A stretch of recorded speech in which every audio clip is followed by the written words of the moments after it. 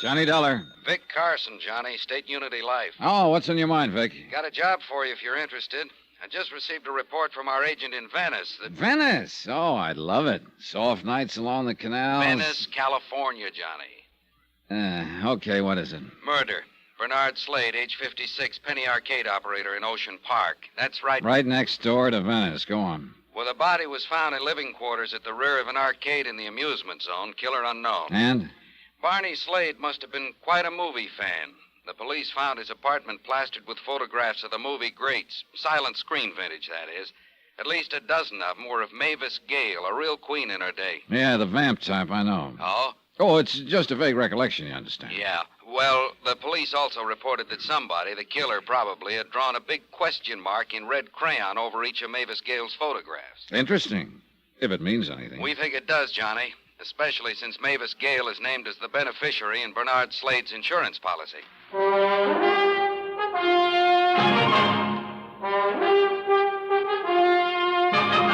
Tonight and every weekday night, Bob Bailey in the transcribed adventures of the man with the action-packed expense account, America's fabulous freelance insurance investigator. Yours truly, Johnny Dollar.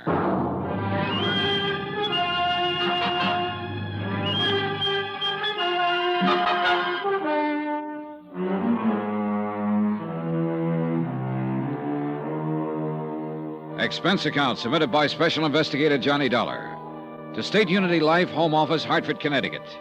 Following is an account of expenses incurred during my investigation of the Silent Queen matter.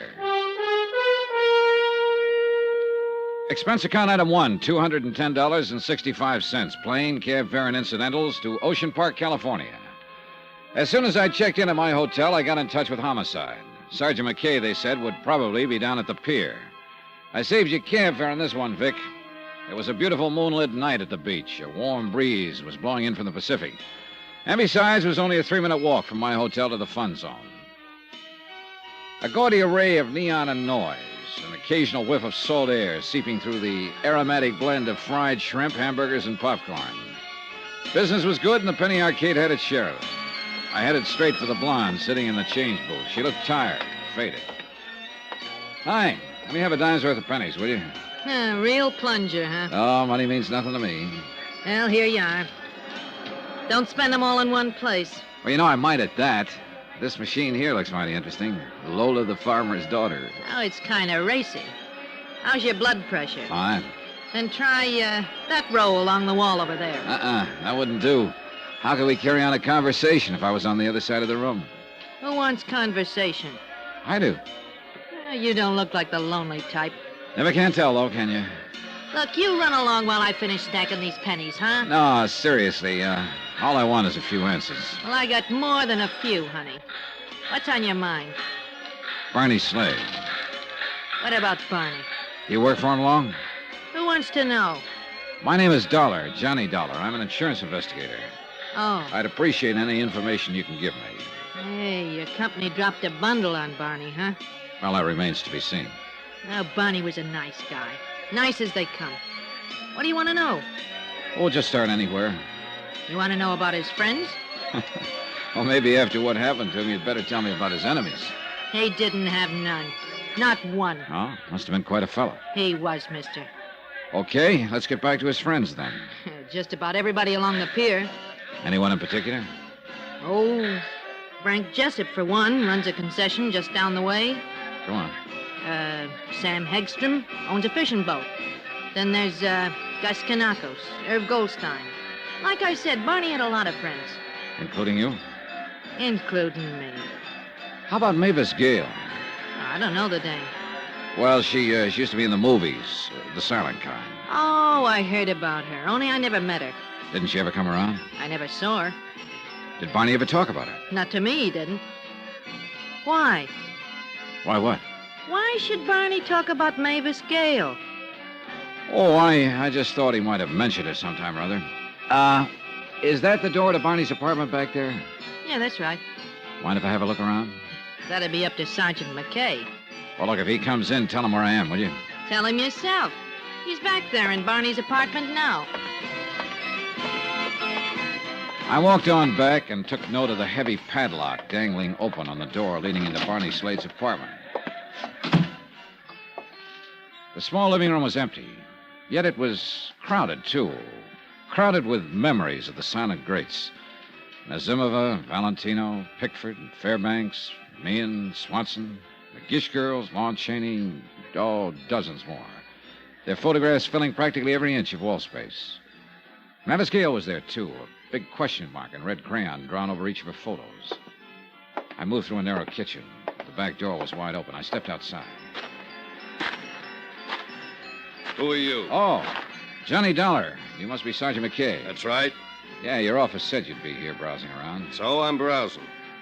There's something bothering you, Sergeant? Murder always bothers me. Yeah, I know what you mean. Like those photos in there of Mavis Gale and the question marks on all of them. Yeah, that bothers me. You think the killer did it? Could be. Let's go back inside. Why not? Or maybe Barney, huh? Maybe Barney what? I'm talking about the question marks. Could be. Pictures belong to him. Yeah. Yeah, he had quite a gallery here. Looks to me, though, that some are missing. That's so? Why, you know so, Sergeant. The wallpaper isn't faded as badly where they used to be. And there are a lot of tack marks, too. Okay, so who took him down? Barney? He could have. So could the killer. That's right. Have you found anybody who could tell you anything about him? The missing photographs? Not yet. Hey, Barney, keep a lot of money in here? Twyla didn't seem to think so. Twyla? Twyla James. Blonde out front at the change booth. Oh, yeah. Barney was sort of particular about his apartment. Never let anybody in as far as she knows, not even his friends. Wonder why. According to Twyla, he seldom used the arcade entrance. Preferred to use the back door. Is that the one the killer used? It was standing wide open when the body was found. Well, who found it, by the way? Twyla. When she showed up for work yesterday, the arcade was closed up, so she went around back. Do you know when Barney was killed? Doc figures around 3 a.m. 2 slugs from a .38. One would have been enough. Any signs of a struggle? Yeah. Lamp over there was on the floor. That chair was turned over, and this table had been upset. Pipes, medicine bottles, pill boxes scattered around. Uh-huh. Heavy bolt and chain on the inside of both doors. Barney didn't have to let a visitor in unless he wanted to. That's right. Of course, he could have run into the killer outside somewhere. Sure he could. Only you don't think so. Unless Barney was in the habit of walking in his sleep. Oh? When we came in and found Barney, he was in pajamas and bathrobe. The wall bed over there had been pulled out and was mussed up.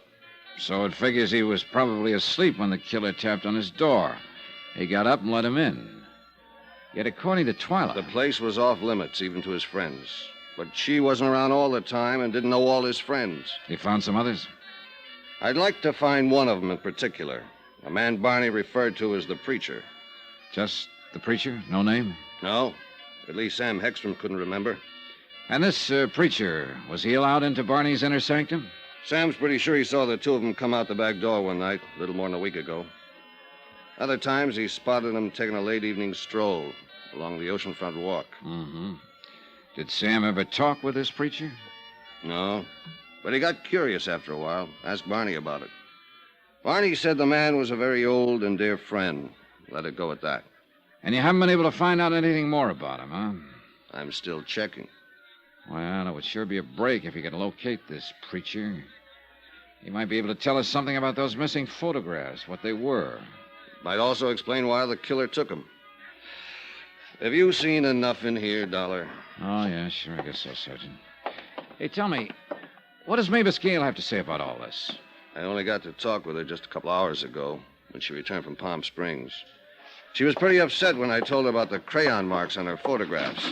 But naturally, she couldn't offer any explanation. None? How did she react to the news of Slade's death? Tears and such? She's supposed to weep about it? Why not? Barney Slade must have been a pretty good friend of hers.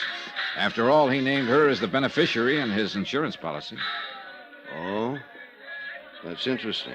What? When I talked with Mavis Gale, she told me she never heard of Barney Slade. Expense account item 2 and 3, $1.10, phone call and cab fare.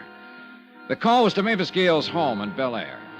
The butler said if it was important, I could find her at McCartney's mortuary in Venice.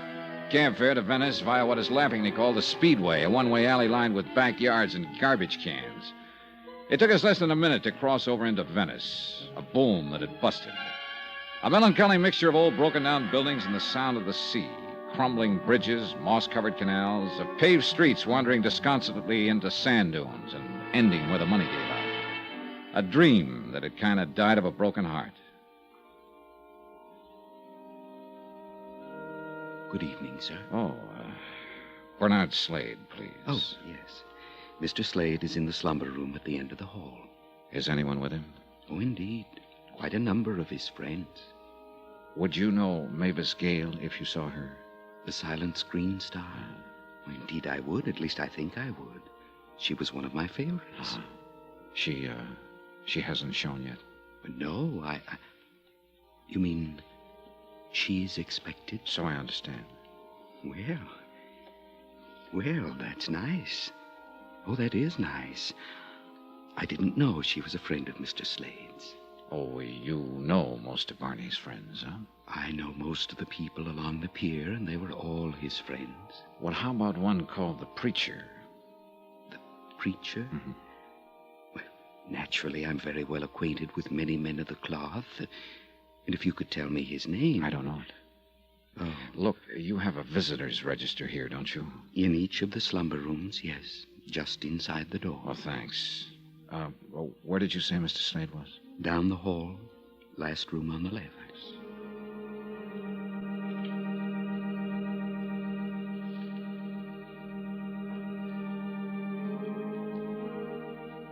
The room was crowded with friends who'd come to pay their respects to Bernard Slade. I eased over to the visitor's register and gave it a fast rundown. There was nothing to indicate that a minister was among the mourners present. Then I heard the hall door creak open. And there she was, Mavis Gale. Certainly not at all what I expected a vamp of the silent screen to look like 30 years later. Slender, trim, in a smartly tailored suit, and even more attractive than the photographs I'd seen of her in Barney's apartment. She moved down the center aisle to the casket and stood there for a moment. As I walked toward her, she suddenly turned, her eyes wide and staring, her lips moving silently. Then she crumbled to the floor.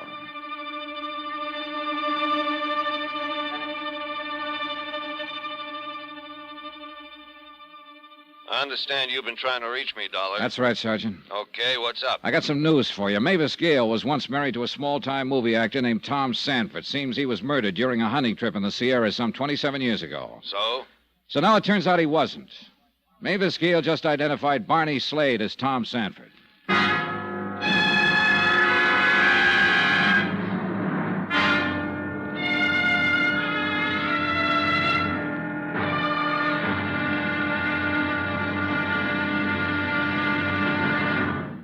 Now, here's our star to tell you about tomorrow's episode of this week's story. Tomorrow, a stagecoach ride. I get some lumps, and a surprise witness turns up. Join us, won't you? Yours truly, Johnny Dollar.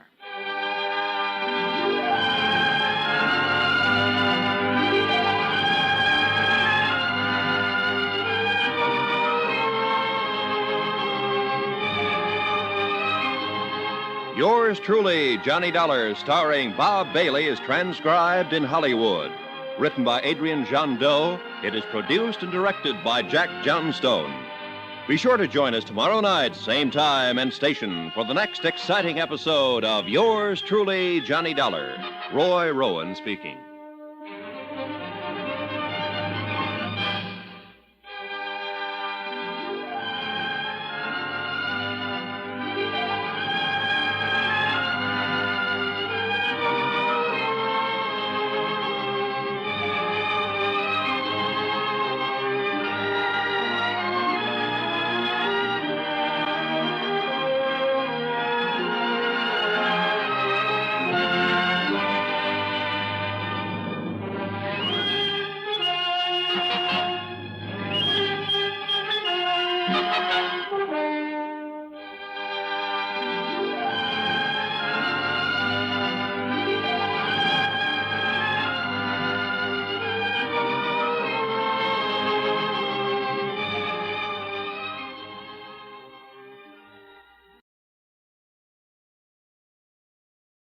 From Hollywood, it's time now for... Johnny Dollar, I understand you've been trying to get in touch with me, Dollar. That's right. Okay, what's up? I got some news for you, Sergeant. Mavis Gale was once married to a small-time movie actor named Tom Sanford. Seems he was murdered during a hunting trip in the Sierra some 27 years ago. So? Mavis Gale just identified Barney Slade as Tom Sanford. What? Same man, Sergeant. She's still at the mortuary? Yeah, the manager's office. I'll be over in 5 minutes.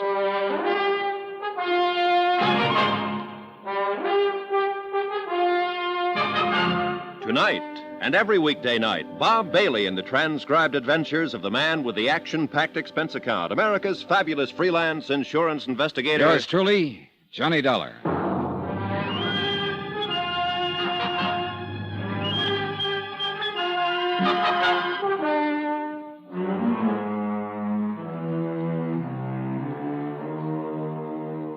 Expense account submitted by Special Investigator Johnny Dollar, location Ocean Park, California.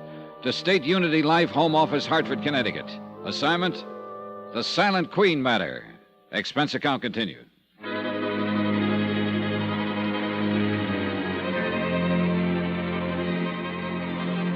Item 4, 10 cents, a cup of black coffee for Mavis Gale, Queen of the Silent Flickers. While she drank it, I elbowed my way past Barney Slade's friends gathered in the hall just outside the mortuary office and walked out to the street to do a little quiet thinking. I didn't have time. Excuse me, Mr. Dollar. Oh, Is it a fact about Mavis Gale? I mean, she was Barney's wife? where'd you pick that up? Well, Mort thought he heard her say so. Mort? A manager of the funeral parlor. You were in his office, helped carry Miss Gale there. Is it a fact, Mr. Dollar? How do you know my name? I was gabbing with Twyla earlier tonight. She's the girl at the change desk in the Penny Arcade. I know.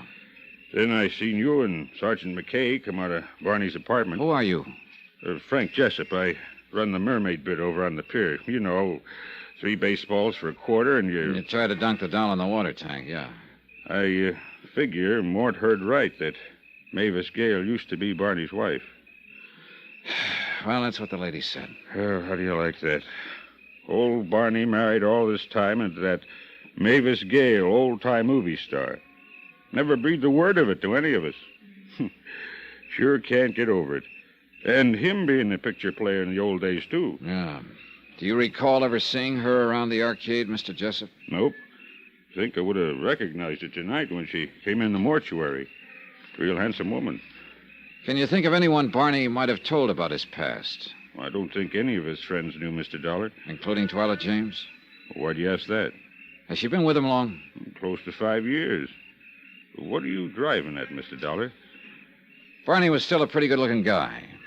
She liked him a lot. And vice versa? Barney never talked it over with me. What did he talk about? Well, fishing mostly, and pinochle. He was crazy about pinochle. Best I ever played with. You play often? Average couple times a week. In Barney's apartment? Barney was kind of funny about that. None of us ever set foot in his place. Most of the time we played over at my bungalow or on Sam's boat. I see. Say, you being an insurance investigator and all, I was wondering, was Mavis Gale... Oh, excuse me, Mr. Jessup. This is Sergeant McKay. Well, you said 5 minutes, Sergeant. You made it to 3. She's still in there, Dollar? Yeah. Nice turnout of Barney's friends. Only they're all out in the hall. Well, things got sort of frantic when Mavis took her nosedive. They wanted to find out why, I guess. Did they? Mm-hmm. Mort nosed it around. See in the office with her? And her chauffeur. His name's Ronald. I'll send them both out. I want to talk to Mavis Gale alone. I don't think you get much out of her. She really fell apart at the seams. As it turned out, I was right. At least about McKay not getting much out of Mavis Gale. She came out of the office a minute or so later with McKay and the chauffeur on either side, and I went along with the mourners into the street.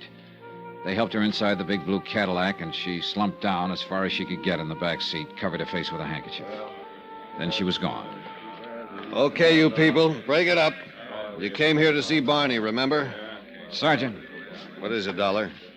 would you happen to remember Mavis Gale from the old days? When she was a star, I mean. Yeah, I guess so. Was she a pretty good actress? I'd say she was. Do you think she still is? If you're referring to that fainting spell, Dollar, you tell me you saw it. It looked pretty genuine. So? I just wondered is all. Just wondered.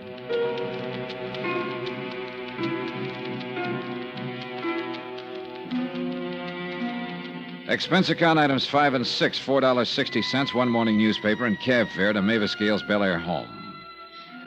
Now that Barney Slade had been identified as Tom Sanford, husband of the old-time movie queen, the affair was splattered all over the front pages. There was also a complete account of the 27-year-old murder case in which this same Tom Sanford had presumably been killed with a shotgun blast during a hunting trip. The big wide gates of the ex-movie queen's estate were locked when I got there, but there was a phone close by. I picked it up, leaned on the buzzer. No answer. Nothing.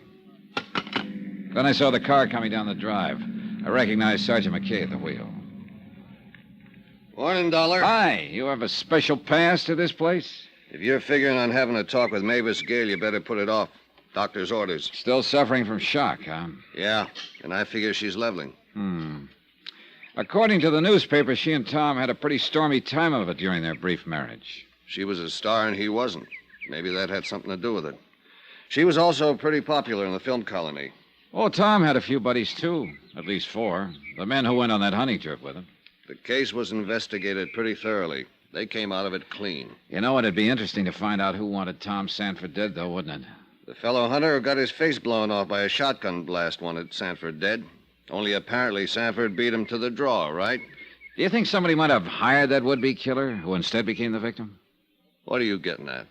So the person who did the hiring thought the mission accomplished, but then recently learned that Tom Sanford was still alive, posing as Barney Slade. You really have an imagination. So this time he does the job himself. Or herself. It's possible. Look, I know Mavis Gale stands to collect $25,000 insurance. Unless. Oh, sure, unless you can hang it on her. 2 attempts on hubby Tom Sanford. I'm not trying to hang this on anybody, Sergeant. The insurance company hired me to turn in a report, and they'll pay off according to that report. I just want to be sure, that's all. Okay, relax. If you're going back to the beach, get in. Oh, thanks.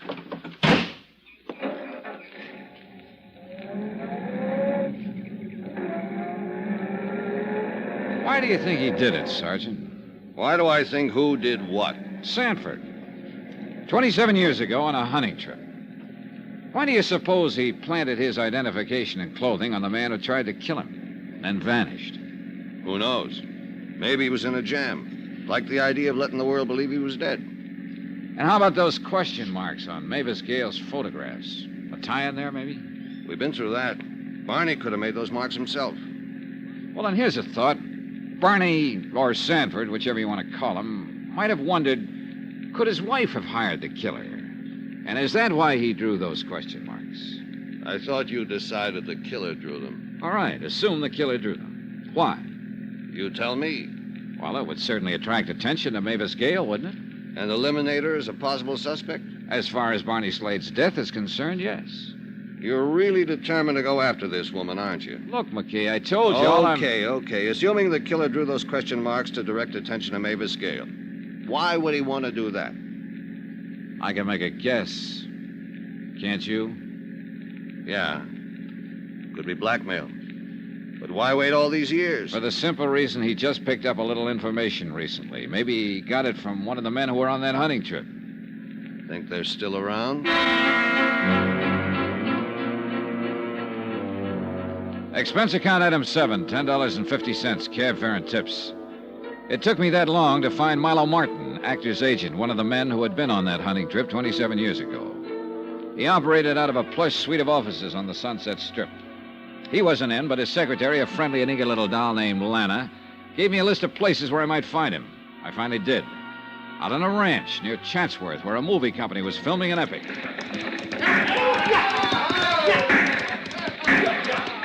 Yep, a Western.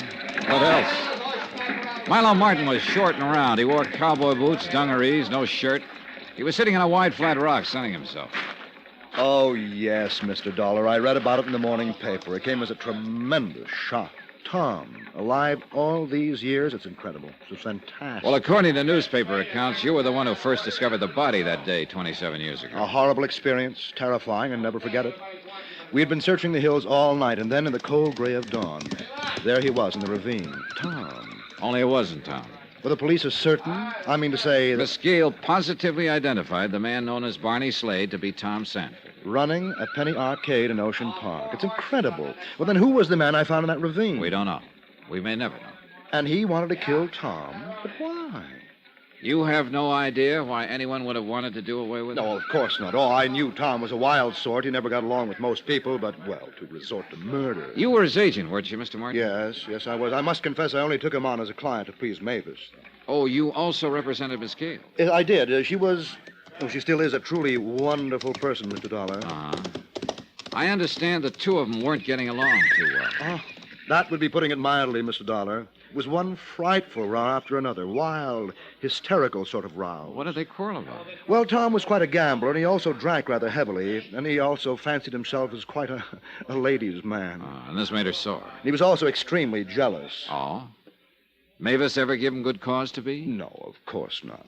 Oh, he was always imagining all sorts of fantastic things about her. Actually, she was very much in love with him.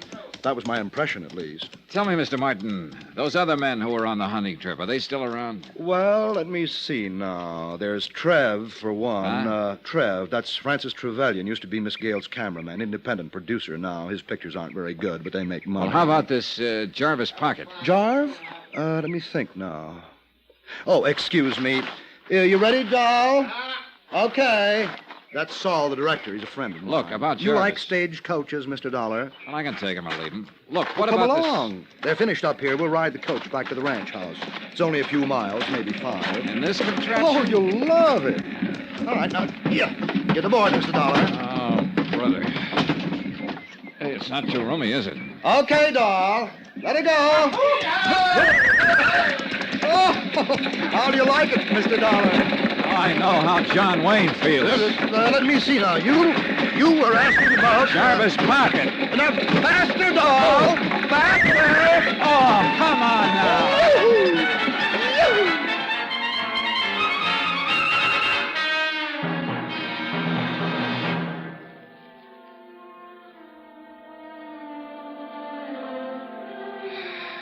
Expense account. Item 8, 81 cents. 1 bottle of rubbing alcohol. It was late that afternoon when I got back to my hotel, but before I could use the alcohol on my aching bones, the phone rang. Johnny Dollar. McKay here. This time I got news for you, Dollar. You ought to be real pleased. Wait till I sit down. Oh, on second thought, maybe I won't. Okay, Sarge, let's have it. Mavis Gale said she didn't know her husband was alive all these years, that he was using the name Barney Slade, running that arcade in Ocean Park. So? So maybe she didn't tell us the truth. What do you mean? We got a witness, Dollar. Someone who saw Mavis Gale hanging around the Penny Arcade 2 nights before the murder.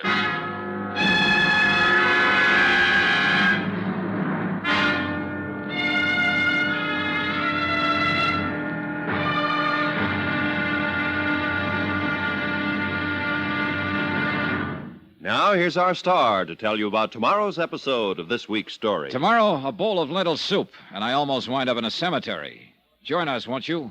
Yours truly, Johnny Dollar.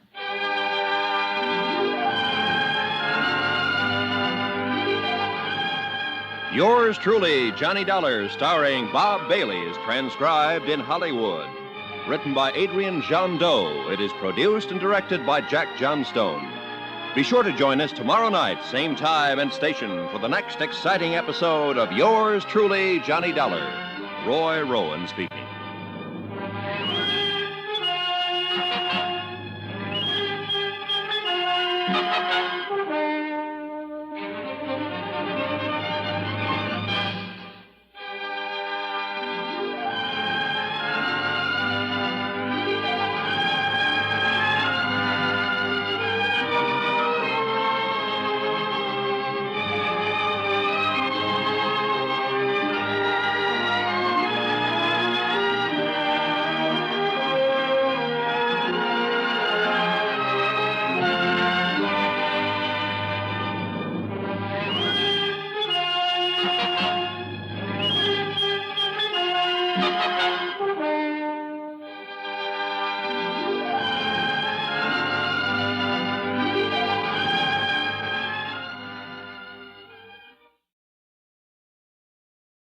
From Hollywood, it's time now for...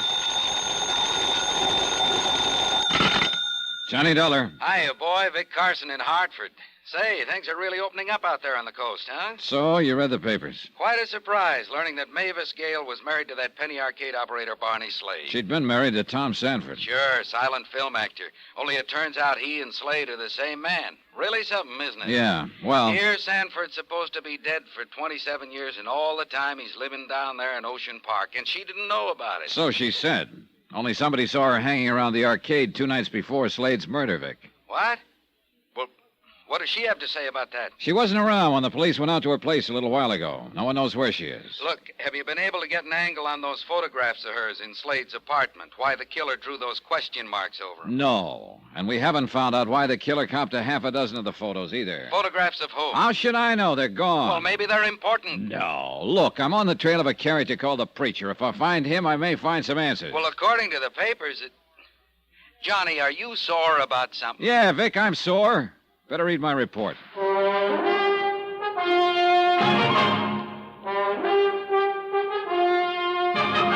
Tonight and every weekday night, Bob Bailey in the transcribed adventures of the man with the action-packed expense account, America's fabulous freelance insurance investigator. Yours truly, Johnny Dollar.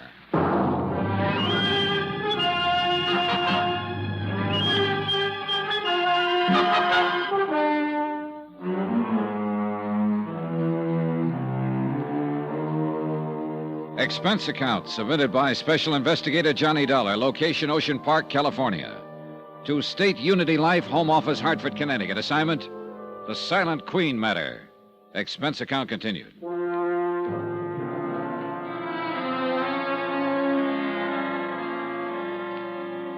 Item 9, 55 cents, 1 scotch and soda at a local pub. This was right after I'd talked with you, Vic. Yeah, I guess I was a little sore. Maybe it was because of that phone call earlier from Sergeant McKay, when he told me that old-time screen star Mavis Gale had been seen hanging around the arcade where Slade was murdered. Okay, so Mavis Gale was in line to receive $25,000 as the beneficiary of Slade's insurance policy. I suppose he figured I was itching to get something on her so the insurance company wouldn't have to pay off. I downed the rest of my drink and walked over to the penny arcade in the Ocean Park amusement zone. You back again? Yeah, I'm back again, Twyla. If you're looking for Sergeant McKay, he's... You sure about what you told him? That you saw Mavis Gale in here several nights ago? I'm sure. Recognize her picture in the morning paper. Well, you didn't volunteer this information to McKay until this afternoon. I sleep late. Okay. So Tuesday night, Mavis Gale showed up. Around 8, you said. Well, I couldn't swear to the time. It was around then. Well, exactly what did she do? I told the sergeant. Well, tell me. When I first noticed her, she was standing just inside the front door, like maybe she was waiting for somebody. Was Barney here in the arcade at the time? No, Barney was back there at that test your strength machine. It was busted. And I was helping fix it. Oh, hiya, Mr. Jessup. Evening, Mr. Dollar. Evening, Twyla. Hi. Yeah, Mr. Dollar, Frank here's pretty good with electrical stuff. So? So I helped Barney fix the machine. Look, Twyla, I mean, what happened then? What did Mavis do? Well, she waited around another 10 minutes maybe and then beat it. Did Barney see her? Did he, Frank? You mean Mavis Gale was in here the night he was fixing the machine? So Twyla says. Do you think he noticed her, Mr. Jessup? Kind of hard for me to say, Mr. Dollar. We was both pretty busy fooling with that machine. I didn't notice her, that's for sure. Look, Mr. Dollar, don't you believe I saw this Gale Dane here? You need half a dozen witnesses. Okay, Twyla, don't get excited. Twyla, what I come in for, me and Gus are going to drive over to the mortuary, spend a little time with Barney. I know you were there. Oh, yeah, sure. Sure, I'd like to go again, Frank. I'll get one of the boys to take over the change booth for an hour or so. Thanks. And be around 8. Well, see you around. Just a minute, Mr. Jessup. I'd like to ask the two of you something. Sure, go ahead. I've got a list of names here. Barney may have mentioned any one of them to you. Now, stop me if he did. Milo Martin, George Sheldon, Jarvis Pocket. Stop. Huh? Yeah, Sergeant McKay already asked us about that fella called the Preacher, too. We've never heard of him. Okay, thanks.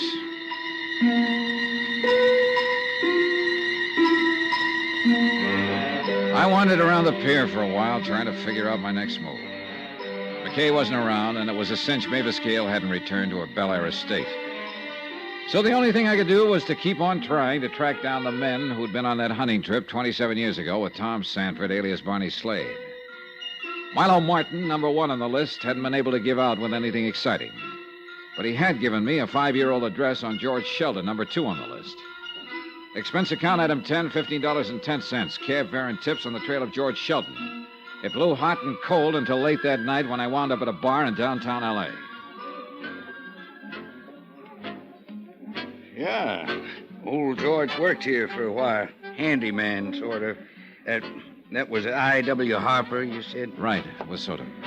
So, you're an insurance investigator.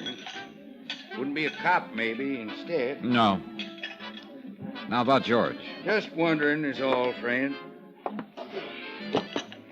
What's he done you want him for? I'd just like to talk to him. You sure? I'm sure. Yeah, it figures. He wouldn't be getting into no trouble. Real sweet fella. Real sweet for a fellow who had it rough. And believe me, he had it rough. Used to be an actor. Yeah, I know. Had it real good during the silence, you understand. Then along comes the talkies and old George. Him having a voice 3 tones higher than an air raid siren is out. Oh, it happened to a lot of them. Only for old George, this, coming on top of a busted romance, this is too much. He starts hitting the bottle and Wait a heads minute. down. What romance? Oh, movie actress. She up and married another guy, so... Her name wouldn't be Mavis Gale, would it? Say, funny you ask that. Oh? Her name's all over the front pages. You read the story? Yeah, I did. You mean that this... Nah, this wasn't the romance. Old George had a yen for some doll named Josephine Hinch, or something like that. Say, you wanting to talk with him, it got something to do with that Penny Arcade murder? Yeah, that's right. Now, where can I find George Sheldon? Well, the address is 1712 South Glendale Avenue, Glendale. Thanks. Another drink? No, I'll finish this. And I'll be on my way. You know, I kind of miss old George since he left us. Yeah, sure. Real sweet fella. Yeah, kind of miss old preacher, too. Way he used to rant and rave. What did you say? About the preacher? Yeah. Old guy. Was a friend of old George. Used to come in here and read him the riot act about his drinking. Wave his arms around and holler. Wait a minute. This preacher, what's his name? Let me see now. Kind of screwy name. I ought to remember. Runs a rescue mission somewhere around here. Would a friend help? Sure. His name's Pocket. Jarvis Pocket? Right on the button. Thanks. Here's your $5. My pleasure. Oh, and friend, since you've been so generous, well, that address I gave you on old George... What about it? Will save yourself the trip. It's a cemetery. Old George has been dead for a couple of years. Jarvis Pocket had been number 3 on my list of the men who'd gone on that hunting trip 27 years ago, and someone had tried to murder Tom Sanford but got killed instead. Now that it turned out he was also the preacher I'd been looking for, well, that could turn into a big break. Expense account items 11 and 12, $6 even, tip to above-mentioned bartender, and cab fare around L.A. Skid Row looking for the rescue mission. It was a neat-looking affair. All the lights in the main hall were on, and as usual, the place was open for business. Seek and ye shall find. So, my brother, seek ye the way of the Lord, for along that way lies... There was a good crowd on hand. I eased into a seat alongside a bleary-eyed pilgrim who reeked of bad sherry. Let his light show I looked you around. the way, O my brothers. The bottom of the barrel was here. Repent your sins and put down that bottle. The brothers were listening to the good man up front, but they weren't really tuned in. They were just waiting for a bowl of soup and a place to flop. Peace, my brothers. In him alone is your salvation and your hope of everlasting life. Open your hearts to eternal joy, and the glory shall be yours. We will now sing hymn number 32. When the singing was over, I got caught in the crush, and the next thing I knew, I was holding a bowl of lentil soup in my hand, and I realized I hadn't eaten all day. Meanwhile, I kept my eye on Brother Pocket and waited for a chance to get to him alone. That happened about 5 minutes later when he walked out. I followed him down a long, dark corridor and into his office. Please sit down, young man. Thanks. My name is Johnny Dollar, Brother Pocket. I'm an insurance investigator. Oh. Frankly, I thought you were a policeman when I saw you out there seated with my flock. Been expecting the law? Yes. Excuse me. I knew they'd be coming around sooner or later regarding that long friendship of mine with Barney Slade. Yeah. Goes all the way back to the days he was known as Tom Sanford when you directed silent films. Check? Check. How long have you known Tom was alive, using the name of Slade? Oh, Mr. Dollar, I was witness to that horrible affair that took place during that hunting trip 27 years ago. Oh? Somehow, during the course of that day's hunt, I became separated from the others. Then suddenly I came upon Tom struggling with a man in a deep ravine. The would-be killer? The man with the shotgun? The other man fell, the gun went off, and he was killed instead of Tom. Go on, Brother Pocket. Well, immediately I told Tom we should find the others, tell them what had happened, that he would have none of it. Is that when he told you he preferred to let the world believe he was dead? And I suddenly realized it probably would be best for all concerned. In what way? Well, Mr. Dollar, Tom was constantly involved in trouble of some kind, drinking too much, gambling, women, brawling. He knew what it was all doing to Mavis, but he couldn't help himself. Believe me, Mr. Dollar, he loved her passionately. Made her life miserable, and his own as well. I see. Brother Pocket, about the would-be killer. I know what you're going to ask. The name of the man that tried to kill Tom. Yeah, you knew him? Oh, yes. So did Tom. Only the two of us knew his identity. You're forgetting someone else. Huh? The person who hired him. Hired? Oh, Mr. Dollar, what makes you think he was hired? So maybe I'm wrong. Am I? I was never quite certain myself. Did Tom think he was? Oh, no, definitely no. At least as far as Mavis Gale was Yeah, concerned. quite right. Did you share his opinion, Brother Pocket? Yeah, as I said before, I could never quite make up my mind. Oh, why not? Did you think Mavis Gale incapable of doing such a thing? Hiring someone to kill off Tom? No, I'd rather not say. Okay. So who was the man who tried to murder Tom? What was his name? I'm afraid it'll mean little to you, Mr. Dollar. His name was Joe Fallon. Well, you're right. It means nothing. Well, this fact, however, might prove interesting to you. Joe Fallon, at one time, had been Mavis Gale's personal chauffeur.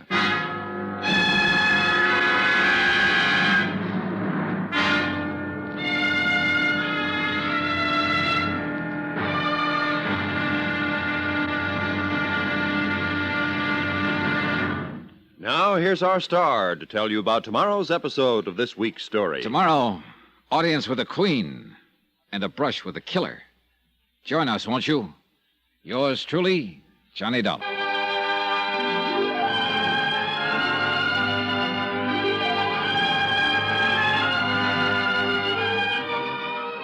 Yours truly, Johnny Dollar, starring Bob Bailey, is transcribed in Hollywood. Written by Adrian John Doe. It is produced and directed by Jack Johnstone. Be sure to join us tomorrow night, same time and station, for the next exciting episode of Yours truly, Johnny Dollar. Roy Rowan speaking.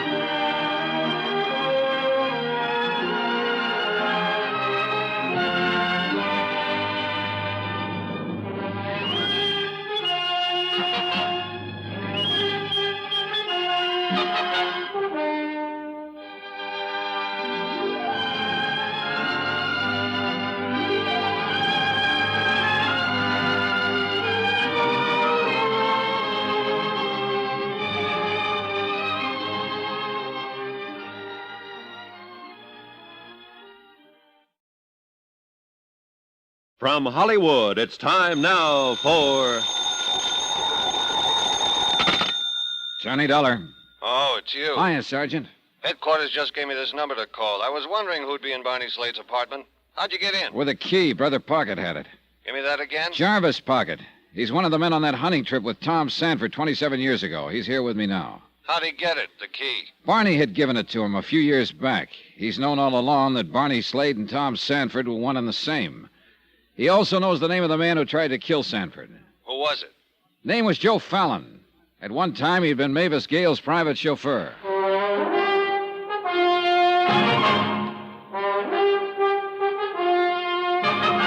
Tonight and every weekday night, Bob Bailey in the transcribed adventures of the man with the action-packed expense account, America's fabulous freelance insurance investigator. Yours truly, Johnny Dollar.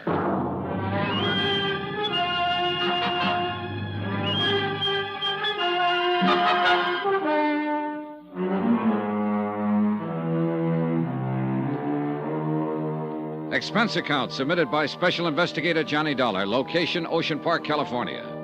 To State Unity Life, Home Office, Hartford, Connecticut. Assignment, the Silent Queen matter. Expense account continued. Locating Brother Jarvis Pocket, who now ran a rescue mission along L.A.'s Skid Row, had been the only real break I'd had in the case so far. At least I hoped it would be. The one-time Phil director of the silent era had often visited with his old friend Tom Sanford, alias Barney Slade, might put us on the track of Slade's killer. I watched Brother Pocket as he paced back and forth across the small room, scratching his chin thoughtfully, glancing up at the blank spaces on the wall where the photographs had been. He was still pacing the room when Sergeant McKay arrived. How about it, Mr. Pocket? As I told Mr. Dollar, Sergeant, I'm positive that this entire wall was covered with photographs. Uh-huh. And now there are several missing. Were they photographs of some particular star? Oh, no. Action shots made during the filming of a picture that I directed for Miss Gale. Let me see, what was the title of that one? Well, maybe that isn't important, Brother Pocket. Wait a moment. Yes, it was called Dangerous Lovers. Yeah. That George Sheldon starred with Mavis in that one. Was Tom Sanford in it, too? Tom, yes. Best role he ever had. Well, how about the next row of pictures? Yes, well, a photograph of Mavis and Tom, I believe. I can't recall the title of that film. A dreadful thing. Francis Trevelyan talked them into it and directed it, too. And he should have stayed behind the camera where he belonged. And the bottom row, were they photographs of Tom Sanford and Mavis Gale? Yes, I'm certain of it. That picture was... Brother Pocket, would you say that Tom had changed much since those photographs were made? Not too much, no. He put on a bit of weight. His hair turned gray, of course, thinning on top. He'd grown a small mustache, too. How about it, Sergeant? You'll notice there isn't another photograph of Tom Sanford left on that wall. Okay, so assuming the killer took these away because they might identify Barney as Tom Sanford... And link him with Mavis Gale? Yes. Yet the killer went to the trouble of drawing red question marks over the other photographs of Mavis Gale. To deliberately draw attention to her. Why? Mavis Gale would have been involved anyway to a certain extent. After all, she is the beneficiary of Slade's insurance policy. Sure. But suppose the killer wasn't aware of that. $25,000, I believe, is the amount. Yeah, that's right. And you're wondering why he did it? Oh, I can make a guess. You said he'd been pretty reckless, tossed a lot of Mavis Gale's money around in the old days. May have amounted to something close to $25,000. Possibly. This may have been his way of squaring the account.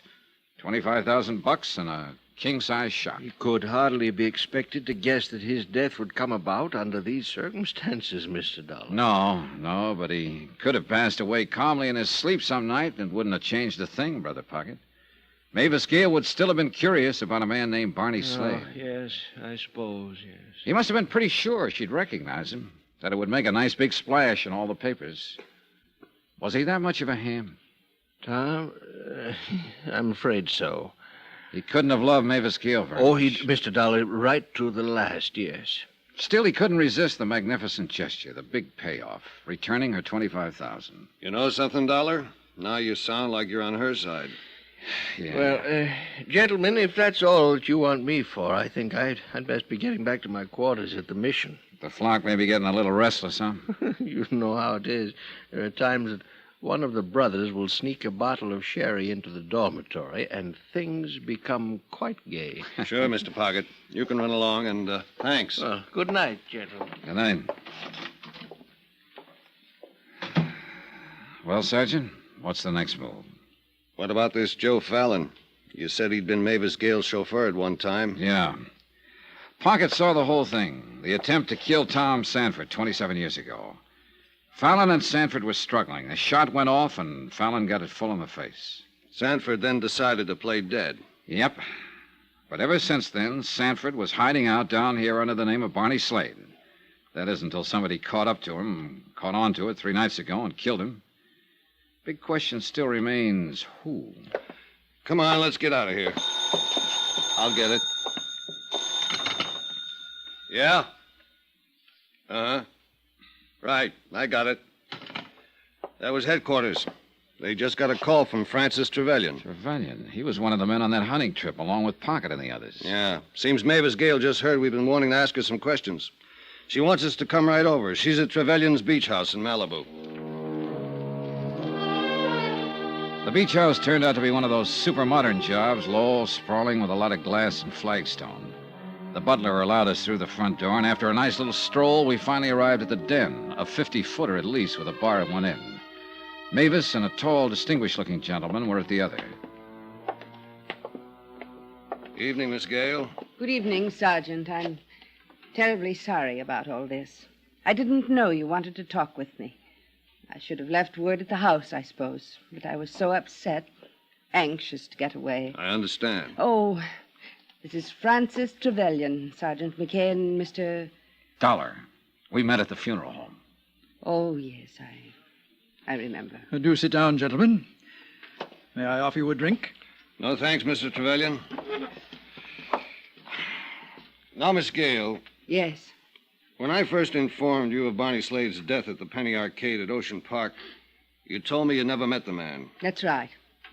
I had no way of knowing it was Tom. Not until last night when I went to the mortuary.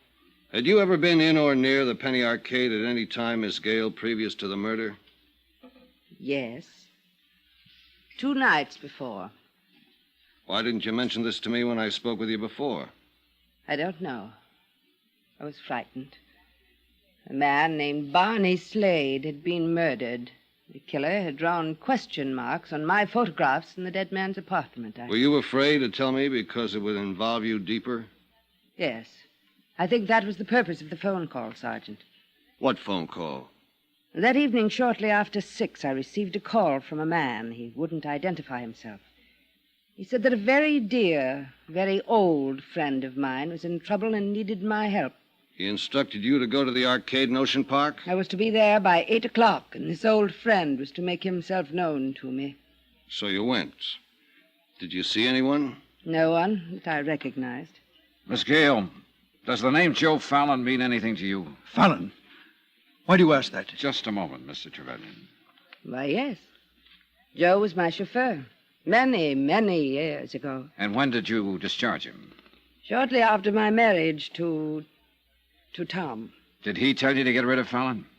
Yes. Yes, he didn't like Joe. Mr. Dollar, may I ask you why you're questioning Miss Gale about Joe Fallon? Because we just found out he's the man who tried to murder Tom Sanford 27 years ago. What? You mean he was the man killed? The man we all thought was Tom. That's right. Was Joe Fallon in love with you? Now, see here. Better answer. Was he, Miss Gale? I don't know. What are you two driving at, Sergeant? I insist on knowing. And I'd like to know why you jumped when I first mentioned Joe Fallon's name, Mr. Trevelyan. All right, I'll tell you. You see, I'd quite forgotten about him. It was only when you asked Miss Gale that it suddenly dawned on me who he was, and it startled me, because his name had been brought to my attention only some 24 hours ago. Oh? A phone call. A man who said he was in partnership with Joe Fallon. They had a business deal to talk over with me. And? Well, I simply told him that I wasn't interested. I was in the midst of my most important production, and I just couldn't be bothered. Did you receive a similar call, Miss Gale? I know. You know, Sergeant, I'll give you odds it's the same one who called Miss Gale before the murder to get her down to the Penny Arcade. But I don't understand. Why? Who is the man? When we find that out, Miss Gale, we'll have the killer.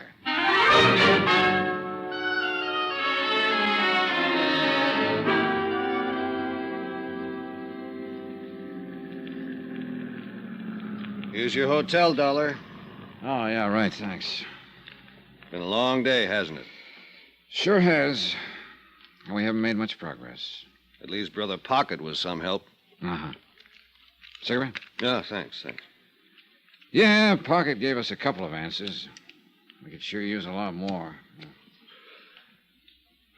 Thanks. You know, Sergeant, that bit about the photographs still bothers me. Why would the killer first try to hide the link between Mavis Gale and Tom Sanford, and then deliberately draw attention to her? You think someone beside the killer could have made those question marks on her photographs? Could be. Okay. For instance, Who discovered the body? Twyla James. Okay. You mean she walks in, discovers the body, picks up red crayon, does the art job? Why? Well, look, I just make these things up. I don't explain them. You're off the beam on this one, Johnny. When we got to Barney's place, she was shaking like a ship without a rudder. Nah, she was scared silly. Uh-huh. I'd still like to ask her about it, though. Better get some sleep, Dollar. I guess. Thanks for the lift, Sergeant. Night. Yeah, the sergeant was probably right about Twyla. But I sauntered on down to the amusement zone anyway. It was late and the place was folding up. There was a nice warm breeze blowing in from the sea and the night was calm. So I continued along the ocean front, crossed over into Venice, and kept right on going. The old canals and the bridges looked more sad and forlorn than ever in the pale moonlight, with the sea in the background adding its lonely rhythm of sound. The shot had come from somewhere over by the canals. Then I saw the man on the bridge, staggering, weaving like a drunk. I headed toward him on the double, but before I could reach him, he stumbled and fell on his face. Here, let's see how... Pocket. There. Back there. Pocket, this is Dollar. Johnny Dollar. There. Over there. He kept pointing across the canal, and then I saw the figure slinking away. I took after him. I scrambled across the bridge, and then along the canal. And then I lost him. I pulled up on the bank of the canal, looking around. Listen. Nothing. Then, suddenly, something. Footsteps behind me. But I heard them a second too late. Oh!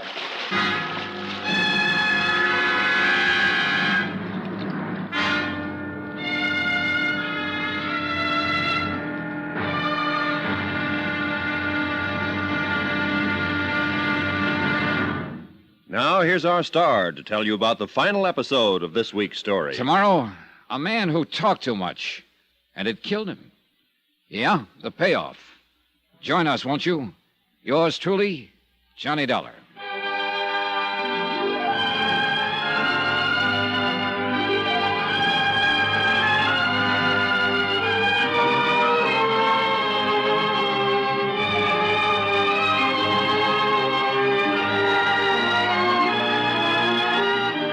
Yours truly, Johnny Dollar, starring Bob Bailey, is transcribed in Hollywood.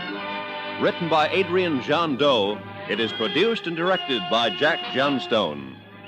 Be sure to join us tomorrow night, same time and station, for the next exciting episode of Yours truly, Johnny Dollar. Roy Rowan speaking.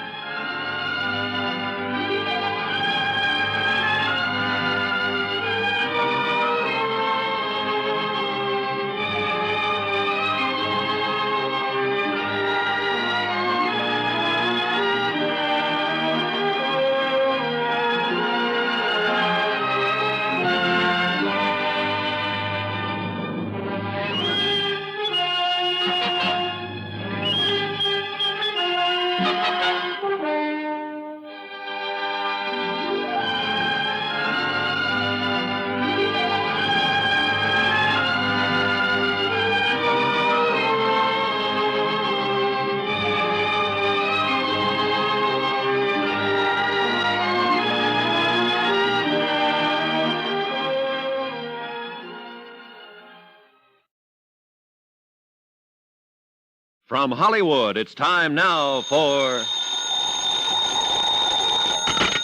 Johnny Dollar. Good morning, Mr. Dollar. This is Milo. Remember? Oh, Milo Martin, the agent, yeah. Yes, I've just read about that terrible affair about Jarvis Pocket murdered. Oh, it's a terrible thing.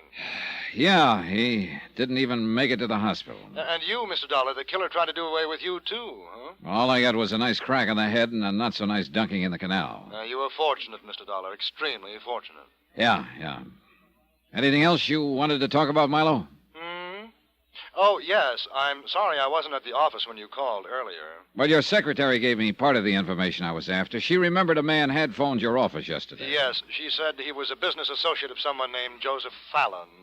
Well, I was out at the time, but he did leave that message. Well, what I wanted to know is, did he ever call back? No, he didn't. He probably will, unless he figures he's already found his pigeon. Pigeon? What for?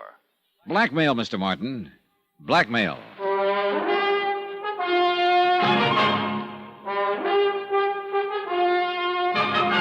Tonight and every weekday night, Bob Bailey in the transcribed adventures of the man with the action-packed expense account, America's fabulous freelance insurance investigator. Yours truly, Johnny Dollar.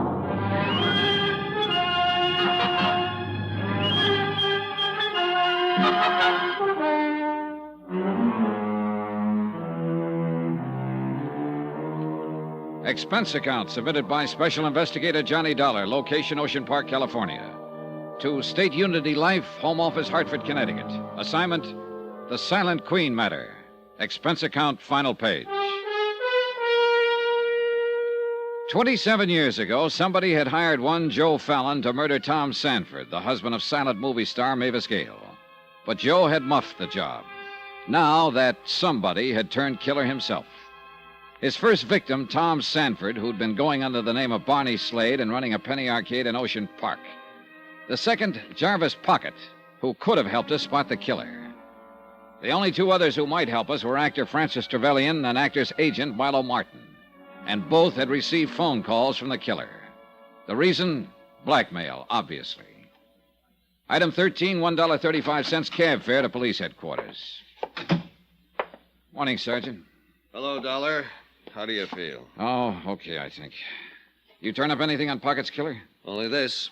2 slugs taken from the body, fired from a .38. From the same gun that killed Barney Slade? The same. Well, it figures. Oh, I wish a lot more did.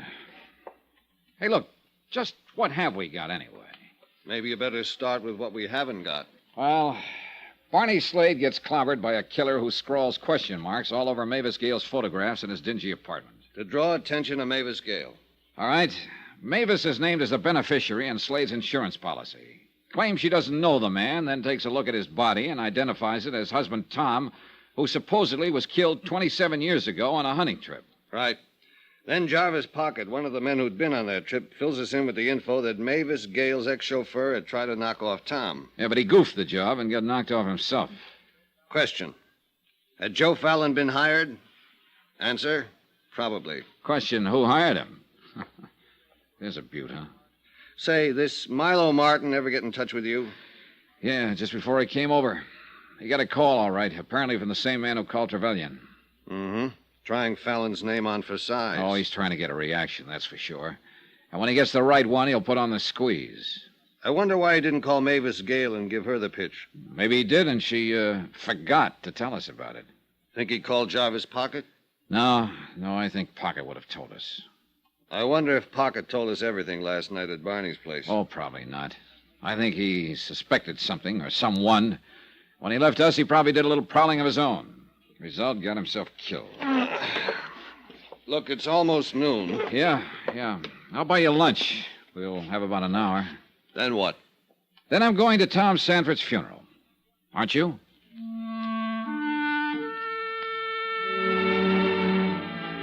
They buried Tom Sanford, alias Barney Slade, that afternoon under cold gray skies that made it look like it would rain any minute.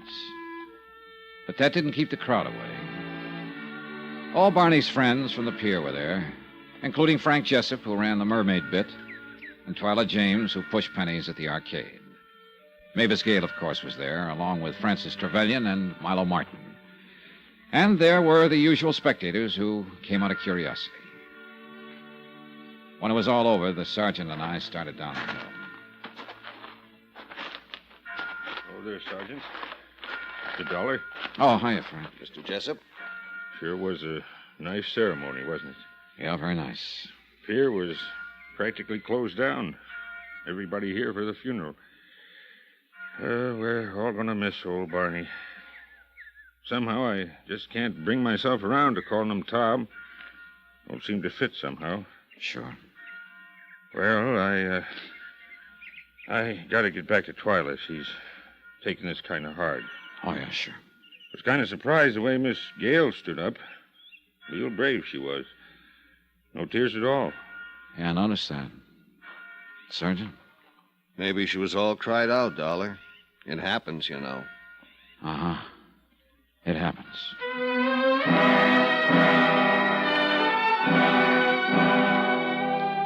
I went back to my room at the hotel later that afternoon and stretched out on the bed to do a little thinking.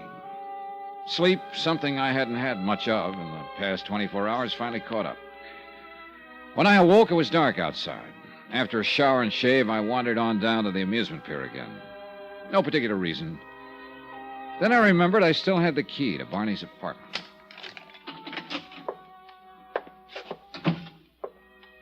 I flicked on the light switch in the living room and sat down. Then, as I reached around for an ashtray on the small table close by, my sleeve brushed several medicine bottles to the floor. I was picking them up when somebody came in through the back door. Mr. Dollar? Oh. I happened to notice the light under the arcade door. What are you doing back here? Well, nothing in particular, Twyla. I'm afraid I accidentally knocked these off the table. Oh, no harm, I guess. Poor Barney won't be needing them anymore. Well, he had quite an array here. Medicine, pills. Yeah. Virus of some kind. Hit him like a ton of bricks a month or so ago. Oh? Did he go to the hospital? No, not Barney. He wouldn't hear of it. Well, who took care of him? Oh, Frank Jessup, myself. Between the two of us, we did the cooking and saw to it he got his medicine and all. Wait a minute. I thought you said you'd never been in Barney's apartment. Yeah, that's right. First time was when I found the body. Well, look, if you and Frank took care of him while he was sick... Well, it was over at Frank's place in Venice. Oh. Yeah, Barney and Frank and a couple other fellas were playing cards. Suddenly, Barney wasn't feeling so good, so he decided to lie down for a while. That's when the game broke up. Frank stayed with Barney, and when he saw how bad his fever was, he called Doc Ferris. Doc Ferris, huh? Yeah, lives over in Venice. Thanks, sweetheart. Lock up for me.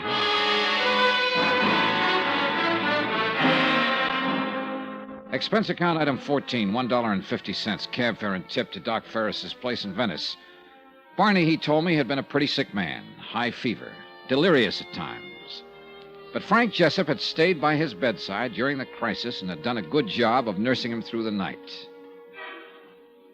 Expense account item 15, $1.50, same cab, back to the amusement zone. The attendant at the Mermaid bit told me that Frank Jessup had gone home early. Expense account item 16, 75 cents, cab fare to Frank's bungalow in Venice. The place was dark. No answer. You looking for Mr. Jessup? Oh, yes, ma'am. He just left a few minutes ago. Out for a walk, I guess. Oh, that's so? Do you know which way he headed? Down the street. That way. Good, thanks. I finally caught sight of him a couple of blocks later. He was headed south along a back street. I trailed him all the way out to 47th Avenue. Sand dunes, oil wells, a scattering of houses. Then I saw him duck into some shadows, so I waited. About 10 minutes later, a big Cadillac came along, cruising slowly. As it reached the corner, someone inside flicked out a package, and then the car disappeared into the night. Frank Jessup suddenly darted out of the shadows, scooped up the package, and came running straight toward me. Hold it, Frank. What? I said, hold it. Let go! Let go! What are you doing here? I don't have to ask you that question, do I, Frank? And I don't have to guess what's in that package. Let go! Not a chance. All right. Look, Dollar, we get a good thing here, maybe. We have. Sure, why not? 50-50. That the deal you offered to your old friend, Barney Slade? Look, I didn't want to kill him, only when I went there the other night and told him what I had in mind, he got sore. Started pushing me around. How did you find out about Barney's past? That time he was sick, delirious, fever make him do a lot of talking? That's right. So Barney spilled the whole thing without knowing. Come on, Dollar, let's get out of here. Pocket guessed you were behind it all, didn't he? Figured that's exactly how you found out, so you had to get rid of him, too. Look, Dollar... Hold still, little pal. Now, who tossed out that package of money? Come on, Jessup. You called somebody on the phone and got a nice, fat reaction when you mentioned the name of Joe Fallon. Now, who is that somebody? I am, Mr. Dollar. Easy there. I'm a good shot. Well. The actor's friend and agent, Milo Martin. Thank you for holding our little friend here, Mr. Dollar. It makes things a lot easier. Huh? Your little friend was running a bluff on you, Martin. I don't think he's got the proof that you hired Joe Fallon 27 years ago. Oh, really? Perhaps not, but I couldn't risk it. Now, could I? So you thought you could make a little time with Mavis Gale if husband Tom was out of the way, that it? Yes, but I was wrong. Didn't even give you a tumble. Too bad, Milo. Stupid woman, really. Is quite stupid. And now, little man... Look, Mr. Martin, we can forget all this. Don't be ridiculous. We can't. And by the way, we haven't met, have we? Allow me. Frank Jessup. He runs a stall down at the amusement zone. Mr. Martin, you've got to trust me. I can keep my mouth shut. I fully intend to make certain of that, Mr. Jessup. Look, all we got to do is get rid of Dollar here. Oh, you're a sweet kid, aren't you? Nobody will ever know, Mr. Martin, I swear it. You're so right, little man. No one will ever know. Let go, Dollar! Hey! Frank pulled away from me somehow and started racing across the sand dunes, but he didn't get very far. Milo Martin pumped 2 shots into his back. That meant he took his eyes off me for just a split second, and that's all I needed. What? I belted him where he was very, very soft, and then followed with a hard uppercut. Milo, 10% Martin, folded without a sound. 17th and final item on expense account, $185.10. Hotel and incidentals in Ocean Park and transportation back to Hartford. Expense account total $436.25. End of account. Remarks? About Frank Jessup. He got his out there in the sand dunes for the murders of Tom Sanford, alias Barney Slade, and Jarvis Pocket. About Milo Martin, in jail awaiting trial for murder of the above-mentioned F. Jessup. About Mavis Gale. She's going to see to it that the good work at Brother Pocket's rescue mission goes on. We'll donate $25,000 to the cause. Yeah, you guessed it. That'll be the insurance money. End of remarks, end of report. Yours truly, Johnny Dollar.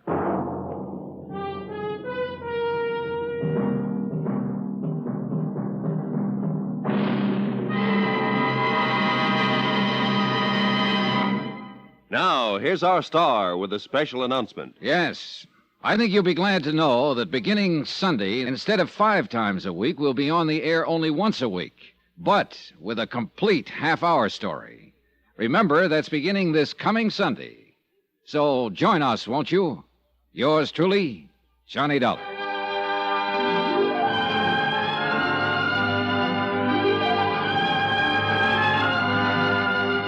Yours truly, Johnny Dollar, starring Bob Bailey, is transcribed in Hollywood. It is produced and directed by Jack Johnstone. This week's story was written by Adrian Jandot. Heard in the cast were Paula Winslow, Virginia Gregg, Victor Perrin, Paul Dubov, Frank Gerstle, John Daner, Lawrence Dobkin, and Chet Stratton. Musical supervision by Amerigo Marino. Remember, we'll now be on the air on Sunday nights. The time will be listed in your newspaper with more exciting stories of yours truly, Johnny Dollar. Roy Rowan speaking.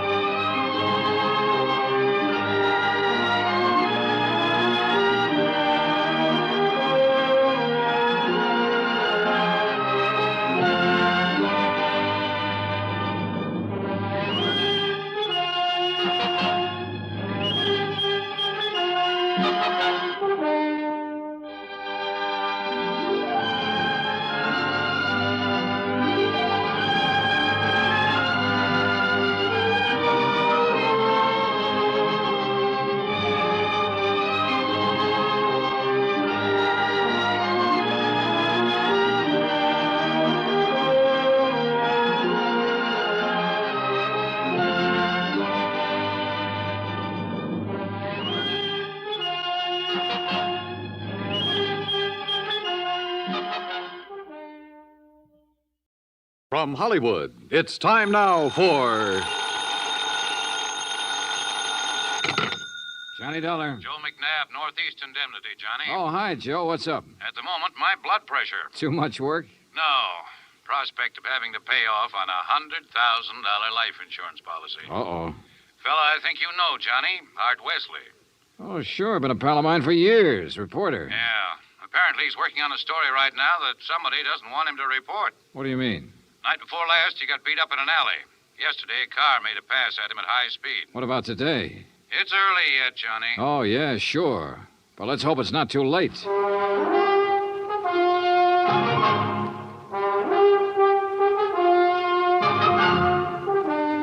Bob Bailey in the exciting adventures of the man with the action-packed expense account. America's fabulous freelance insurance investigator. Yours truly, Johnny Dollar.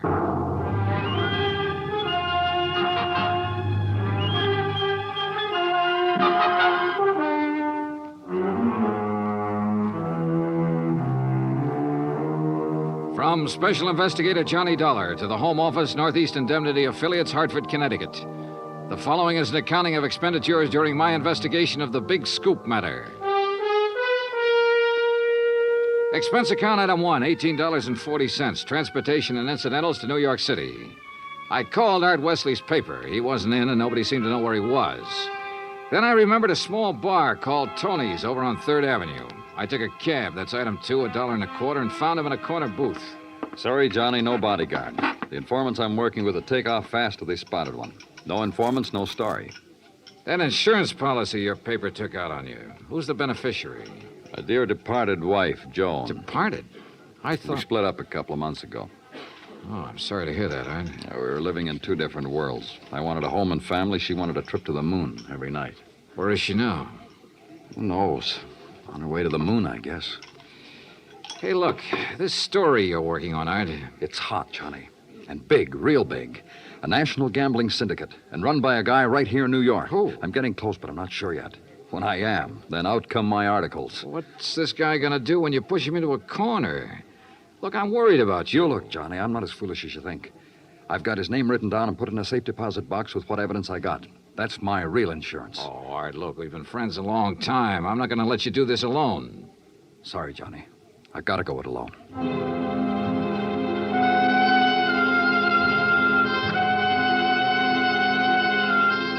Since I'd gotten nowhere with Art, I decided to try his wife, Joan, even though they were separated.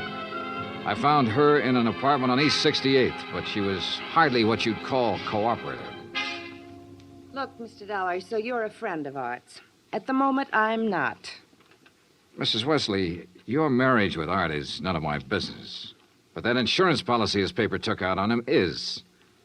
And incidentally, you're still the beneficiary. So? So he could be in danger, those articles he's writing. Why doesn't he drop it? Oh, look, you know Art better than that. Then what am I supposed to do about it? That story is his business. How I feel about things is my business.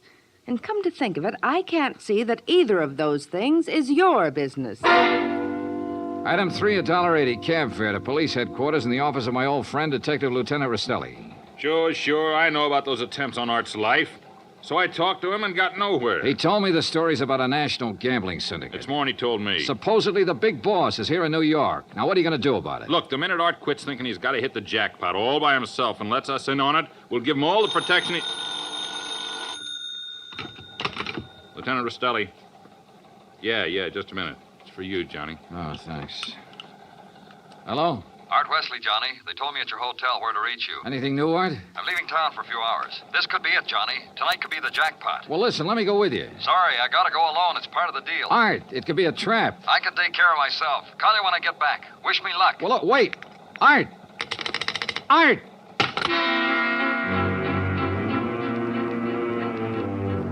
Item 4, $1.80 cab to Art's apartment, where I persuaded the manager to let me in. I was looking for anything that would give me a lead. Then, near the phone on a scratch pad, I found where he'd written the word Watika several times. Sure, Lake Watika, upstate. Art had a lodge there. Item 5, $25 even for a rented car. It was a 3-hour drive to Lake Watika, which was bad enough. But to top it off, it started to rain, and rain hard.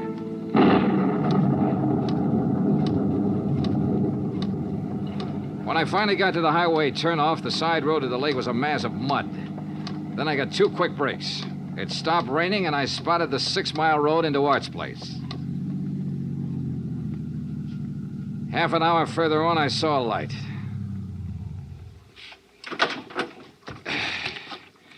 Art's car was parked at one side, and the front door of the lodge was wide open. When I got to it, I saw why. Art was lying in the doorway. Yeah. He was the one who wanted to hit the jackpot. But you can't hit the jackpot with a slug, particularly when that slug is right between your eyes.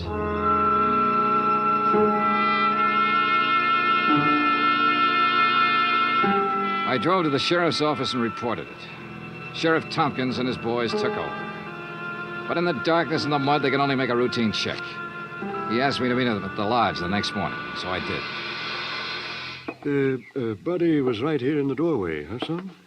Yeah, Sheriff, I didn't move it. And Wesley probably got shot when he answered the door by somebody standing out there on the ground.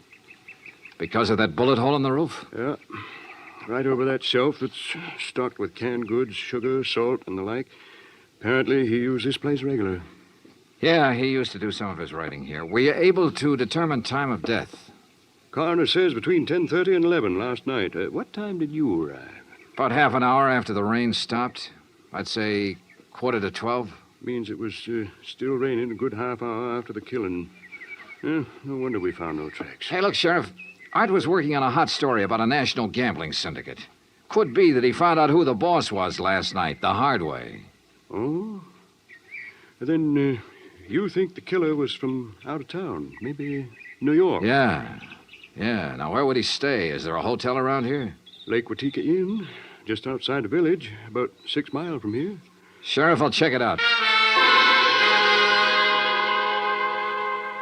Guests here at the inn, Mr. Dollar? Well, we have only 2 who checked in yesterday. It's the off-season, of course. Yeah, clerk, who are they? Well, Mr. Cooper yesterday afternoon and Mr. Buckley around dark. Uh-huh. They still here? Mr. Cooper is sitting right out there on the terrace, but Mr. Buckley paid in advance and left quite early this morning. I see. Did Buckley give any reason for stopping here? He said he was a traveling man and didn't like to drive in the rain. Okay. I'd like you to write down a description of him. I'll pick it up on the way out. Oh, I'll be glad to, sir.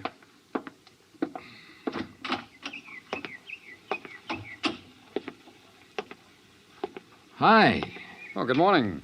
Enjoying the scenery? Yes, immensely. Oh, sit down, won't you? Sure, thanks. My name's Dollar. Mine's Cooper. You just check in? I'll just drop by. I came yesterday. Uh-huh. Pretty up here this time of year. Yes, certainly is. I really enjoy places like this in the off-season. It's a nice change. Too bad the weather hasn't been better, huh? Well, the rainstorm last night? Oh, I enjoyed that, too. You were out in it? Oh, no. No, I enjoyed it the way a storm should be enjoyed. In front of the fireplace in my cottage with a drink and a good book. No, Mr. Dollar, I stayed in last night. And that was that. I picked up the description of the other guest, Buckley, from the clerk and gave it to Sheriff Tompkins, who got out a bulletin on him. Then I drove back to New York City, turned in my rented car, and took a cab. That's item 6, $1.70, to Joan Wesley's apartment. Yes. They notified me this morning about Art's death. I don't know what to say. What is there to say? Good question, Mrs. Wesley. If only he hadn't been so stubborn. If only he'd given up that story about the gambling syndicate or whatever it was. Yeah. You figure somebody in the syndicate killed him? Why, of course. Mrs. Wesley, did you know Art had gone on up to the lodge at Lake Watika? No. Mr. Dollar, I'm rather tired. One more thing. Did you go out last night? No. It was raining. I stayed here in the apartment. All evening? All evening. I see. Well, thanks, Mrs. Wesley. Maybe I was imagining, but it seemed to me Joan Wesley hesitated just a little before telling me she hadn't been out of her apartment last night. And if she had gone to Lake Watika, I checked the basement garage. Her car was clean. Too clean. Item 7, $5 to the garage attendant for some very interesting information. Joan Wesley had ordered her car washed first thing this morning. Why? Because the wheels were covered with mud from last night.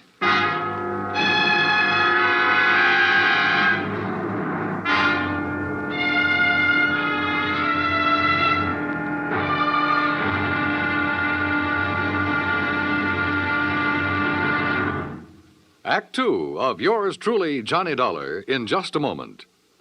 Better schools mean better citizens, better neighbors, better families. But we can't expect our children to respond, to learn and grow, if we ourselves are indifferent to their school environment. CBS Radio urges that you write to Better Schools, 9 East 40th Street, New York 16, New York, for information about how citizens can spark community action to improve their schools. That address again is Better Schools, 9 East 40th Street, New York 16, New York. Now, Act Two of yours truly, Johnny Dollar, and the Big Scoop Matter.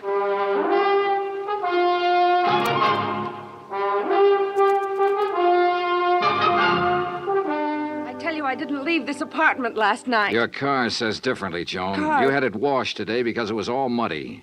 And the reason it was muddy was because you had it out in the rain last night. Look, Another thing. You told me you didn't know Art had gone to the lodge. You hadn't heard from him. But the switchboard operator told me you had a call from him yesterday. Now, why else would he call you except to tell you where he was going? Well, how about it, Joan? All right. Art did call me yesterday and told me he was going to Lake Watika. And how about last night? Yes. I went out, but not to Lake Watika. Art wouldn't give you a divorce. By killing him, you get your freedom and $100,000. I didn't kill Art. I didn't go up there last night. And where did you go? Might as well know. The reason I wanted a divorce from Art was because I'd found someone else. Oh? That's where I went for a few minutes last evening. Why did you lie about the phone call from Art yesterday? I don't know. I was confused. I was afraid it would look bad for me if it came out that I knew Art had gone up there. It doesn't look good for you this way, believe me. Oh, Johnny, I'm telling the truth. Who is this fella you're interested in? I don't see why he Who has is to- he? His name is Ted Nash. Will you have to talk to him? I sure will. And right now. But I was wrong about talking to Ted Nash right now. I called his apartment and got no answer. Item 9, $1.60 cab fare to police headquarters in the office of Detective Lieutenant Rastelli. You figure this guy Nash and Joan Wesley could have killed Art and used the gambling syndicate threat as a cover, huh? It's a possibility, Lieutenant. Well, I'll see what I can find out about Nash. How'd you do at Lake Watika? 2 guests checked in the day of the killing. One, a man named Buckley. He left early this morning. Sheriff Tompkins has a bulletin out on him. Who else? A fellow named Cooper, who apparently likes to go places in the off-season. Nothing to tie him in particularly. Cooper, huh? We had a rumble some time ago that a guy named Cooper was involved in that gambling syndicate. What? Trouble is, we got no proof. Hey, wait a minute. What's the matter? Art told me he'd put the name of the man he was after in a safe deposit box. If we could find the key to that box. How about Art's apartment? Let's take a look. So we looked, and we found the key tucked away in a desk, but only a number on it. Nothing to tell where it was located. I gave it to Lieutenant Rastelli, and he promised to check every bank in town if necessary. While I went on back to Lake Watika to see if the man named Cooper at the inn was the same one Rastelli told me about. When I got there, after a frantic 3-hour drive, I found him comfortably sitting by the fireplace. Well, Mr. Dollar, isn't it? Yeah, that's right. Cooper, I'm going to get right to the point. You told me you came up here to enjoy the scenery. Yes, that's right. Why? The man who was killed last night, Art Wesley, he was trying to expose a national gambling syndicate. Oh, that's very interesting. So? So, I know a police detective in New York who thinks you're a member of that syndicate. Well, now, Mr. Dollar, that's a very serious charge. I presume you have proof. Well? Uh-huh. No proof. Well, in that case, I don't think there's any... Mr. Dollar, long-distance call for you. You can take it on that phone right beside you. Thanks, clerk. Johnny Dollar. Rastelli in New York, Johnny. Hi, Lieutenant. You locate that? Yeah, the safe deposit box, and in it we found the name of the man Art Wesley was closing in on. It's Cooper. Thanks all very right, much. So you... Well, Cooper, you wanted proof? We've got it. Evidence that ties you in with the syndicate. Clerk, Well, now, this is ridiculous, Is it? Dollar. Let me tell you the facts about this thing. Is something the matter, Mr. Dollar? Get Sheriff Tompkins on the phone, clerk. Tell him I've got Art Wesley's killer here. You mean Mr. Cooper? Oh, now, wait a minute. Now, look, Dollar.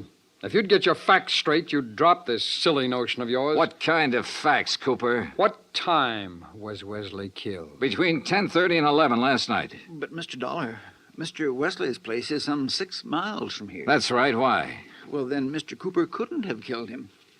What do you mean? Last night, I took a drink to Mr. Cooper's cottage here at the inn.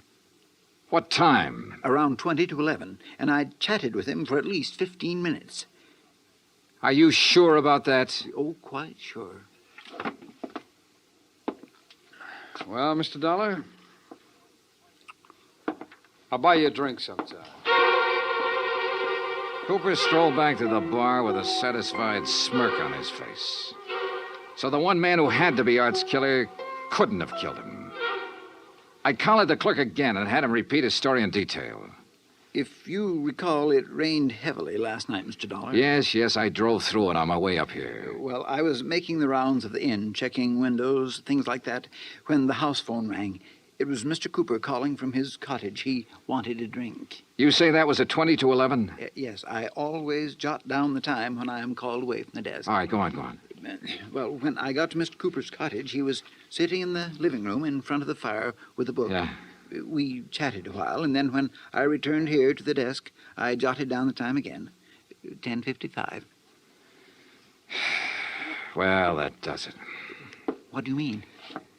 Oh, it's a good 20-minute drive from here to Art Wesley's lodge. If he was killed between 10:30 and 11 and Cooper was here at that time, he couldn't have done it. Well, I'm sorry, but facts are facts. And... Oh, excuse me. Lake Watika Inn. Yes, just a moment. Sheriff Tompkins, Mr. Dollar. Oh, thanks. Hi, Sheriff. Thought you ought to know, son. Remember that man Buckley we were looking for? Yeah, sure, the other guest at the inn. Yeah, we picked him up. I've been questioning him for an hour. Any luck? No, sir. He's just a traveling salesman who stayed at the inn because he didn't want to drive in the rain. You sure? Buckley swears he doesn't even know Cooper. Just between you and me, Johnny, I think we got the wrong fella. No place again. I decided to start all over. Got into my car and drove to Art Wesley's place. Nothing was changed. I remember the trip I'd made the night he was killed, how it rained heavily until about half an hour before I arrived. How I'd found him lying in the open doorway, a bullet hole in his head. Yeah, and the hole in the ceiling over the shelf of provisions, marking the path of the bullet. It was there. So were the provisions. Canned food, mustard, sugar, a package of crackers. There was some... Wait a minute. Sugar. The sugar bowl. I stared at it for a moment. I remembered a couple of things the room clerk at the inn had told me.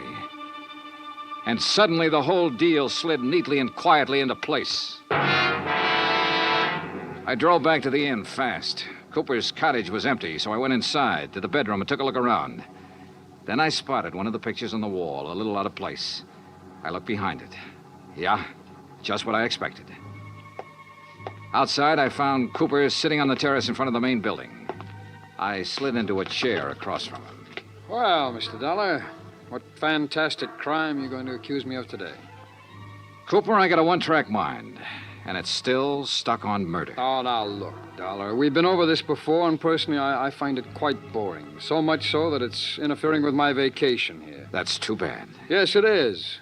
So I'm leaving this evening. I don't think so, Cooper. Oh, come now. Art Wesley was trying to expose a figure in a gambling syndicate. You. Well, that's a matter of conjecture. You had to stop him for keeps. Oh, now look, Dollar. The time of Art Wesley's death has been established as between 10:30 and 11 last night. That's right, between 10:30 and 11 last night. And I'm sure you remember the room clerk telling you he was with me in my cottage living room from 10:40 to 10:55. I sure do. So that I certainly couldn't have killed your friend Wesley 6 miles from here during that time. Except that Art Wesley wasn't killed at his lodge. What are you talking about? You see, I remembered something else the clerk had told me. The night of the killing, it stopped raining a little after 11. All right, what difference does that make? All the difference in the world, believe me. Here's what really happened, Cooper.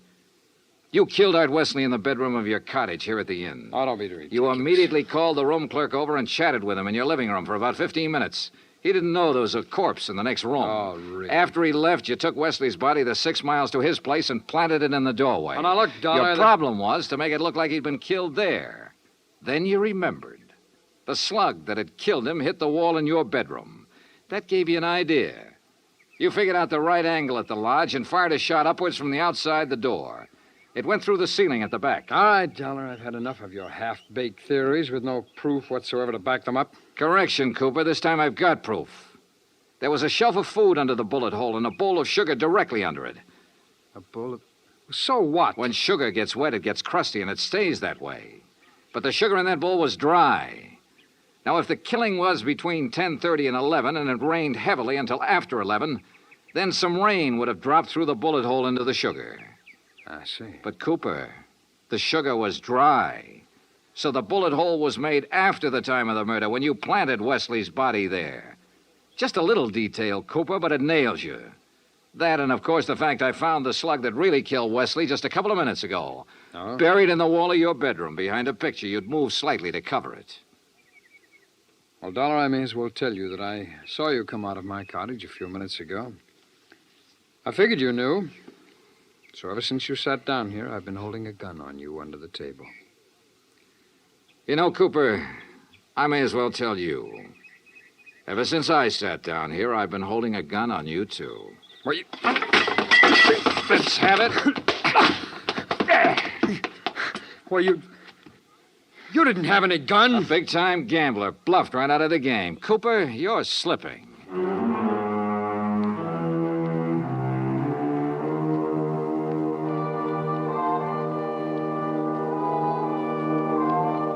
Item 10, $37.50. Transportation and incidentals back to Hartford.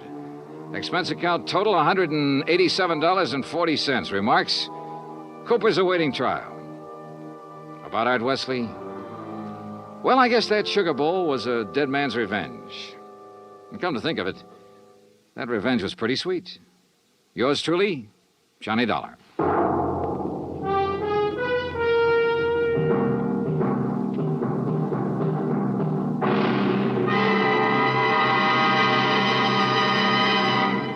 Our star will return in just a moment. In days long since gone by, one had to go out in search of daring do. But in a fast-moving world, exciting things are happening right around the clock. Things you can be in on no matter what else you're doing, as long as your radio is nearby. With CBS newsmen on the job, you can make CBS Radio your listening post for world events. Stay tuned now for 5 minutes of CBS News, to be followed over most of these same stations by the FBI in peace and war. Now, here is our star to tell you about next week's story. Next week, colorful New Orleans, from nightlife in the Latin Quarter to the dismal, deadly swamps. Join us, won't you? Yours truly, Johnny Dollar. Yours truly, Johnny Dollar, starring Bob Bailey, originates in Hollywood. Written by Robert Reif, it is produced and directed by Jack Johnstone. Heard in tonight's cast were Virginia Gregg, Russell Thorson, Barney Phillips, Stacey Harris, Larry Thor, Parley Bear, and Les Tremaine.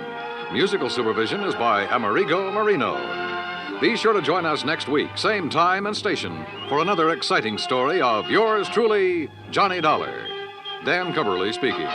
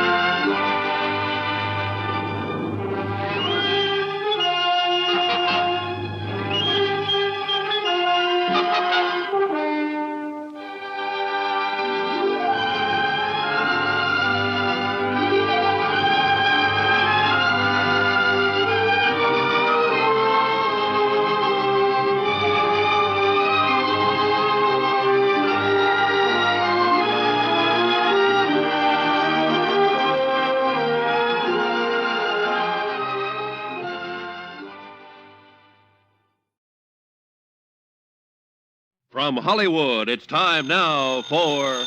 Dollar. This is Ed Porter, Mr. Dollar. You called my office? Yes, I'd like to see you as soon as I can, Mr. Porter. Well, of course. How long have you been in town? About a half an hour. Are you all squared away? I've got a room and I've had a bath, if that's what you mean. Well, then I guess you're ready to go to work. I will be as soon as I put on some pants. You sound in a rush. I'm always in a rush when I think somebody might be chipping us out of $100,000.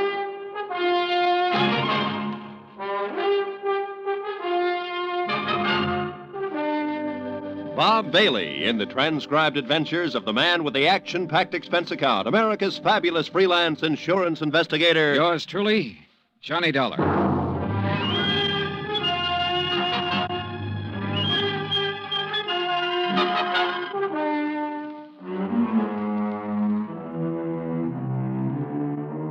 Expense account submitted by Special Investigator Johnny Dollar to Western Life and Trust Company, 826 Spear Boulevard, Hartford, Connecticut. The following is an account of expenses incurred during my investigation of the Markham matter.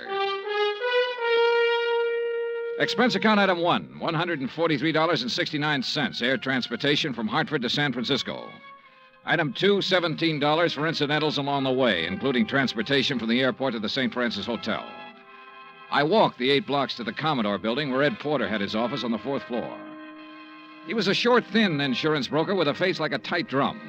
He apologized for the clammy weather as though it were his fault. He asked me how things were out on the East Coast, invited me to sit down, and looked as uncomfortable as he was. I got the telegram you were coming last night.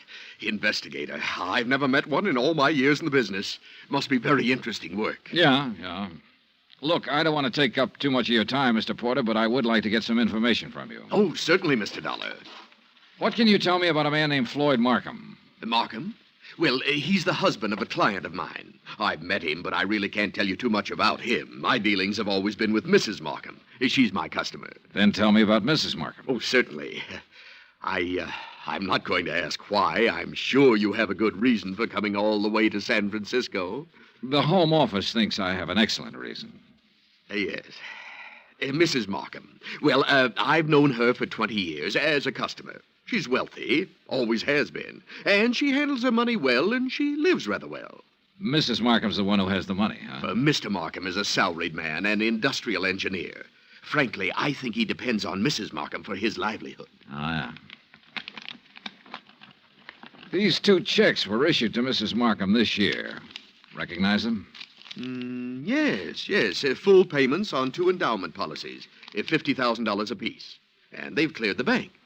Anything wrong with them?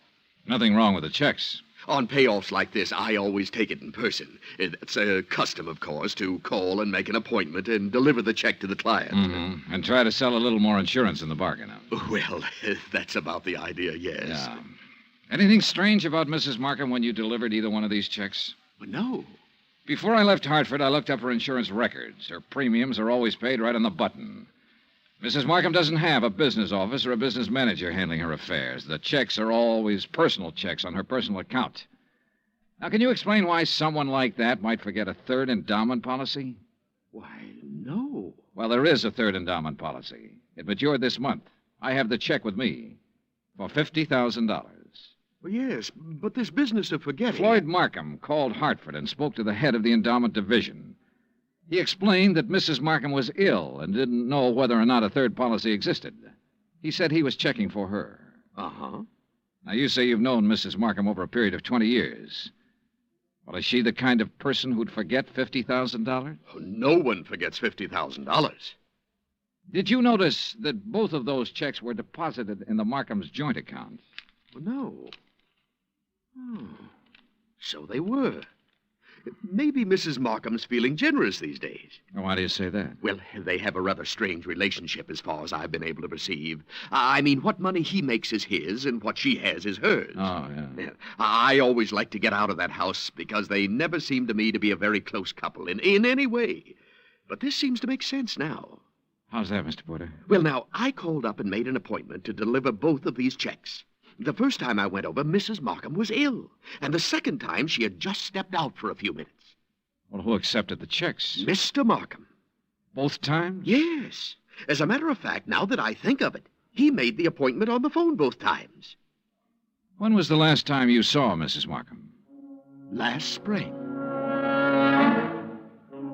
A check with the bank revealed that Mrs. Markham had not personally made a deposit since June the 18th.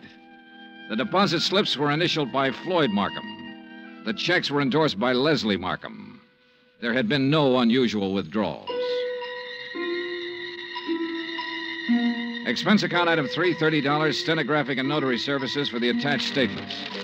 Mrs. Markham's been having her hair done here for nearly 10 years now. Once a week, every Thursday morning. Then she just stopped. I called her home, and Mr. Markham informed me that she was away on an extended trip. Mr. Markham called us, it was last June, and informed us that Mrs. Markham was resigning her membership in the Bridge Club. I telephoned the house twice to see what was the matter. Mr. Markham answered both times and said Mrs. Markham was out. Well, she used to come in here 2 or 3 times a month. Made us go over the car from top to bottom. She hasn't been around now for 7 or 8 months. I don't know who's taking care of the car. Expense account item 4, 30 cents, 3 phone calls to the Markham residence. I didn't state any particular business. I simply asked to speak to Mrs. Markham. Each time I called, a male voice answered. Each time, the male voice told me Mrs. Markham was out, she was ill, and she was away on a short trip. Industrial Management Limited, Floyd B. Markham president, has a 3-room office suite near the Embarcadero. 10 years ago, it had been sensationally new and glassy. When I got there, the carpet was a little too thin and the varnish a little too thin, too. The whole place smelled faintly of mildew. Yes? I'd like to see Mr. Markham, please. Do you have an appointment? No, not exactly. My name is Harris. I'm with the Cleveland Pump Company. Pump Company? Yes, we're setting in 38 of our installations at the new plant in Valparaiso. Didn't you get my letter? Well, I'm sorry. I'm afraid... May I ask your name again? Harris, Stephen B. Harris, Cleveland Pump Company. Oh, yes. Well, Mr. Harris, I'm afraid Mr. Markham never received your letter. When did you mail it? 30 days ago. Maybe it was 2 weeks. Well, tell Mr. Markham I'm here and I'll... I'm sorry, Mr. Harris. Mr. Markham isn't in the office just now. Oh. Well, I'll wait. Well... Well? He won't be in today. As a matter of fact, he won't be in the rest of the week. Where can I call him? Well, I'm afraid that's impossible. Can't I call him at home? No. Now, look, is he in business or isn't he? Mr. Harris, Mr. Markham hasn't been in the office for 6 months or more. He's tied up on a rather long-range project. What's your name? I'm Miss Beidler. Why didn't you say that in the first place, Miss Beidler? Well, Who else can I talk to here? No one, I'm afraid. You mean that's all there is in this office? Just you and him when he feels like coming in? I'll tell Mr. Markham you were here. The Markham house was on Fiorella Street, about 6 blocks from the Fairmont Hotel. Stone walls, iron grillwork, tangling ivy. An old house that had been built by rich people for rich people to live in. The kind of shabby-looking place that only New Yorkers and San Franciscans can get by with and still be called wealthy. I used Ed Porter's car, with the Western Life and Trust Company emblem on the door, parked it in the driveway as close as I could to the entrance. It was exactly 1 o'clock when the door opened. He was tall and pretty, with black hair and broad shoulders. Yes? What is it? I'd like to see Mrs. Markham, please. I'm Mr. Markham. Can I help you? My name's Dollar. I'm with Western Life and Trust Company. Mr. Porter called you? No, he didn't. Oh, well, it must have slipped his mind. He said he was going to call. What's it about? I brought a check from Mrs. Markham on her 3rd endowment policy. Oh. Well, I'll give it to her. She isn't in right now. Well, I'm supposed to deliver it to her. I'll come back another time when she's in. No, you can give it to me. I'll see that she gets it. I'm sorry, Mr. Markham, but I have to Look, give I know you want to give her the check and try to sell her some more insurance. She's just not in the market. And you can save your little spiel where it'll do some good. Oh, you misunderstand me, Mr. Markham. I have to deliver this to her in person. What's your name again? Dollar. Johnny Dollar. Come in. I'll wait till she comes back and make an appointment. Mr. Porter told me he'd made it for 3 today. She's here. Just come in. Why the runaround, then? Mrs. Markham is desperately ill. I don't want to disturb her with things like this. Well, I'm sorry to hear that. What's the trouble? Very serious anemia. So if you'll just give me the I have check, a report to make out when I deliver this. I just Only take a told- minute to hand her the check. Then it'll be off my mind and off your mind. Now, look here, Mr. Didn't you call the company's home office about this check? I called because Mrs. Markham requested me to call. Oh, yes. Just wait here. In the little swirl of his exit, I smelled shaving lotion and guessed at the brand name. I also guessed that his suit cost $300, even if I didn't know what San Francisco tailor had made it. The shirt, the tie, the shoes were expensive, too. Yeah, Mr. Floyd Markham liked expensive things. I wondered if he dyed his hair to keep it all black. I wondered if he was 45 or 50. I also wondered why, in a house of that size, on that kind of street, a servant hadn't answered the door. This way, Mr. Dollar. He led me up a flight of stairs and finally into a high-ceilinged room with a fireplace at one end. A gray-haired woman with a sharp, angular face was seated near the window, looking out over the city and the bay. She didn't turn her head when we came into the room, but I could see that her eyes were watery and slightly glazed. Please don't take too long and don't upset her. Leslie. Leslie, dear. Yes, Floyd. This is Mr. Dollar from the insurance company. He has something for you. Be a good girl, Leslie. Speak to Mr. Dollar. How do you do? And ask him. Yes. How is Mr. Porter? Oh, he's fine, Mrs. Markham, fine. He'll be sorry to hear that you've been ill. I really would rather that you didn't tell Mr. Porter. Oh. I'm satisfied to make my own slow recovery and not worry any of my friends. We'd like some sherry, Floyd. Now, you know what the doctor said, Leslie.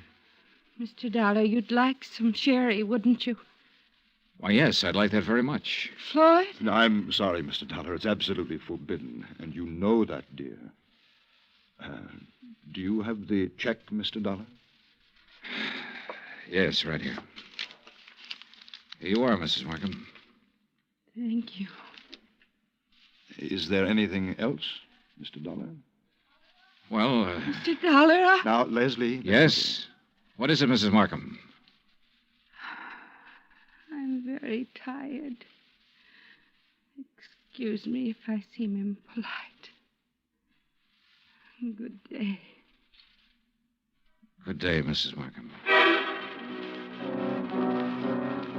Expense account item 5, 10 cents. Phone call to Ed Porter at his office. Yes, Mr. Dollar? Look, Mrs. Markham's 5'5", about 120, black hair, gray streak to the right of the part, blue eyes, looks about 40 years old, a good 40.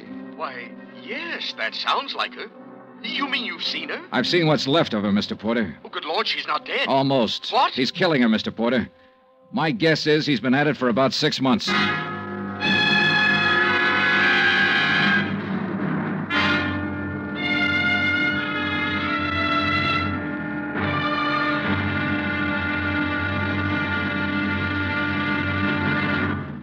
Act 2 of yours truly, Johnny Dollar, in just a moment. Nobody will take a frown at face value anymore now that the word has gotten around about Jack Benny's return to the air. With Mary Livingston, Dennis Day, Rochester, Don Wilson, Mel Blanc, Frank Nelson, and Mr. Kitzel, nothing less than your very best smile will do for the occasion. Tonight and every Sunday night, hear CBS Radio's Jack Benny Show and give your sense of humor a real workout. Now, Act 2 of yours truly, Johnny Dollar, and the Markham Matter.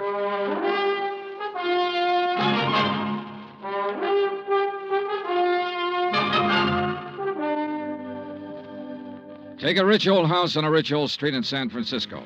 Walk in with a legitimate insurance check for $50,000 and tell a man named Floyd Markham you want to deliver it to his wife. Tell him this when you know that no one has seen or heard from his wife in 6 months. Just tell him you want to see her. Insist that you see her. Then stand around and listen to him lie a couple of times. Then let him take you to her. Give her the check. Say goodbye. 20 minutes after I walked out of the Markham's house and picked up Ed Porter, we drove back to the house and parked 100 feet from the entrance. This is the darndest thing I ever heard of, Mr. Dollar. I'm not sure it's all clear to me. What's our position? Oh, I wouldn't know that, Mr. Porter. That's up to the legal department. This much I'm sure of right now.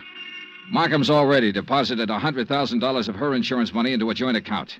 If I'm not mistaken, this last check will go into that account, too. Right now, while we're sitting here, she's probably endorsing that check. Well, then I don't see where it's any of our He's business. making her endorse the check. He's making her stay in that house, in that room, away from everybody. Well, how? What way? He said she was ill. You said she appeared ill. I don't know how he's doing it, but I'm going to find out. Are you sure this isn't all surmise on your part? You weren't in the room when she said, let's have some sherry. Please, let's have some sherry. Well, I must be pretty She was dumb. really trying to say she wanted him to leave the room so she could talk to me. So she could have one little minute to tell me what the matter is, what's going on. His next move is to deposit that check. Then one big withdrawal, the whole $150,000, and bye-bye Floyd Markham. Mr. Dollar, I'm just an insurance broker. I don't understand that... Well, how'd you like to be an investigator for about 10 minutes?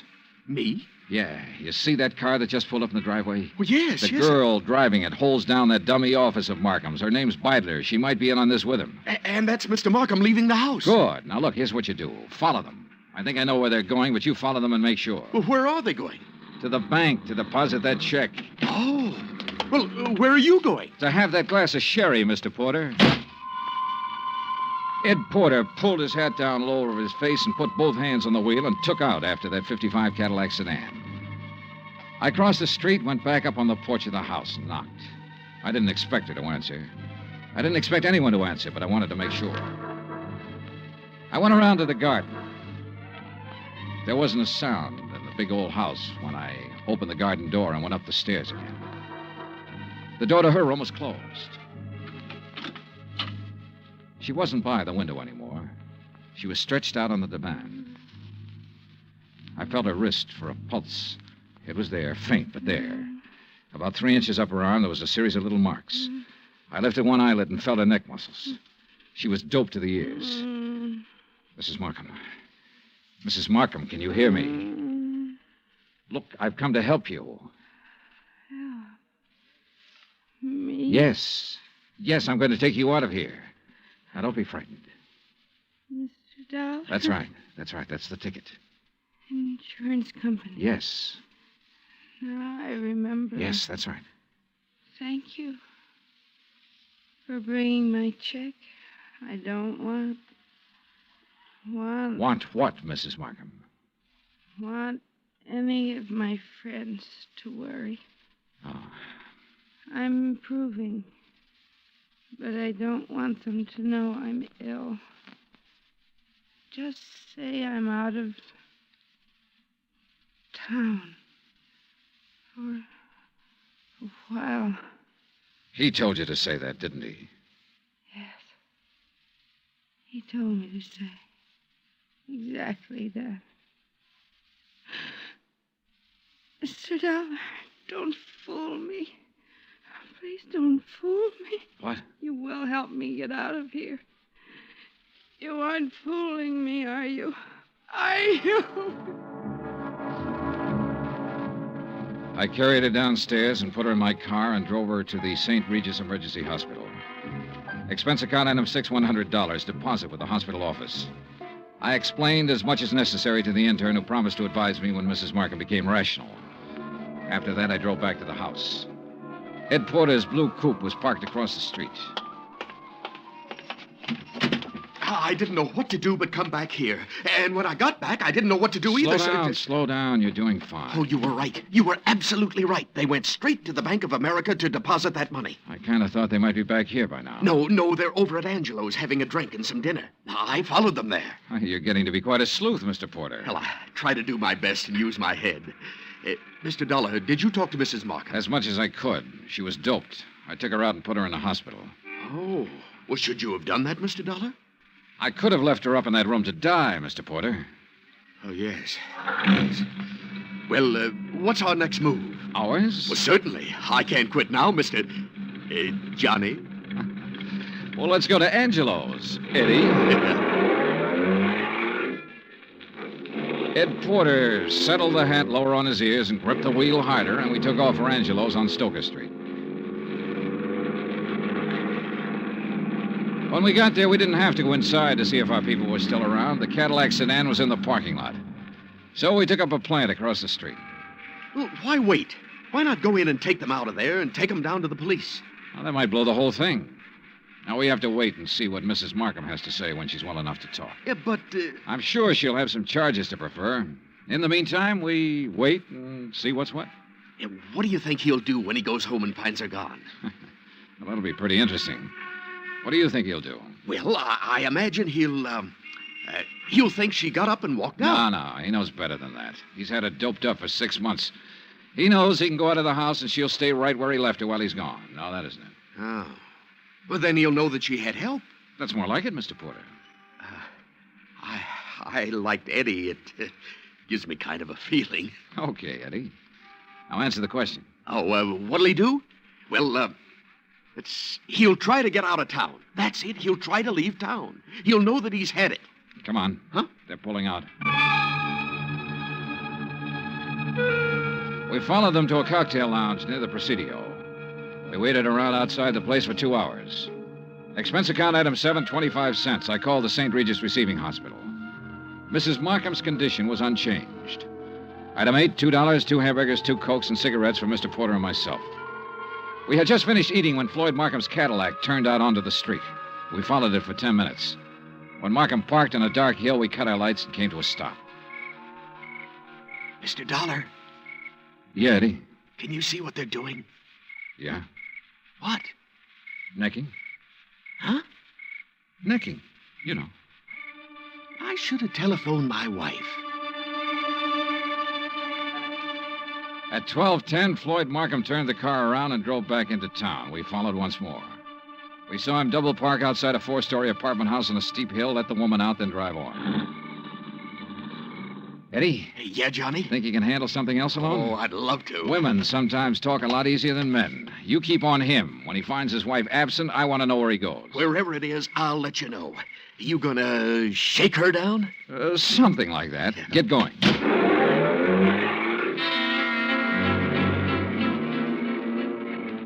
I watched my new assistant investigator follow out after Markham's Cadillac. Then I went inside the apartment house. I, Beidler, was on the mailbox of apartment 104. I walked down the hall, listened a minute, and gave it a try.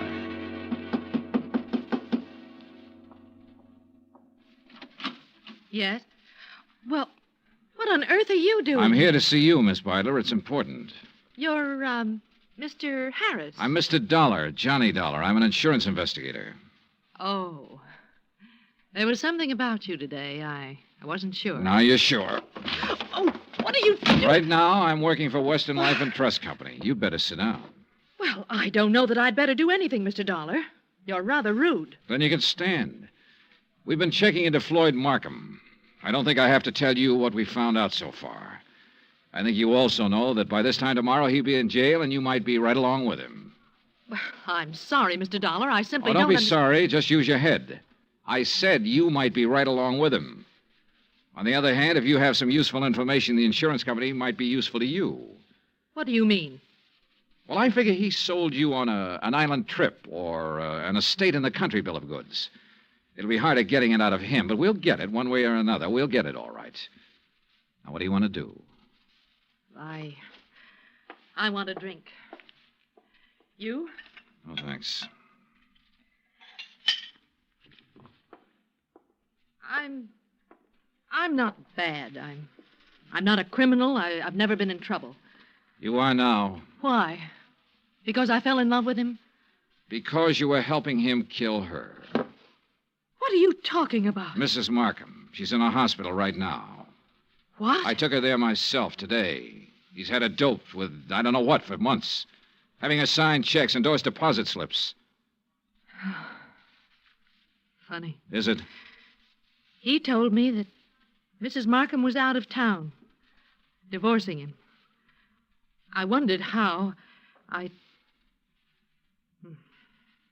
You were right. It was a country estate. In England. A genteel life, he said. The London theater, walks in the country, little harmless things that most people can never do. He said we could do them as soon as he cleaned up his affairs. Why, tonight he said we could start packing.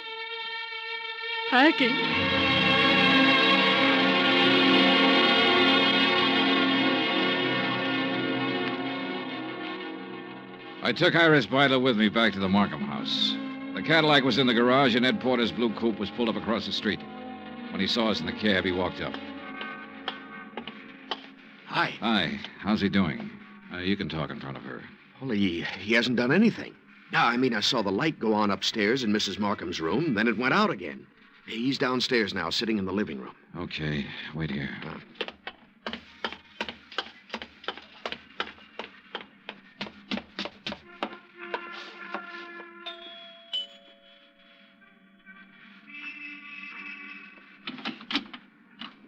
Hello, Markham. Hello. If you're worried about your wife, which I doubt, she's in a hospital. Are you a policeman? Insurance investigator. That's Miss Beidler in the taxi over there. Oh. I want you to come with me now. Of course. Yes. You said your name was Dollar? That's right. Why couldn't you have come around, say, next week? She'd have been dead by then. That's the way she should have been for 16 years. Dead. Yeah. Come on, Markham.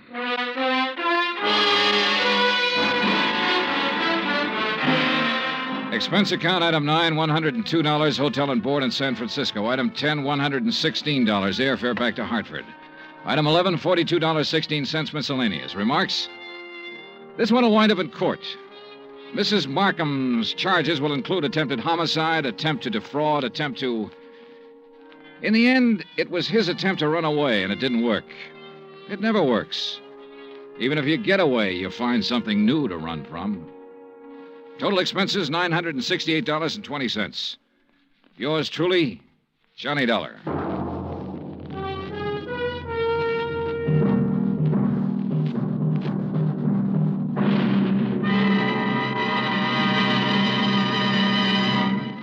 Now, here's our star to tell you about next week's story. Before I do, I want to say something to you about Thanksgiving. Now, there's a day that deserves celebration. And heartfelt thanks to the God who made us for being able to live in the most free and peaceful and bountiful country in the world. And yet, why wait for next Thursday or any Thanksgiving Day? For Americans, it seems to me, Thanksgiving should be every day. Think about it, won't you? Next week in our story, New Orleans, the French Quarter, a beautiful girl, and high adventure. Join us, won't you? Yours truly, Johnny Dollar.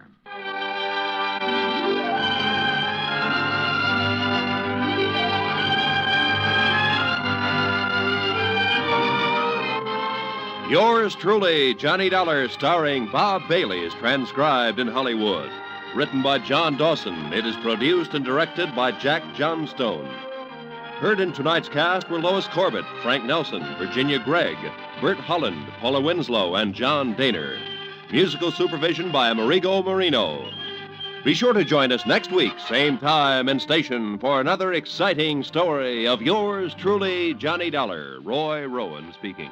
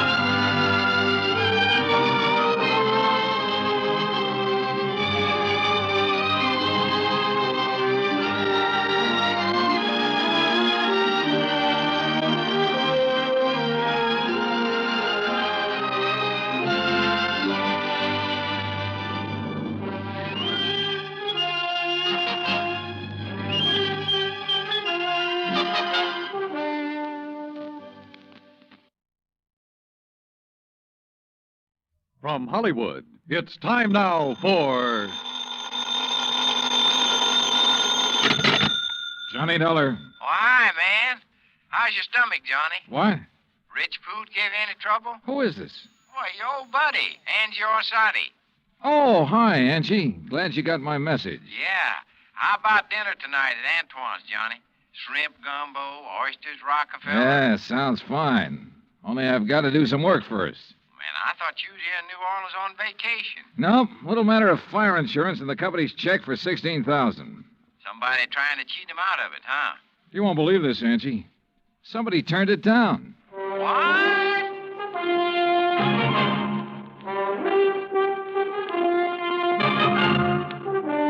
Bob Bailey in the exciting adventures of the man with the action-packed expense account.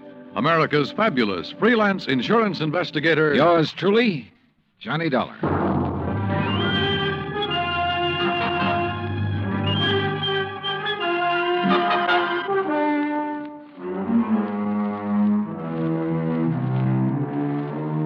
Expense account submitted by Special Investigator Johnny Dollar to Providential Fire and Marine, 787 Greenleaf Avenue, Hartford, Connecticut.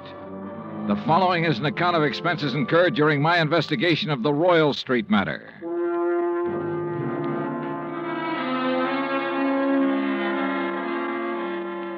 Expense account item 1, $103.82, transportation to New Orleans. Item 2, $4.20, cab from the airport to the Roosevelt Hotel. After unpacking, I put in the call to my old friend Angie Orsatti. Nobody knows the French Quarter or the people living there like Angie does. For 3 months of the winter, he stays in the swamp trapping muskrats. The rest of the year, he lives with his mother near the Cabildo. Angie wasn't in, but his mother said she knew where to reach him, and 5 minutes later, he returned my call. We arranged to meet for dinner, then I phoned the agent who had sold the policy in question. His name's Binford, and naturally, he was anxious to see me. C.D. Binford's office is on the 3rd floor of the Hibernia Bank building. He's a stocky, red-faced man, probably in his late 50s. Come in, Mr. Dollar. Come in. Thanks. Help yourself to the chair. Say, you fellas sure don't waste any time, do you? We try not to, Mr. Binford. C.D., boy. What? You call me C.D. like all the other folks do. Oh, okay, C.D. Yeah. Now, like I was saying, you boys sure don't waste any time at all. Why, I didn't even call the home office till day before yesterday. I know. When was the fire? Last week on Thursday night. What'd they tell you about it? Well, not very much. Figured I'd get all the information from you. Well, it's a doozy. First time I've ever run across a policyholder who wasn't yelling for us to pay him yesterday for his loss today. You know what I mean? Yeah. Who is the insured, Mr. C.D.? Man named Dupas, Henry Dupas. Took out a policy for $48,000. That's full coverage on his antique shop down on Royal Street. How long ago? August, just 3 months back. I'd been after him for, maybe 5-6 months to buy some protection, but he kept saying didn't have the money. Didn't have the money? And one day I dropped in to see him about his car insurance, and right off he told me to write a policy giving him full fire coverage on the shop. Well, how'd he arrange to pay it? Cash, in full, the day I delivered the policy. He tell you why he changed his mind? Yeah, not exactly. Bet he mentioned something about times being better. I reckon there must have been. Why'd he say that? Well, a few days later, he had the back part of his shop all painted and fixed up. And that's the part that burned. And he hired himself a girl to work in the office. A real good looker, too. Well, what caused the fire? You know? I sure do. Antique kerosene lamp got knocked over accidental. According to what Dupas told the fireman, he was in the back of the shop with a customer showing him the lamp. Uh-huh. When it fell, the fire started. The two of them tried to put it out. Reckon that's why they didn't call the fire department right off. Uh-huh. And did Dupas tell you the same thing? Dupas? He didn't tell me nothing. Well, he reported the fire to you, didn't he? He did not. And that's what's got me so riled up. I wouldn't know about it now if I hadn't dropped in there the other day. Was Dupas there when you stopped in? Yes, sirree. And when I saw the place look, the whole back of the store gutted out and a slew of his antiques destroyed, I let him have both barrels, I tell you. Oh, what'd he say to that? Well, nothing too much. Just acted like he wasn't interested in whether we paid for it or not. Didn't even ask for a claim for him. That's funny. Sure is.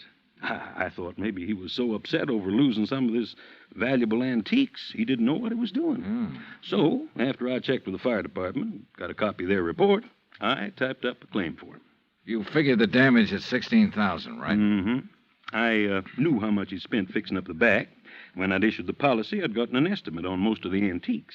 So what happened when you gave him the claim? He signed it? He did not. Said to forget about the fire. Huh? And when I kept after him, he called me a busybody and told me to get out of his shop and stay out. What do you think, C.D.? You have any idea why he didn't report it or sign that claim? If I had, boy, I wouldn't have sent for you. I left Binford's office and walked over to Canal Street. The sun had gone down and a cool breeze was coming in off the river, bringing with it the smell of coffee beans and fruit from the banana boats. I crossed Canal and turned onto Royal, heading into the French Quarter. When I reached Henry Dupin's antique shop, I stopped. There are a lot of antique shops on Royal. All of them look pretty much the same. The buildings as old as the fine rosewood and mahogany pieces they shelter. There was nothing different about this one, at least from the outside. The fire had started and finished in the rear of the building. I tried the front door, but it was locked. I didn't think anyone would be there that late, but I knocked anyway.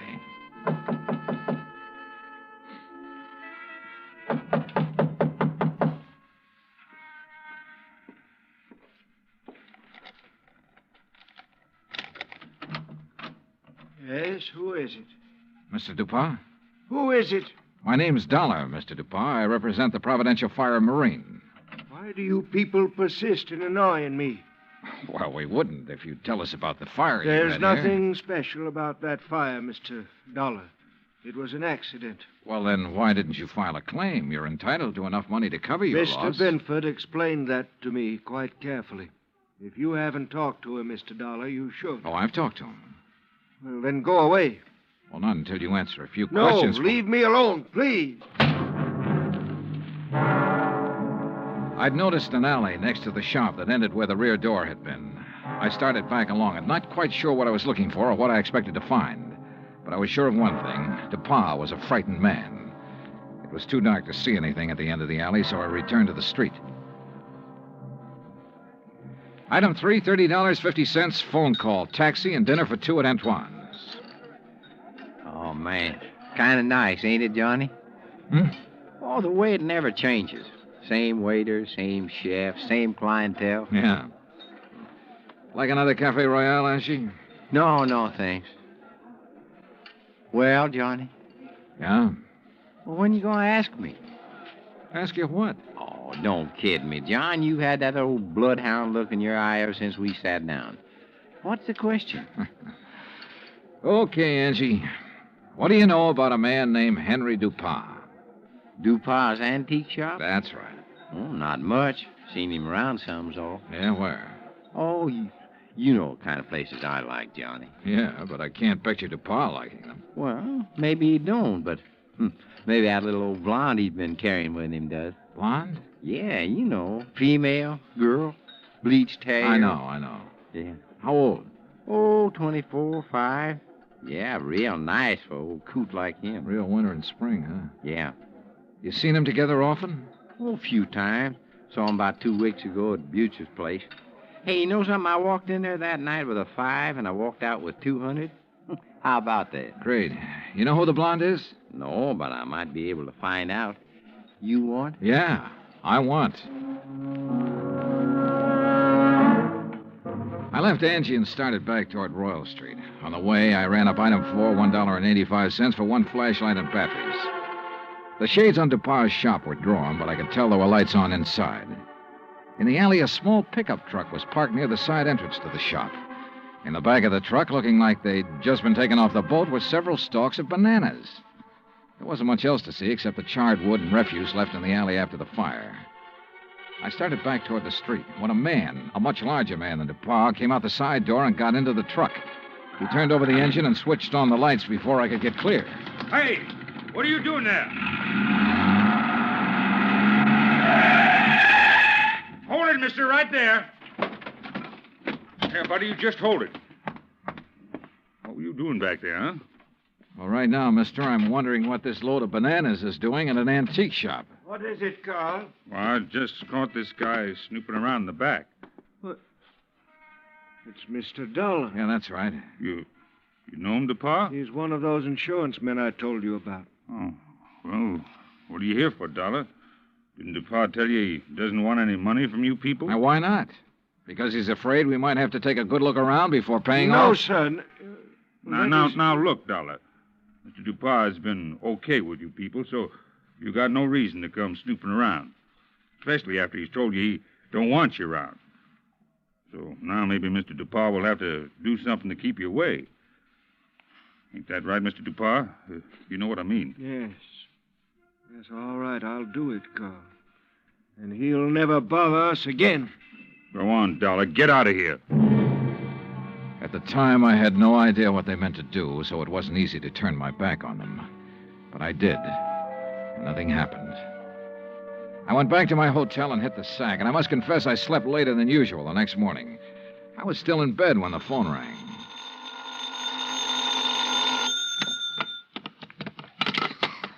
Johnny Dollar. Well, hey now, where's my dynamic northern friend? Oh, he's off today. I'm taking his place. Well, in the news I got, well, I reckon it'll keep till tomorrow. Yeah. Well, so long. No, wait, Angie. Yeah. Did you find out anything about that blonde DuPont's been seeing? Sure, everybody around the French Market coffee shop used to know her. Used to, meaning up till she went to work for Mr. DuPont. She worked for DuPont? Yeah, in the office at his store. Started in there about 3 months ago. Well, come on. Well, since then, nobody sees her anymore. At least none of her old gang. You know where she lives? Yep. The Pont Alba Apartments. That is, unless she has moved. What's her name? Rose Ellen. What? Yeah, she used to be a dancer. That enough for you to go on? Yeah, Angie, thanks. That's plenty. Expense account item 5, $1.40 cab fare from my hotel to the Pontalba Apartments. The list of names on the register near the manager's office told me Rose Ellen's apartment was number 215. But when I got up there, the girl who opened the door wasn't a blonde. Yes, Oh, I'm looking for Miss Rose Ellen. she isn't in.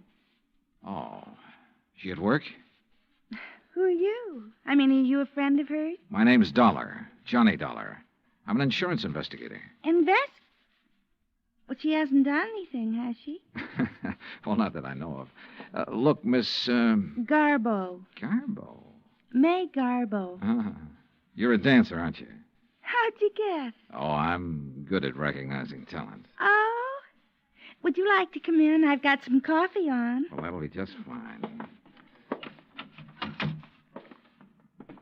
Say, you've certainly got a nice view of the square from here. I suppose.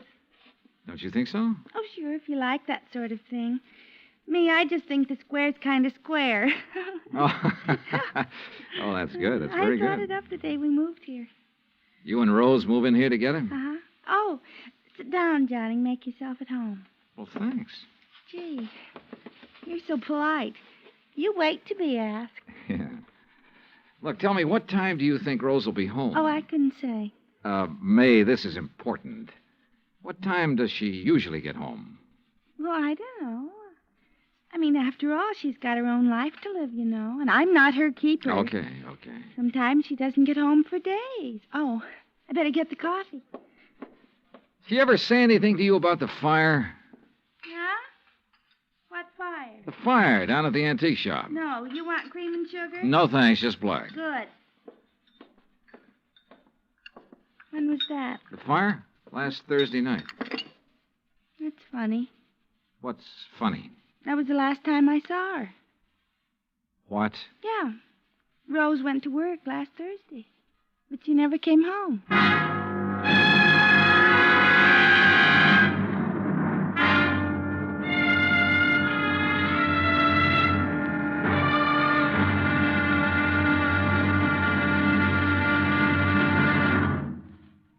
Act Two of yours truly, Johnny Dollar, in just a moment. You don't have to be a special investigator to know that Americans don't take their civic responsibilities lightly. The Election Day turnout proved that, beyond any shadow of doubt. So now it's time for you to face up to another responsibility to the nation in just as straightforward a way. Our Ground Observer Corps needs volunteers. We at CBS Radio urge you to write or telephone your nearest Civil Defense Center to learn how you can help in this vast program that patrols our skies. Now, Act Two of Yours Truly, Johnny Dollar, and the Royal Street Matter.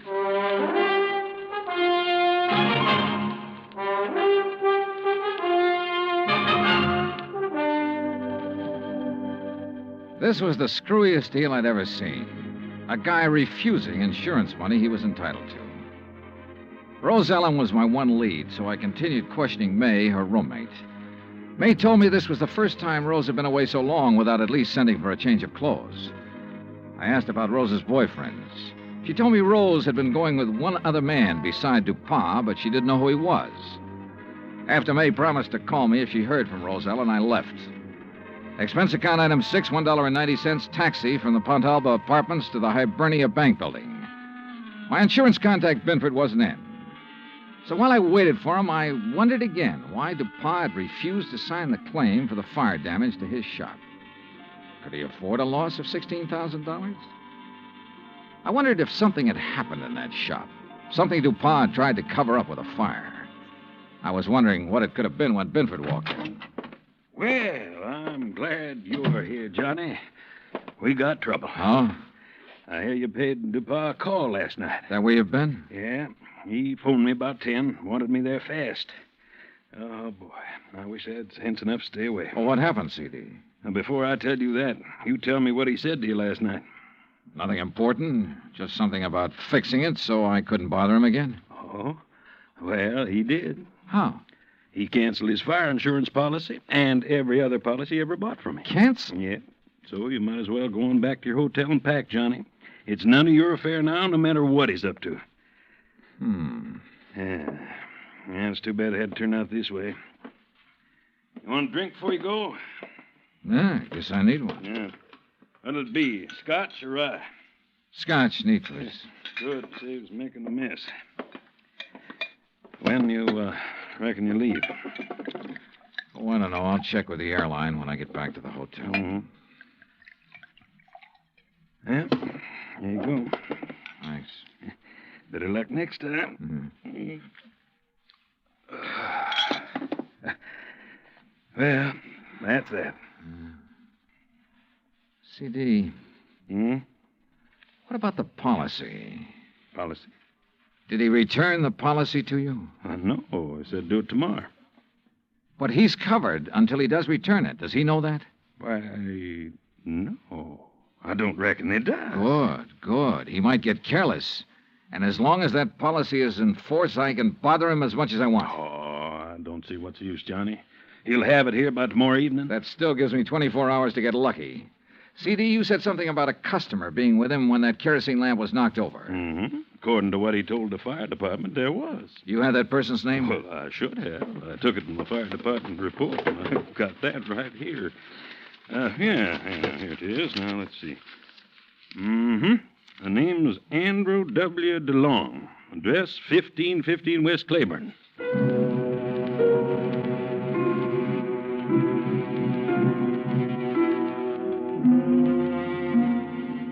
There wasn't any Andrew DeLong at that address. We checked the telephone book and the city directory, and the only Andrew W. DeLong we found was out in Metairie, in a mausoleum. So we drove back towards C.D.'s office. Well, now what, Johnny? Dupont. What? Find out everything we can about Dupont and everybody who works for him. But ain't nobody but his secretary and his assistant. A fella named Carl. Yeah, how long has Carl been working for him? Oh, about as long as she has. Does this Carl own a fruit stand? Well, not I know about. Why? Oh, I just wondered. Hey, what time is it, C.D.? 2:15. Say, if we're going to check on Dupont's credit, we better get to the bank before they close. You're driving. Let's move. Expense account item 7, $22.80. Telephone calls and a couple of gratuities to obtain a lot of information about Dupont.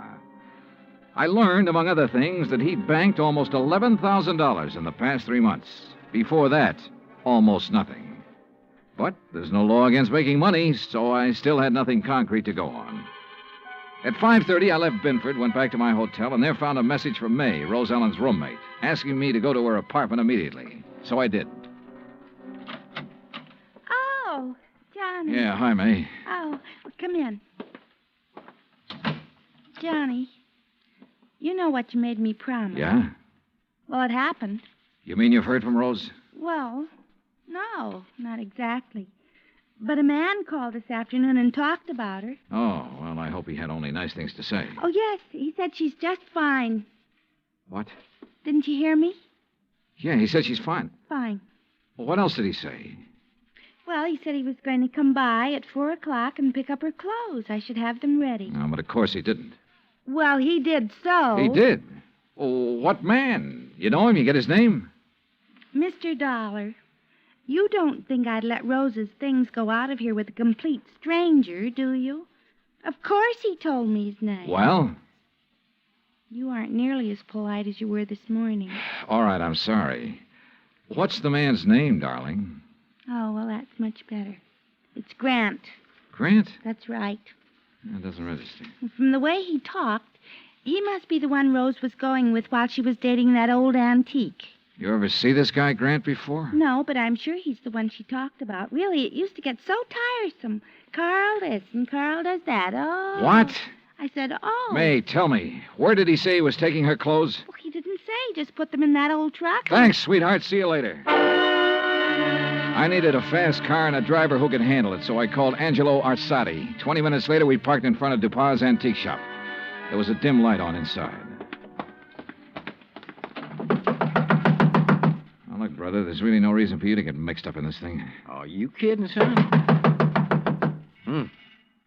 Looks like Dupas ain't gonna answer. All right, let's see what this hunk of stone will do to the glass. Here. That got it. I can reach through the lock.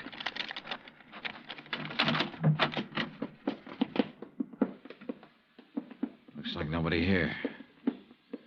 Well. Hey, wait a minute. Yeah, I see him. Carl, what happened to you? Dollar. Angie, call an ambulance. Tell him a man's been stabbed here. Yeah, right, Johnny. Dollar. Get to her before he can. Dupas? Gonna kill Rose. You got to help her. Dupas wants to kill her? Why? She found out. Smuggling. Is that what Dupas been up to? Smuggling in banana shipments. Rose found out. Where is she? He thought I'd killed her, but I love her. Yeah, well, look, tell me.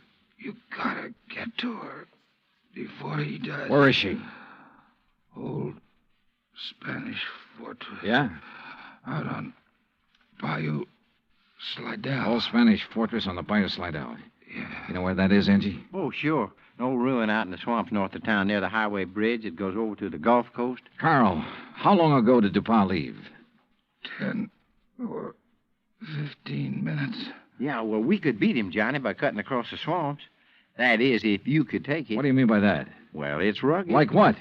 Johnny, did you ever ride a swamp buggy?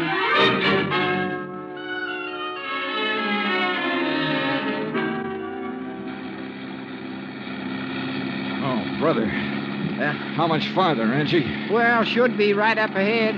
How can you tell? All I can see is swamp and marsh grass. Yeah, well, I done a lot of trapping out here. I know the channel. Think we'll make the old ruins before Dupas? Well, we got to, don't we? Hey, there it is. That old wreck is called a fortress? Man, that's it. Well, get us up as close to it as you can.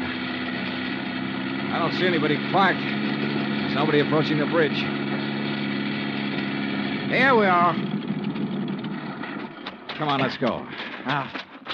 Hey, look, John. There she is at the side entrance. Yeah, I see. Rose! Rose Ellen!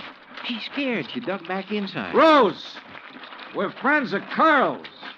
He sent us to help you. Well, come on, Johnny. We can get inside to her through this here doorway. Okay. This place looks like it's about ready to fall apart. Rose! Yeah, man. Dark in here, too. Yeah, don't step on them falling bricks. Okay. Rose! Rose Ellen! Yes? Where's Carl? Dupas tried to kill him. Oh, no. Rose! Come on out here where we can see you. Rose!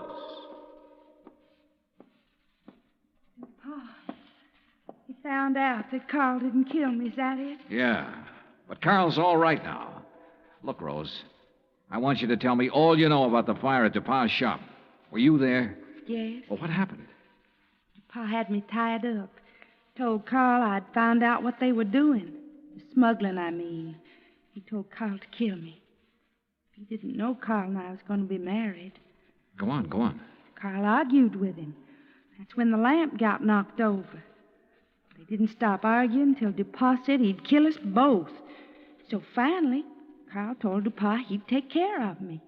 Well, he had to, or DuPas would have killed us. But instead, Carl brought you here. Yes. Oh, come on, John. Now, let's get out of this dark Wait a minute, Angie. Rose, do you know why DuPas was afraid to report his fire to the insurance company? Some of the things he smuggled in was lost in the fire. If anybody come poking around, they might have found out what he's doing. What was he smuggling, do you know?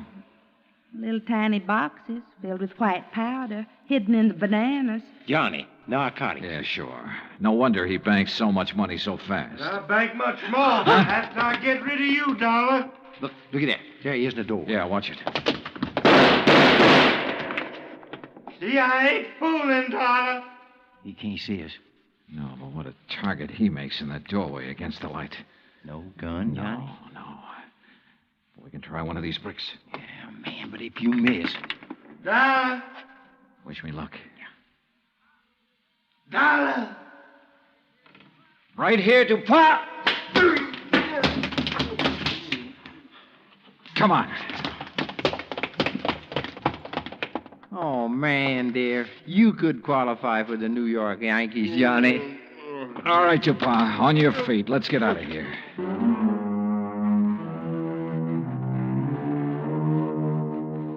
Expense account total, including rental on the swamp buggy, incidentals and transportation back to Hartford, $517.20. Remarks? Well, where he's going, DuPas wouldn't have any use for the insurance money anyway. Carl Grant turned state's evidence and clinched the smuggling charges against him. Because of that, Carl may get off easy. I hope so. He and Rose could make a very happy couple. End of remarks, end of report. Yours truly, Johnny Dollar.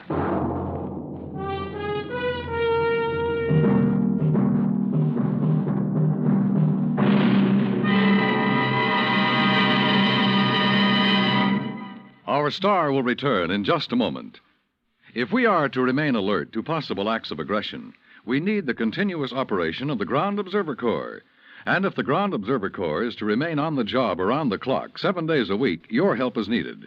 Tomorrow, telephone your nearest Civil Defense Center and volunteer a few hours of your time each week to the Ground Observer Corps. Join our Ground Observer Corps at the Civil Defense Center nearest your home. Now, here is our star to tell you about next week's story. Next week, 3 sets of twins. 2 men, 2 girls, and 2 fires that hit the coast of Florida with the impact of a hurricane. Join us, won't you? Yours truly, Johnny Dollar. Yours truly, Johnny Dollar, starring Bob Bailey, originates in Hollywood. Written by Charles B. Smith, it is produced and directed by Jack Johnstone. Heard in tonight's cast were Virginia Gregg, Forrest Lewis, Lou Merrill, Lawrence Dobkin, and Frank Gersel. Musical supervision is by Amerigo Marino and Carl Fortina. Be sure to join us next week, same time and station, for another exciting story of yours truly, Johnny Dollar. Dan Cubberly speaking.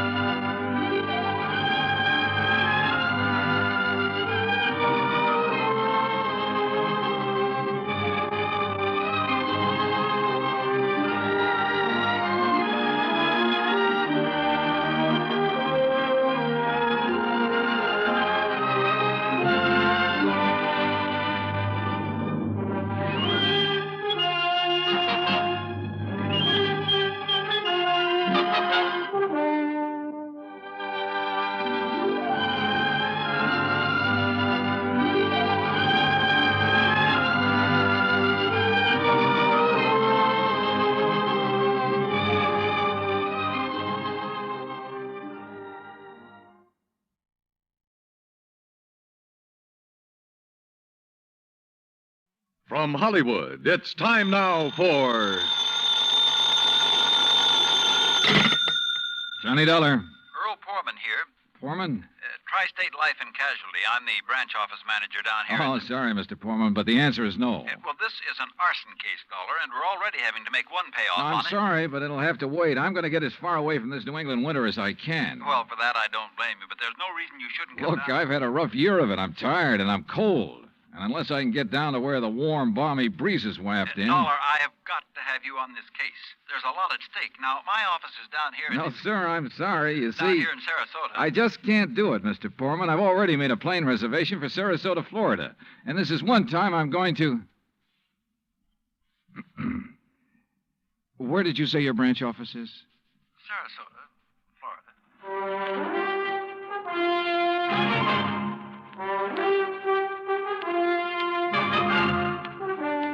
Bob Bailey in the exciting adventures of the man with the action-packed expense account, America's fabulous freelance insurance investigator. Yours truly, Johnny Dollar.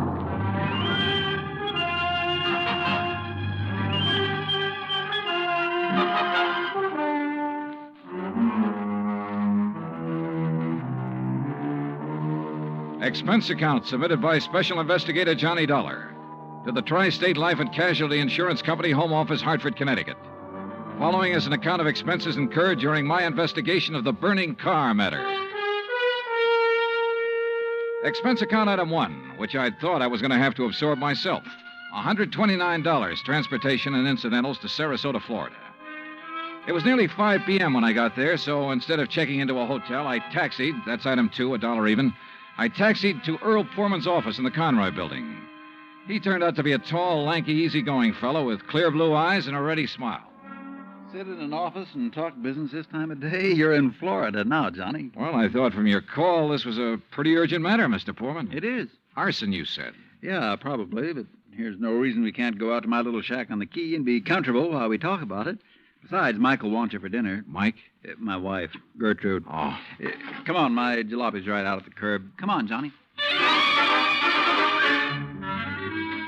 Poor man was a misnomer for this man because his jalopy turned out to be a spanking new Cadillac, complete with air conditioning and all the fixings. And the shack, anything but. It was on St. Armand's Key across Sarasota Bay from the mainland, a beautiful 2-story concrete and stucco job. The big yard backed on a quiet bayou, and there, tied up at a private dock, was a 24-foot lap strake speedboat, ideal for fishing the Gulf of Mexico. After all, as long as you're down here on expense account. Yeah, but it's charged to your company, remember? Oh. Hey, there she is at the door. Huh? The big, fat, overbearing broad I'm married to. This was another switch. For Earl's wife standing in the doorway was the cutest little trick I'd seen in a long time. Petite, pretty, and blonde, and with eyes that you noticed right away because they were almost green. Eyes that suddenly narrowed as she looked at me. And I wondered why. Johnny, Dollar, did you say? That's right. Insurance investigator down here to look into those fires. Oh. Any objections? No. Oh, of course not.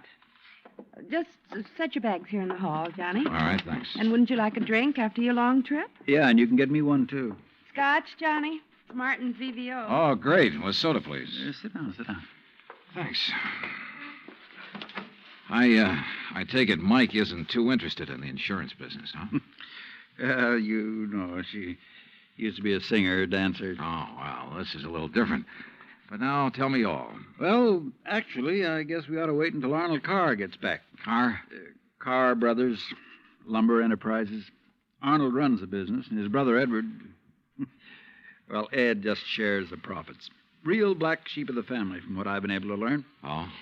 Anyway, they have yards all over the state. There's one here in Sarasota, one up the coast a ways at Fort Pierce, and still another at Arcadia. That's about 40 miles inland, just east of here.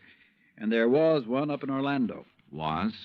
Completely destroyed by fire a couple of weeks ago. And a $120,000 claim has been filed. Wow. That's where Arnold Carr is then, in Orlando, trying to clear things up. Here's your drink. Oh, thanks. Here, Earl. Yeah. Well, to the gods and goddesses and us. But shouldn't I be up in Orlando then? Arnold's on his way back here now. He lives here. He just went up there to arrange for clearing off and selling the property. You mean he's planning to just pocket the money? If Tri-State pays off, I mean. Looks like it. But I take it you suspect arson. Yes, Earl suspects arson, Johnny, and so does Arnold Carr. At least he says he does, but they have no reason. No? How about the other fires?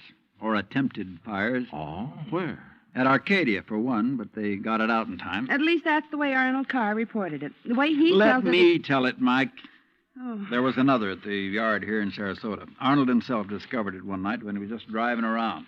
But nothing to indicate it was attempted arson. No, Well, and the authorities up in Orlando found no indication of it there. Mike, you know as well as I do that a lumberyard fire will obliterate signs of arson better than any other kind of fire in the world. Yeah, but she has a point, though, Earl. Unless there's some evidence of arson. Of course.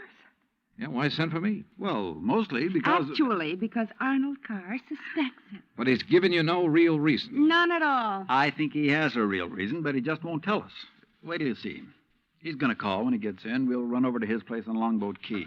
What about his brother? Edward, did you say? I've never met him. He's always stayed in Orlando. I was wondering if he might tell things that Arnold is holding back.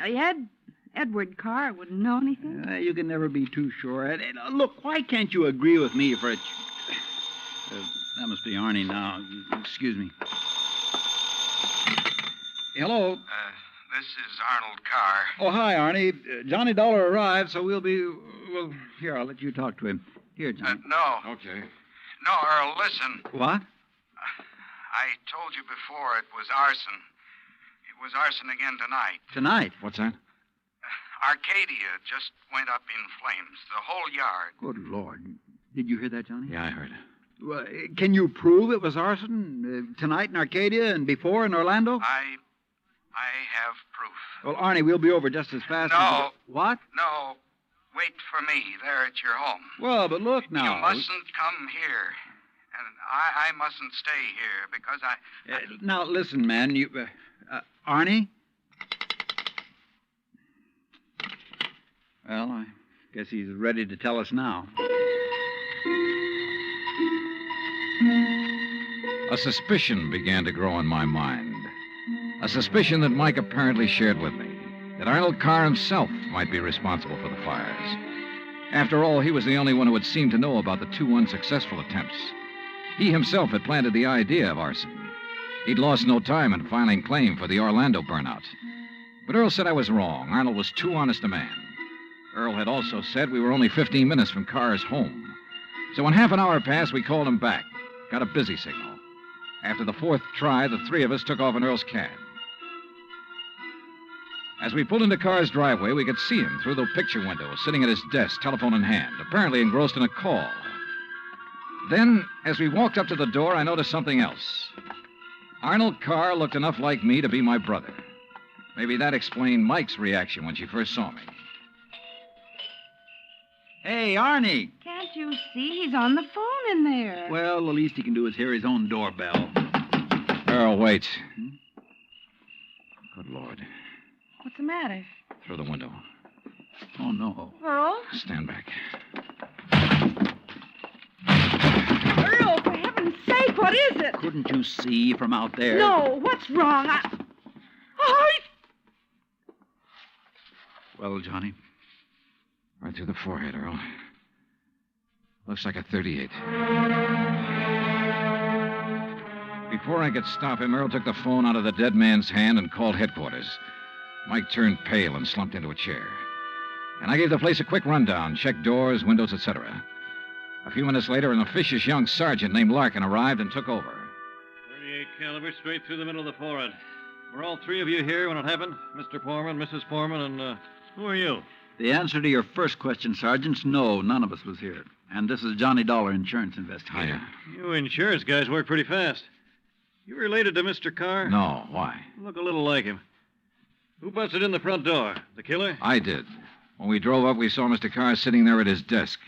We rang the doorbell and knocked, but... And when he didn't move, you took things in your own hands and busted in, huh? That's right. You haven't moved anything, have you? No. Except I took the phone out of his hand to call you. Dollar, if you're any kind of investigator, you should have known better than let him touch anything.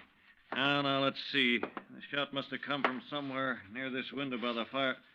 Ah, sure, here we are. Bullet hole right through the pane. Bullet was fired from outside. You're sure, Sergeant? Sure, I'm sure. Look for yourself. You call yourself an investigator? Hey, Cummings, Woolway, check the area around that window beside the chimney out there for footprints. Maybe an empty cartridge case. Now, you folks get out of here so I can call Doc Hanley over and get on with my investigation. And no, Dollar, I don't need any of your help. Well, thank you, Sergeant. Your job is fires, not... Hey, where did Mrs. Porman go? Out to the car. Why? Who told her she could leave? Who told her she had to sit here looking at a corpse? All right, Dollar, all right. Just be sure the three of you stick around town in case I decide to question you further. Oh, of course, Sergeant. Yeah.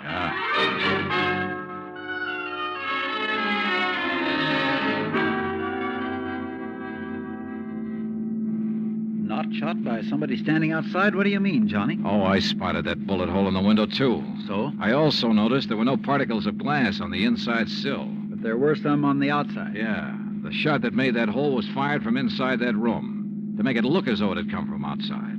Then somebody was in there with Arnold Carr. Yeah. Either somebody he let in or who had normal access to the house. And he had to stop Arnold from talking about the fire in Arcadia. Hey, how much do you know about his brother, Edward? Nothing, really, outside of what Arnold told me. Was either of them married? Family of any sort? Arnie wasn't. But Arnold's death means Edward will own the business then. Well, yes. And he lives up in Orlando, scene of the first big fire. Yes, very good heavens. Johnny, you don't think his own brother... Where can I rent a car? Take Mike's Chevy. It's in the carport at the house. But what are you going to do? Drive up to Orlando by way of Arcadia.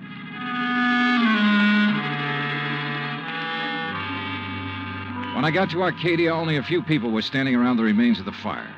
One hose company was still working on it, and a couple of police were poking about in the embers. Walking toward it, I almost stumbled over a little old man sitting alone in the darkness beside a palm tree, hunched over, his head in his hands, sobbing. He didn't even look up when I stopped beside him. It's like losing part of my own life, it is. You lost someone in the fire, sir?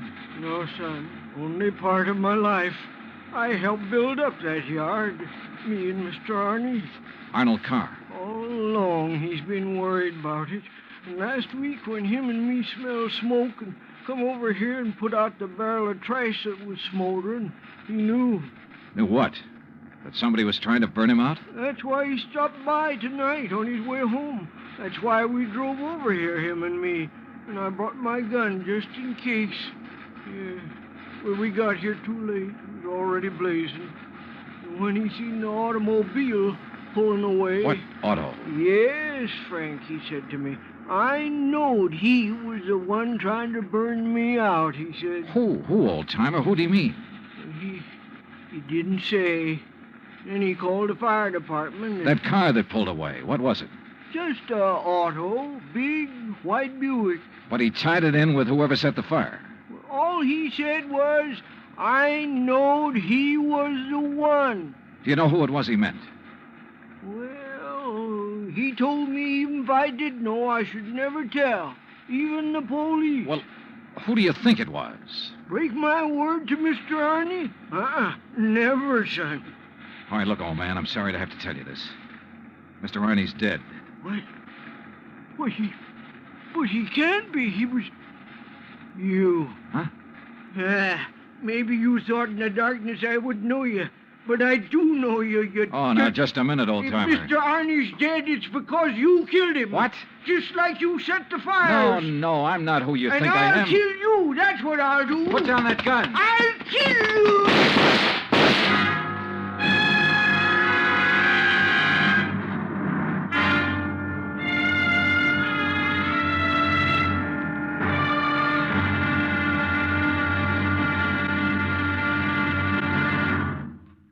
Act Two of yours truly, Johnny Dollar, in just a moment. Back in the old days, the very old days, that is, a girl named Cassandra had a corner on the oracle market. But nowadays, you can do some foretelling yourself. On Jukebox Jury, for example, you can help decide which of Tin Pan Alley's new recordings are destined for the hit brackets and which ones are likely to spiral all the way down to oblivion. Remember, Jukebox Jury is yours to hear on most of these same stations every Sunday. Now, Act Two of yours truly, Johnny Dollar, and the burning car matter.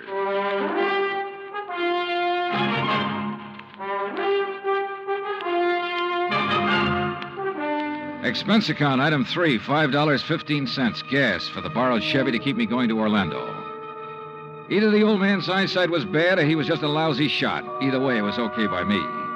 I hated to slap him down, but there was no point hanging around Arcadia trying to explain things to the local authorities. So after making sure I hadn't really hurt him, I appropriated his gun and took off fast. He'd thought I was someone else. Even I had noticed a family-type resemblance to myself and Arnold Carr. Sergeant Larkin had asked me if I was related to him. And now the old man at the fire had apparently thought I was the one who... Oh, well, I'm afraid I made the rest of the trip to Orlando in somewhat less than legal time. And at police headquarters, I barged into the office of Lieutenant Cal Hudson without bothering to be announced. So early in the morning?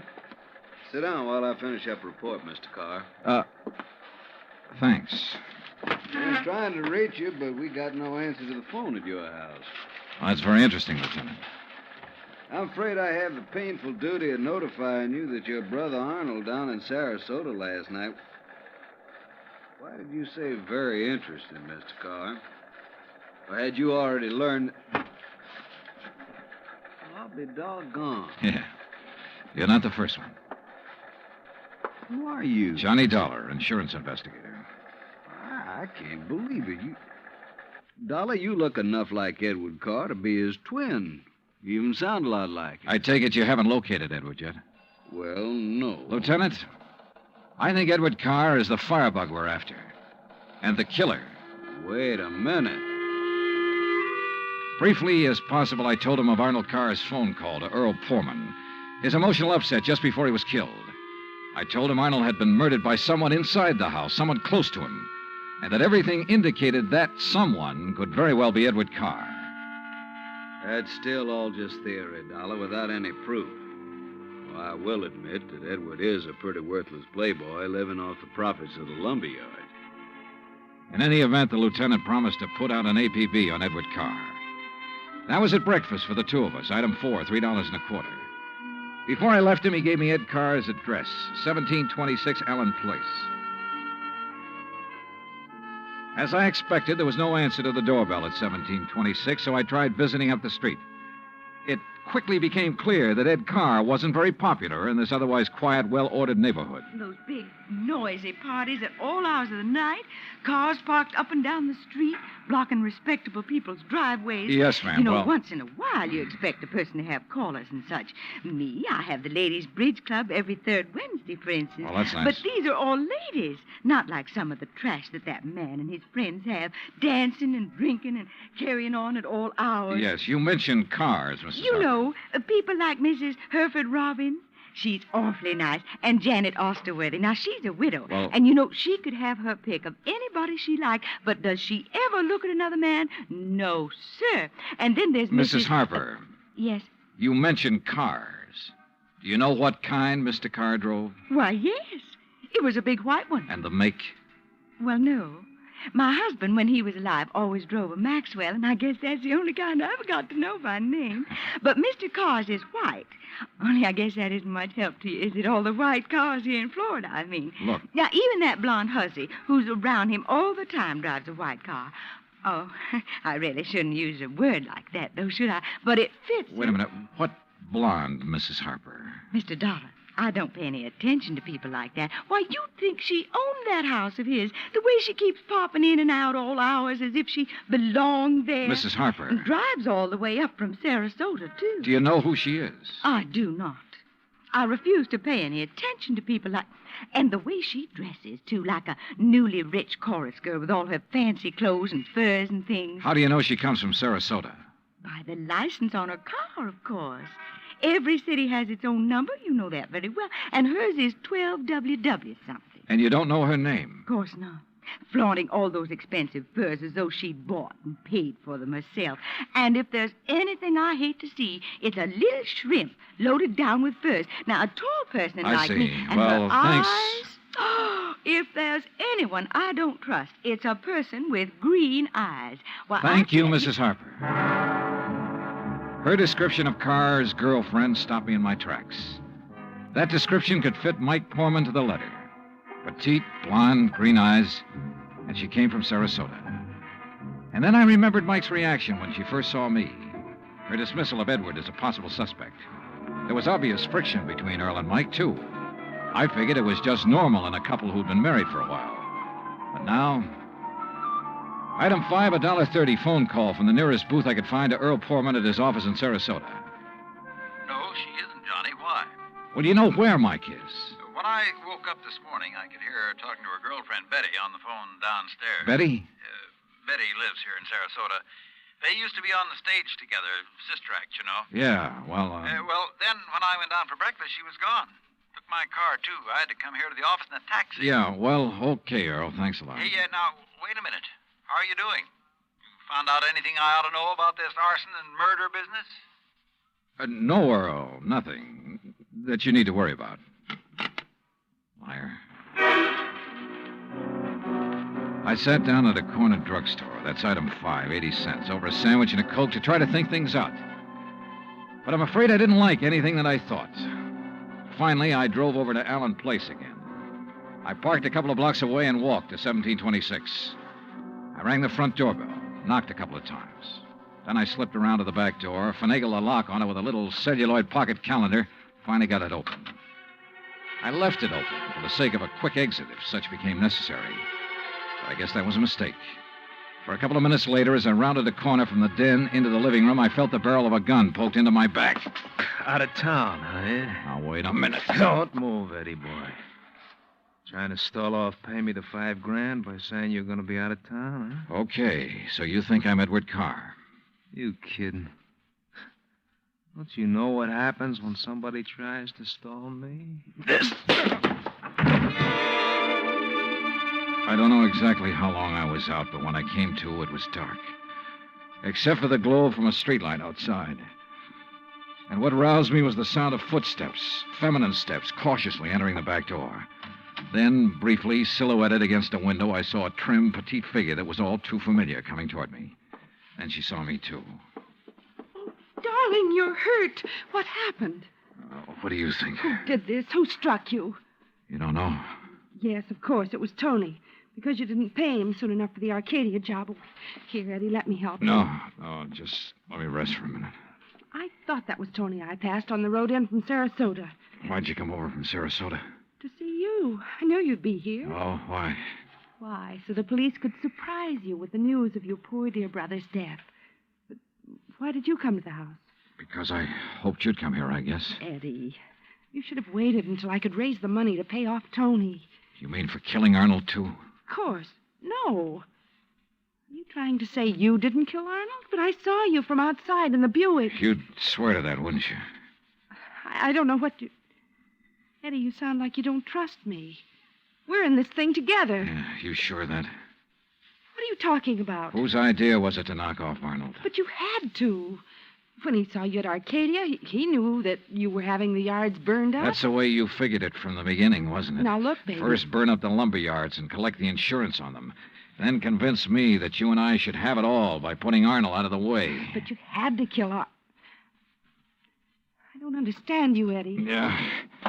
And I wish I didn't understand you, Mike. Mike? Come on. Let's turn on a light. No. No, if somebody sees us. Eddie, you... Who are you? Are you kidding, Mike? Wait a minute. Who are you? You're that insurance investigator, Johnny Dollar, that Mike told me. Let me out of here. Oh, no, you don't. You're staying right here. Mike Poorman's sister, aren't you? Well? Oh, sister. So we once did a sister act before she married that Poorman guy. Now, let me go. Not by a long shot. You may as well, Dollar. What? Eddie. Don't move, Dollar. Get his gun, Betty. Get it. Yeah, sure. Here, Ed. Good. Ed Carr, huh? That's right. And you know we do look alike, you and me. Yeah, sure. Enough for Betty here to have told me all I need to know. Don't believe him, Eddie. He's lying. I heard, No, baby. Eddie, I thought it was you. Don't you see? Sure. Why'd you come up here anyway? Because Mike told me that Dollar was coming up here. You been shooting off your mouth to her, too? She knew about us. She thought you might have something to do with the fire. She was my friend. She was trying to get me out of this whole mess, and I wish I'd listened to her. Well, it's too late now, baby. Eddie, what are you going to do? Now I gotta get rid of both of No! them. And figure some way to shut up Tony's mouth. Ed, please! You know you'd never get away with it, Carr. Oh, no, I'll call him. That's what I'll do. Yeah, Betty, and he'll come here to get his money. Then I'll call the police, see? Tell him to come right away. Tell him I found out about you having Tony start the fire. What? That's right, that you had him burn up the yard so there'd be even more money for you to bleed from me, like all the dough you got from me already. You're crazy, Ed. I'll tell the police to meet me here. And when they come in, it'll just be in time to see me kill Tony in self-defense. After getting here too late to save you, I'll tell them. You're out of your mind. They'll check that gun of yours so fast. And that'll prove it. Because the only shot out of my gun will be the one that gets Tony. This gun of yours is the one that's going to knock you two off. And they'll think it's Tony. Oh, Eddie, please, you're drunk or you're crazy. Crazy to save my own life, to keep you and Tony and Dollar from putting a noose around my neck? If you think that harebrained scheme of yours will ever work, you're off your rocker. It's got to work, because it's my only chance, so it's going to work now.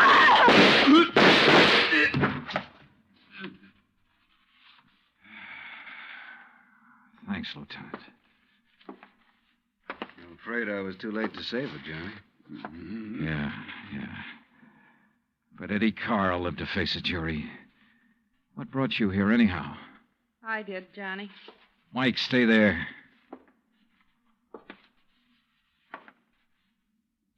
Stay right here, Mike. I know. I don't want to see it. She was my friend. Where's Earl?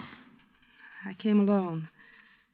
When I talked to Betty this morning, I knew your suspicions about Ed were right because, you see, I knew Betty and Ed were going together. Earl didn't know. Yeah. Maybe you better call him.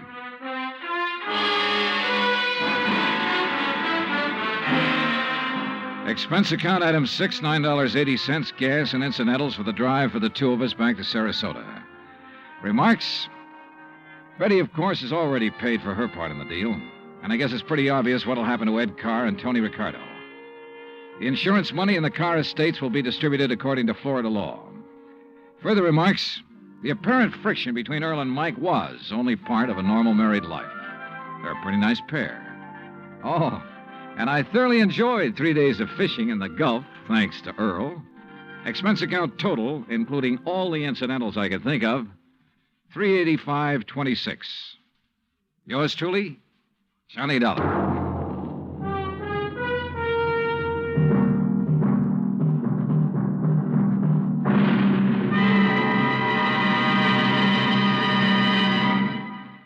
Our star will return in just a moment.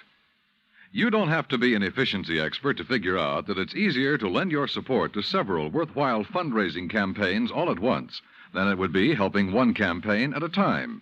That kind of efficiency is yours to enjoy through the United Community Campaigns. CBS Radio hopes that when the United Community Campaigns are underway in your town, that you'll remember how much good you can accomplish with one gesture of support. Now, here is our star to tell you about next week's story. Next week, a case with a real twist. One that I think will just about tear your heart out. Join us, won't you? Yours truly, Johnny Dollar.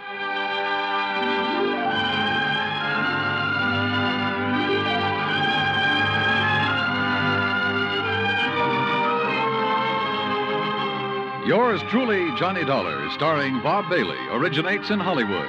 It is produced and directed by Jack Johnstone, who also wrote tonight's story. Heard in our cast were Virginia Gregg, Harley Bear, Victor Perrin, Bob Bruce, Harry Bartell, Vivi Janis, Tony Barrett, and Junius Matthews. Musical supervision is by Amerigo Marino. Be sure to join us next week, same time and station, for another exciting story of yours truly, Johnny Dollar. Dan Cubberly speaking.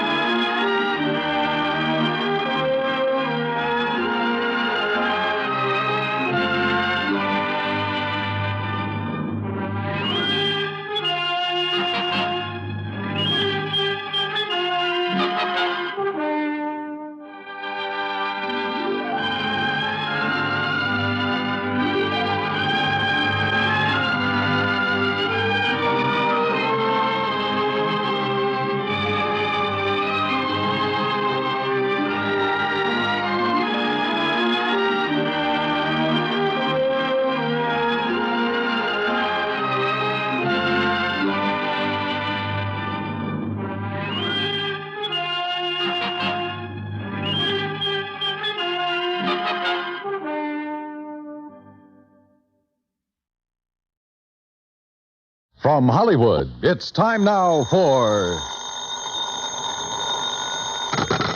Johnny Dollar. My name is Hardy, Mr. Dollar. Yes? I'm returning the call you made to Mr. Ellis Rasmussen. If you will state your business, I shall be glad to transmit it to him. You tell Mr. Rasmussen I'm an insurance investigator from Hartford, and the matter involves a member of his own family. Oh, young Mr. Rasmussen? Yes. Could you hold on a moment, sir? I could. Mr. Rasmussen will send a car for you at 6 o'clock. Look, I can take a cab. Oh, well.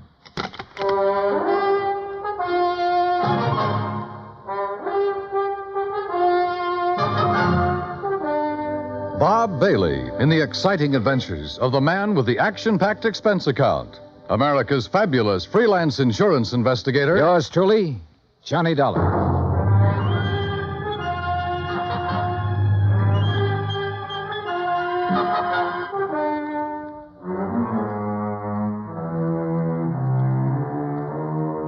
Expense account submitted by Special Investigator Johnny Dollar to the Universal Adjustment Bureau, Hartford, Connecticut. The following is an account of expenses incurred during my investigation of the Rasmussen matter. Expense account item 1, $204.35, airfare from Hartford to San Francisco to Los Angeles. Trying to compile the details of the Rasmussen case. I'd been on it 3 days when I was stonewalled in Los Angeles with a Holmby Hills address and the phone number of Ellis Rasmussen. At 6 o'clock, a liveried chauffeur in immaculate uniform stepped up to me at the desk. Mr. Dollar? Yes? My name is Stauffer, sir. I have Mr. Rasmussen's car outside. Well, gee whiz, Stauffer. Ain't it the truth, sir?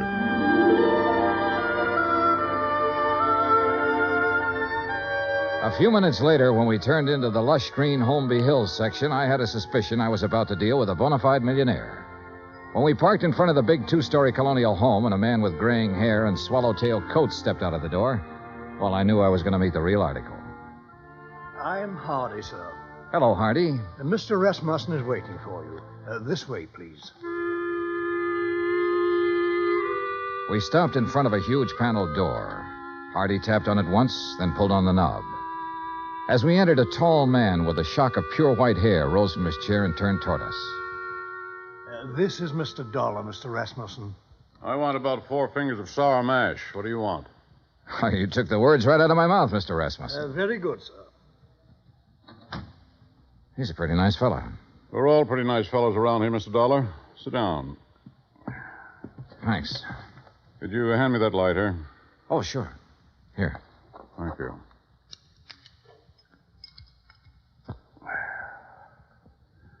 What are you doing in Los Angeles? Why, federal underwriters of Hartford wrote a blanket policy for all Imperial Rubber Company employees. Your son was an executive with Imperial when he was killed in Malaya last spring. Federal owes his widow $25,000. I don't know where she is, Mr. Dollar. I see. I doubt if you do. Let me put it this way. I never met the young lady. Fred married her one night in Elko, Nevada. 2 days later, they were on their way to Malaya. 6 months there, and the development station was raided by guerrillas one night. And I suddenly no longer have a son. Have you eaten your dinner, Mr. Dollar? Oh, I wouldn't want to trouble you. Hardy, set a place for Mr. Dollar. Very good, sir. Well? Well, I thought she might phone me when she got back to the States. She never did. Never a letter, nothing. I'm old and sick, but I still want to see the girl my son married. It's not an easy thing to lose a son, Mr. Dollar. And I lost a good one. I lost the best son a man ever had. I'm sure you did, sir. To your son. To Fred. During dinner and afterward, over coffee and liqueurs, I listened to the story of Ellis Rasmussen's life. It came from the lips of an old man who was dying, but in whose eyes I could see reflected the memories of a brawling, bustling life that started in an Oklahoma oil field and moved to Alaska and Arabia and Africa. More and more during the talk, I began to know his lost son. For in everything the old man had to say about himself, I could sense an unmistakable reflection of his son. Finally, I thanked him and left. If I may say so, I do hope you'll call soon again, sir. Mr. Rasmussen enjoyed your visit very much. I haven't seen him so much like his old self since we received the terrible news of young Mr. Rasmussen's death. He must have been quite a man, Hardy. Young Fred Rasmussen. He was, sir. All of us miss him dreadfully.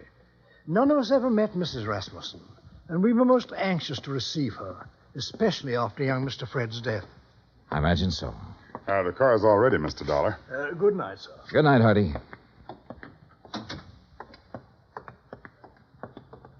Fine night, Mr. Dollar. Yeah. Stoffer. Yes, sir? I didn't want to press the point with Mr. Rasmussen, but now maybe you can straighten me out. Did he approve of his son's marriage? Let's put it this way, Mr. Dollar. Mr. Rasmussen approved of Mr. Fred. And if Mr. Fred got himself married, then Mr. Rasmussen approved of the girl. Between them two, they had that kind of understanding. Real people. Expense account item 2, $1.98. Telegram to Personnel Division, Imperial Rubber Company, requesting a copy of all information they might have on Laura Olson Rasmussen. Item 3, $6. One long-distance phone call to the Universal agent working the case in San Francisco. Mrs. Rasmussen left the Malaya Peninsula by boat from a town called Cosheti 3 days after the news of her husband's death. A week later, she booked plane passage in Hong Kong with Trans-Pacific Airlines. She changed planes in Honolulu. She cleared the Port Authority in San Francisco. From there on, we lost her. Get a list of all the passengers who were on that plane. Okay. Get someone checking the hotels in the Bay Area. She might have checked into one when she hit Frisco. Okay. Now listen, we're looking for a woman whose husband was brutally murdered about 2 weeks before she got back to the States. If she's anything like I think, she was probably about at the end of a rope. Now start asking questions at places where people like that go. Right. On Wednesday morning, I rented a car. That's item 4, $25, and made the rounds. First stop, Los Angeles Board of Education. By 4 o'clock in the afternoon, I had found 35 Laura Olsons who had attended public school in Los Angeles and were more or less in the proper age bracket. The next day, the folder arrived from Imperial Rubber Company. Among other things, it contained a passport picture and a complete description of Laura Olson Rasmussen. She was a blonde girl with a pouting, sultry kind of mouth and wide, dark eyes.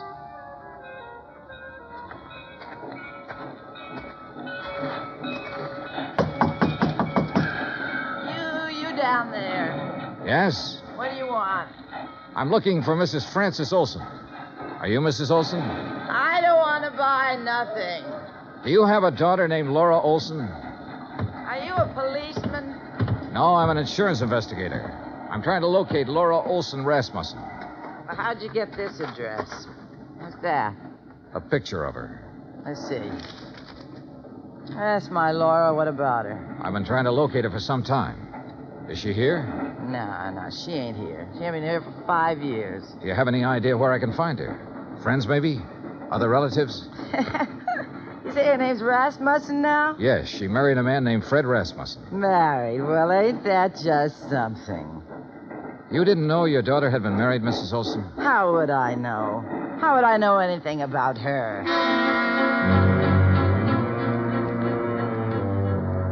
Saturday at noon, a registered letter arrived from the agent in San Francisco containing the list of passengers who had been on the plane with her.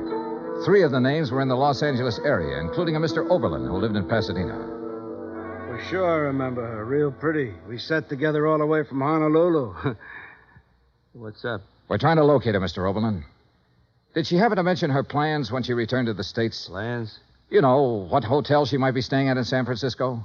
Or if she was going on to another city? No, not her. You say that very emphatically. Yeah, I guess I do. You didn't have to show me a picture. You know, a guy always prays he'll meet someone like her on a plane, you know what I mean? Yeah, live it up. Yesterday's gone, she said tomorrow ain't here, and the only thing we got is today. Yeah, we had a swell time. You're sure about this? We were pretty chummy, pal, if you want the truth of it. Mr. Oberlin, did she mention anything about being in Malaya before she boarded that plane? Then she didn't tell you that her husband had been killed a week before. Killed? How? He was murdered by guerrillas in Malaya. Oh, no, she didn't mention that. She didn't mention that at all, Mr. Dollar.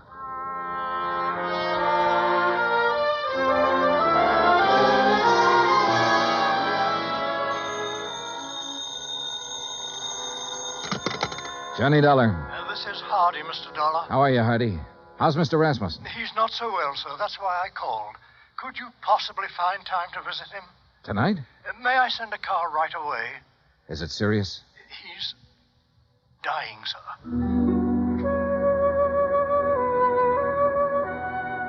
I knew why he wanted to see me. Have you located my daughter-in-law yet? No, I haven't located her, Mr. Rasmussen. But I know something about her. I know she drank whiskey and flirted with a fat salesman on an airplane all the way from Honolulu to San Francisco. I know her mother's a drunk. I know she didn't think enough of you or your son to contact you or anybody else when she got back. Mr. Rasmussen, it looks to me like your daughter-in-law's a first-class bum.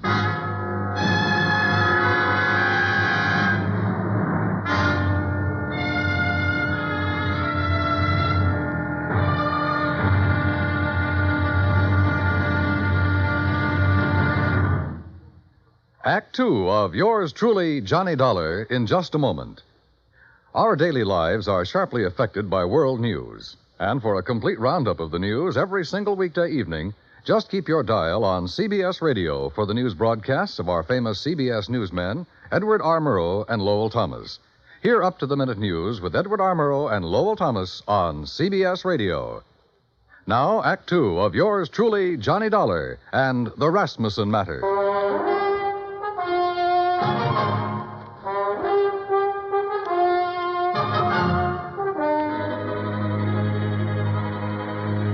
There was a black coupe with MD on the license parked in the driveway of the Rasmussen house when we pulled up. In the bedroom, a silvery-haired man in a black suit was sitting beside the bed that held Ellis Rasmussen. He was introduced as Dr. Butler. Then I shook the hand of Mr. Rasmussen. Someone suggested that Dr. Butler might like to use the library for his calls. And I was alone with the old man. If you want some whiskey, I keep it in the sideboard over there. Not now, thanks. I wish I had some news for you, Mr. Rasmussen. We're finding out things, but we haven't found her yet. What things? Oh, things. Nothing important. Dollar, if I judge you right, you know your business. And if you haven't found my daughter-in-law by now, you've certainly found out what kind of person she is. So tell me. I haven't met her. I don't know. You're being evasive. I don't work for you, Mr. Rasmussen. I'm an insurance investigator trying to locate a woman and pay off a claim. If I don't find her, the case will just have to sit, unless you or someone else concerned makes a report to missing persons. Then the cops can take over, and maybe they should right now. My son was a fine man. I can look back on all the years I had with him and be proud of every year and every day. He married a girl named Laura Olson. I don't know where she came from or who she was, but I know my son wouldn't have married her unless he loved her, unless she loved him in return and was worthy of his love. You know a lot, Mr. Rasmussen. Perhaps I should go to the police. No, don't do that. We'll find her, Mr. Rasmussen. We're getting it narrowed down. Well, I'd better leave now. As you say. Mr. Dollar. Yes, sir. I want to see her. Yes, sir. I'm sorry I talked to you the way I did.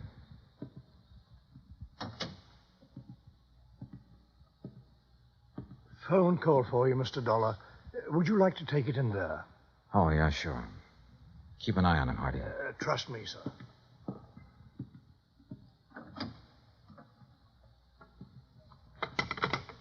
Johnny Dollar. This is Officer Daly, Los Angeles Police. Oh, yeah. You the insurance guy looking for a Laura Olson Rasmussen? Yeah, have you got anything? We got her. Huh? She's here with the rest of the girls in the drunk tank.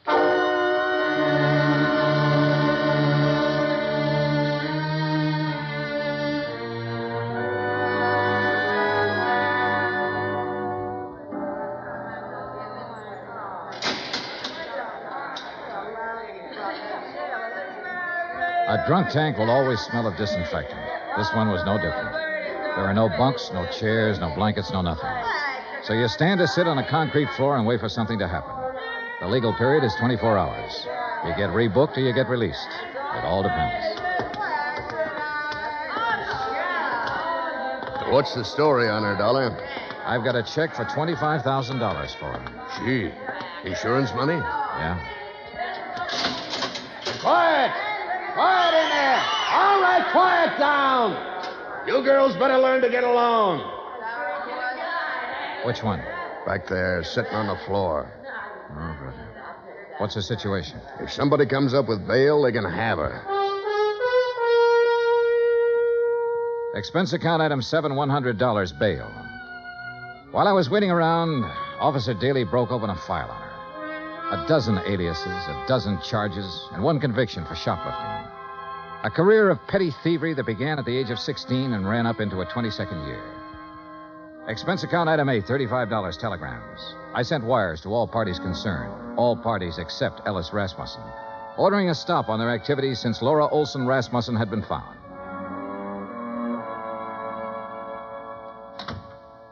Over there. Who are you? My name's Johnny Dollar. Thanks for getting me out. Why? I did it for a friend. Friend. I didn't know I had any.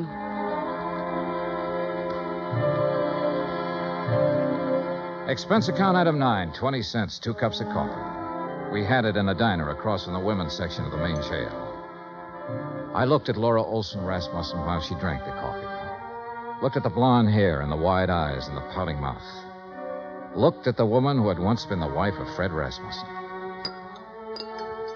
What's the catch, mister? No catch. You put up $100 for me. I don't know you from a load of coal. No, you don't. Where do you live? I've been staying at the Piedmont Hotel. You know where it is? No. No, not many people do. Especially people with clean shirts. What have you been doing since you got back from Malaya? I've been getting along. You got something to do with Fred?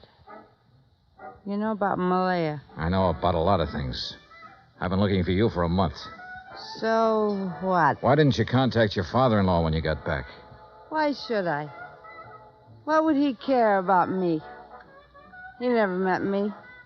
What do I mean to him? Right now, since he no longer has a son, you mean everything to him. You're kidding me, mister. I wish I was kidding you. I wish to heaven I was kidding you.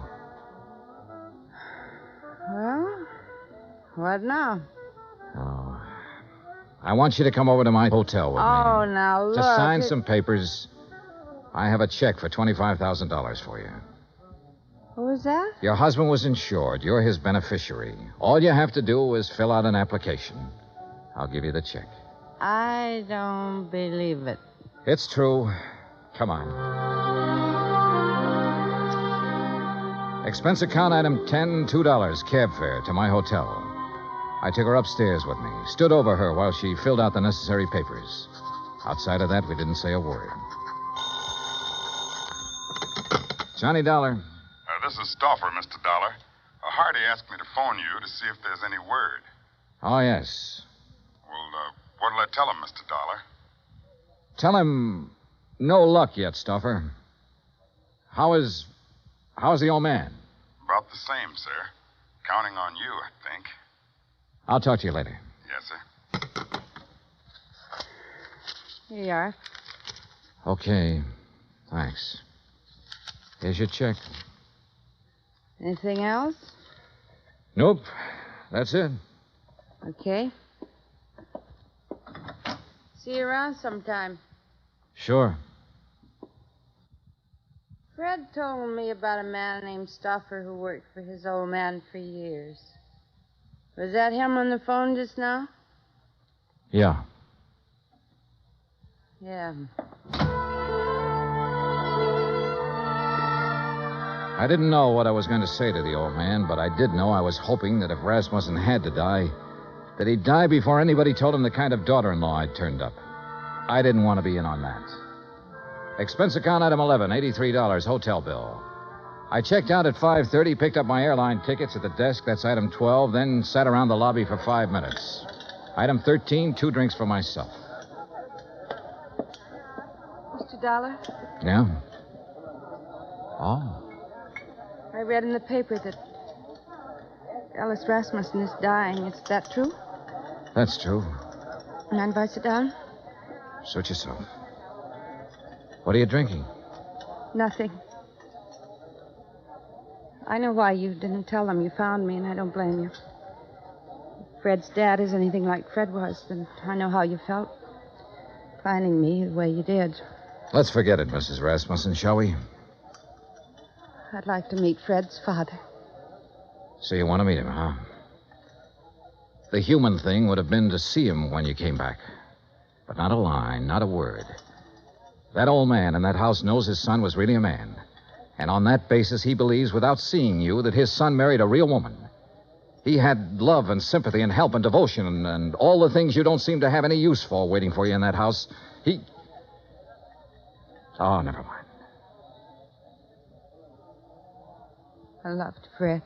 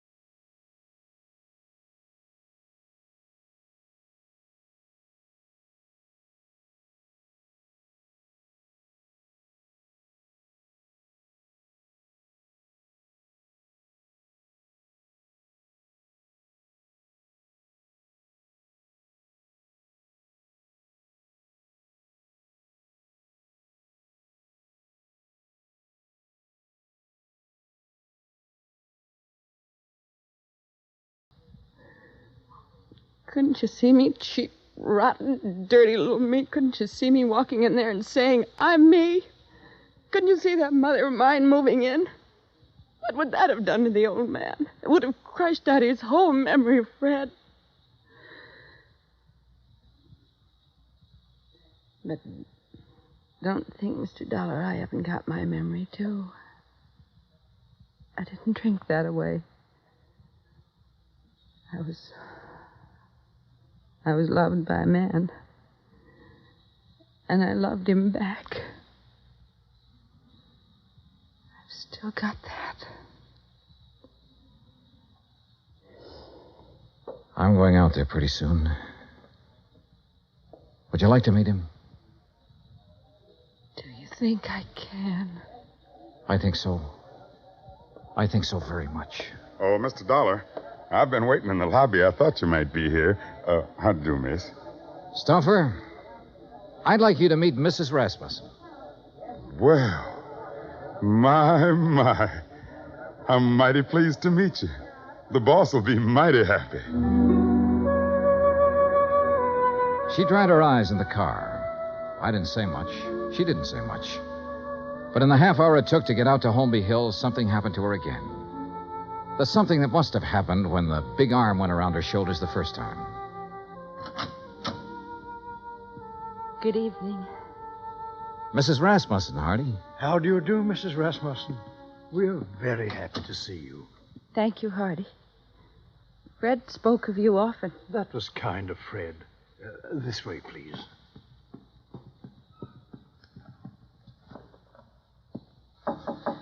Come in. I think you can introduce Mrs. Rasmussen, Mr. Dollar. Ring if you need me, sir. I'm scared. Laura, if there ever was a man for you not to be scared of, it's that man in there. Oh, how can I tell him about myself? I've been in jail. I can't. Watch. Well, Mr. Dollar, come in. I've brought someone for you to meet, Mr. Rasmussen. Come here. You'd be my son's Laura. Yes, you're Laura. Hello. Yes. Oh, now, there. Here. Now, look. Us Rasmussens mustn't meet like this with tears. So much I have to tell you. No. There's nothing you have to tell me. What? Let me put my arm around you. There. Now, feel it? Mm-hmm. You're my daughter. Do you understand that? Yes. Oh, yes. Then that's all the explanations we need between us. Yes. Hardy. Yes, Mr. Rasmussen? Bring Mrs. Rasmussen some brandy, I think. And I'll have some sour mash. Mr. Dollar? Sure. Make mine sour mash, too, Hardy. Very good, sir.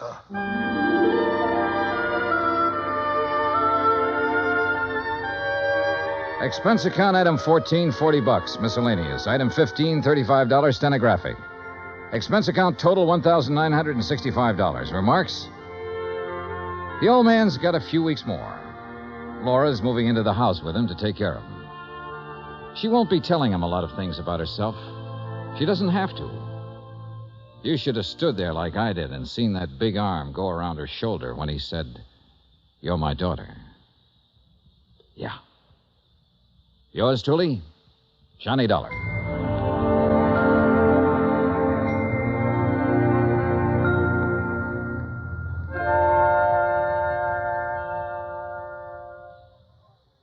Our star will return in just a moment. Folks abroad want to know more about us Americans, how we live, how we eat, what we do in our leisure time. You know something? You can help promote international goodwill by corresponding with someone abroad. For the name of a correspondent, write to Letters Abroad, 45 East 65th Street, New York.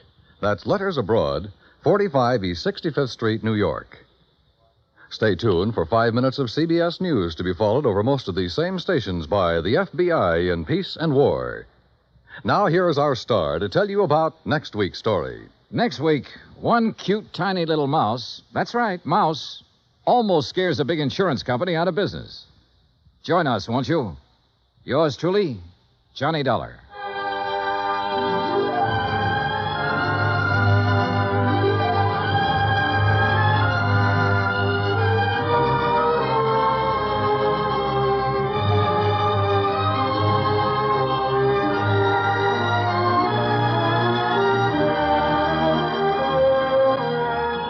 Yours truly, Johnny Dollar, starring Bob Bailey, originates in Hollywood. Written by John Dawson, it is produced and directed by Jack Johnstone. Heard in tonight's cast were Virginia Gregg, Gene Tatum, Eric Snowden, Roy Glenn, Will Wright, Frank Nelson, and Jack Crucian. Musical supervision is by Amerigo Marino. Be sure to join us next week, same time and station, for another exciting story of yours truly, Johnny Dollar. Dan Cubberly speaking.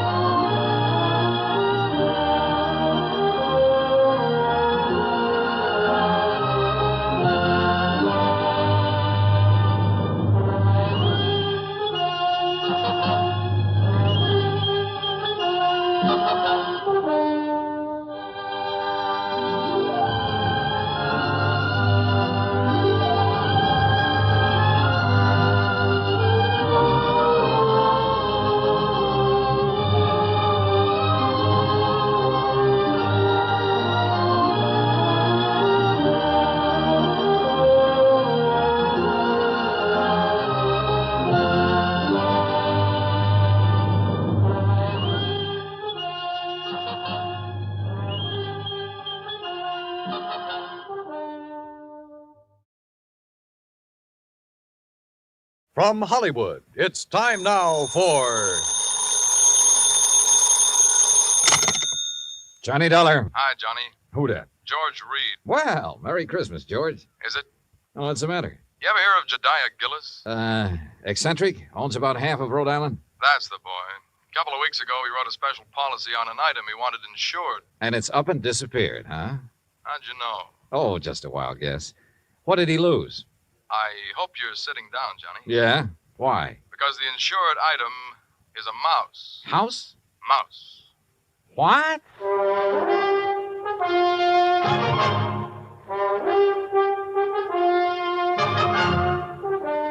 Bob Bailey in the exciting adventures of the man with the action-packed expense account. America's fabulous freelance insurance investigator. Yours truly, Johnny Dollar.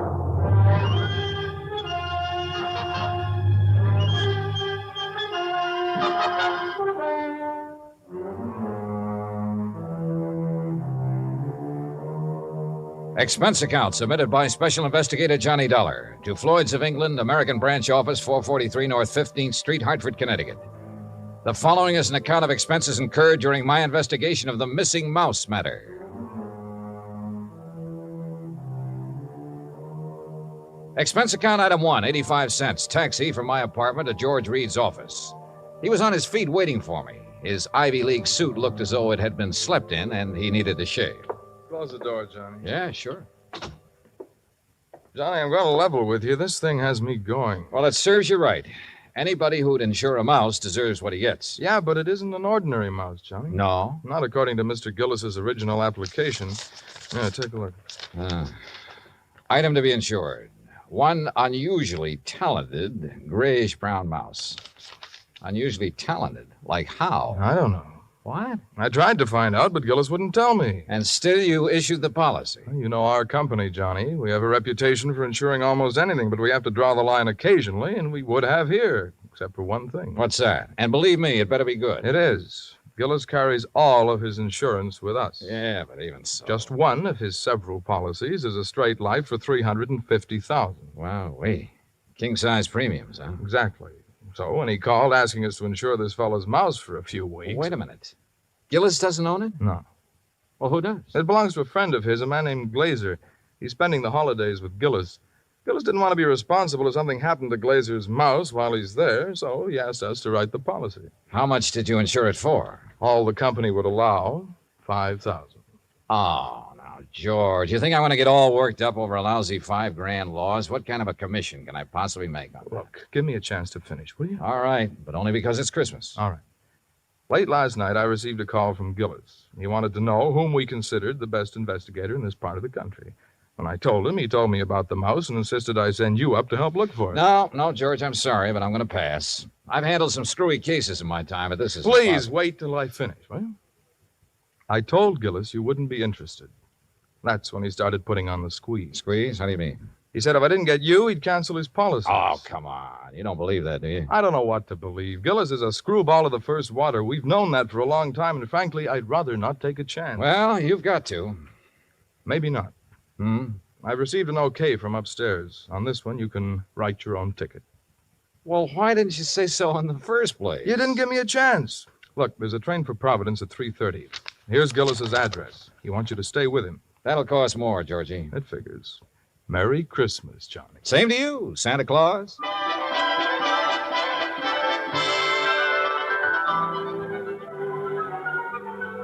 Expense account item 2, 85 cents, cab fare back to my apartment.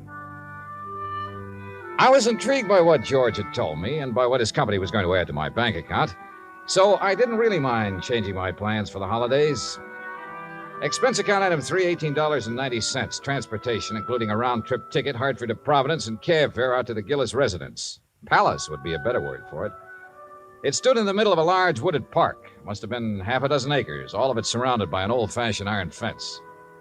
I dismissed the cab and had started toward the front door when it opened. And standing against the light, watching me, was a tall, beautiful girl. Careful of the steps. What? The steps, they're icy. Oh, thanks. We've been expecting you, Mr. Dollar. Hi. Well, hi. Mr. Glazer and Father are in the library. Would you like to meet them now or wait till after you're settled? I'm afraid I'd better see them right away, Miss Gillis. Marion, Johnny. Well, come along. You know, for the first time, I'm glad I came home for the holidays. Home from where? New York. Here we are. You'll have to come visit me, Johnny.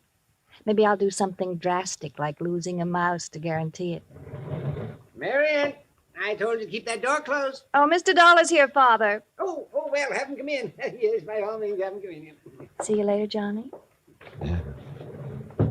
Well, Dollar, glad you finally got here. Yes, indeed. Thank you, sir. This is my friend and associate, Bert Glazer. Hiya, Mr. Glazer. Bertie and his pals, Mr. Dollar.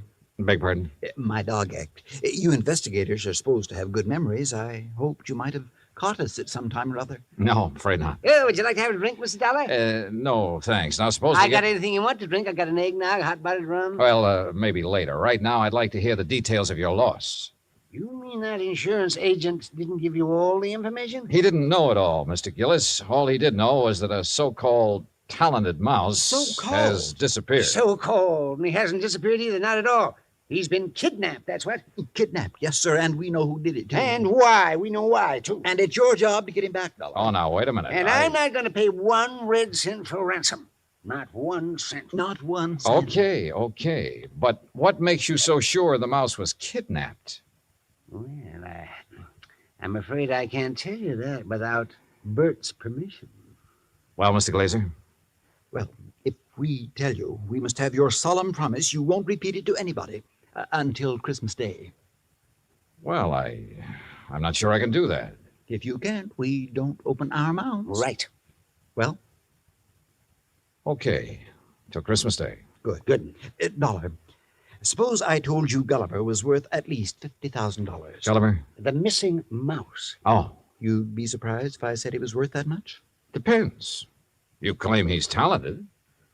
Does that have something to do with this valuation you put on him? Something. Oh, it has everything to do with it. Yes, sir.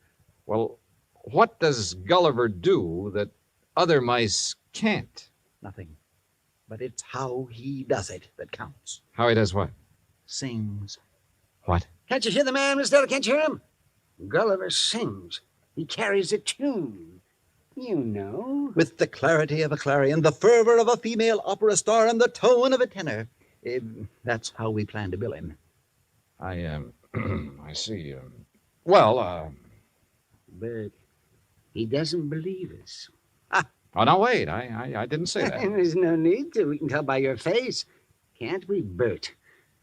But a mouse. Mr. Dollar, it is a scientific fact that mice sing. Mice sing? Well-known magazines have published articles proving it.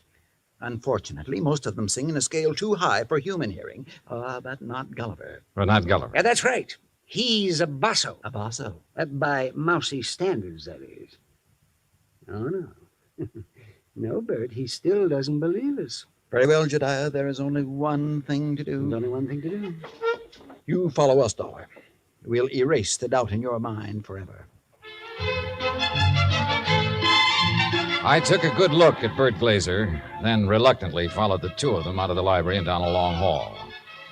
At the moment, this thing had all the earmarks of a good old-fashioned con game. Or better still, a benefit on behalf of Bert Glazer with Jodiah Gillis and Floyd's of England as the sole cash contributors. We wandered for what seemed like blocks through the old mansion and finally reached a large playroom. On top of one of the billiard tables was a small brass cage. In it were 2 small grayish-brown mice. Glazer opened the cage and let them out. Mr. Dollar, allow me to present Hecuba and Esmeralda. Oh, how do you do? I suppose they sing, too. Oh, they certainly do. But not nearly as well as Gulliver. Just don't have the instrument, you know. Instrument? The voice, Dollar, the voice, the vocal cords. Oh, yeah, I see. But, now, where did you keep Gulliver? In here with the others. Bert didn't want to separate them. That's right. I originally started to make the 3 of them into a singing, trio, like the Andrews sisters. But Gulliver advanced so rapidly, I decided he should be a soloist. Oh, sure. You aren't afraid of mice, Mr. Dollar? No. No, well, that's fine. They sense it if you are, you know. It upsets them. Upsets them. All right, now, Hecuba, move over a bit. Give Esmeralda some room. That's it. Now, up on your haunches. Up, Esmeralda. There we are. Now, what would you like to hear, Mr. Dollar? Oh, anything at all? Oh, Bert, how about my favorite, Over the Waves. Good. You got it, Esmeralda? Over the Waves. That's it, Hecuba. All ready then? Good. That'll be fine. Ready now? 1, 2, 3. 1, 2, 3. Oh, that's it. Oh, beautiful, Esmeralda, beautiful. Yeah, da, da, da,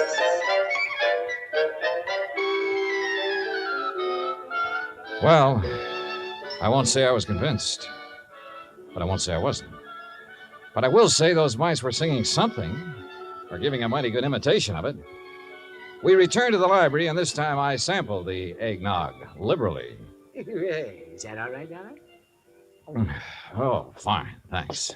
Well, Dollar, you know now why we believe Gulliver was kidnapped? Well, I'm not sure.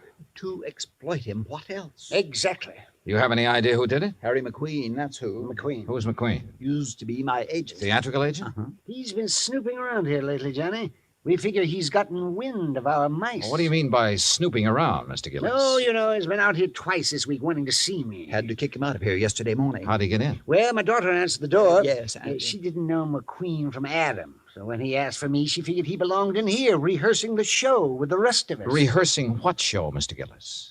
What show? What, the show for the Children's Hospital. Jodiah puts one on for the sick kids every Christmas Eve. Of course. You know, Dollar, variety act, a Santa Claus. This year, though, we got a radio hookup.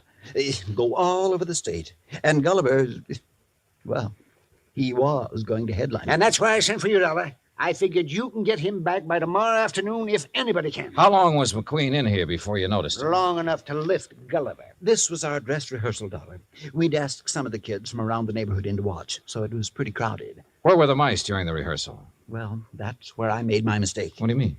We were keeping them a secret till the real show. Well, where were they? In their cage, over there on the mantel. Now, we were using this part of the room for the stage, so McQueen could have just reached in and taken Gulliver without us seeing him.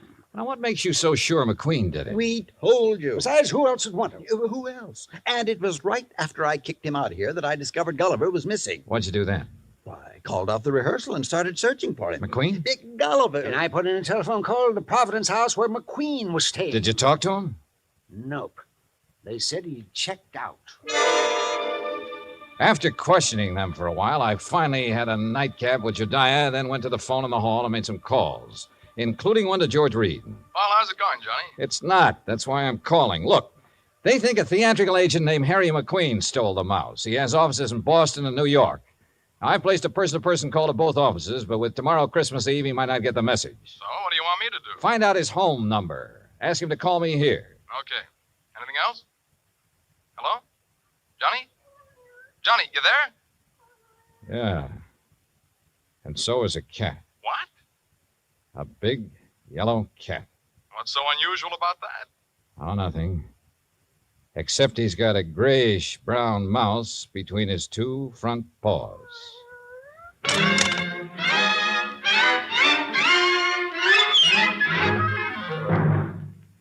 Act Two of yours truly, Johnny Dollar, in just a moment. You can't buy happiness by the pound or the yard, but you can have it by the hour with no strings attached every Monday through Friday evening and each Saturday in the daytime when the Robert Q. Lewis Show is on the air. Join him and his fun-loving gang 5 nights a week and Saturdays in the daytime on most of these same stations. Now, Act Two of yours truly, Johnny Dollar, and the Missing Mouse Matter.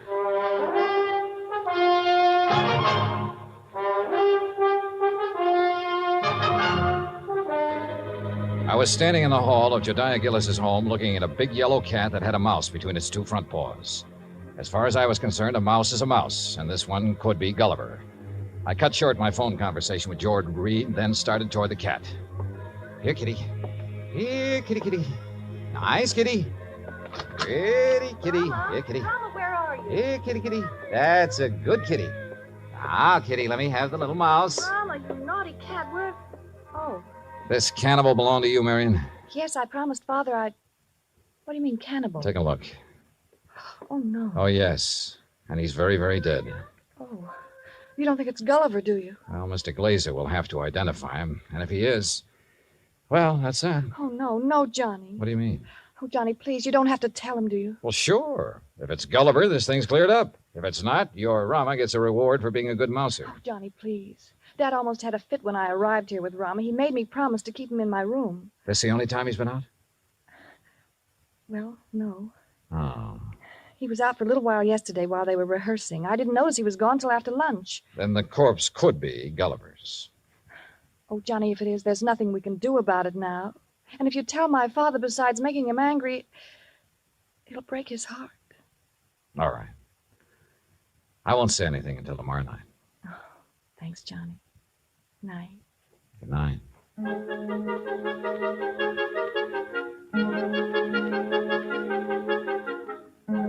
Christmas Eve morning came cold, crisp, and clear. The Gillis grounds were covered with new fallen snow, and the trees were heavy with icicles, giving the whole place the look of a winter wonderland. I dressed and went down to join Gillis and Bert Glazer at breakfast. I was on my third strawberry when the phone started to ring. Yeah. You expecting a call, Dollar? Yeah, matter of fact, I am. Yeah, and you'd better answer it. If it's somebody at the broadcast station for me, tell them I'll be at the Children's Hospital at noon. They can call me there. Right. Hello? Johnny Dollar? Speaking.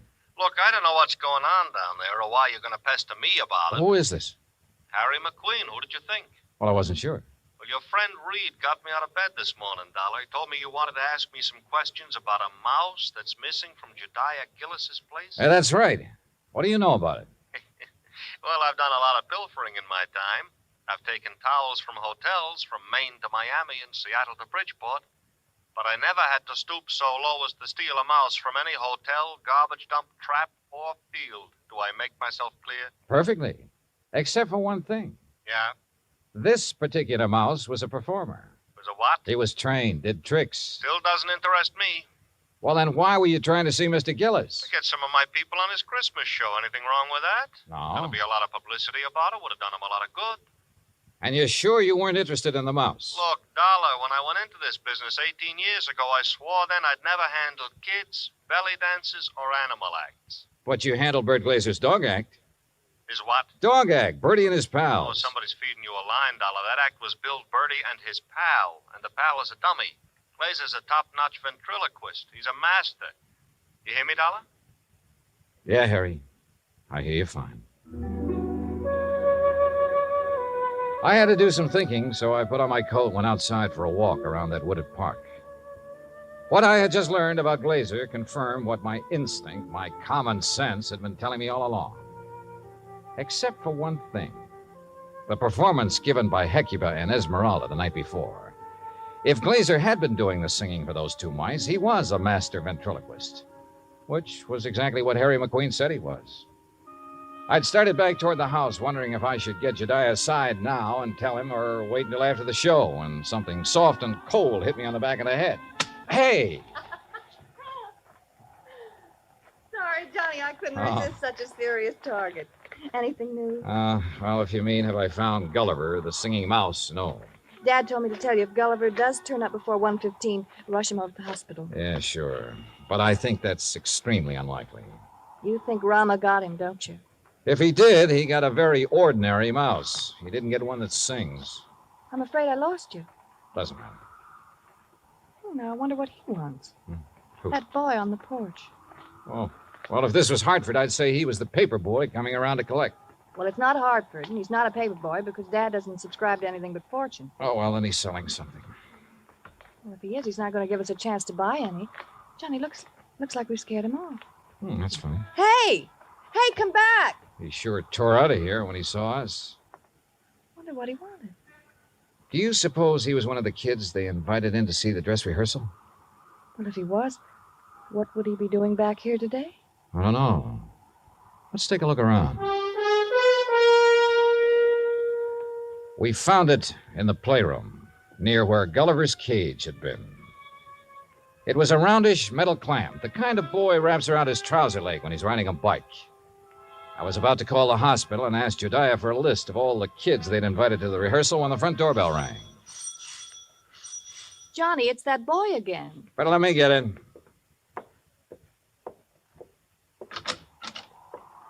Hi. Hi. I was over to see the show the other day. Oh? Yeah. You see it? No, I wasn't here then. Oh. Jeez, sure is calling. Yeah, sure is. Oh, why don't you come in and get warm? Oh, no, that's okay. No, come on. Nobody's here. No? Okay. Yeah, sure, come on. I don't want to bother nobody, I was just riding by and I thought I'd stop and tell old man Gillis what a swell show they put on. You really liked it, huh? Yeah. All except for that Santa Claus. Oh? What was wrong with him? Nothing. Just that, well, who believes in all that smushy kid stuff? Kids, I guess. How old are you, Bobby Neves. How old are you, Bobby? Almost 11. Well, being that old, I can understand why you weren't impressed with the Santa Claus. All that other stuff, too. Like giving presents and singing those hymns and junk like that. You gotta cut it out when you start growing up. You sure do, boy. Yeah. You and my mom, you get along just fine. Oh? Yeah. She feels about Christmas. She feels about Christmas just like you and me do. All right. Yeah. Boy, this log fire sure makes your eyes smart, don't it? Yeah, sure does. Where do you live, Bobby? Cross town, Scully Avenue. Well, how'd you happen to be over here the other day? Well, I was riding my bike when I saw this dog. Well, gee, he was... Anyhow, when I tried to catch him, he ran from me. I followed the silly mutt clear over here. You ever catch him? No. I was about to when this man hollered and asked me if I wanted to see a free show. So I came in. I see. Well, you must like dogs a lot, huh? Sure. You got one? Used to have when my pop was with us, but we can't have no pets where we're living now. Oh, that's rough. Yeah. You know that poem? Which one? About all through the house not a creature was stirring, not even a mouse. Yeah? Well, that fits our place. Especially now. How do you mean? Well, I didn't think he'd miss it, man with a house as big as this one and all. So when I saw this cute little fella up in that cage, well, I didn't really mean to take him on holding me, but when he got under my sweater and was real quiet, like he liked me, well, you know what I mean. Yeah, Bobby. I know. But I got to thinking and decided to bring him back. So would you give me the old man to Mr. Gillis for me, please? No? I think you'd better do that yourself. Oh, no, please. He might be awful mad at me by now. No, Bobby. In fact, you're going to get a reward. Yeah? Word of honor. Now, what do you say we go down where Mr. Gillis is putting on that Christmas show and see it? Okay? Oh, sure. Bobby, Yeah? did you notice anything unusual about this mouse? Yeah, I sure did. What was it? He got some white on his right hind foot.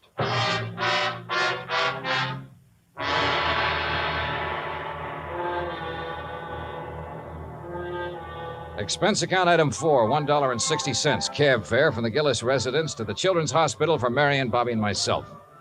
Inside, we followed the sound of children laughing and reached the auditorium. Marion found a seat among the nurses, and I took Bobby backstage. When Jediah saw Gulliver, his face lit up like one of the trees he'd had delivered to the war. Gulliver! By golly. I knew if anybody could do it, you could, Dollar. I didn't do a thing, Mr. Gillis. All the credit goes to Bobby. Oh, to Bobby. Well, I'll speak to you after the show, young man. Yes, sir. Bert, look, he's back. So glad to go, my stout Gulliver. Oh, I do declare I have never been so glad to see a person before. You better hurry, Bert. He's scheduled to go on in just a minute. Oh, he will. Well, I'll go check on the microphone when everything be just so. Don't go away, Dollar. No, he won't. Bobby, why don't you sit over there where you can see the stage? Yes, sir. Bert, you think Gulliver will sing today? Think? I know he will. Oh, get ready, Gulliver. But that boy had Gulliver all day and all night, and he didn't sing once. Did the boy ask him to? Ladies and gentlemen, boys and girls, for the first time in a while, one of the wonders of the world, Gulliver, the Singing Mouse. Hey, Mr. Dollar, Can that mouse really sing? That is what we're going to find out, Bobby. Exciting, isn't it, Dollar? Sure is, Mr. Gillis. All right, thank you, folks. Thank you. Thank you. And now for Gulliver's first number, he'd like to sing with... what's that, Gulliver? Oh, I see. Uh-huh. He's going to sing Jingle Bells. But he wants me to get off stage so everybody will know it's really him doing it and not me.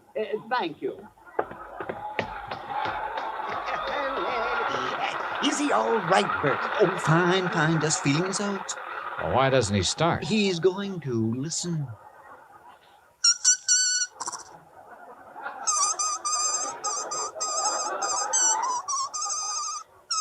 Well, Dollar? Now I have seen everything. Me too. Gee.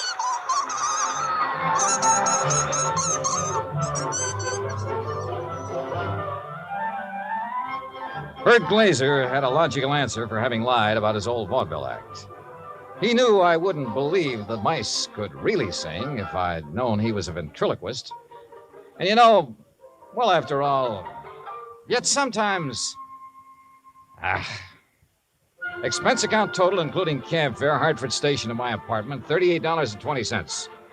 As for my separate and additional fee, as agreed upon before I took this matter, well, there's a boy named Bobby Neves who lives on Scully Avenue over in Providence. See that he gets it, huh? Yours truly, Johnny Dollar.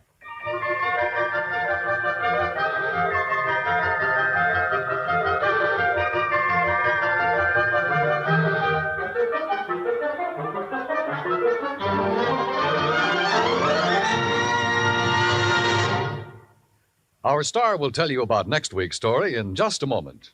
Meantime... Hey, Dan, I'll make a deal with you. Oh? Let me have the mic for a second, then you can tell them about next week's story. By all means, be my guest. All right.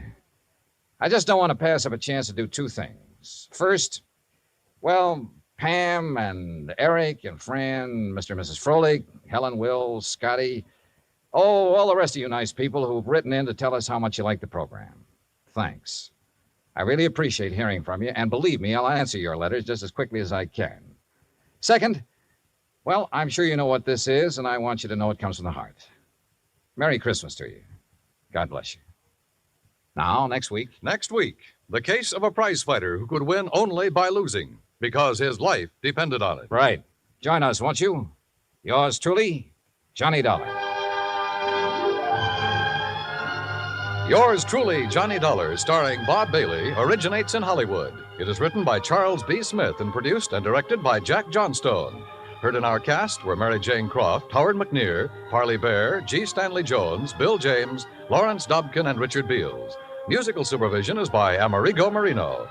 Be sure to join us next week, same time and station, for another exciting story of yours truly, Johnny Dollar. Dan Cubberly speaking.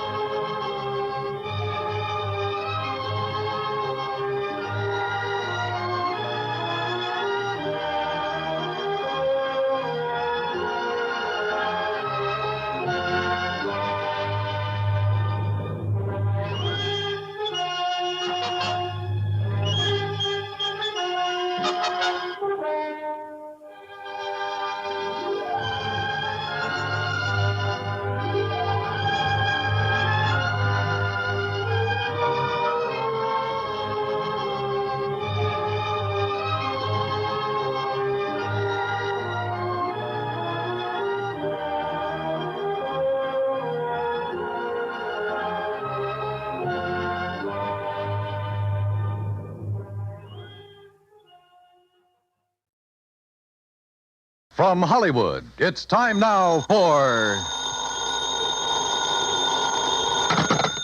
Johnny Dollar. Paul Kendrick, Johnny, over at Eastern Allied Casualty, remember? Oh, sure, Paul. How are you? Seen any good fights lately? Prize fights, that is? Yeah, the championship bout at the stadium over in Mulville last week. Were you there? No, I had to miss it. But it didn't miss me. Huh? The minute Georgie hit the canvas in that fourth round, it cost me $50. Johnny, Do you remember Al Coronado? Are you kidding? I've watched that boy come up from the Golden Gloves. Well, he fought in one of the preliminary bouts. I know. I lost on him, too. $20. Come on over, will you? And I'll tell you why the company may lose $50,000 on it.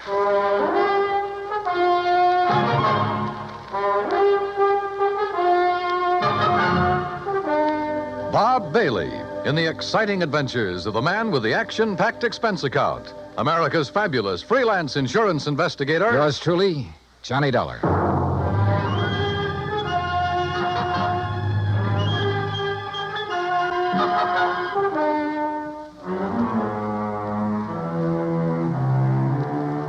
Expense account submitted by Special Investigator Johnny Dollar to Eastern Allied Casualty Insurance Company, 422 Spidal Building, Hartford, Connecticut.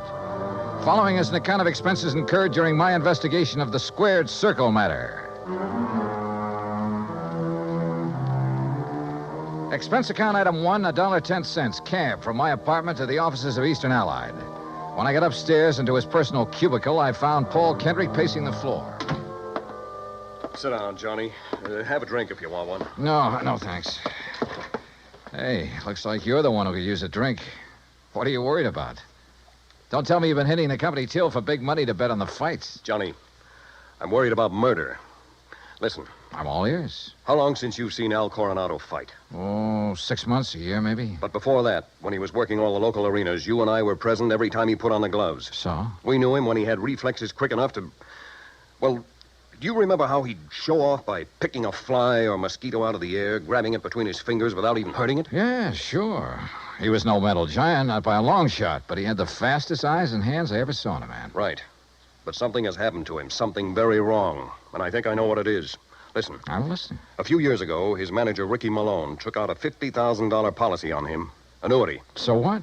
A lot of managers take out policies on their boys. And then get him killed? Look, Al is fighting again tomorrow night in a small town outside of Joplin. Joplin? Missouri? A little place just across the state line. Johnny, I want you to be there. You mean as a sort of bodyguard? I want you to see the fight, that's all. See Al Coronado fight. Yeah, but this murder correct. I'm having a copy of the policy made, and you can pick it up at the Joplin post office. General delivery. Now, Paul... I know. I may be all wrong. This may only be a hunch without a single legitimate reason for suspicion. That's why I took a whole week to think it over before calling you. That's why I want somebody who knows Al as well as you and I do to... Look, will you go down there and see him? Well, We'll pay the freight. Pad your expense account, anything you like. Oh, now that's an attractive But do offer. it, Johnny. Will you?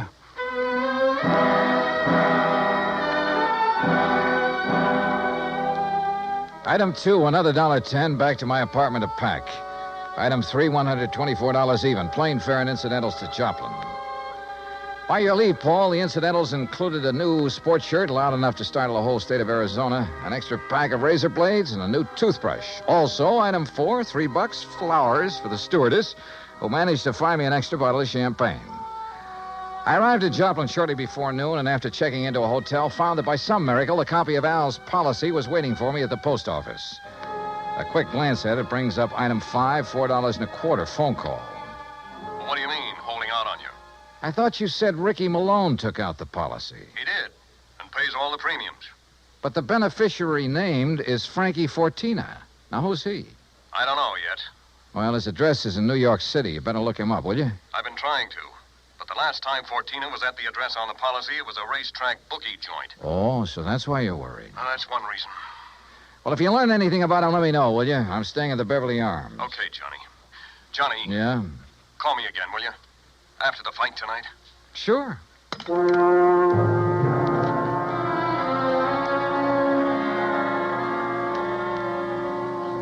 I was tired, so I had a big lunch. That's item 6. Went up to my room and slept. I overslept. It was nearly 9 o'clock when I woke up, so I grabbed a cab. That's item 7, and went out to the arena in the nearby town of Mount Alba. For $5, item 8, I managed to get a seat at ringside in time to catch the end of the last preliminary. The winner in 1 minute, 10 The program seconds told me of the Al third was round, scheduled the for the boy main from event Torino, Ray against some local boy named Rafe Cummings. I never heard of him, and I doubt if anybody outside of Tucson ever had. I understood why when he stepped into the ring. This kid looked like the rankest kind of amateur. Strong, sure, and in good condition, but clumsy. He almost tripped over his own size 15 feet. And it was no act to fool an opponent either. Al, when he came in, looked as good as ever. He gave me a quick glance of recognition, though I'm sure he knew nothing about me except possibly my name. At the opening bell, he came out fast. All the old speed and timing were there. Faint weave and flick out that light, but punishing left. Same old pattern, same old... Oh, wait a minute. Those quick left jabs were only landing about 1 and 4. As though he touched Cummings only when the clumsy ox happened to walk into him. But because of his speed, Al took nothing but a few light ones on the body. He kept his face well out of reach. Oh, yeah, his timing was perfect, but his aim was terrible. Every time he shot out his fist, he was 3-4 inches wide. Then a funny thing happened. At the end of the round, when Al went back to his corner, and remember, Rafe had only tapped him a few times on the body. When he went back to his corner and started to sit down, he almost missed the stool. Would have if one of the seconds hadn't aimed it under him. Funny. The second round got underway the same as the first. Al was all speed, dodging, weaving, keeping his face out of the way. But again, he wasn't hitting his mark. And then it happened. He missed Cummings wide, then practically ran into his glove, catching it hard in the cheek, and down he went. Why, there wasn't enough steam behind Cummings' glove to hurt her. But Al took the count. He'd been hurt by that tap on the face. Then another thing. The second he was counted out, his handlers practically hauled him out of the ring and back to his dressing room. And believe me, Al looked terrible. His eyes had a strange, almost far-away look, as though that little smack had knocked his brains loose. My seat was on the far side of the ring, but I elbowed my way through the crowd and back to the row of dressing rooms in a hallway built on one end of the building. Al Coronado. I told you on the way up the aisle, Doc. Huh? We don't need you. The boy's all right. Go on, Doc. Beat it. You hear me, Doc? Listen, this is Johnny Dollar. Huh? Old fan of Al's from Hartford. I want to see him. Some other time. No, now, right away. Come on, open up. I said some other time. Don't you understand? We're pulling out of this, Berg, and we ain't got time to stand around and talk. Now, look, buddy. Malone's the name. I'm Al's manager, see? And when I say get out, I mean vamoose. Al, are you okay, boy? This is Johnny Dollar. Oh, no, you don't. Brother, that's where you're wrong. Hey, Al. Al. Good Lord, Al, what's the matter with you? Hello, Johnny. Hey, Al, look at me. No, I mean straight at me. Here. Al. I'm all right, Johnny. You're in bad shape. You should never have fought tonight. Oh, that's all right. Where are your seconds, your trainer? Ricky, he don't let nobody in after fight. Look, Al, can you get up off that table, stand up and walk? Oh, sure, Johnny. Then come on, I'm taking you out of here to no, a doctor. Johnny. Easy, Al. No, look behind Al, you, Rick. please, He's up, he's good. You bet I am, Dollar.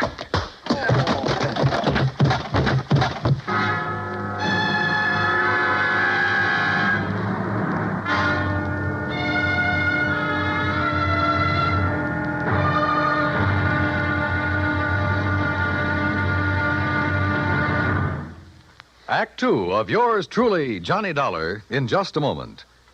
Each Monday through Friday evening, most of these same stations bring you the Amos and Andy Music Hall. Variety entertainment at its best. For top songs, informal visits with top stars, and for a never-ending supply of fun, turn your home into the Amos and Andy Music Hall 5 nights a week. Now, Act Two of yours truly, Johnny Dollar, and the Squared Circle Matter.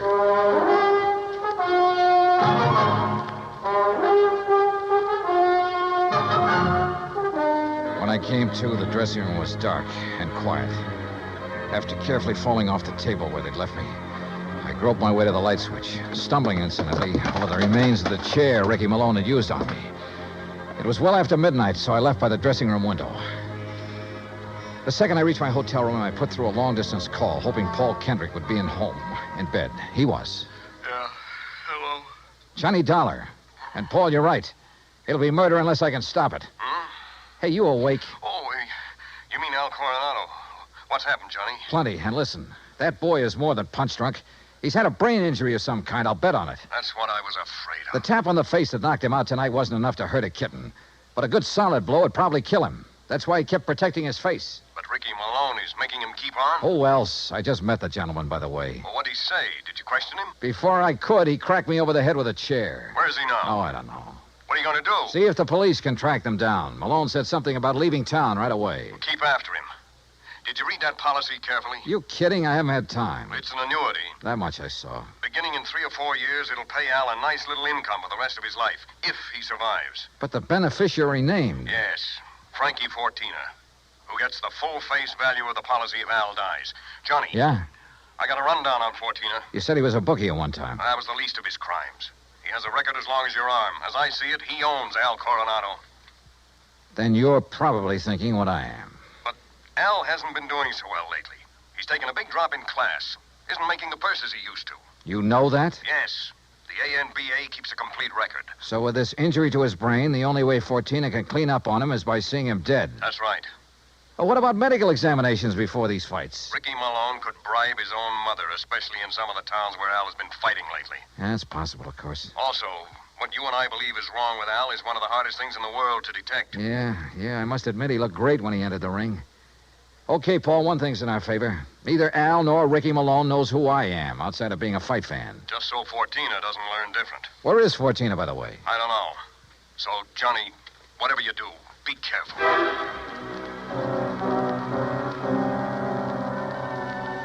Expense account item 9370 for a couple of phone calls, some breakfast, then a taxi to police headquarters. I'll say this for the Joplin police. When they go into action, they really get things done. Within less than 2 hours, Sergeant Danny Ruskin dug up all the information I wanted. Well, that ties in with what Conroy found out at the airport. No, that does it, Herm. Thanks very much. Something? And I think it gives us the whole story, Johnny. Al and his manager, Ricky Malone, checked out of their hotel, the Rayberry, at 1 o'clock this morning. Just the two of them? Right. There was no third party by the name of Fortina or anything else, just the two of them. They caught the 140 plane for Oklahoma City. Oh. And there they bought tickets routing them to Monterrey, Mexico. Mexico? How soon can I get a plane? Going down there, huh? I told you, I gotta save that guy's life. All right, look, in Monterrey, look up Sergeant Romelia Garcia, Main Homicide Division. You mention my name, he'll give you anything you want. Good. Now, what about that plane?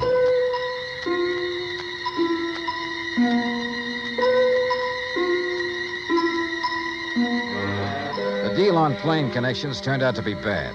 The best time I could make was by way of El Paso. That's item 10, $127, including incidentals. I finally pulled into Monterey shortly after 8 p.m. I parked my bag at the airport, taxied into town. Item 11, I went straight to main headquarters of the Policia. Sergeant Romelio Garcia was off duty. He'd gone to the fights. Item 12, $4 American for a fast taxi ride to the Plaza del Fisticuffs, or whatever they call it. There, for item 13, $5, I had the sergeant paged over the PA system. After 2 or 3 minutes, a short, stocky, important-looking figure in police uniform strode up to the door. Senor Johnny Dollar? Yeah, that's right, Sergeant. How are you? You Americanos. Now, what is so important I must leave the excellent fights to talk with you, huh? The possible murder of an American fighter right here in your own ring. So what is that to be excited about? Something that happens all the time. It's because the Mexican fight is more better than the Americano fight. So if that is all it is bothering Incidentally, you... Sergeant Danny Ruskin of the Joplin Police. Sergeant Danny. Why do you not say so at the beginning? Well, you didn't give me much of a chance. How is it, my good friend, Sergeant Danny? Pues it's too long I have seen him. Yeah, well, look. Excellent man, Sergeant Danny. When I have trouble with one of our Mexican nationals who escape across the border and go all the way to Missouri, Joplin, it's Sergeant Danny who... But you have a problem, huh? Yeah. A fighter named Al Coronado. Coronado. Oh, but of course, tomorrow night he is fighting here, and he will lose. Why do you say that? Come, look. Here on the, what you call, a billboard, a picture of the man he is to fight. So, El Toro Negro. That sounds more like the name of a bull than a... Holy... See, big man, is he not? Is this picture real? 240 pounds, senor. But Al Coronado only weighs in at 181. See? El Toro, big man. And Senor Dollar, he is a killer. Our best. 3 men he's knocked out of the ring. But nobody hurts him, so no wonder you worried. Sergeant, unless you and I can stop it, that won't be a fight tomorrow night. It'll be a premeditated, cold-blooded killing. Oh? How so?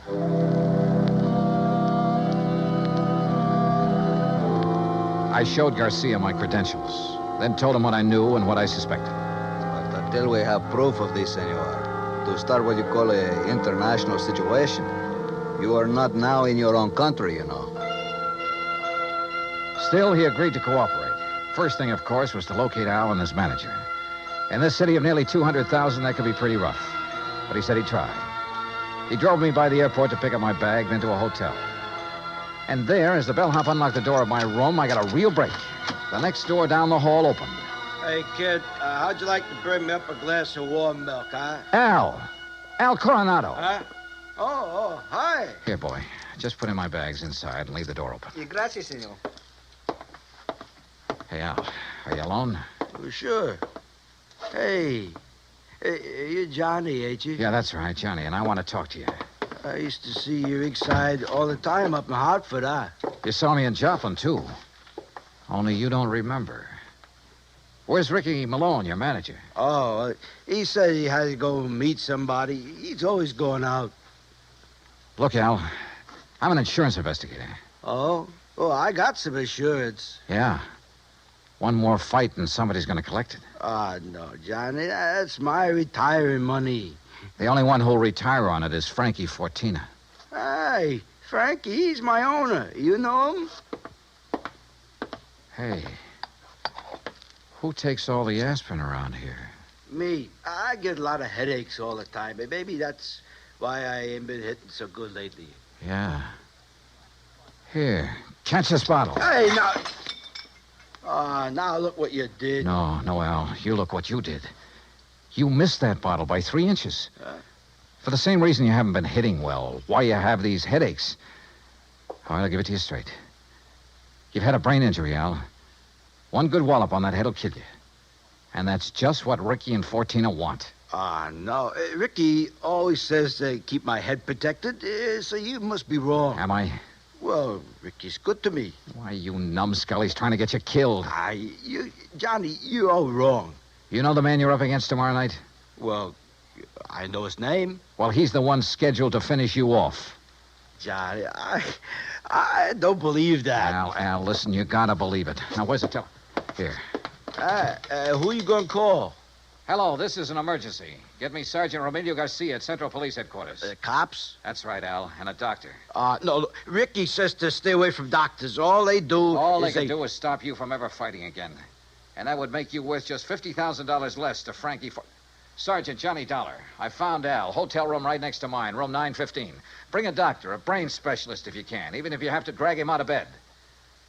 Oh, look, we'll fight the international situation when we come to it. You get a doctor up here, you hear me? You hang up or I'll blow your head off. Well, Mr. Fortina, I believe. Frisk him, Ricky. Sure, boss. He's clean. Huh? I hate to shoot an unarmed man, Dollar, but if you make one phony move... So you know who I am, huh? Well, Ricky here may be stupid in some ways, but he had sense enough to call me from Joplin after you broke in on him there. Finding out what you're up to wasn't difficult. Finding out what you're up to wasn't very tough either, Fortina. But it's all over. Not for me, Dollar. That's where you're wrong. That phone call I made was to the police. I know, to Central Headquarters. That's over 3 miles from here. By the time your sergeant finds a doctor and gets here, you'll be dead. And I will be gone. Have you forgotten that you have a border to cross, You Fortina? think I'm stupid? Frankie Fortina has never been here. Has never been even in Mexico. Because my tourist card reads Charles Edward Smith. And since the next plane leaves for the States in about 20 minutes, Ricky... Yeah, boss? I think Mr. Dollar had better have an accident. Fall out of the window, perhaps. Oh, now, wait a minute, What? boss. I mean, well... Listen to me, Malone. I had 2 reasons for coming down here. To see if you were right about Dollar and to make sure of that fight tomorrow. You've been stalling with Al. You've taken too long. The heat is on up north. I need the dough. I told you, boss, that El Toro will do it tomorrow. fellas, Shut up. And look, if you take care of Dollar, what about me? What? Maybe you can get back to the States, but me, with Dollar laying dead here, and if Al talks... Al won't talk. You won't either. Frankie. Dollar has given us a perfect setup. He came here to Al's room. You found him here. You had a fight. Dollar ends up in the street below. But what happens to me? Haven't then? I always taken care of you in the past when you were working for me? You know what will happen if you ever try to cross me. No, All right, listen, all right, Frankie. all right.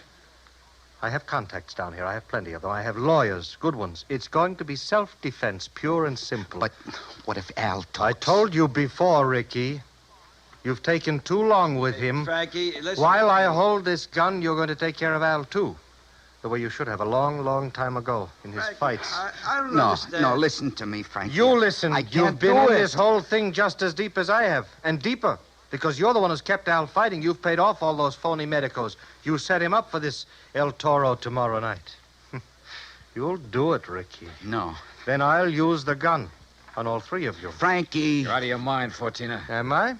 It will still look like a fight between you and Ricky. Boss. Al just happened to get hit accidentally by the gun that will be found beside your body. Boss. Hmm? Boss, I'll do it. You bet you will. I'll do anything you say if you'll just help me get out of it. Okay. Go ahead. Dollar is first. And, brother, if you think it's going to be It's easy. either the window or this gun, Dollar. So far as you're concerned, I don't care which. Go on, Ricky. Okay, Just remember, boss. your own life depends on it. You bet I... All right. Play dirty, will you? The window, Ricky. The window, I said. Remember, it's your own life, Ricky.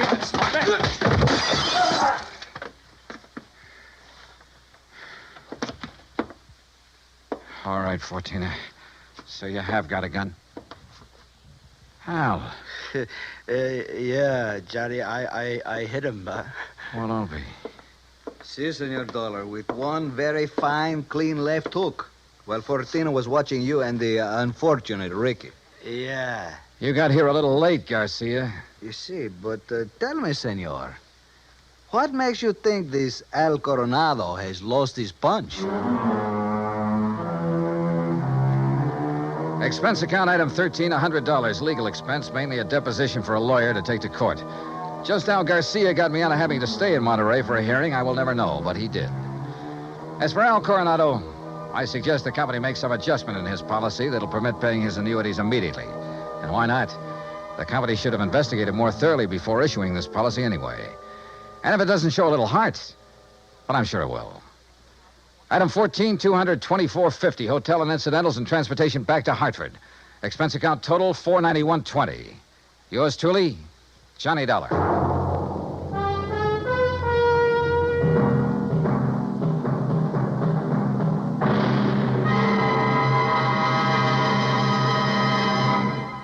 Now, here is our star to tell you about next week's story. Next week, a fast trip to the West Coast to an impossible case involving an impossible man. Join us, won't you? Yours truly, Johnny Dollar. Yours truly, Johnny Dollar, starring Bob Bailey, originates in Hollywood. It is produced and directed by Jack Johnstone, who also wrote tonight's story. Heard in our cast were Harry Bartell, Herb Ellis, Victor Perrin, Jack Crucian, Les Tremaine, and Lawrence Dobkin. Musical supervision is by Amerigo Marino. Be sure to join us next week, same time and station, for another exciting story of yours truly, Johnny Dollar. Stay tuned for 5 minutes of CBS News, to be followed over most of these same stations by the FBI in Peace and War. Dan Cubberly speaking.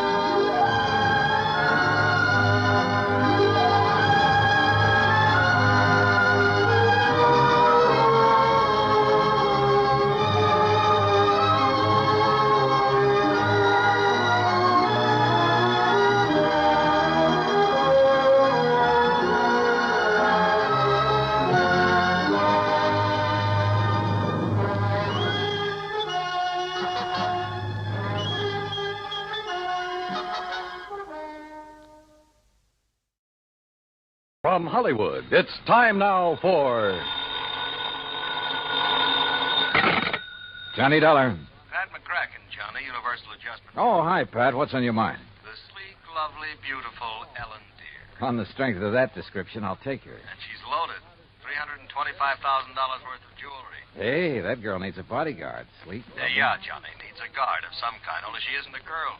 She's a boat. I've just lost my enthusiasm. What's the matter with the old tub? That's what I want you to find out, Johnny. That last crack suddenly got me interested again. Okay, Pat, I'll be right over.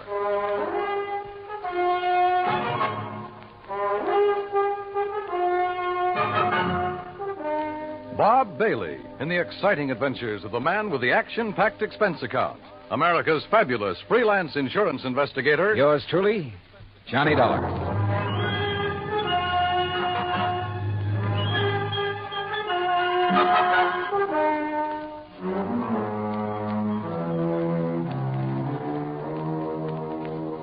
Expense account submitted by Special Investigator Johnny Dollar to the Western Maritime and Property Insurance Company, Los Angeles, California. Following is an account of expenses incurred during my investigation of the Ellen Deer matter. Expense account item 1, 90 cents taxi from my apartment to the offices of Universal Adjustment Bureau in Hartford. Pat McCracken's usual smile was noticeably missing when I walked in on him. Come in, Johnny, and sit down. Thanks. Oh, and you're to bill Western Maritime and Property on this one instead of us. Okay, but how are you involved? We handle all their claims that are of any size. Story, you ever hear of Randolph Berman? I know of a jeweler down in New York. That's the one. And if you know him, Johnny, you've been putting too much gravy in your expense account. I said no of him. Didn't he bring in the Star of Cape Town and the Kamandu Emerald? That's right. Everybody seems to think he's a crook, and yet somehow he manages to handle some of the finest jewels in the world. How could an honest man afford it? This time it's the Bettenhouse collection. It's out of Hungary. Oh, yeah, I read about that. Only I thought somebody down in Mexico owned it. Yeah, a fellow named Rigo Mariani down in Guadalajara. He's the one who sold it to Randolph Berman. Okay, now. Is this Ellen Deer you mentioned Berman's wife? No. Former wife. He's on about his fifth. All beautiful, dumb dolls. But more important, it's the name of his 72-foot motor cruiser. And the Bermans have been traveling around in it, down the coast, through the canal, along the coast of Central America, and so on. Anyhow, when he got word that the Bettenhouse collection could be had, he wasted no time in getting to Guadalajara. And that's where Western Maritime and Property comes in. Right. They had already written a policy on the boat for $52,000. Their main office in Los Angeles was close at hand, so he had them write the policy on the jewels. Is that where Berman is now, in Los Angeles? Oh, no. He's still in Mexico. Didn't want to move with those priceless rocks until he was certain of the insurance. And before Western would write it, of course, they wanted the collection appraised. Naturally. But who in Mexico? Jacques Jean-Pierre, the famous gemologist, was right there in Guadalajara, to look over the collection himself. So he made the appraisal. The policy has been issued. $325,000. I still don't see anything wrong with the whole deal, Pat. There isn't anything wrong with it yet. But in spite of Berman's standing in the profession, his reputation, it isn't everything it might be. Yeah, come to think of it, wasn't there a killing or two involved in this acquisition of the Star of Cape Town? There have been several things like that. He's been involved in attempts to smuggle in some valuable pieces. He always managed somehow to come out smelling like a rose. Legally, perfectly clean, you understand? But you still don't trust him? Oh, no. And with his planning to carry that load of stuff around in his yacht. Yeah, I see what you mean. If anything happened to those rocks or the boat, over $300,000 right out the window. Exactly. Now, belatedly, Western is worried about it. And they'll pay good money to have you assuage their worries. You have a Mexican tourist card? Sure, for my last fishing trip down there. And I think you better go down and guard that collection until Berman gets it safely up into the States. He's considered quite the host. He'll probably be perfectly willing to have you aboard. Now, this is the kind of assignment I like. Yachting in the Blue Pacific. But surely he hasn't got his boat parked in Guadalajara. That's over 100 miles inland. No, it's at Mazatlan. And from what I've been able to learn, it's surrounded by armed guards day and night while he has some engine work done. But as soon as that's finished, he'll head north to the States. So he says. Got a branch office in Los Angeles. He'll probably deliver the collection there. I just want to be sure he gets there, Johnny. Okay, Pat. You can wire the boys at Weston that I'm on my way. Item 2, 191.40, plane fare and incidentals, Hartford to Mazatlan via Los Angeles.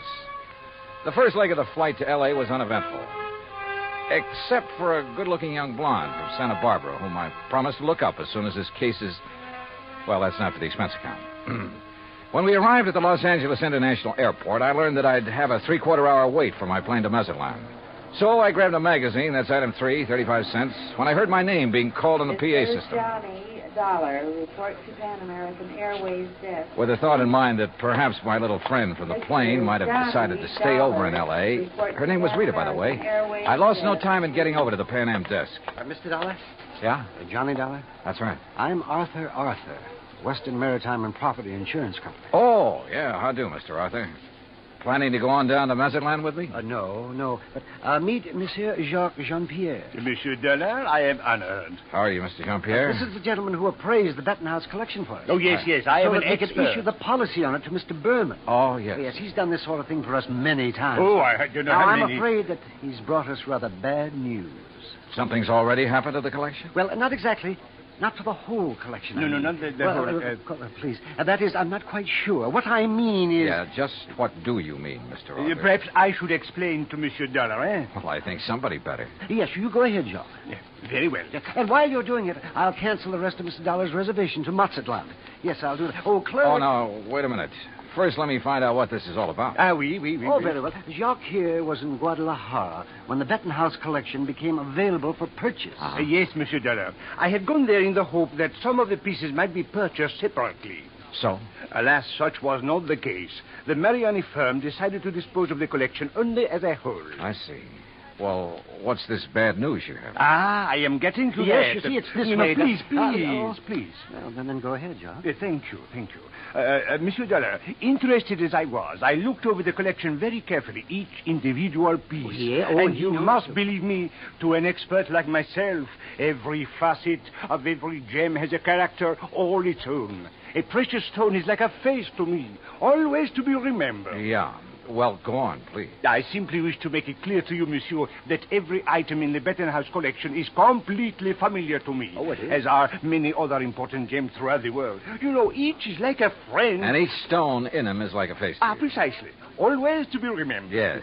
Look, well, The collection is purchased by Monsieur Randolph Berman. Yes, Mr. Berman. Please.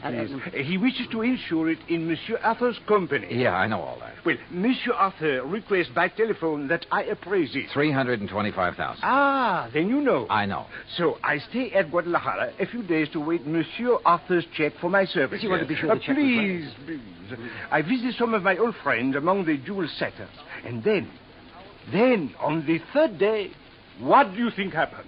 You tell me. Johnny, this is it. In the shop. No, please, Monsieur I'm Arthur. sorry. In the shop of my friend Garcia. Hernandez, I watch him work on the mount for a beautiful diamond. And suddenly, I see that the stone is an old friend. One from the Bettenhouse collection? Oui. The Calabar diamond that was supposedly in the possession of Monsieur Berman. You're sure of the identity of that stone, Mr. Jean-Pierre? Please. As I told you, monsieur, a precious stone to me. Yeah, it's like a face to you.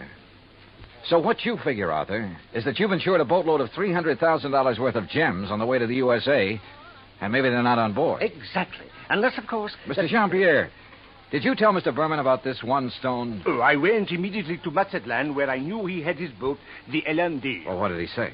Alas, he had sailed away. Did you learn his destination? Oh, yes. Los Angeles, Johnny, right here. He has a branch office. Well, has he had time to get here yet? I don't think so. Have you tried radioing to his yacht? No, I've done nothing. You see, I didn't learn about this until Mr. Jean-Pierre arrived just a few hours ago. Yes, I came up on the aeroplane, the better to arrive and speak with Monsieur Arthur before Monsieur Berman would arrive. Do you know where Berman plans to dock his boat? Well, I'll tell you. Probably the port in San Pedro, if he's coming here. But who can be sure? Usually on vacation trips, he docks down the coast at Balboa, the yacht club.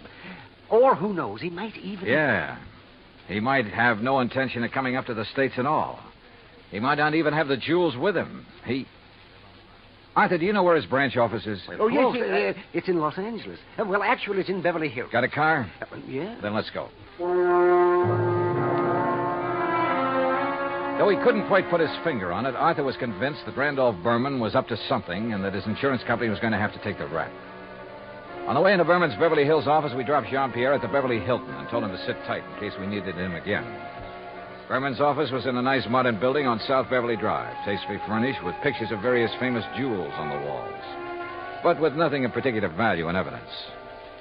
However, I did notice that one wall held a built-in vault big enough for a reasonably sized bank. We were approached by a hand-rubbing, obsequious little character dressed in striped pants and cutaway coat and wearing thick glasses. Good morning, gentlemen. Is there any way I may be of service to you? Yeah, I think there is. Are you the... Mr. Arthur, forgive me. I didn't recognize you for a moment. Mr. Corello, this is Mr. Johnny Dollar. Hi. How do you do? Is there something I may show you, Mr. Dollar? Some little bauble, perhaps, for a charming lady? Well, not at the moment, Mr. Corello. Oh, Mr. Arthur, there's no reason to mail this to you. Let me see now. Oh, yes, here it is. Here is a request for slight revision of the policy on the Benton House collection. Oh? What's this? Well, the wire was sent by Mr. Berman just before he embarked for Mazatlan. I was going to put it into letter form to be more What's proper, it say? but... Well, now here, I'll read this. Please request Arthur revise Benton House policy. Exclude Calabar diamonds. Value $4,000, which I have sold private party in Guadalajara. Oh, well, we kind of guessed wrong, didn't we, Johnny? Mr. Corello. Yes? Has Mr. Berman wired you whether he's coming here? Oh, of course he is, with that collection. When? When is he going to arrive? Well, his lovely yacht, the Ellendeer, should reach San Pedro Harbor late tonight. But that's what he wired me, and I intend to meet him there. Then I'm sure you won't mind if I go with you. Oh? Mr. Dollar is a special investigator. Investigator? Well, actually, I'm here just to help Mr. Berman protect that collection. Oh, excellent. Then you can arrange for the police escort. Yes, and alert the harbor police to guard the Ellendeer, as Mr. Berman requested. Did he request that? Oh, indeed. But apparently he hasn't been worried about anything happening to the collection while he's at sea. At sea? Oh, surely you don't mean pirates or anything like that in this modern day and age. You know something? At this point, I'm not quite sure what I mean, or even why I'm here. Well, of course. Well, of course, what, Arthur? Oh, excuse me while I answer that. Well, I mean... Berman Jewels. That is... What? Well, at least I'll feel better when the stuff is here in the vault. Wait a minute. Oh, no. Corello at the phone paled visibly, then gasped and clutched the back of a chair for support as he listened on the phone. His jaw dropped, his eyes widened, and he shook his head once or twice in horrified disbelief. Finally, slowly, he hung up and came unsteadily toward us. Mr. Corello. Yeah, what is it, Mr. Corello? The Coast Guard. Yes? They said the Ellendeer, the yacht. Yes? Sunk. What? In 600 feet of water. In the outer channel.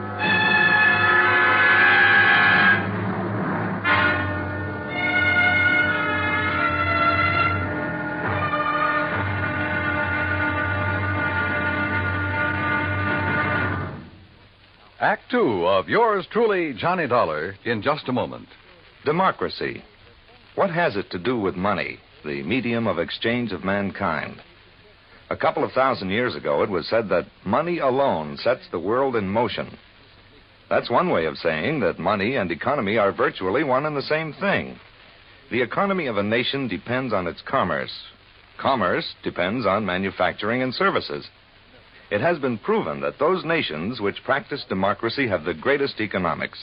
That means money, more money for more people, and a greater freedom of opportunity to earn a higher standard of living. That's why democracy provides mankind with its richest legacy of freedom. Now, Act Two of yours truly, Johnny Dollar, and the Ellendeer matter.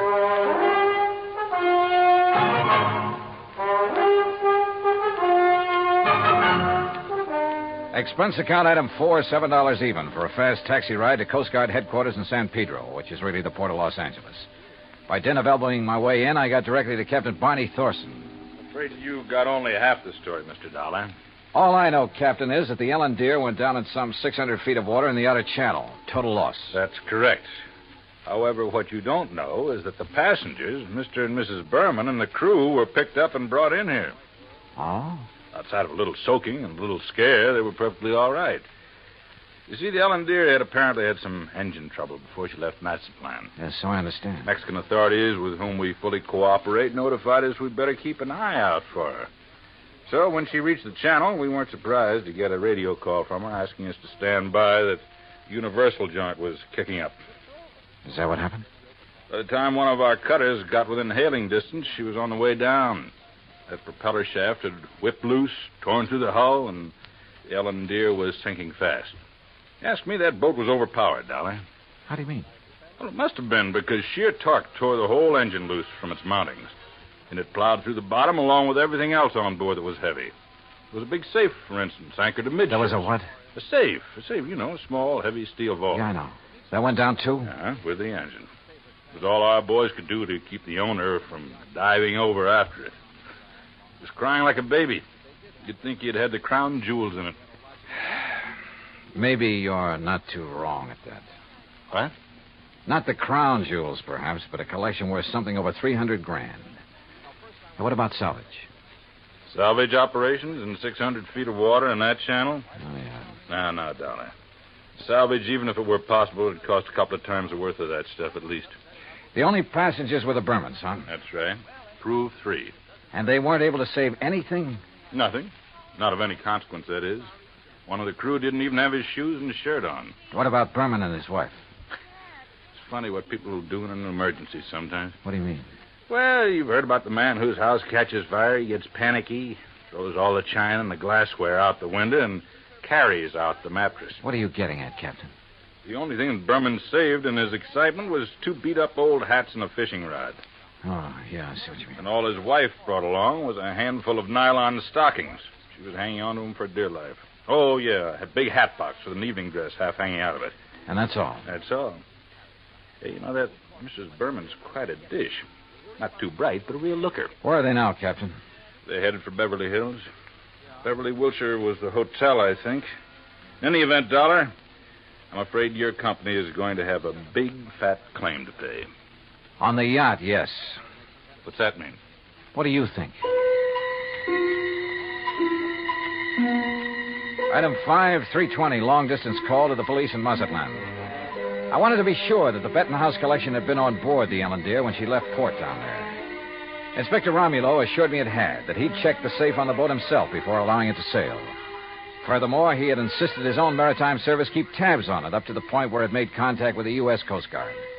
In other words, the loot couldn't very well have been passed to someone else at sea. Item 6, 580 cab fare to Beverly Hills, where I dropped in at Berman's office. No, Mr. Dollar. He and Mrs. Berman are at the Beverly Wilshire. I'm sure you understand it's been necessary for them to buy a lot of clothes and things. Yeah, but he will come here. Oh, yes, indeed. From his last phone call, I'd say he'll be here within the hour. All right, then I'll come back. Please ask him to stick around and wait for me if he doesn't mind. Of course, Mr. Dollar, I shall be glad to. Oh, incidentally, he has had me phone Mr. Arthur and ask that claim forms for both the Bettenhouse collection and the loss of the cruiser be brought here to the office just as quickly as possible. Yeah, I'd figured as much.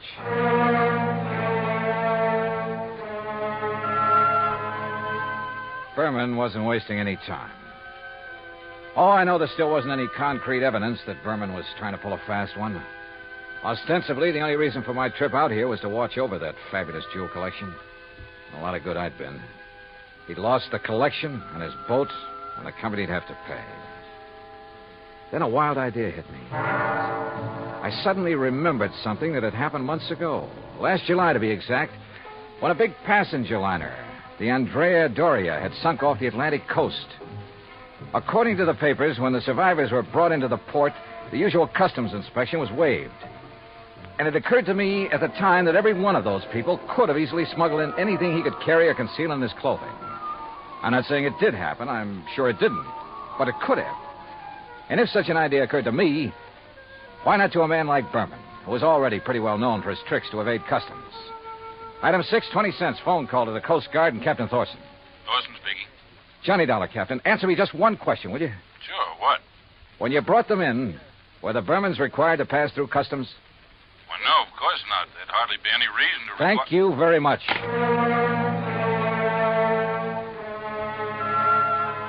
Item 7, 10 cents, another call. This time to Arthur at Western Maritime and Property Insurance. You caught me in the nick of time, Johnny. I was just walking out the door. On your way to Berman's office?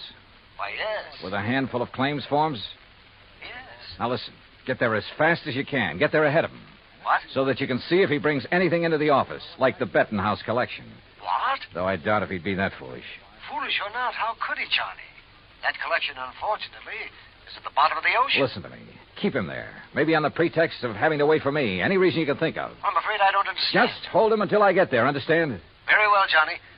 But what are you going to do? Arthur, I may have to break in and rob a hotel room. I went out and stationed myself across the street from the Beverly Wilshire. 5 minutes later, I saw Randolph Berman walk out the front door and head east on Wilshire Boulevard in the direction of his office on Beverly Drive. I waited a few minutes to make sure he didn't turn back, then entered the hotel. At the desk, I learned the number of Berman's suite on the 9th floor. Break in, it would have taken a battering ram. So I tried knocking. All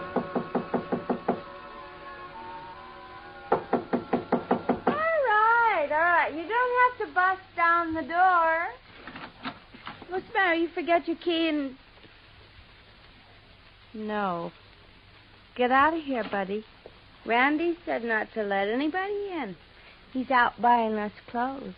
Oh, he'd tell you to let me in, baby. Hey, who are you? Hernandez sent me up here from Guadalajara. Oh, well, then come in. Oh, you are in? Yeah. Well, have a drink then. No, thanks. A girl's entitled to a couple of drinks after that dousing in the ocean, and you might as well... What about Hernandez? Your husband sold him the wrong stone from that collection. Sold? Oh, he gave it to him. Oh, then you know about it. Well, sure. So he could make a legit-looking change in the insurance and convince everybody he was on the up and... You sure you're from Hernandez? You kidding? How else would I know about the whole deal? I don't know. Hey, Randy said not to let anybody in here or he'd kill me. Dumb blonde, he called me. You? A smart, beautiful girl like you? Oh, hey, you're okay. My name's Vi. Come on, let's have a drink. No, thanks. Listen, Vi. I've got to get the right stone from that collection, the caliber diamond. Then I'll leave this one I've got in my pocket here. Which one you got? Let me see it. Oh, no, only Mr. Berman. And only when he gives me the caliber. Well, which one you got there, huh? Well, never mind. I'll show it to Mr. Berman. I just want to see it. Not until I get the caliber from the collection. So, if he isn't here, if he's taken it to the office, I'll just... You think he's crazy? Let everybody know he... Let me see the one you have, huh? Look, I just told you.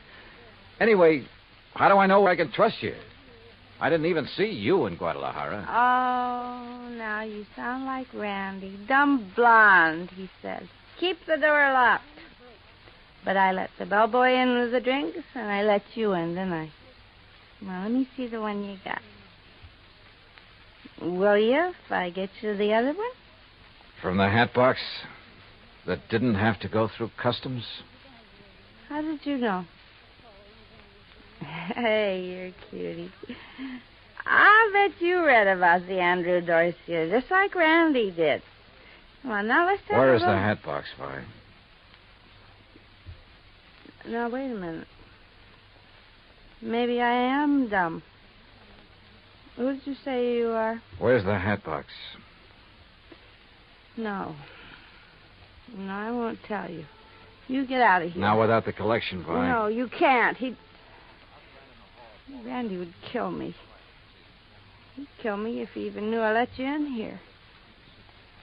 Who are you? Johnny Dollar, insurance investigator. Oh, please, Johnny, get out of here. The stuff in the bedroom? You can't go in there. I mean it. He'd kill me. Sorry, but that's your worry. Oh, no. Stop it or I'll set your eyes out. Hey, Now, you can't. pull in those claws, baby. No, you... Well, I hate to do this, but... No, help! Oh, yeah, that's right. Get the manager up here. Get the police up here.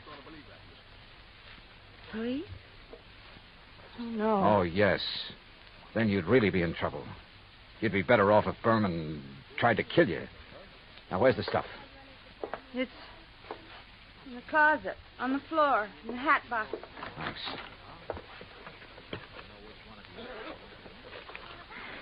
Well. Just a handful, but worth a fortune. Well.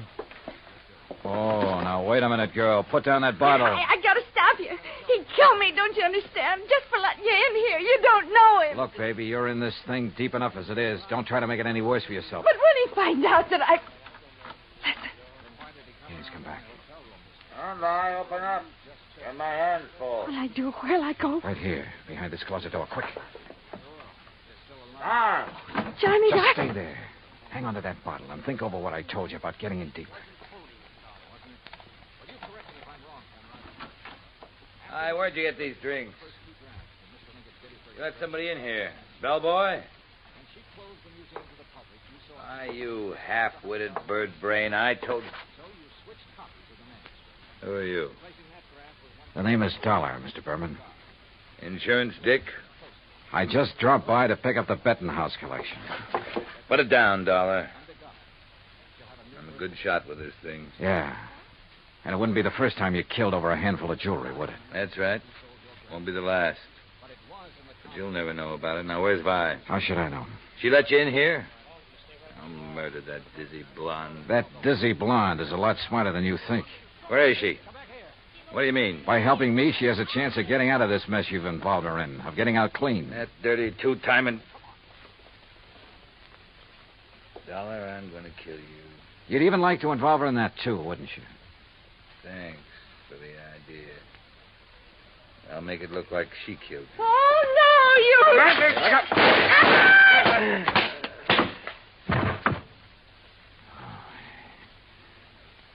Nice work with that bottle, Vi. Sorry he missed you. Please, you won't let him... No, don't worry, baby. He won't bother anybody.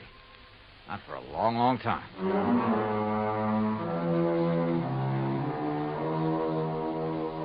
Item 8, $245 even. Incidentals during a couple of days of relaxation under the California sun and transportation back to Hartford. Expense account total, $453.95. Remarks? By way of getting off as easily as possible, Vi sang like a canary, and incidentally cleared up a couple of other of his shady deals. Result? By the time his prison term runs out, he'll be too long dead to collect the insurance on his yacht.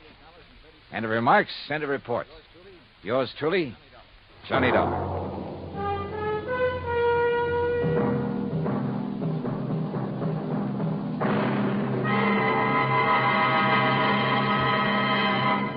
Now, here is our star to tell you about next week's story. Next week, the DeSalle matter, and I promise you a double-barrel thrill in it. Join us, won't you? Yours truly, Johnny Dollar. Yours truly, Johnny Dollar, starring Bob Bailey, originates in Hollywood.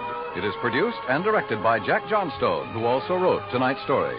Heard in our cast were Virginia Gregg, Lawrence Dobkin, Howard McNear, Jay Novello, Jack Edwards, Barney Phillips, and Raymond Burr. Musical supervision is by Amerigo Marino. Be sure to join us next week, same time and station, for another exciting story of yours truly, Johnny Dollar. Dan Coverly speaking.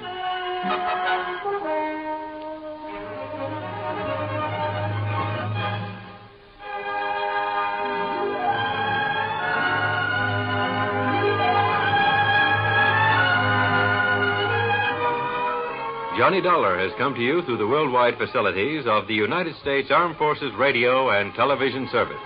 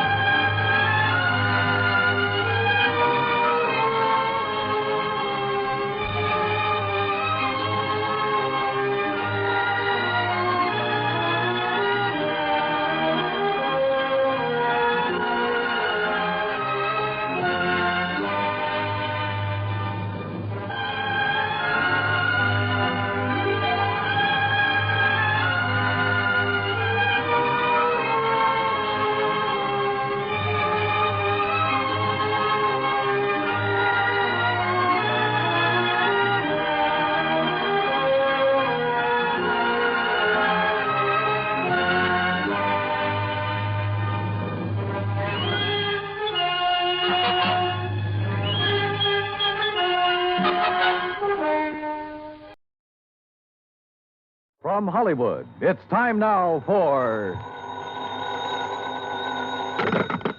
Johnny Dollar. Hillary Fuchs, Johnny. How's your time these days? Time to live, time to die, you know. What's up? A claim on a $100,000 policy. I want it investigated. 100,000? What kind of policy? Straight life. You sound worried. I am. I think we're going to be taken this time, Johnny.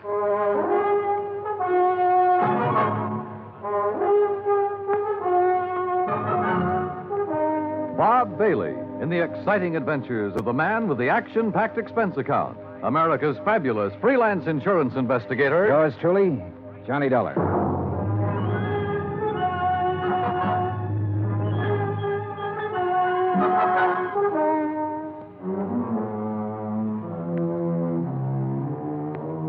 Expense account submitted by Special Investigator Johnny Dollar to Continental Insurance and Trust Company, 657 North Spear Boulevard, Hartford, Connecticut. The following is an account of expenses incurred during my investigation of the DeSalle matter. I'd heard of Dave DeSalle. I guess everybody in this country's heard of him at one time or another. DeSalle Television, DeSalle Radio, DeSalle Electronics, DeSalle Appliances, racetracks, theaters, DeSalle this and that. But up until the time I talked to Hillary Fuchs about the case, I had never put a man behind the name. Expense account item 1, $2, 2 drinks for Hillary Fuchs and myself. We had them in his office out of my bottle over his desk. Just plain worn out with it. Stuck. Ooh, have some water. Oh. But I'll tell you this.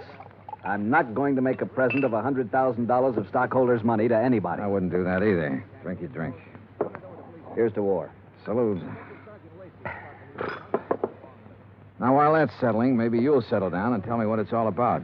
Dave DeSalle. Know him? I've heard the name, yeah. Well, he's dead. Drowned 4 days ago out on the coast. So? Did you ever see our K policy series? I've heard of it. Well, the premium's about triple a normal life policy. It's designed only for people with big money. Sure. But it's got a feature that makes those people with money look at it a long time. Uh-huh. This clause isn't anything more or less than the old accident clause paying double indemnity. Broken down, we aren't taking much of a chance. The incident statistics are with us. All right, I'll look it up if I need it. Okay. 3 months ago, we insured Dave DeSalle on one of those K policies. 4 days ago, he fell off the back of a yacht and drowned, and we're hooked for $100,000. Well, accidents happen. You betcha, all the time. But I'm not sure it was an accident. At least there's not enough proof in this coroner's report to convince me. You say it happened 4 days ago? Yes. Has a claim been filed yet? Yes, and the beneficiary is the deceased's widow. Inquest? Inquest, burial, everything. Was there an autopsy? No, there was not. Investigation? Yes, it was handled by the local police in San Ladillo. San what? Oh. San Ladillo, a little place about 30 miles south of Los Angeles. 4 days ago. Why didn't you put someone on it then? I did. Bert Kenyon. Here's his last report. No evidence available to dispute coroner's verdict of accidental drowning. Recommend claim be honored. Kenyon. Sounds like cold turkey to me. It may sound that way to you, but I still don't like it. I want it warmed up. Now, look, Bert Kenyon knows his way around. And he can miss like anyone else. I want you to go out there and work with him. Cover it all again. Get at DeSalle's widow. She stands to gain most by his death. Maybe the two of you can come up with something. Well, what do you do about the claim? Deny liability on the grounds that the accident is not proven. Hillary, you will be sued. I'll take that chance. Fuchs was an old chance taker who had been raised in the insurance business. The kind of man who gave a claim every kind of test, and if it still passed, he sat down and smelled the paper it was written on. And if he didn't like that, he'd take his chance. Expense account item 2, $138, plane fare to Los Angeles. Item 3, $3, a telegram to Bert Kenyon advising him of my arrival, which turned out to be at 1 o'clock in the morning, 10 minutes ahead of a fog that blanked out the whole area at the airport. Johnny Dollar. What? Oh, hey, Bert. How are you? Johnny, good to see you. Good to see you. Come on, I got a car. Well, have you got a cigarette? I ran out 2 hours ago. Sure, man. Here you go. Good to see you. Good to see you, boy. The last time I saw Bert Kenyon was July, a year ago, in Dayton, Ohio. He was there working on an arson claim for the National Underwriters. Before that, I'd run into him in Denver, Portland, and Chicago. And we'd worked together for 2 weeks in New Orleans on the San Antonio case. He sent me a Christmas card every year. I sent him one. We were as close and as far apart as two friends can be. When I saw him this time, he looked tired and thinner. And he lit one cigarette after the other. You'll like San Ladillo, Johnny. Yeah? How's the hotel? Oh, old Spanish job. Big rooms, fireplaces, smells kind of damp all the time. You get used to it. Are you tired? Yeah. Well, tell me about the claim, Bert. Nothing to tell. Routine so far. Oh, Fuchs was pretty worried about it. He doesn't like the coroner's report. You know, Fuchs, worry. That's what he gets paid for. Oh, that's what we get paid for, too. Okay. On the face of it, I'd question the claim right away. Just on the 3 months period alone, I'd question it. You still think it was an accident? I think we should pay up and shut up. I'd like to have met this DeSalle guy, Johnny. Stocks and bonds and pretty blondes. He sure had them all. Wait till you meet Mrs. DeSalle. Wait till you see the layup. Boy. And Fuchs worrying about a $100,000 claim. Do you know how much DeSalle's widow is worth? $8 million. $100,000 means about that much to her. Not that much. Peanuts. You want to hear something funny? Real funny? Go on. DeSalle bought that policy one day at the racetrack at Del Mar. Yeah, because an insurance broker gave him a tip on a horse. Yeah. I can just see Fuchs worrying about his $100,000 and finding out about that part. How did you find out about it? Mrs. DeSalle, she told me the story. What about her? Now, what about her? She's the beneficiary. Well, I told you, $100,000 doesn't mean a thing to her. Why would she kill him for $100,000? Why not? Fuchs sent you out here to take over because he thinks I lost stuff, didn't he, Johnny? He sent me out to see if I could give you a hand. He wants us to cover the whole thing again. Wouldn't kid an old pal, would you? I'd never try, Bert. I bet you wouldn't. I just bet you wouldn't. In another 10 minutes, we were in San Ladillo, a sprawling little town built around a natural harbor. The houses looked expensive, the boats even more expensive. Kenyon pointed out one house on a hill, a 3-story affair with an acre or so of lawns around it. He explained it was the DeSalle home. I checked into the San Ladillo Hotel and got a good night's sleep. Next morning, Bert Kenyon and I went over to the statements of everyone who had been on the yacht the night DeSalle went overboard. Then we went out and interviewed everybody again, including Mrs. DeSalle. It's getting awfully dull. You understand we have to do this. All right. Dave and I were having drinks with a few friends. He said he felt like getting a little air. He went up on deck. A few minutes later, someone was looking for him. Mr. Burke. It might have been. Well, that's what's on your statement. All right. Mr. Burke. We couldn't find Dave, and then I remembered he was on deck. We went up there and saw his hat floating on the water. We looked around. We didn't see him. I sent one of the crew to call for help. They fished him out an hour or so later. You were never on deck until then? No, I wasn't. Who were they? You said they fished him out. Police. Someone. I don't know. There were a lot of men. They tried to give him artificial respiration. Well, what did you do? I watched. What else was there to do? Hard thing to watch, Mrs. DeSalle. Your husband just drowned? Yes. Yes, it was. Is that all? Yeah. That's all.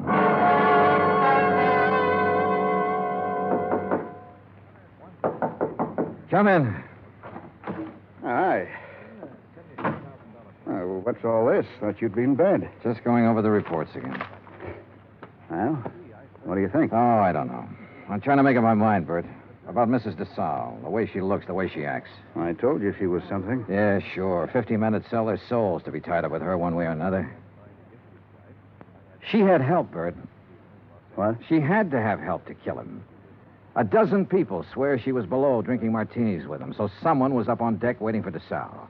What have you got to go on? DeSalle swam the English Channel 20 years ago. He should have been able to swim 20 feet to a gangplank. Drunk or sober, he should have been able to do that. I knew about that swimming business. Expert swimmers drown all the time. We both know that. What else? Well, why didn't somebody hear him yell? Maybe he didn't. Everybody lets out a yell in a situation like that, falling or in the water. There were a dozen people aboard. One of them should have heard him yell. Yeah, I guess you're right. All right, suppose he didn't yell. But suppose this coroner made a mistake about the bruises on the side of his head. Suppose they happened before he went over the side.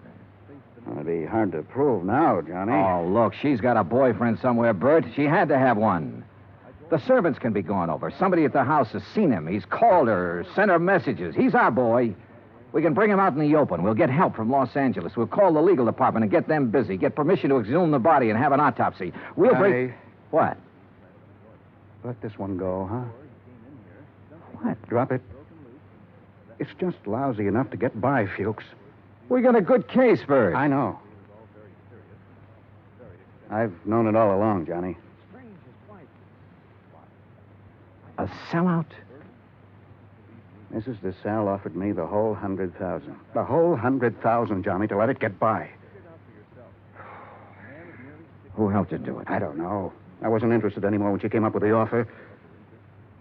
Look, what does DeSalle mean to you and me? Nothing. He had a whole life, the best it could give him. We can't bring him back. I'll split the 100,000 with you, Johnny. We'd have a little chance for some things, too. Johnny? Bird. No deal?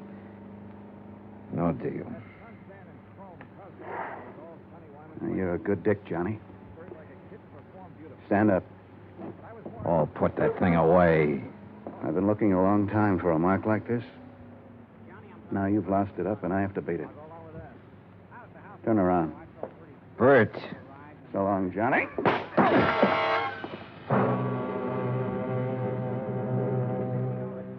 I went down to my knees trying to hold onto the desk. I saw him stand there a minute, like he might want to help me. And then he was gone. I did everything I could to make my feet, but my legs wouldn't work. And then it was all over.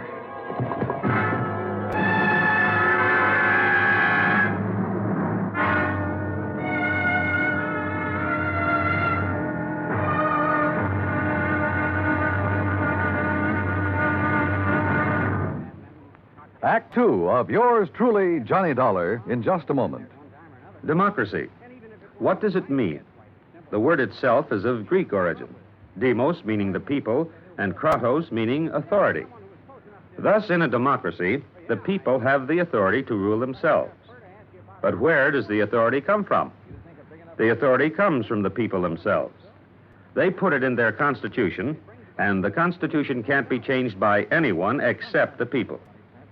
That puts the supreme power of the government of a democratic country right in the hands of the people, and the people elect their representatives to run the government.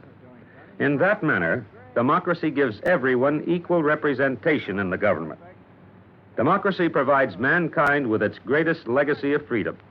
Now, Act two of yours truly, Johnny Dollar, and the DeSalle matter.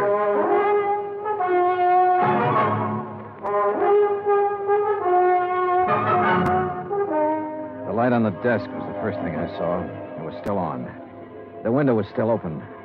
The room was the way it had been before. I kept thinking about every man having a price and how Britt Kenyon had settled for $100,000. It seemed like a fair price. It also seemed too bad there was no way for him to collect it.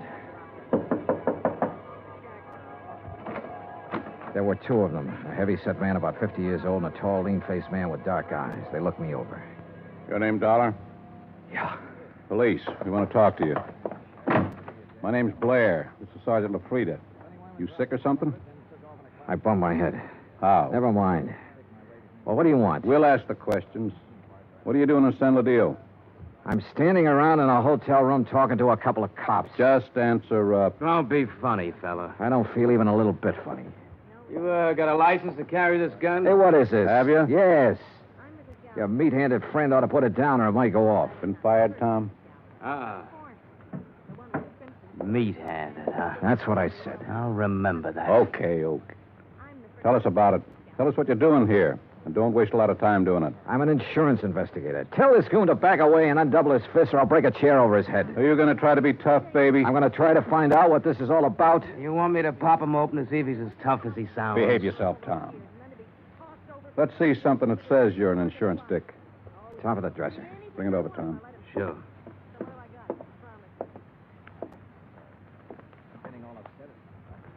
Here.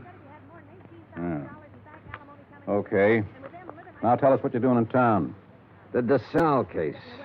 Now you tell me You know what Bert Kenyon? I know him. I've been working with him. Well, he's been around town 4 or 5 days. We haven't seen you. I only got here this morning. You could prove all that, could you? Oh, sure. With a plane ticket, with a hotel clerk downstairs, with a bellhop who brought up my luggage, with a dozen people or more I've talked to today. And tonight? What about tonight? Right here. You could prove that, too? Try the clerk downstairs. Ask Kenyon. Where is Kenyon? I don't know.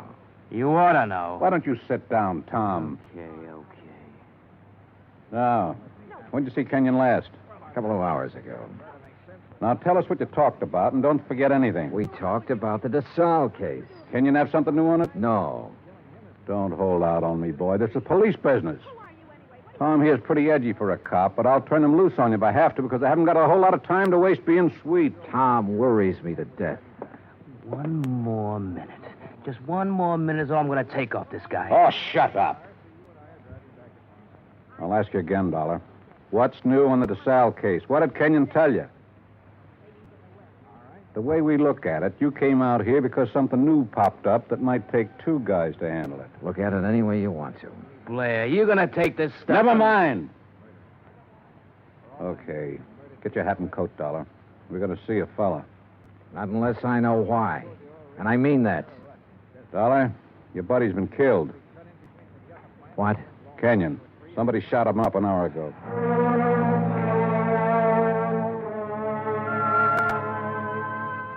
I put on my clothes and we went downstairs and climbed into a battered-looking police car. Tom LaFrida drove. I sat with Blair in the back seat. No one said anything. A half a mile out of San Ladillo, we turned onto the main highway and drove to a spot about 2 miles away, all-night filling station. There were a couple of highway patrol cars there, an ambulance, and men in dark suits who looked the way policemen always look. Wait here. Keep an eye on him, Tom. Sure. Be just a minute. He's a soft old gink. I suppose you're hard. I know how to handle pinballs like you. Before we're through, you and me, we'll have it out.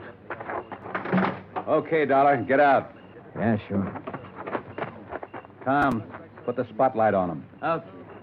Good. Now, Posey. Posey, take a good look at this man. You ever seen him before? No? Look good. Take your time, boy. No, man I saw was shorter by this much. He wasn't as husky. Okay. You go on back of your place there and get some sleep, boy. That all? There'll be more by morning. Go along now. Sure. Night. What was all that? Tom, get out. You stick around here with Dick and Wally. Okay. You're the boss. You get in the front, Dollar.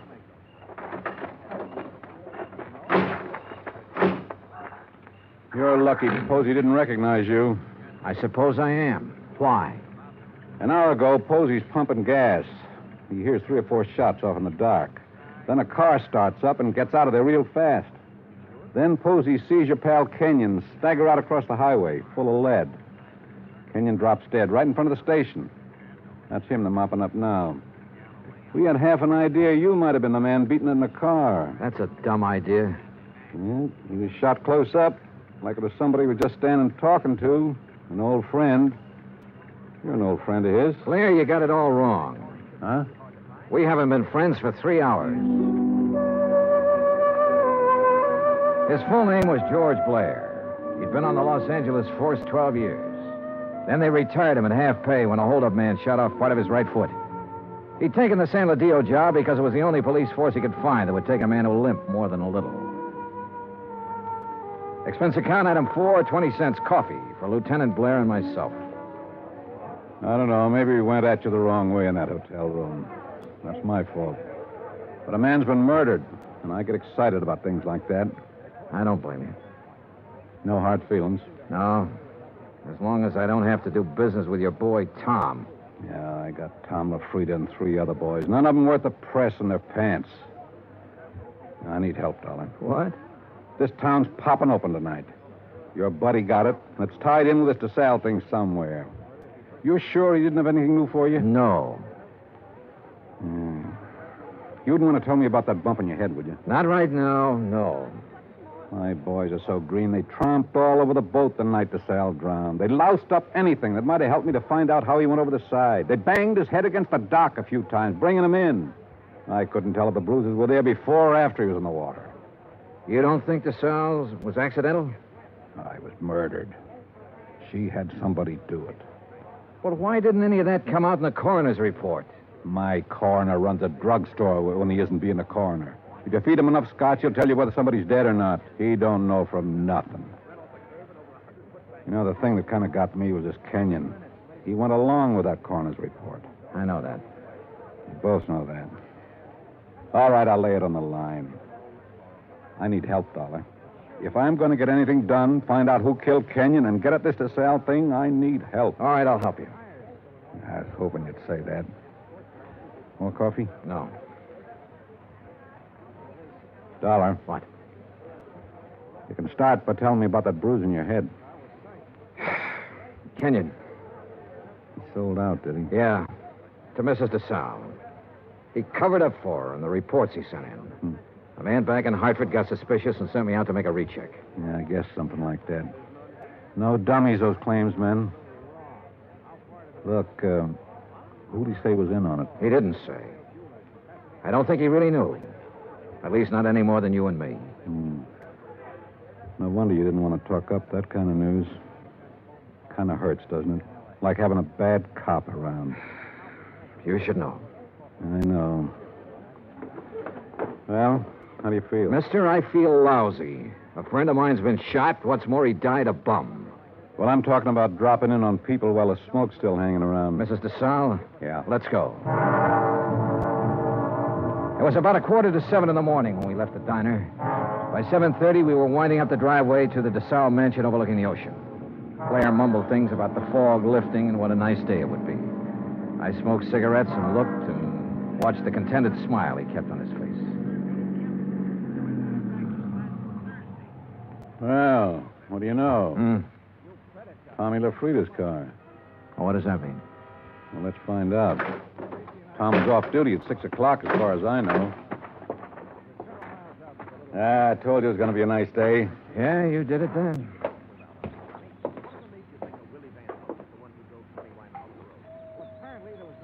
Nice place. The only thing nicer is Buckingham Palace. Mrs. DeSalle picks up all these little knickknacks when we probate that will. The boat down there, everything. Nice. Yes? Mrs. DeSalle, please. At this hour of the morning. She's still asleep. Yeah, we kind of guessed she might be in bed. You tell her the police are here and want to talk to her. Police? Now, you got it. Yes, sir. Just a moment. That's you, Blair? Hello, Tom. I'm waiting to see her, too. Thought she might have a little something to say that'd help in that Kenyon killing and be willing... You remember Mr. Dollar? Mister?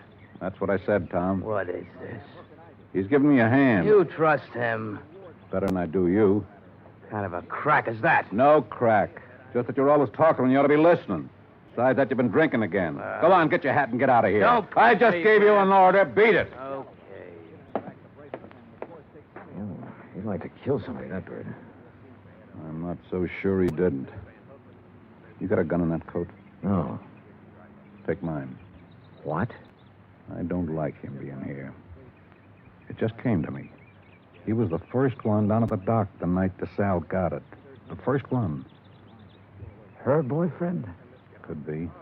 I can't awaken Mrs. DeSalle. You'll have to come later. Well, we'll handle that part. Which room is hers? But you can't come in here Which like this. room? Top of the stairs, the first door. Well, you run along and buy yourself a cup of coffee. Come on, Dollar. You can't go up there at this hour of the morning and break in on her. Mrs. DeSalle. No. Hey, get the light switch. Yeah. Come near me, please. Don't come near me, please. Please. Oh, please, I won't tell. I won't tell anyone. Mrs. DeSalle, I just... Beaten up. Good Lord. Please. Oh, please don't. Look, Mrs. DeSalle, we aren't going to hurt you. Tell us who did this to you. Tell us why. Tom LaFrida? Was it Tom? Tom helped you get rid of your husband, is that right? We know that's right. Now, what about Kenyon? Tom killed him. LaFrida killed him. Why? He wanted money to get away. Tom said it'd be easier to kill him off than let him go. Tom did this. Why? He said people would be around to see me. Not to talk about anything. Not to talk about anything. This is George Blair. Get an ambulance over to the DeSalle place, fast. He said he loved me. He never loved anything in his life. You big, fat pig. Turn around and get it. I'll warn you, Tom. Dollar's got my gun. He's next. You look at mine. You all right? Okay, his went in the ceiling. You? Okay. He's gone. What made him, Dollar? What made him? All these knickknacks. And her.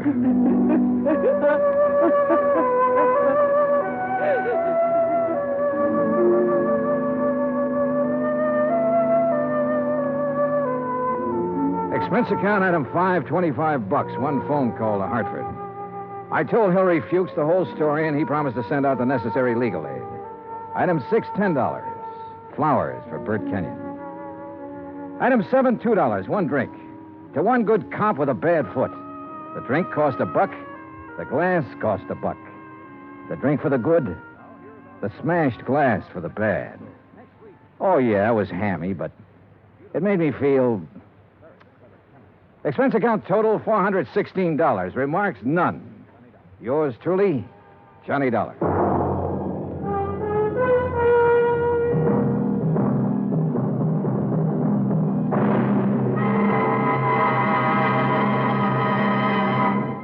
Now, here is our star to tell you about next week's story. Next week, one of the sweetest old characters I ever met. And with him, one of the cleverest killers. Join us, won't you? Yours truly, Johnny Dollar.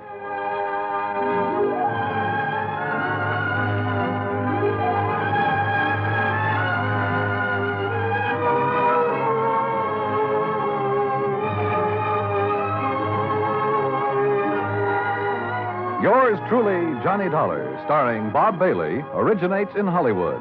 It is written by John Dawson and is produced and directed by Jack Johnstone. Heard in our cast were Virginia Gregg, Harry Bartell, John Stevenson, Will Wright, James McCallion, and Ben Wright. Musical supervision is by Amerigo Marino. Be sure to join us next week, same time and station, for another exciting story of yours truly, Johnny Dollar. Dan Cubberly speaking. Johnny Dollar has come to you through the worldwide facilities of the United States Armed Forces Radio and Television Service.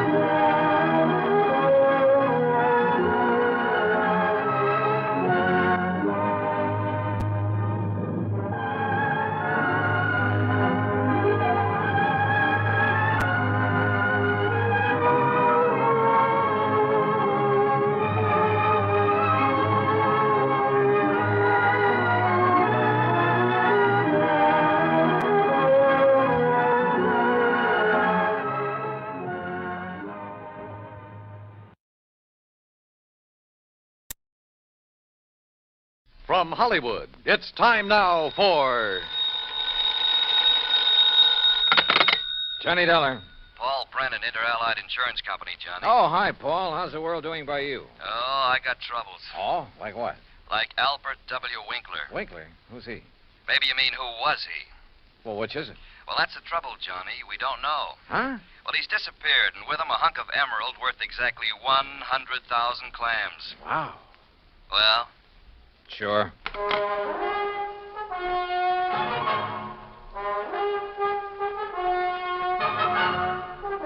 Bob Bailey in the exciting adventures of the man with the action-packed expense account. America's fabulous freelance insurance investigator. Yours truly, Johnny Dollar.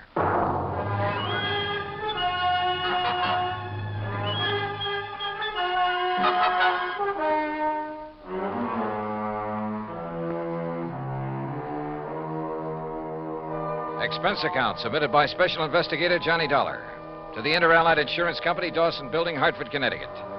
Following is an account of expenses incurred during my investigation of the Blooming Blossom matter.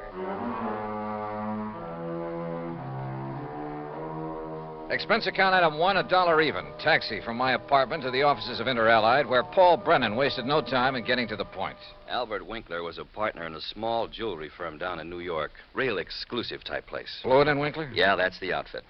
Well, a few days ago, they got hold of an emerald. It's called the Green Eye of Calcutta. And, Johnny, the darn thing's big enough to choke a horse. Okay, Paul, okay. I don't think you need go any further. No, wait.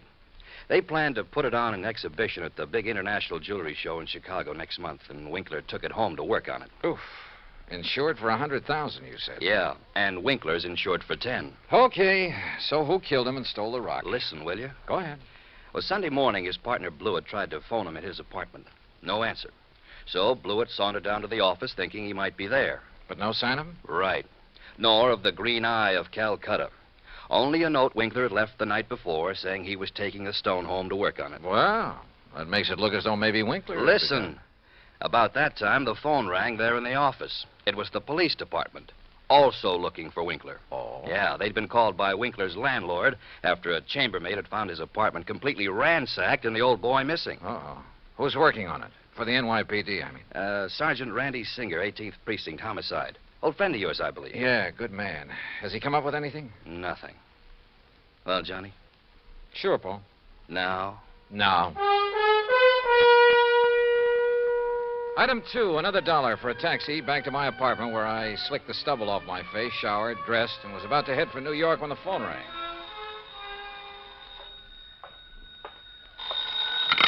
Johnny Dollar. Johnny Dollar? That's right. Oh, good. Well, who's that? Oh, yes, of course, Mr. Dollar. Huh? I must talk with you, sir. It's important, very important. Well, who are you? Me? Well, this is Wilbert Kenworthy Blossom. Yes, and I must see you right away. Well, what's this all about, Mr. Blossom, did you say? Oh, why, that's right. How did you know that? Oh, is this some kind of a gag? Certainly is not.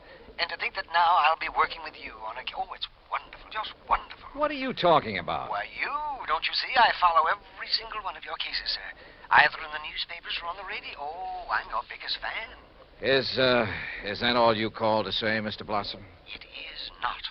I'm calling about the mysterious disappearance of Mr. Albert Winkler. Winkler? You know something about him, his whereabouts? I certainly do. Where are you, Mr. Blossom? Here at my house in New York, and I'll be waiting for you, sir. Goodbye. No, wait. Give me your address. Oh, yes, of course. How could you know where to come if I hadn't given you that? Yeah. That was silly of me. Well, goodbye. The address, man, the address. Oh, of course. Yeah. It's 825 East 73rd Street.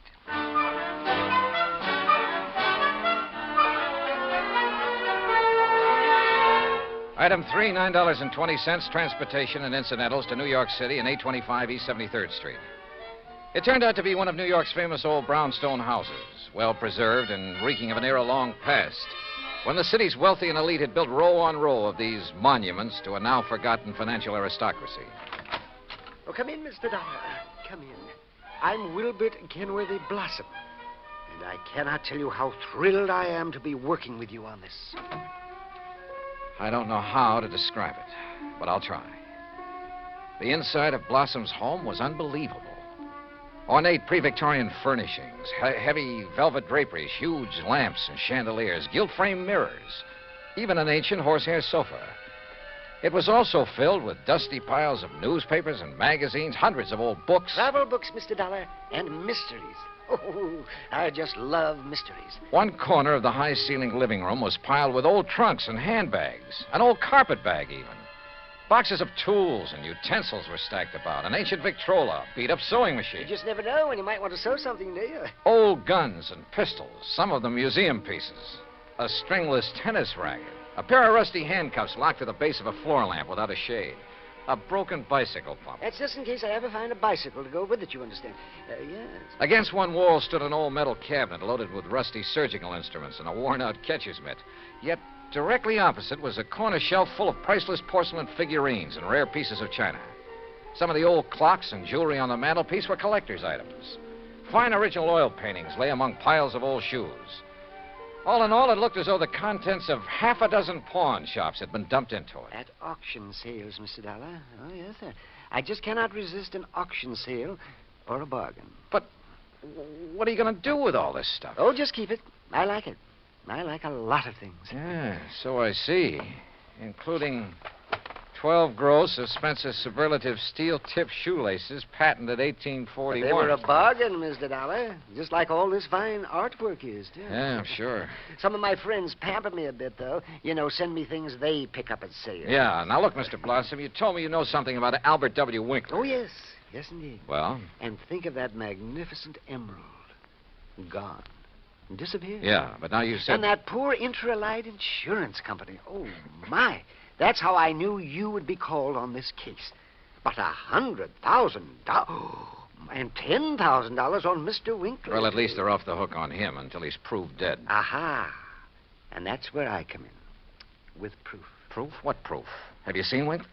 Mr. Dollar, I have. Well, where is he? You understand, of course, that I know Mr. Winkler very well because I've seen him at his office so many times. Yeah, okay, go on. Oh, go on. yes, indeed. Such beautiful, beautiful jewelry he had there. And, of course, he was always trying to buy some of the things I But had. you say you've seen him. Where? Well, Saturday I'd planned with a couple of old friends to attend a railroad auction. That was the Canyon City and Metropolitan Railroad. Winkler was there at the auction sale? Yes. Did you speak to him? Oh, no. Well, why not? You said you knew him. Oh, I didn't go to the auction. I wasn't feeling very well that day. I had a little cough.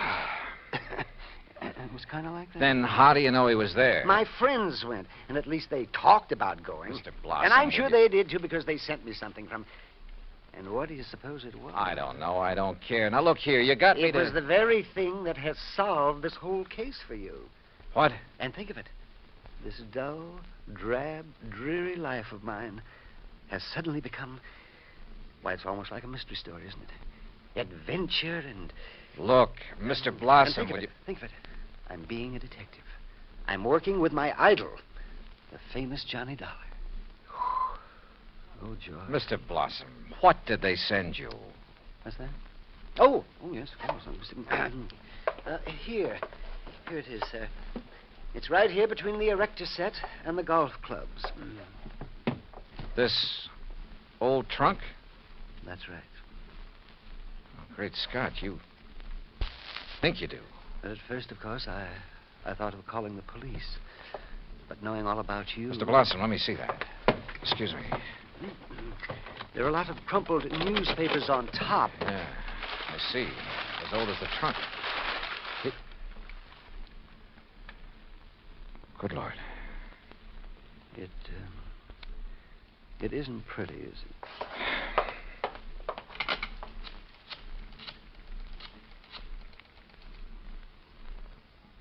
Sergeant Randy Singer, homicide.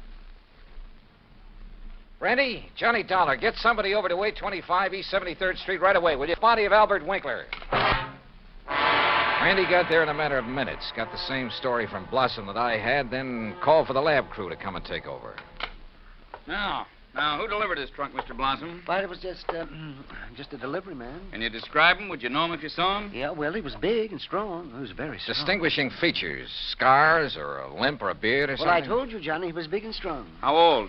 Well, I would say he was somewhere between 25 and, Yeah? 50. Yes, I'm sure. Well, that's a lot of help. Yeah, you better have those thick spectacles changed. But he was big. Yes, we know, and strong. What about his truck? Oh, I didn't see that. He left it outside. No. Now, look. These friends of yours who did attend the auction, who were they? Oh, yes. Now the investigation proceeds. Now the excitement. Who were they, Mr. Blossom? Well, there's Randolph Harrison and Percival.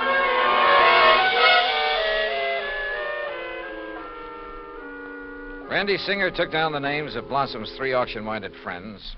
The lab crew arrived. Randy took off to dig up Blossom's friends, and I took a cab. That's item 480 cents to the apartment of Elwood Blewett, Winkler's partner in the jewelry business. Blewett lived alone in a modest but tastefully furnished 5 or 6 rooms on East 52nd Street. Of course, Mr. Dollar. I'll be glad to help you all I can. Albert's death has been a terrible blow. Yes. Well, tell me this, please. Yes? Did Mr. Winkler make a habit of taking valuable pieces of jewelry to his residence? Yes, Albert often took pieces home with him to work on them, clean, polish, and so on. Wasn't that a rather dangerous practice? Frankly, I always thought so, but he felt there was far more chance of being robbed if he were alone at the office than at his flat, where he wouldn't be expected to have anything of great value. Well, who has seen the Green Eye of Calcutta besides you and Mr. Winkler? I'm not sure. Of course, almost anyone would have been able to recognize it. Because of the publicity and pictures when you brought it over here. Yes. Come to think of it, Blossom indicated he'd been much impressed with it. Wilbur Blossom? Yeah. You know him? He's been in the office many times. He and Albert were always bickering over pieces that either of us Bickering? had. Well, it was really something of a joke. Albert always wanted some of Blossom's heirloom pieces, and Blossom wanted some of the finer things we had. Did he ever buy? Never. He always wanted us to put them up at auction or at a bargain price. Hardly our way of doing things, needless to say. When did you last see Blossom? Why, last Friday. I was busy with an important client, and from the back room where Albert worked, I remember hearing Blossom insist that Albert show him the emerald. Oh, did he? I don't know. The silly argument got so noisy that I closed the door on them. Oh, now, wait. Certainly you aren't thinking that perhaps Wilbur Blossom... I'm not quite certain what I'm thinking, Mr. Blewett. Item 5, 10 cents, phone call to Randy Singer. No, not a thing, Johnny. One of the three names on Blossom's list is in Europe. The other two did go to the railroad auction, but purchased nothing. Randy, do a couple of things for me, will you? Like what? Phone whoever is stationed at Winkler's place that I want to look it over. Sure, everything is just as it was, including the poker that was used to kill him. Also, I want a copy of the picture of the trunk your lab boys took and the list of Blossom's friends. I'll have them waiting for you. And post a man at Blossom's place. Keep an eye on him. Yes, right away. Johnny, have you learned something? No, just, just for his protection, say. I'll talk to you later. Yeah, but...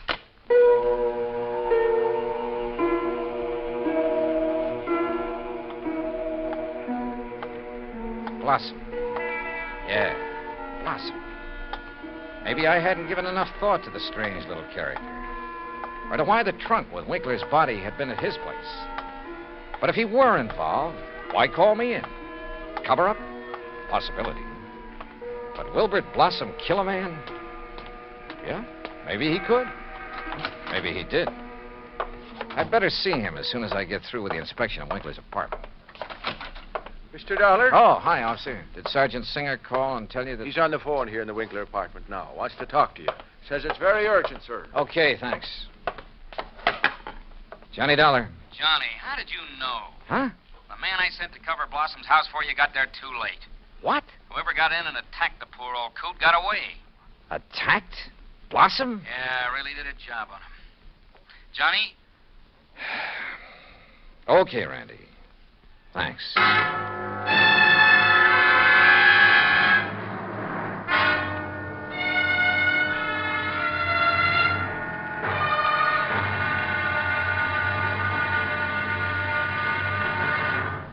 Act 2 of yours truly, Johnny Dollar, in just a moment. Democracy. As everyone knows, democracy means many things. Self-rule of the people, a higher standard of living, freedom of speech, press and religion, rights and privileges, liberty.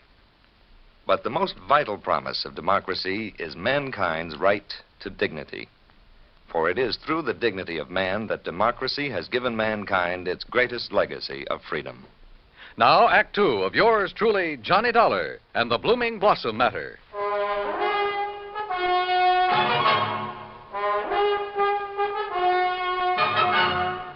Expense account item 6, $2.25 for a fast taxi ride to 18th Precinct Police Headquarters. All right. As soon as I got your call, Johnny, I sent a uniformed man over to Blossom's house. From the way you talked, I thought maybe you suspected him.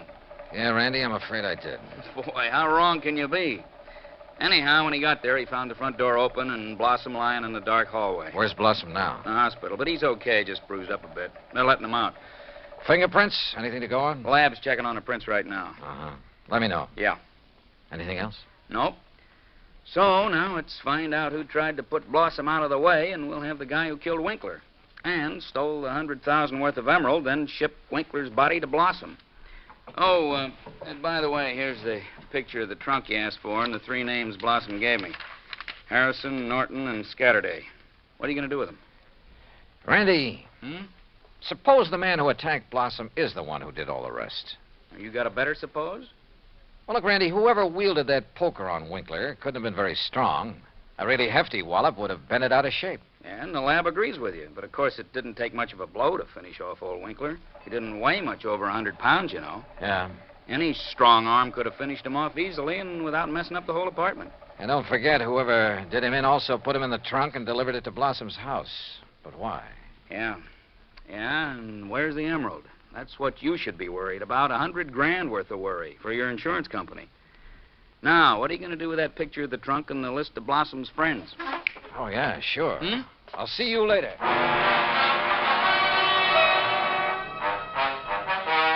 Item 7, $5.50 for a taxi to the warehouse of the Canyon City and Metropolitan Railroad over in Jersey.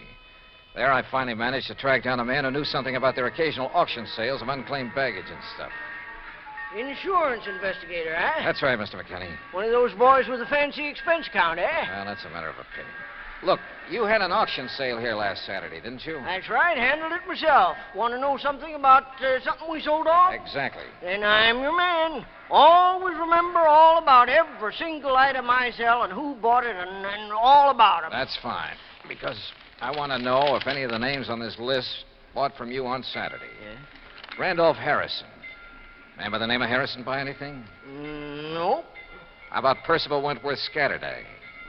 Nope. Ellsworth Norton? Nope. You sure, Mr. McKinney? I'm sure. How about Blossom? That a man's name? Yes, Wilbert Blossom. Well? No, sir. Nope, never heard of him. And like I told you, I never forget the stuff I sell or the fellows I sell it to. Wait. This picture of a trunk. Huh? Have you ever seen this trunk? Well, yes. Did you sell this trunk on Saturday? Yes, I did. To whom? Come on, man, it's important. Well, I was real early in the sale. Yeah, before most of the people got here. Bought this trunk and had it sent to his apartment in New York. And his name? Well, it was a funny kind of name. Blinky or Winky or... Oh, no. Winkler. Winkler. That was it. Albert Winkler. Item 8, $2, 2 drinks for myself at the nearest bar. But they didn't help to kill my feeling of utter frustration. Item 9, $5.50 taxi back to 18th Precinct headquarters in New York for want of a better place to go. Oh, it's about time you got here, Johnny. Oh? We matched up the prints we found after Blossom was attacked. You know who made them? Yeah, here's his card. Carlo Bernasconi. Any reckon? Couple of a dozen arrests, only one conviction. Anything to do with jewelry? Better. Accessory to a hijack operation a couple of years ago. He drove the truck. Hey. Sure. Got a mugshot of him? We got him. Downstairs. Come on, I'll take you down. Randy, what's he look like? Like you'd expect a truck driver to look. Big, husky brute. Has he admitted anything? Well, the threat of a murder charge made him talk, all right, but none of it makes any sense. Of course it doesn't. But he's our boy, all right. He killed Winkler, beat up Blossom. I thought your lab decided whoever killed Winkler was a small fella. Yeah, So the theory about the same man killing Winkler and beating up Blossom doesn't work. But, Johnny, holy... Come on down. Let's talk to this Bernasconi. After I make a phone call. Huh? Who to? Yeah? Get me a man named McKinney, Canyon City and Metropolitan Railroad warehouse over in Jersey. Make it fast, please. Yes, sir. Hey, you been over there, Johnny? Just before I got here. Did you find out anything? No, but I'm going to now. Like what? Randy, for the first time, this whole thing is beginning to make sense. Here's your party. Mr. McKinney? That's me. This is Johnny Dollar, remember? Sure do. Good. And say, Now- I've been reading in the paper since you left here about that body found in the trunk over there in New York. Yeah, well, look. Is that the same trunk you was over here asking about? Yes. Now, you told me that trunk was bought by a man who gave his name as Winkler. That's right. Do you remember what he looked like? Sure do. Why, I can give it to you as accurate as if it was in the police files. Well, Height, 5'9", maybe 9.5. go on. Weight, between 155 and 58. You see, when I was young, I worked with a carny show guessing weight and height, and if I didn't guess it right... Yeah, okay. Now, how about the color of the eyes? Well, I noticed them because of the way he squinted through them thick, old-fashioned steel glasses. Thanks, Mac. I'm sending you a 10 spot in the next mail. Well, now. Well, Johnny? Come on, Randy. Let's go down and see this Bernasconi. You find something out new? Yeah, and I don't like it. I don't like it.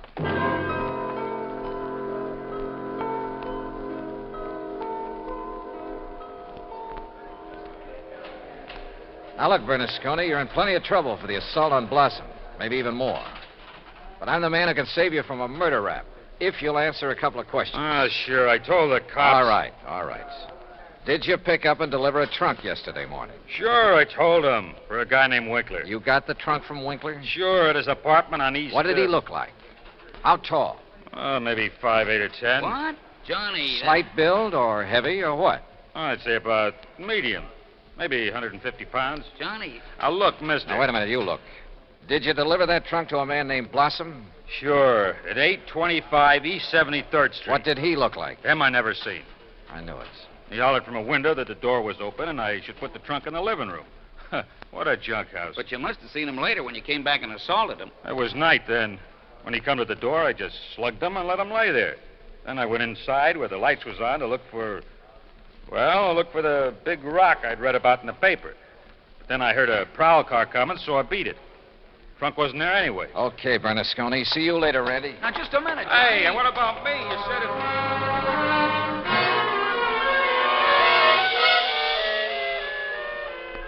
Item 10, 90 cents, taxi to Wilbert Blossom's old brownstone house on East 73rd. Come in, Johnny. Thanks, Mr. Blossom. All recovered from your beating? Oh, of course I am. Here, sit down.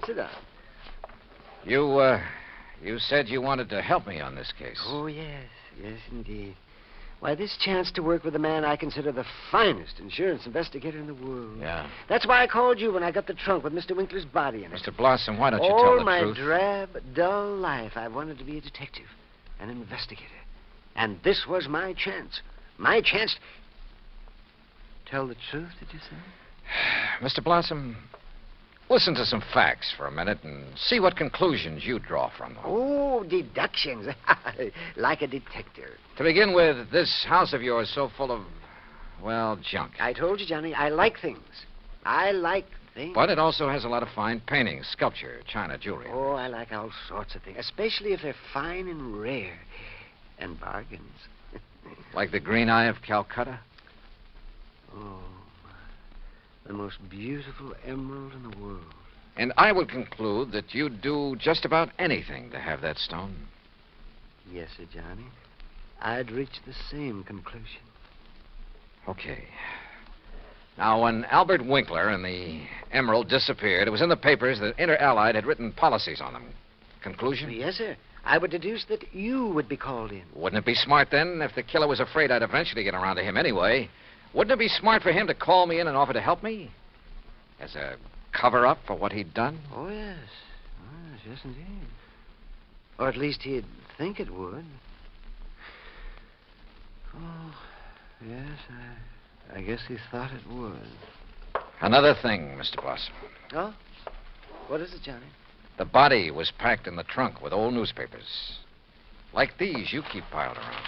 Oh, why, yes. And I would deduce... So obvious that both Randy Singer and I overlooked them completely. Oh, well, there's so many things piled around here. You couldn't be expected to... Johnny. Yeah? What really made you decide that... Well, I'd like to know. All right.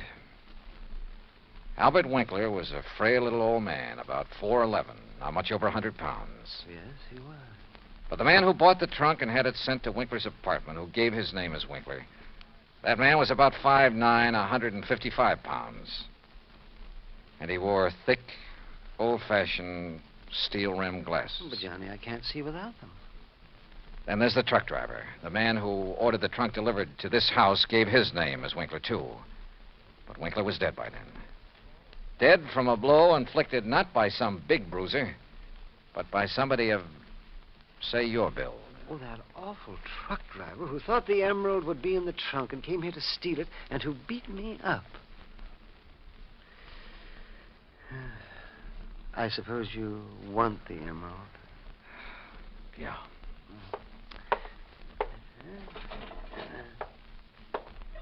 Here, Johnny, I kept it in this old coffee pot that I picked up at an auction sale. Real bargain, too.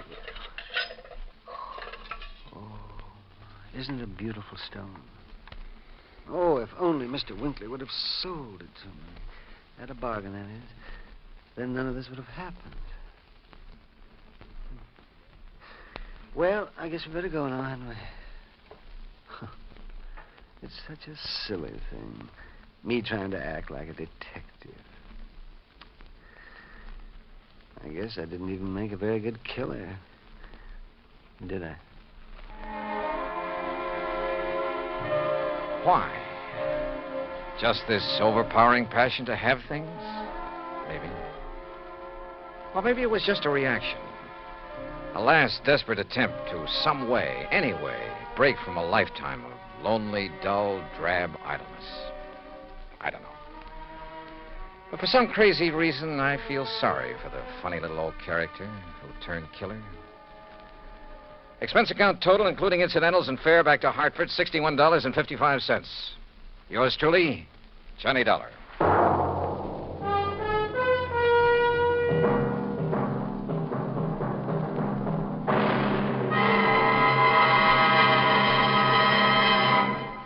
Now, here is our star to tell you about next week's story. Next week, a case so simple, so easy, so obvious, that it proves almost impossible to solve. Join us, won't you?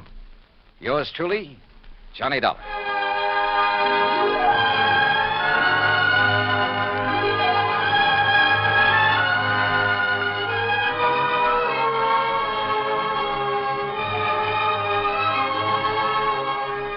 Yours truly, Johnny Dollar, starring Bob Bailey, originates in Hollywood. It is produced and directed by Jack Johnstone, who also wrote tonight's story. Heard in our cast were Howard McNear, Herb Ellis, Herb Vigran, Junius Matthews, Herb Butterfield, Frank Gersel, and Johnny Jacobs. Musical supervision is by Jerry Goldsmith. Be sure to join us next week, same time and station, for another exciting story of yours truly, Johnny Dollar. Dan Cubberly speaking. Johnny Dollar has come to you through the worldwide facilities of the United States Armed Forces Radio and Television Service.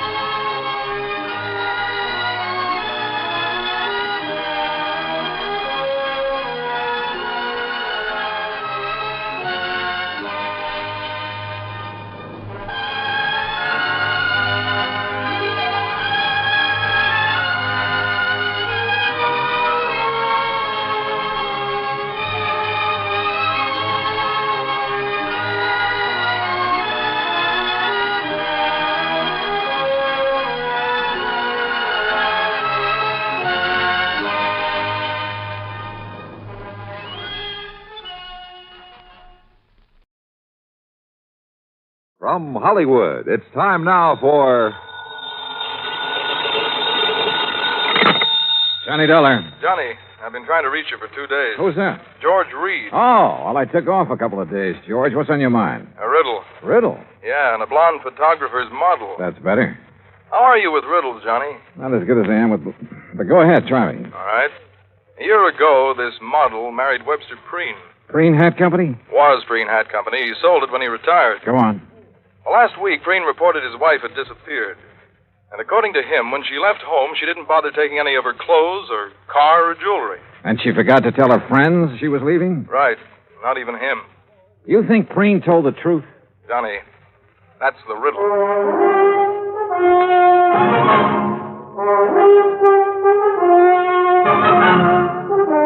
Bob Bailey in the exciting adventures of the man with the action-packed expense account, America's fabulous freelance insurance investigator. Yours truly, Johnny Dollar.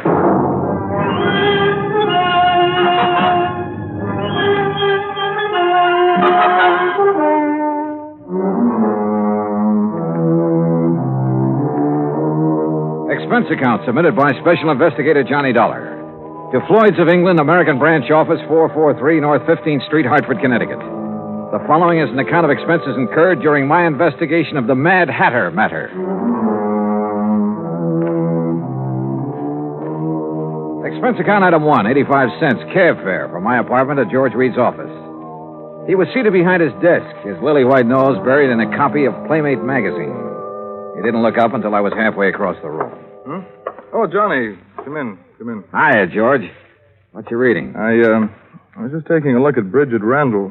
Or Mrs. Preen, I suppose I should call her. Yeah, let's see. Yeah. Very nice. She look familiar to you? Oh, George, you're flattering me. No, really. She should. Oh, why? Well, up until she married Preen, she was a very popular model. Figures. Is that a pun? No. Anyhow, her picture was in everything from the Police Gazette to the Ladies' Home Journal. And after she married him? She retired. Hey, this is a new magazine, George, this month's issue. Well, the picture must have been taken before she was married. Well, what do you know about Preen? Not too much. He's over twice her age, and from all reports has a lot of money. I'd bet on it. Their marriage caused quite a stir. You know, real winter and spring stuff. The newspapers played it up big. Where were they married? New York. She'd done some ad work for Preen's hat company. He liked her look. And she liked his bankroll. Cynical, aren't you? Yeah? Anyway, since then, they've been living at his place near Los Angeles. Here's the address. All right, thanks. I called Mr. Preen long distance day before yesterday. He knows you're coming out. What about the police, George? You know who's handling their end of it? According to Preen, it's a man named Steiner, detective lieutenant. I got the feeling Preen doesn't much care for Steiner. George, how much life insurance does he carry on his wife? None. None? Nope. Or if he does, it's not with us. Then would you mind explaining why you sent for me? Not at all. We're not interested in her life. Obviously. That's a pretty callous attitude. Let me finish. We're not interested in her life, but we are in her face. In her what? The fine print reads from a point 2 inches below her chin to the hairline. Come on, break it down, George. Of course. Last year, a couple of months before she married Preen, she took out a special coverage policy in case something happened to her face that would finish her modeling career. You know, like a permanent scar, bad burn, anything like that. Uh-huh. She received quite a bit of publicity at the time, and it didn't exactly hurt us either. When does this policy lapse? Well, that's why we're so concerned, Johnny. When she married Preen, she announced that she had given up modeling for good. So we quite naturally thought she wouldn't renew the policy. But she did. Yes. And just 10 days before she disappeared. How much did you people bet that she wouldn't ruin her face? The amount she earned year before last. $25,000. Expense account item 2, 85 cents cab fare back to my apartment. On the way, I had the cabbie stop at a newsstand where I spent $50 of my hard-earned cash for a copy of Playmate magazine.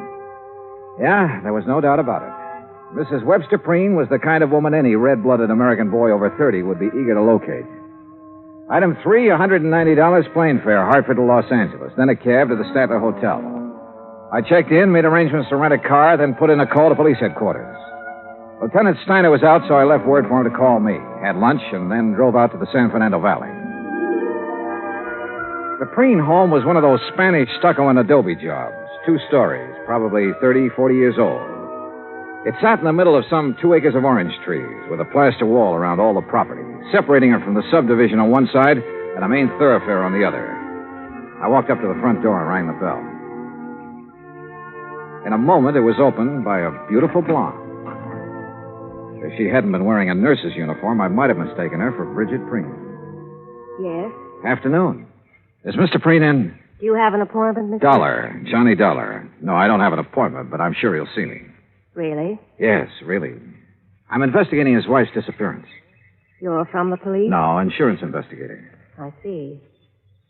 I'm sorry, Mr. Dollar, but Mr. Preen can't possibly see you. You're sure of that, Miss... Richard, and I am sure. Mr. Preen has suffered a severe shock.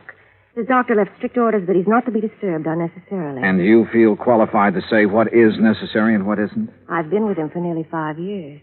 Well, answer me this, Miss Richards. Do you think Mr. Preen's health would improve if somebody happened to find his wife? What? I mean, they haven't found her, have they? You haven't answered my question. You want my honest opinion, Mr. Dollar? Helen, who is it? Who's out there with you? Excuse me. No one important. It's Johnny Dollar, Mr. Preen. Now, just a minute. Mr. Dollar, come in. Come in. Have him come to the orchid room, Helen. Yes, sir. Well, I hope you enjoy steam baths, Mr. Dollar. Steam bath? What do you mean? Follow me. You'll find out. A pretty girl, in spite of her abrupt manner. And there was a lot going on behind those clear blue eyes. She led me into the house through a couple of large rooms, then up a winding staircase and down the hall to a door at the end of it. Miss Green's waiting for you in there, Johnny. Thanks. Ouch! Hey, that doorknob's hot as... Oh, very funny. I warned you. Here, like this. Come here, Mr. Dollar. Hurry. I'll see you later, Johnny. Close the door. Close it. I don't want it to cool off in here. Well, you look surprised. Well, I didn't expect to meet you in a hothouse, Mr. Pring. Well, I'm sorry if you're uncomfortable, but orchids must have plenty of heat and moisture. Now, me, I love it. I didn't used to, but since since I am at the age where a man is nothing but stick and dried parchment, you can take off your jacket if you like, Mr. Dollar. Thanks. Do you know anything about orchids? Well, only that they're expensive. Aren't all beautiful things? Sit down, sir. Any place that's clean. We can talk while I do this. You know what I'm doing. I haven't the least idea. What the bees would normally do, that is, if these plants were in their native environment. Pollination? Yes, sir. Would you mind handing me those tweezers? Yes. Thank you. Hey, how many plants do you have here? More than 200, Mr. Dollar. 36 different varieties. Oh, beautiful. Oh, yes. Lovely, delicate creatures. Mr. Dollar, do you think you'd be able to find her? Well, I'm going to try. I'd appreciate it. I have so very few things left these days. Did you notice the orange trees when you drove in? Well, yes. When I bought this house, the land on both sides was nothing but orange groves. Beautiful orange trees. Green, growing things as far as the eye could see. And now it's a housing project. Yes, well, Mr. Preen, I understand you aren't entirely satisfied with the efforts the police are making to find your wife. And you understand correctly. They have done nothing but ask me the same asinine questions over and over again. Have you talked to them? No, sir. I felt that I should see you first, get all the information you have. I will cooperate with you all the way, Mr. Dollar. All right. When exactly did she disappear? Just 10 days ago. She'd come down from our place up at Lake Arrowhead, where she'd spent Saturday and Sunday. Uh-huh. We had planned on going up together that weekend, but I developed a cold. Oh? The evening she returned, I retired earlier than usual, and then when I awoke about 11:30 that night, she wasn't in her room. I called to her, searched the grounds, then waited up. But she never came home. I see. Was anyone else in the building that evening? No. We were alone. Rather, I was. Any sign of a injury to her face, blood, anything like that? Nothing. Uh-huh. Do you remember if she made any remark earlier? Anything that had given you some indication as to whether she planned to go out? She had no plans. She was tired from the drive home, had already put cream on her face and her hair up in curlers. But... Yes? Well, she did say something about wanting to go back to Arrowhead the next day. And you're positive she didn't that night? Mr. Dollar, my wife is a very beautiful woman and an extremely vain woman. She would never leave this house with her hair in such a state. Oh? And even if it were brushed, she wouldn't leave on an overnight trip without taking along a complete wardrobe. All right. What do you think has happened to her? I don't know what to think. If I did, I wouldn't have gone to the police. A few minutes later, I left the lonely old man with his orchids and started toward the stairs. I was about halfway down when I suddenly felt as though I'd forgotten something. Only I was sure I hadn't. Still, something was wrong about this setup. I was trying to figure out what it was when Miss Richards called me. Johnny? Yeah. I'm in here. Better put your jacket on. You'll catch a cold. Yeah, well, you better let me worry about that, huh, nurse? Helen, Johnny. I'm sorry I was so rude. But I thought you were just another detective who was going to upset Mr. Preen. Well, now, what makes you think I didn't? Because he didn't shout at you. Does he usually shout at detectives? He ripped into Lieutenant Steiner yesterday morning. Oh? You know why? Well, the police have a crazy idea that Mrs. Preen's body could be buried somewhere on the grounds or upstairs in the hothouse bed. Well, how do you know that? Well, they've been after him, trying to get his permission to dig. If they were really serious about it, they wouldn't need his permission. They'd get a warrant. Johnny, you don't believe Mr. Preen killed his wife, do you? At this moment, I have no reason to. Well, everyone knows what a kind and gentle person he is. What about Mrs. Preen, Helen? Well? I hate her. Why? You, care for him? I don't like that. All right, sorry. He's a fine man, a gentleman. There aren't many left. No, I guess not. He called Mrs. Preen extremely vain. Would you go along with that description? It was made for her. Suppose something had happened to her that night. Suppose, well, something that scarred or burned her face. What do you think she'd do? If she lost her beauty, she'd kill herself. Even if she threw away $25,000 by doing it? I know about that policy, but even if it was doubled, she'd still do it. Why? Because she wouldn't have the nerve to face her friends? Friends. Bridget Preen never had any friends. But that isn't what happened to her. What did? I don't know, but I'm sure she's dead. Why? Why, Helen? Johnny, please. Tell me. Now, come on. I know you have a good reason for saying that. Now, let's have it. All right. Come over here. I put them away in this drawer. See? What are they? Caps. What? Plastic dental caps. Actresses, models wear them over their teeth to give a perfect appearance. Bridget wouldn't leave a bedroom without them. Where did you get them? I found them on the floor of the garage 2 days after she disappeared.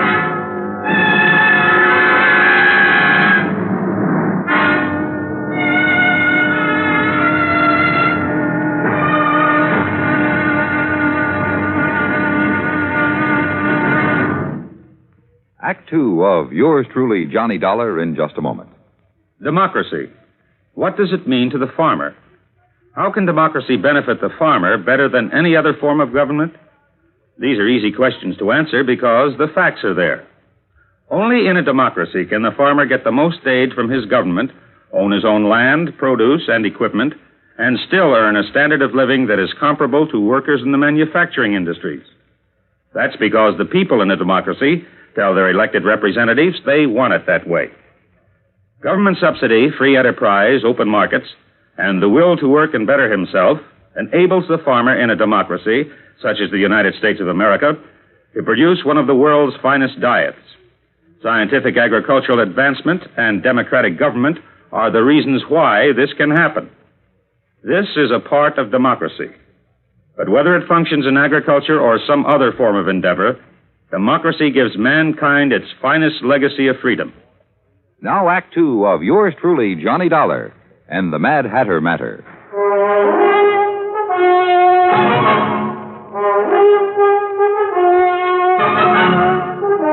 Helen, Mr. Preen's nurse, gave me the set of dental caps that Bridget Preen had used to beautify her teeth. And after telling her not to mention them to anyone, I drove back to my hotel in Los Angeles. Along the way, I racked my brain about whatever it was, something that had bothered me at Preen's home. Then, as I passed the newsstand in the hotel lobby, it hit me hard. I had been in almost every downstairs room of Preen's house, and not once had I seen a single picture of the beautiful and vain Bridget. In my room, I was about to call Preen and ask him why when somebody began pounding on my door.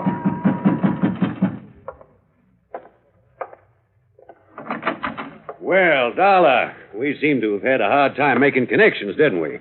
I'm Steiner. Oh, how are you, Lieutenant? Fine, just fine.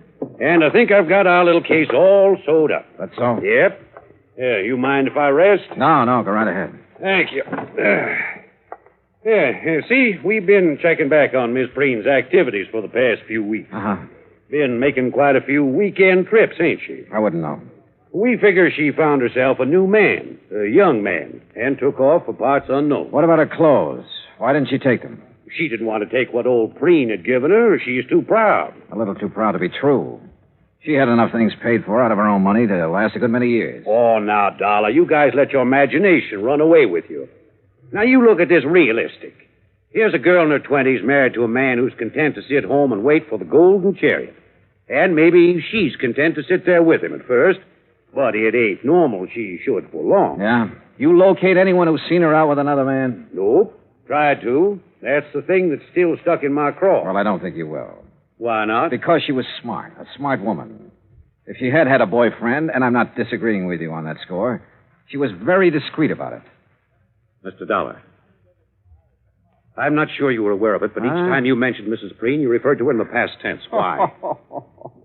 Oh, no. Don't tell me I fell for the oldest trick in the business. Come on, Dollar. Stop playing games and answer me. Oh, you should talk about playing games, Steiner. Sorry, but I wanted to throw you off guard. Oh, you did, pal. You did. What did you learn bird-dogging around today, Dollar? Nothing, Steiner. Nothing. Look, really. you either let me have all the information you've received today, or tonight you'll be on your way back to Hartford. Now, which is it? Okay. Preen's nurse, Miss Richards, found these on the floor of the garage 2 days after Mrs. Preen disappeared. You know what they are, I suppose. They don't have to be Mrs. Preen's. Take a look at this chart, Dollar. We got it from her dentist last week. Now look at the caps. Okay. What are you going to do? What do you think? Arrest Webster Preen for the murder of his wife.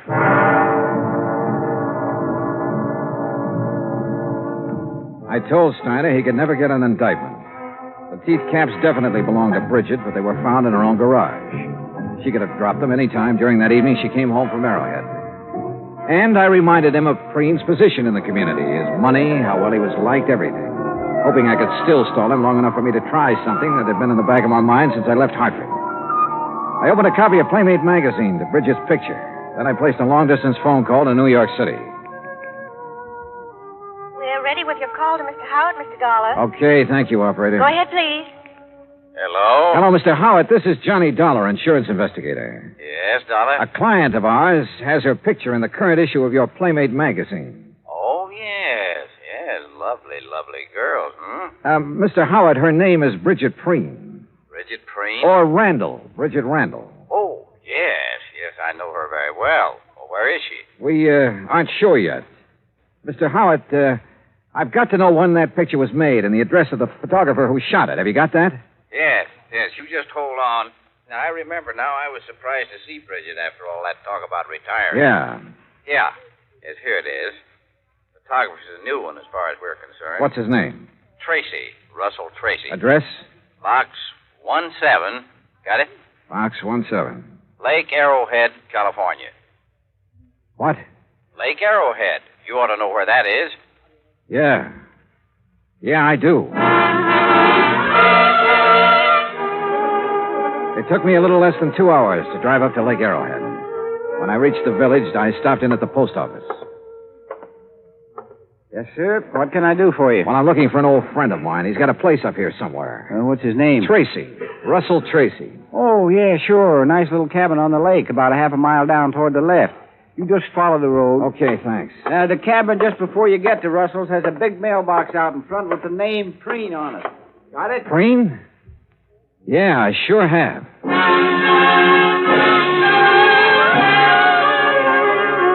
I was there in 5 minutes.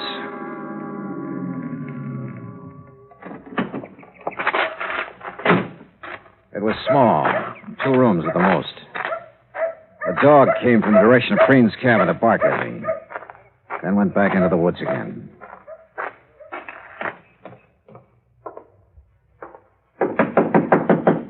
Yeah. Russell Tracy? Yeah.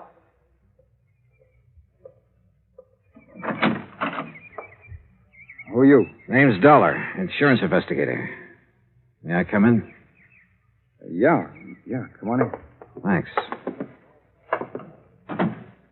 Oh, Mr. Dollar, what's this all about? Bridget Preen. Oh, wait a minute. You wait, I'm friend. not... That's a very good picture of her in Playmate. You tell her you sold it? Yes, I did. When? The day you decided to submit it? Or after it was sold and too late to start publication? Or not until some other photographers started calling her home to see if she'd come out of retirement? Now, look, Mr. Dollar, I haven't done anything wrong. I didn't say you had. I mean it, Dollar. All I did was take some pictures of her. I didn't have any reason to kill her. Who said she was dead?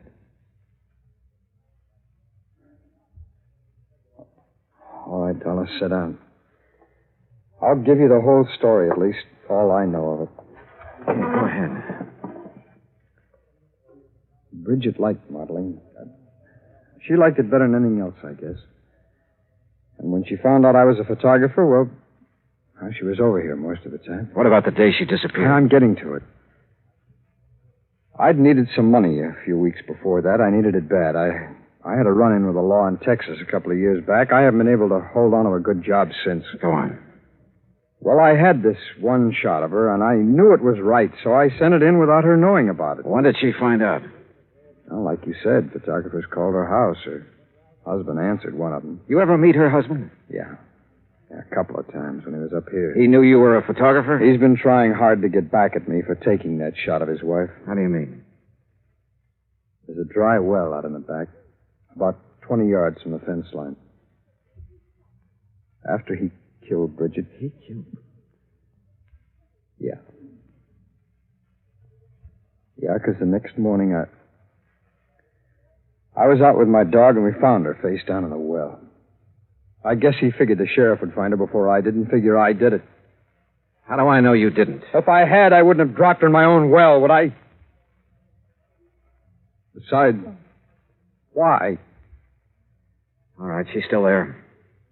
No, I took her out that same morning, and it's a good thing I did, too. The sheriff and some detectives from L.A. were up here nosing around the next day.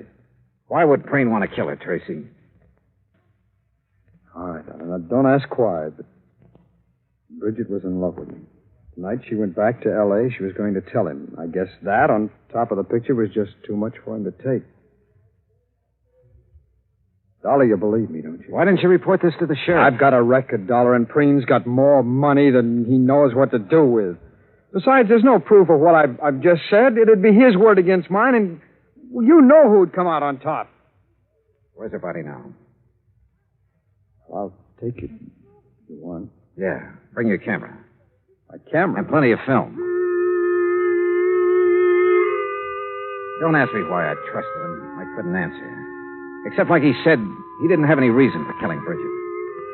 He led me deep into the woods, into a clearing. And there, well, he'd done his best to make her comfortable. We removed the rocks, and Bridget she was very dead. Expense account item 4, $5.20. Assorted phone calls, Arrowhead Springs to Los Angeles. I've been hoping you'd call. Is Mr. Preen there? Yes, right now he's up with his orchid. Have you seen Steiner? Oh, yes, he was here this afternoon. He took Mr. Preen away with him. But in about an hour, Mr. Preen came Now, look, home. Helen, you stay there, but keep out of his way. Do you understand? Oh, Johnny, really, you're talking like he's a criminal. Helen, do just as I say. I'll be there as soon as I can.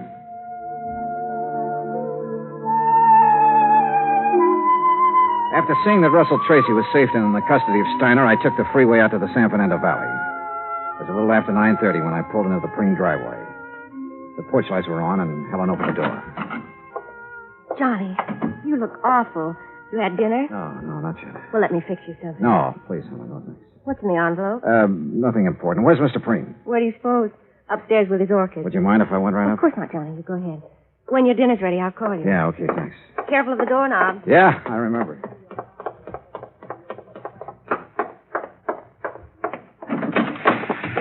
Well, Mr. Dollar, I didn't expect to see you back so soon. Hello, Mr. Preen. Didn't dress for it again, I see. You'd better take off your jacket, Mr. Dollar. Afraid I'm not going to stay long enough to bother. Oh, well, now that's too bad. Beauty such as this isn't often seen, Mr. Dollar. I disagree with you, sir. What? I think I have something here that's every bit as beautiful as any flower in this hothouse. Well, now, you have aroused my sporting instincts, son, and also my curiosity. What have you... Here. Oh, no. Oh, no. She was Please, beautiful, no. wasn't she, Mr. Preen? Here, she's very beautiful. But here... Oh, no. Look at this picture. Taken just a couple of hours ago. Yeah, what about this one? What about it, Mr. Preen? What do you think of your handiwork? Proud of what you've done, Mr. Preen? No. No, please. No more, please. Why did you do it? I had to. I had to. She was going to leave me. Like everybody else had done. Everything does. She was going, and I couldn't let her. I just couldn't let her go. The hunch had been right. After he'd killed Bridget, Preen had not been able to face the many photographs of her about the house, or any pictures of Bridget, as we learned. One photograph had caused her death. The others we took later put Bridget's husband away for the few remaining years of his life.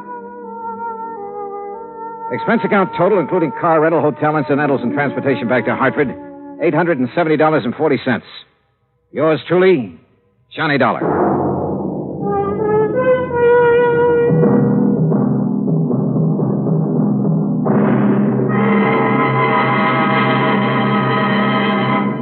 Now here is our star to tell you about next week's story. Next week, a fishing trip that could be very pleasant, except that one of the fishermen is dead. Join us, won't you?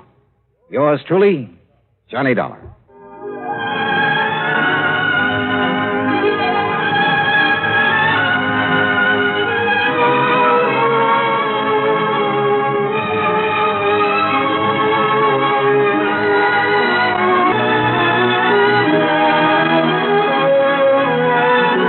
Johnny Dollar has come to you through the worldwide facilities of the United States Armed Forces Radio and Television Service.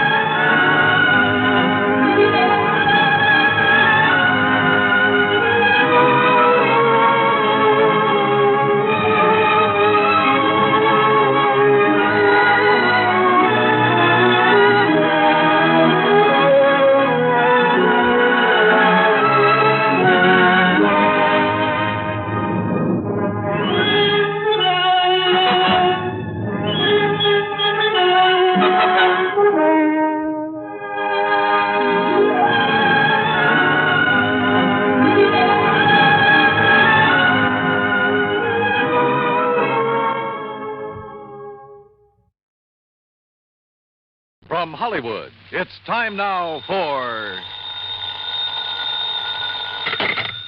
Johnny Dollar. Hi there, Johnny. This is Buster. Buster? Buster Favor, Lake Mojave Resort over on the Colorado River. Oh, well, Buster, how are things? So you never really did get in the fishing we promised you over here. No, but so help me, I'm going to one of these days. Is that what you called me about? No. Johnny, you remember old Mike Kirby? Kirby. Oh, sure. The sweet old fella I met down at your boat dock. Guide or something? That's the one. Oh, sure, I remember him. How is he? Well, that's what I'm calling about. He isn't. What? And, Johnny, I think it was murder.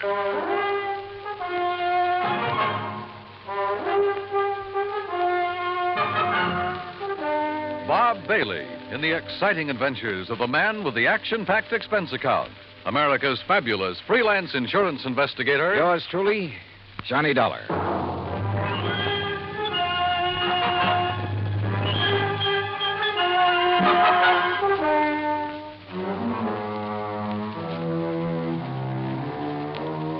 Expense account submitted by Special Investigator Johnny Dollar to the Tri-State Life and Casualty Insurance Company Home Office, Hartford, Connecticut. Following is an account of expenses incurred during my investigation of the Kirby Will matter. As soon as I hung up on Buster, I lost no time in making the necessary plane reservation to Las Vegas and picking up a handful of American Express traveler's checks. That's item one on the expense account, a total of $320. Then I packed a bag, was about to take off when the phone rang again. Johnny Dollar. Oh, Johnny, I'm glad I caught you in. It's Danny Newcomb at Tri-State Life and Casualty. Oh, hi, Danny. Johnny, I need you badly, and I need Whoops. you fast. Now, there's only a $5,000 policy involved. Danny, The circumstances are such I'm that sorry, we just- Dan, but I can't handle it. I'm about to catch a plane out No, of no, here. Johnny, now listen. There may be a killing involved in this case, so we don't dare waste any time. And what's No, more, you listen. There may be a killing involved in what I'm going out to... What's more, the death of our client occurred at one of your old stamping grounds. Sorry, at Dan. the Lake Mojave Resort. Danny, I told you... What? Yeah, that's right. Mike Kirby? Yeah. Okay, Danny, I'm on my way.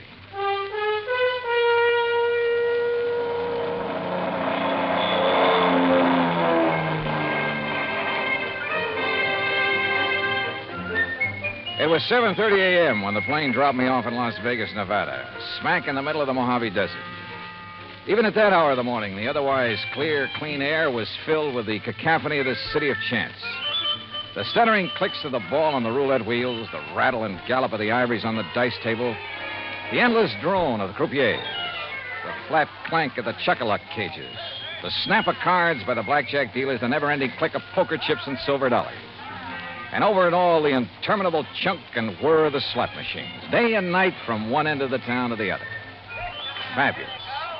I grabbed breakfast, that's item 2, then rented a car and headed south and east on Route 93 toward Kingman, Arizona. Then, just 5 miles short of that town, I swung right on 68 down toward Davis Dam, down to Lake Mojave Resort. Mile after mile of nothing but sun-baked rock and sand, sagebrush and Joshua trees, tumbleweed and cactus. And right in the middle of it, the clear blue waters of Lake Mojave. Buster Faber, who's general factotum of the resort, was waiting for me. After a hearty greeting, he led me into the office, and we sat down and got to work. Yeah, it was murder, all right, Johnny. Sure. Yeah. And by the way, I don't know how much you knew about Mike Kirby. Well, only that he seemed to be one of the fixtures around here. Was obviously well-liked. So he'd been a businessman back east, owned a string of restaurants, made a fortune. Uh-huh. And about 10 years ago, he retired. Did a lot of traveling, all over the world, I guess. Oh, lucky man. Did he have any relatives, Buster? Oh, only some nephews and nieces. I see. Anyhow, a little over 3 years ago, he settled down here to spend the rest of his life just fishing, taking it easy. Can't think of a better place or way to retire. How old was he, Buster? 61. Didn't look it, though. No. Well, if I remember right, he was pretty fit. He was. Well, I had the impression when I was here before that he was just a hired fishing guy, something like that. Oh, he used that as an excuse to meet folks. Half the time, he clean forgot to charge for his guide services. Accidentally on purpose, no doubt. Well, now you said... Now, don't rush me, Johnny. I got to give you the background. Okay, shoot. He kept saying over and over and over again how glad he was to be out from under a lot of responsibilities. And one day, about 6 or 7 months ago, he suddenly transferred title to his boat, his motor, his fishing tackle, and his old beat-up Ford to us. Oh? I know. I asked him at the time if he wanted to get him off his personal inventory, why not give him to his relatives? Well, what'd he say to that? Said he didn't like him. Felt they were just waiting around for him to die so they could get their hands on his money. Oh. Said he just wanted to make sure that if anything happened to him, the stuff would end up with us on account of we'd use it and appreciate it. Also, Johnny, he plunked down $10,000 in cash and insisted that we take that, too. $10,000? What for? His rent on his cabin for as long as he lived. Oh. Buster, did he leave a will of any kind? Well, now, I'm getting to that. Anyhow, last Friday afternoon, he went out fishing alone, like he often did. And just before dark, one of the rental boats came in with 2 young kids. Yeah. They'd seen old Mike's boat up on the beach in that big cove just above the power line crossing. They found Mike laying on the sand beside it, as still as death. Well, they came tearing in to report it, scared half out of their wits. Well, I sure hope you... Oh, sure. I grabbed Ham Pratt and a big flashlight. You remember Ham. Oh, yeah, the manager of the resort. Yeah. Well? Well, we found him there. And he was gone, the poor old fella. Go on, Buster. Well, Ham took one look at him, and rattlesnake, he said it. Rattlesnake did it. Mm-hmm. You could tell by the way Mike looked, laying there. Fang marks? Yeah, on his right leg, just above the ankle. And a big bruise on his head, like he'd hit a rock when he fell. But on the phone, you said you thought it was murder. And a minute ago, you said you're sure of it. Well, we put him in our boat, hitched his on behind, and brought him back here. We phoned Tad Harding of the Kingman Police Department. I remember him. Good man. Yeah, well, Chief Harding took one look and he agreed with Ham. Poison from a rattler. Well, they took him into Kingman, and I telegraphed the relatives. But, Buster, now look, you... Then I got to thinking. There was something wrong. What do you mean? Well, there are very few rattlers in this part of the country because of the heat. They can't take it. If anybody'd know better than to fool with one, it'd be old Mike. And they always sound a warning before they strike anyhow, don't they? Sure. So early next morning, I went back to the cove. And? Number one, there was no sign of any rock that Mike might have hit his head on when he fell. Go on, Buster, go on. There was no trail from any kind of a snake anywhere around. Well, the sand could have drifted over them. No, sir. The footprints Ham and I and the kids had made were clear as crystal, but no tracks of a snake. All right, go on. Well, then I noticed it. Where another boat had been beached. Strange one, not from our landing. It was right next to where Mike's had been, right alongside. Any footprints from it? Well, if there were, we and the kids had mashed them all out. Then I remembered the way Mike had been laying there, as though he could have been rolled out of his boat or thrown out right on the sand. Then it looks as though somebody met him out on the lake, banged him over the head, made the fang marks, which isn't hard, then lashed the two boats together, dumped him off at the cove, and left. It sure does, Johnny. I want to see that place. Yeah, and all the excitement, I might have overlooked a lot of things. Oh, that I doubt. Now, Buster, if there's no sign of rattlesnake poison in old Mike's body... Well, right after I called you, I phoned Chief Harding. Coroner's making his autopsy today. He'll call me. Well, now, look. These nephews and nieces of Mike's, how much do you know about them? Oh, I never met them. But according to their answering telegrams, they're going to descend on us like a swarm of locusts. There are a lot of them? Well, no, I was thinking of the way that they... Well, one, there's a woman named of Martha Woodbury who... Excuse me. Mr. Faber? Yeah, I'm Buster Faber. I am Miss Martha Woodbury. Oh, well, Miss Woodbury, we were just at... this is Mr. Johnny Dollar. Miss... How do you do? Mr. Faber, I'm a niece of Michael Jonathan Kirby, and probably the major beneficiary of his estate. I wired you that I would be here, and I am. You got here kind of fast, too, didn't you? I also wired Uncle Michael's attorney in Kingman that I saw no reason why he should delay the reading of Uncle Michael's will. Lawyer Guilford phoned me about that, and I guess you weren't the only one. You should be here late this afternoon. I also wish to make funeral arrangements befitting one of his financial status. Won't you sit down? Now, please tell me the circumstances of his death. And, of course, I wish to see the poor darling's body. Miss Woodbury. Yes? What do you do for a living? Why, if it's of any concern to you, I teach at Armand College. Toxicology. Toxicology, huh? Yes. Poison. Very interesting. Is it? Why? Who are you, Mr. Dollar? Well, I'm a special investigator for your uncle's insurance company. What? Yes, you see, we have good reason to believe your uncle was murdered. Murdered? Murdered? Who said that? Hello, Martha. You said murdered. Are you talking about Uncle Michael? Well, that's right. Who are you? I am Chester Kirby, and as far as I know, the heir to my uncle's fortune. Who are you, sir? Chester, Mr. Dollar is an insurance investigator. Oh? Investigator, huh? Dollar, I'm Hank Kirby, family black sheep, also Uncle Mike's nephew. What's this talk about murder? Are you three his only relatives? That's right, Dollar, except for Lita. Lita? Lolita Laverne. Though we sometimes try to forget that. Oh, come off of that. Why, Miss Woodbury? My sister is a cheap nightclub dancer. We prefer to forget it. And the silly stage name she uses. Now, take it easy, teacher. Of course, Martha. This is hardly the time or place to... What do you do for a living, Mr. Kirby? Chester? Play the stock market a bit, that sort of thing. He's a playboy, Mr. Dollar, and a gambler, and I suspect not a very honest one. Martha, my dear girl, I resent... You've never done a lick of honest work in your life. And if you think Uncle Michael didn't know it, would let his money ever get into those soft pickpocket fingers of yours... You don't think you're the well, one let me tell you something, Oh, shut up, both of you. Fair of money grabbing. If you had to work for a living... Like what, Hank? What do you do? Yes. Tell him, Henry. Oh, I told you I was a black sheep of the family, but I work. You know, odd job. I'll tell you, Mr. Dollar. He's a roustabout. Circuses, carnivals, that disgusting sort of thing. Where are you working now, Hank? Well, there's a sort of a scientific exhibit. Sideshow is more like it. All right. Along the highway over near Victorville. A lot of rare animals, reptiles, and things on display. And Henry, dear boy, when he's off the bottle, is appropriately enough in charge of the snake pit. Oh. Well, we do scientific work, too. You know, like What, Henry? Like milking the venom from the snakes to sell to laboratories? Yeah. Well, that is, excuse me. Hello? What? You sure? Well, Mr. Dollar, now, I wait a think it's second. about time you tell us Hey, what you Johnny. meant when... Yeah, Buster. I want you to hear this. It's Chief Harding. Go ahead, Chief. Well, as I said, Buster, there was evidence of rattlesnake venom in the body, all right, but it didn't enter at the fang marks on the leg. What do you mean, Chief? Well, the coroner says those marks were fakes. The venom was injected with a needle up near the armpit where it wouldn't be noticed. Chief, this is Johnny Dollar. Oh, hi there, Mr. Dollar. Haven't seen you since you were out here Listen, working on the... was the venom injected into his body before or after old Mike received the blow on the head? Was the coroner able to check that?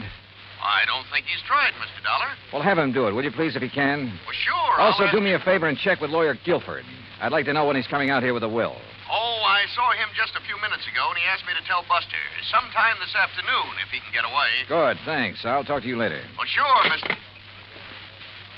As I started to say, Mr. Look, Dollar, Miss Woodbury, there is nothing that you or any of us can do until we get the complete report from the coroner. Well, you can at least tell us what you meant. And when what you meant... about dear Uncle Michael's will, Mr. Dollar? That will have to wait for the attorney. He expects to be here sometime later today. Now, wait a minute. You said murdered. Incidentally, I suppose the will shouldn't be read until Lolita, or whatever her name is, gets here. According to her telegram, she ought to get here today. Well, she better.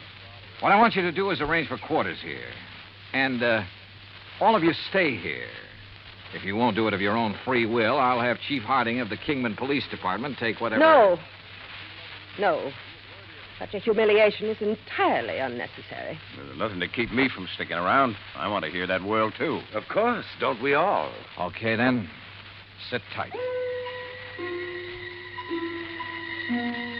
For my money, any one of them could have done it. A toxicologist, a man whose business was handling poisonous reptiles, and a cheap tin horn gambler, and the nightclub dancer who hadn't appeared yet. Yeah, any one of them to latch onto the old man's fortune. I avoided telling the three present about the circumstances of their uncle's death in the hope one of them would give himself away by saying something to show that he or she already knew. As soon as they were ensconced in their rooms, Buster and I hopped into his outboard and headed up the lake. Remember the last time we rode up here looking for evidence, Johnny? Yeah, I sure do. That was the Midas touch mine. Yeah. And the pretty little lady owned a high-power rifle with a scope sight.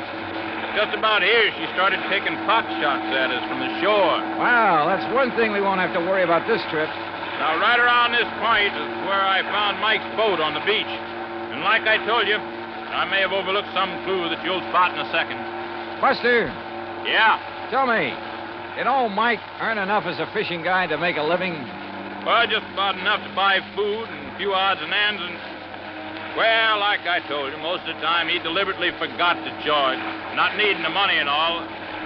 Hey, Johnny, there in the cove. What? A boat, right where Mike's was. Whose is it? Do you know? Isn't out of our landing by... Here, that puff of smoke from behind the bush way up on the sand dune. Swing us around. That's somebody with a gun. And look, we're taking in water, those holes in the bottom. Grab that can, start bailing. There, that guy can shoot. Pull us around, Buster. We're like a pair of sitting ducks out here. Right.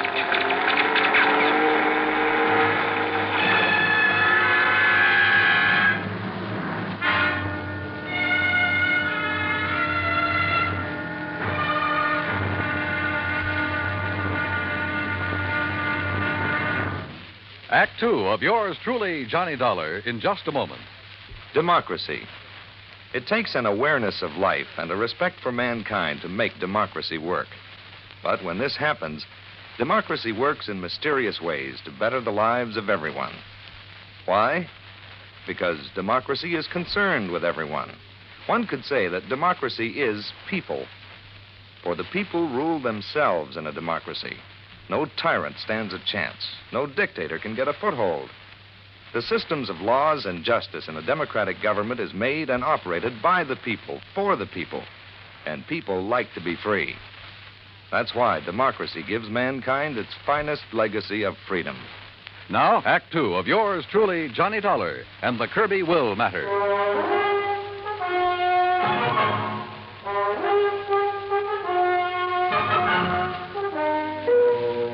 Whoever had been shooting at us from the shore there on Lake Mojave had a good eye. But a 30-mile-an-hour outboard at over 200 yards and swerving like mad can be a pretty tough target.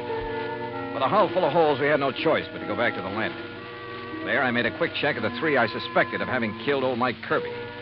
First, his nephew Chester. Right here in my room, Mr. Dollar, reading. Then a brief walk in the hills. Why? And when is that lawyer coming to read Uncle Michael's will? Then the niece, Martha Woodbury. Gathering a few desert plants, as you must know. Hardly racing about on the lake armed with a gun, as you seem to suspect. Why don't you question Henry? If anyone should know how to handle a gun, he should. So I questioned Hank Kirby. Fishing, that's what. I saw no reason to just sit around waiting for that lawyer to arrive. I was fishing in that first big cove on the right. On the Arizona side. That's right. And I saw you and Buster tearing back here. That's when I come back to see what was up. Now, what is up? Mr. Kirby? Yeah, Buster? On the payphone, the phone booth next to the cafe. Yeah? Kingman operator just called. Yeah?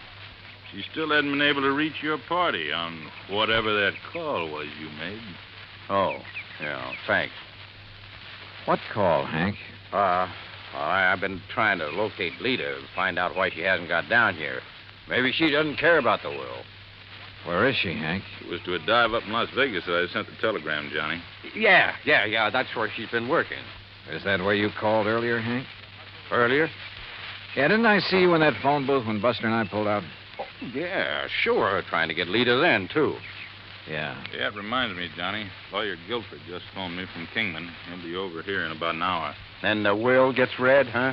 Perhaps we ought to wait for Lita. What do you think, Hank? She'll be here. Well, did you talk to her? Is she on her way? Yeah, she's on her way. All right.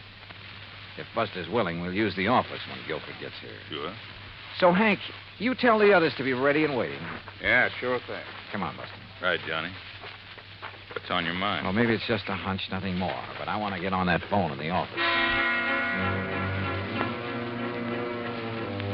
I called Armand College first. Yes, Miss Martha Woodbury had left there only last night. So she couldn't have been here when Mike Kirby was killed. A call to Chester's Hangout, a private gambling club in Reno, indicated the same thing. Call number 3 was to the so-called museum where Hank Kirby worked with the Snakes, a place within easy driving distance of Lake Mojave. But the records showed he hadn't left the place in 2 weeks until this present trip to be here. Lolita?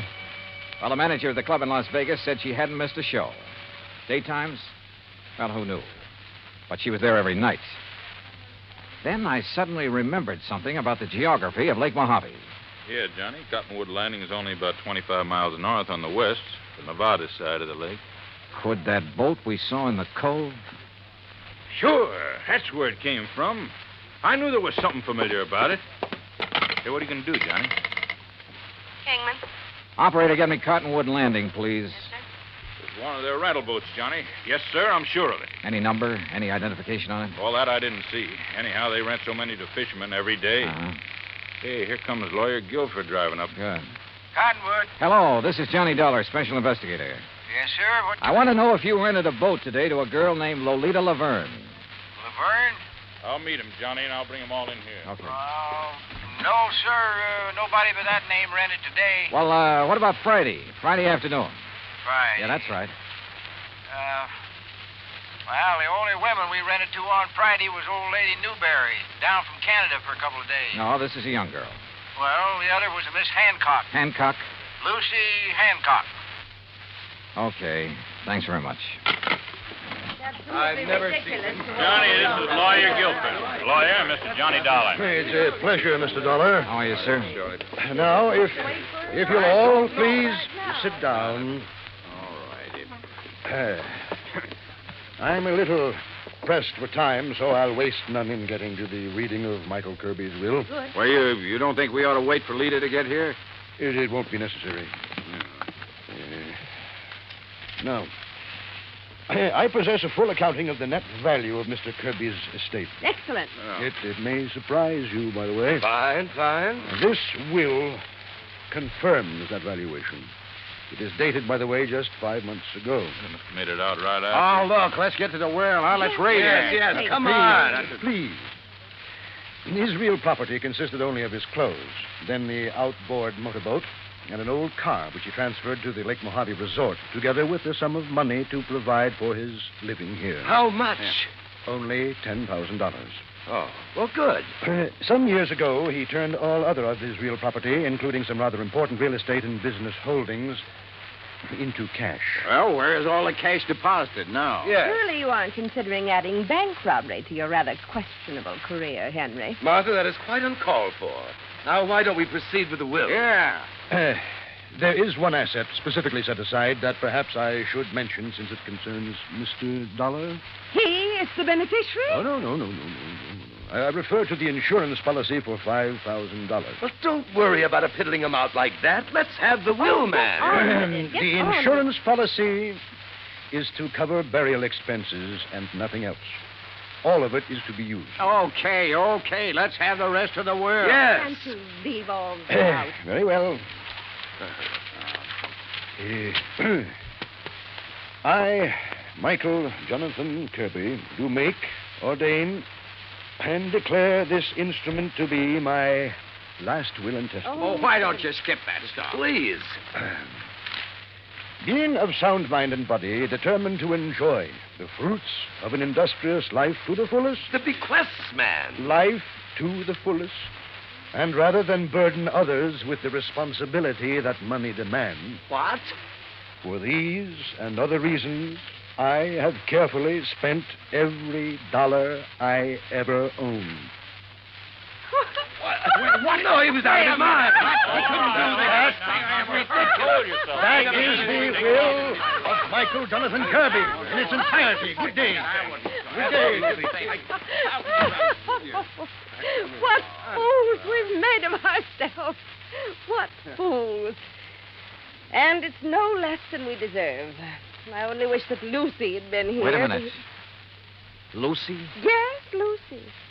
Her real name, her proper name, not Lolita Laverne. It's Lucy Hancock Woodbury. But as I told you before... Now listen, all of you. You're to stay right here. Stay in your rooms. Oh? What's the point? Now we know the contents of that stupid will. Yeah. Buster, By what call right, you- Chief Harding? Tell him to stand by in case these people get itchy feet. Right. What little I'd done so far in this case was based on nothing but hunches. So when 10, then 11 p.m. came and Lolita, Lucy Hancock Woodbury, hadn't arrived, I acted on another hunch. Sure, Johnny. My room is right next door to the office, so if this leader arrives and signs in, I'll let you know right away. No, Buster, no. Huh? Just sign her into a room after you've done a little tampering with the register. What do you mean? Chester is in number 6, isn't he? That's right. All right. Change that on the register to number 8. That's this one, your room. That's right. And be sure that Lita sees the register. I don't understand. You don't have to, Buster. Let's just hope she gets here. Buster left. And with my door ajar, I turned off the light and lay on the bed and waited. It must have been after midnight when I heard the car pull in. Heard Buster admit someone to a room a couple of doors down the line and then go back to his own. Then, silence. Then the quiet click of feminine footsteps approaching my door. Quickly, in the darkness, I lit a cigarette, held the glowing end away from my face.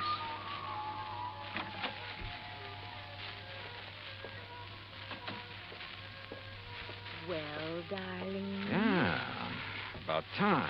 About time you got some sense, Chet. No, don't turn on the light.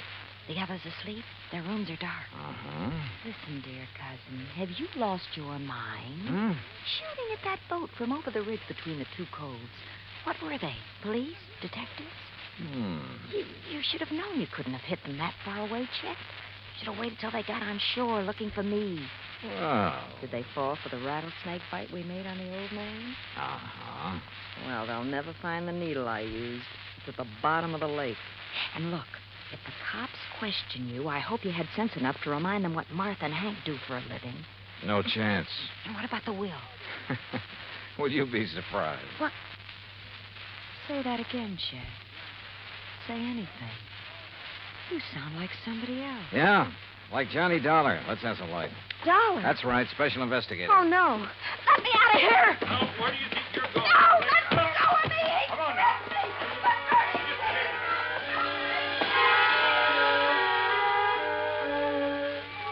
Yeah, all 4 of them had wanted to see old Mike dead.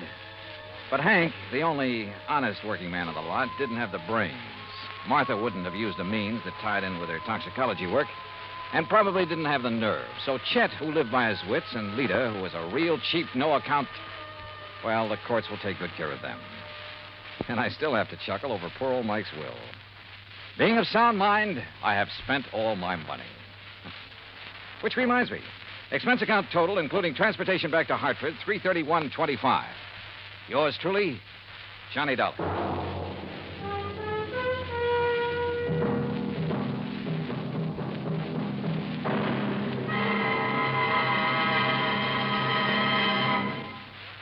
Now, here is our star to tell you about next week's story.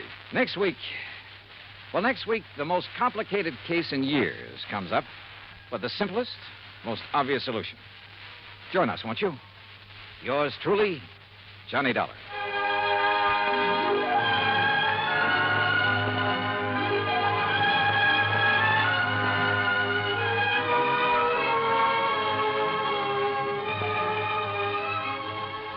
Yours truly, Johnny Dollar, starring Bob Bailey, originates in Hollywood.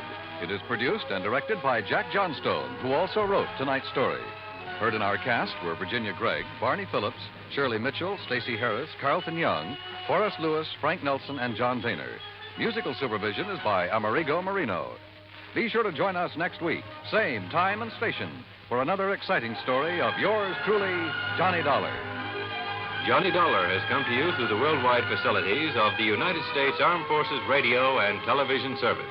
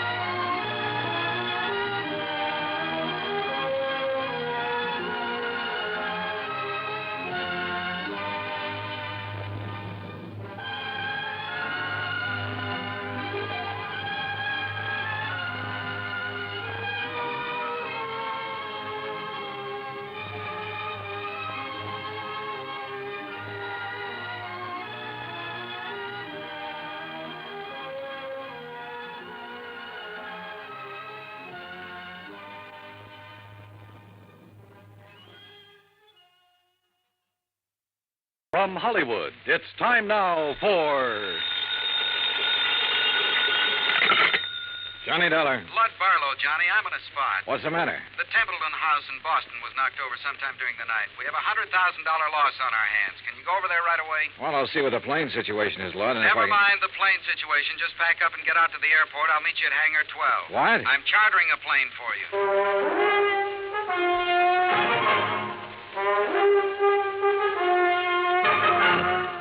Bob Bailey in the exciting adventures of the man with the action-packed expense account. America's fabulous freelance insurance investigator. Yours truly, Johnny Dollar.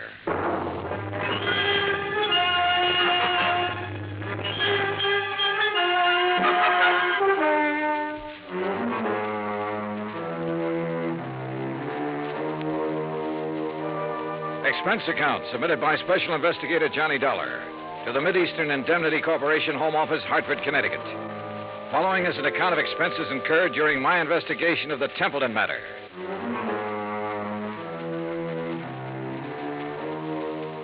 Expense account item 1, $5 even, cab fare from my apartment to Hangar 12 at the airport. A twin-engine Bonanza had been rolled out and a fueling truck was pulled up alongside.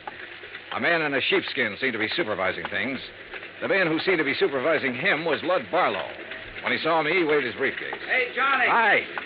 Are you all set? Well, I'm here. That's what you mean, Lud. That all your luggage? Yeah, this is it. This is Tommy Clark, Johnny, your pilot. How are you? Hi, Tom. I'll stow this gear for you. Oh, thanks. The faster we move on this, the better off we are. You know that. I know.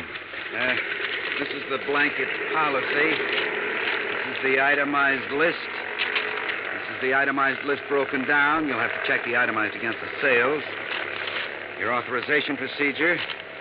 And a description of stock records, including shipments received by Templeton House up to and including the first day of last week. Okay? Swell. Now maybe you'll tell me what this is all about. And when you get there... What? What it's all about. Let's start with Templeton House, huh? It's the biggest jewelry firm in Boston. You said they were robbed last night. Burglarized, broken into somewhere between 5 and 7 o'clock in the morning. All set, Mr. Dollar. What'd they get away with? Well, that's for you to find out, Johnny. We carry a blanket policy on all their stock. Anything in the store in the way of merchandise is covered. On the phone, you said something about $100,000. It may be 200,000, Johnny. I take it you talked to somebody in Boston. Yeah. Did you talk to the police? Yes, for a minute. I told them I was sending a man. They're expecting you. Give you a hand, Mr. Dollar. Oh, thanks, Tom. Okay? Yeah. Thanks. Who's in charge, lad? Lieutenant Roebuck. Roebuck? Yeah. Get your seatbelt, Mr. Dollar. Oh, sure. He'll want to see those contents records. You be sure and tell him they're up to date. Who's the man with the company? What? The man at the company. Templeton. Stand clear, Mr. Barlow. Remember, Johnny, a client can face a thing like this a lot better if a man from the insurance company standing by. I'll try to remember that. Good luck and keep me informed.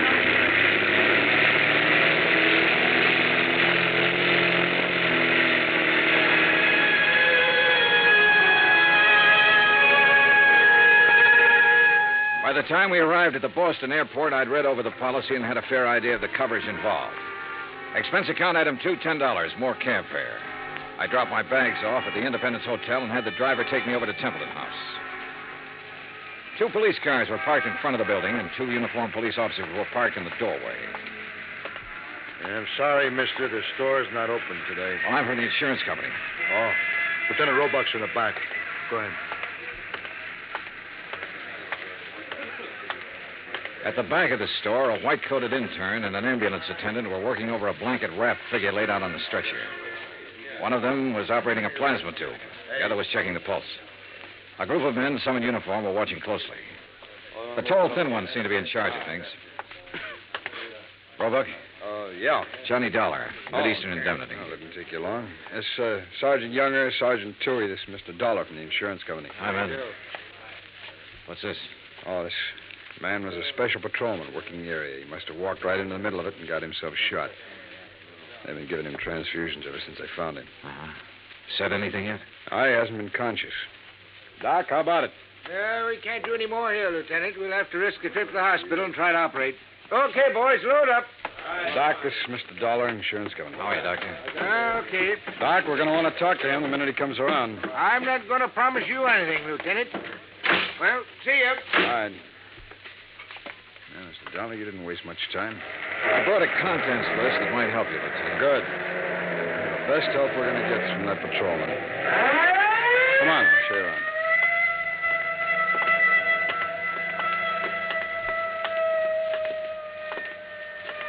This is where they got in. Jimmy, huh? Yeah, most likely. There's marks there on the door jamb.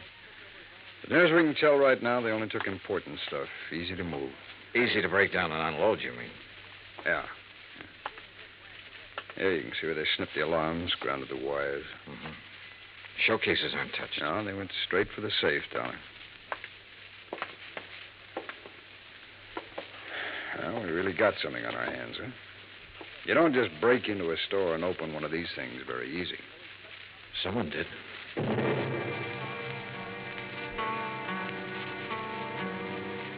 The neighborhood was canvassed for possible witnesses.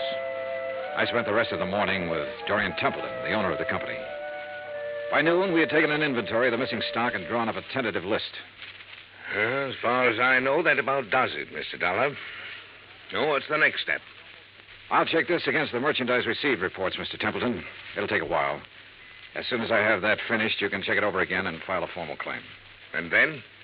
The company will reimburse you in cash. Well, what are the chances for recovery in a case like this? Well, I could quote the actuaries, Mr. Templeton, but I won't. Why not? Whoever broke in here last night knew what they were about. They opened your vault the way you'd open your front door. They took what they wanted and got out very quickly. No alarm, no witnesses. The chances are they planned the rest of it just as well. They've probably scattered. The police aren't sure how many men were involved. They know it was at least 2 men, possibly 3. How do they arrive at that? 1 man working on the safe, another man looking out, possibly 2. The point is, the more men who are involved, the harder it'll be for them to take the jewelry, break it down, sell it, and stay out of sight. They're going to get away with it? I didn't say that. Well, nothing seems to have gone wrong with their plans so far. One thing went wrong. That special patrolman surprised them. true he didn't have time to draw his gun or sound the alarm, but they had to shoot him. And if something hadn't gone wrong, they'd have been satisfied to knock him on the head. Yes.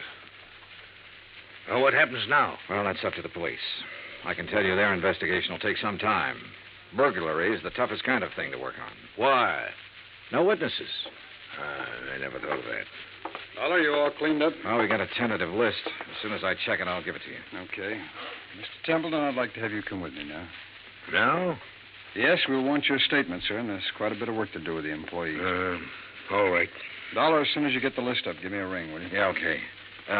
Any news about the policeman? Yeah. It's a murder case now. Expense account item 3, $25. Stenographic fees. The public stenographer at the hotel helped me make a comprehensive list of the stolen items, which was verified by Templeton. The amount of loss was set at $100,000. By late afternoon, clerks, stenographers, accountants, designers, salespeople, stonecutters, all in Templeton's employ had made statements to Lieutenant Roebuck. The statements were in the process of being checked. A general roundup of known safecrackers and burglary suspects had begun. Expense account item 4, $3.75 dinner. Lieutenant Roebuck and myself. Well, it's going to be a long night. Yeah. Any luck on the employees? Oh, it's hard to say yet. One of them has a record. Hmm? Yeah, a fellow named Tabor, one of the janitors there. He's a two-time loser. I had him tucked away in a cell until we clear some of this other stuff away. Has he said anything yet? Oh, he denies all knowledge. As far as time incident goes, he was home sleeping when all this happened, but that doesn't rule him out of somehow getting that safe combination and passing it on to a friend. Yeah. Man with a record's apt to have that kind of friends who'd be interested in just that kind of thing. Hey, how much do you want me around? You're a free agent, Dollar. If you have any ideas, I'll listen. It's a tough baby, any way you look at it. Let me talk to Tabor. There might be a shortcut. Why not?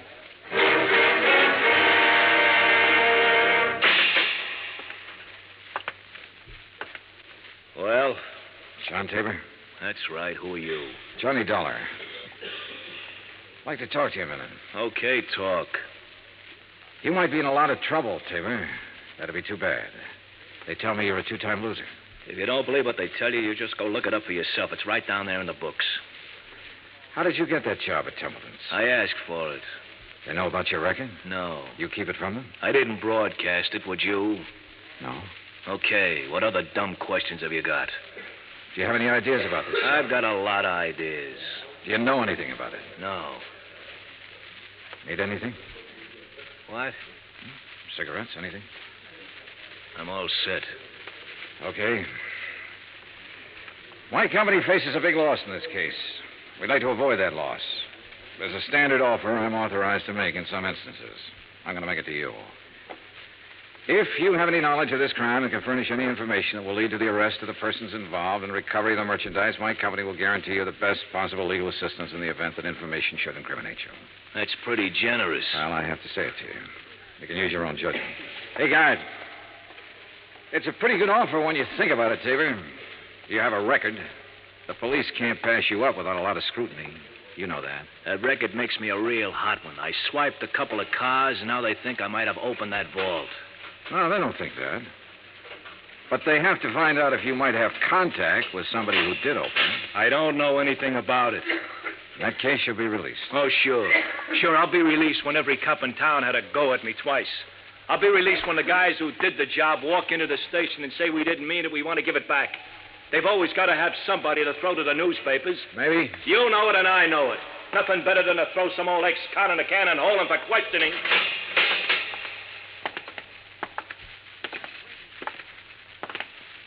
Well, Dollar, you go for it? No. Any more ideas? Turn him loose, Lieutenant. See whom he talks to and whom he meets. John Tabor was released without bail, and a 24-hour watch was put on his residence. By 10 o'clock the next morning, the police had located 3 witnesses to the shots that had killed the special patrolman. However, none of them had seen the burglars or the car that was used. The district attorney's office issued an order impounding the financial records of Templeton House. A complete audit revealed that its affairs were in excellent shape. It also revealed that Templeton himself was the only man in the jewelry firm who had the combination to the vaults. His statements emphatically denied giving the combination to anyone. As far as the police were able to determine, he was telling the truth. The search for all known safecrackers extended into New York and Philadelphia and Chicago. On the morning of the third day, a claims adjuster arrived from Hartford with a check for $100,000, full payment on the claim. 2 hours later, we had the first break on the case. Hey! Caller, hey! What? Oh, hello, Lieutenant. Come on, get in. What's up? Well, the Harbor Division found a body down by the docks early this morning, all weighted down with 38 slugs. They were fired from the same gun that killed that special patrolman. They match, huh? Like the dimples on your knee.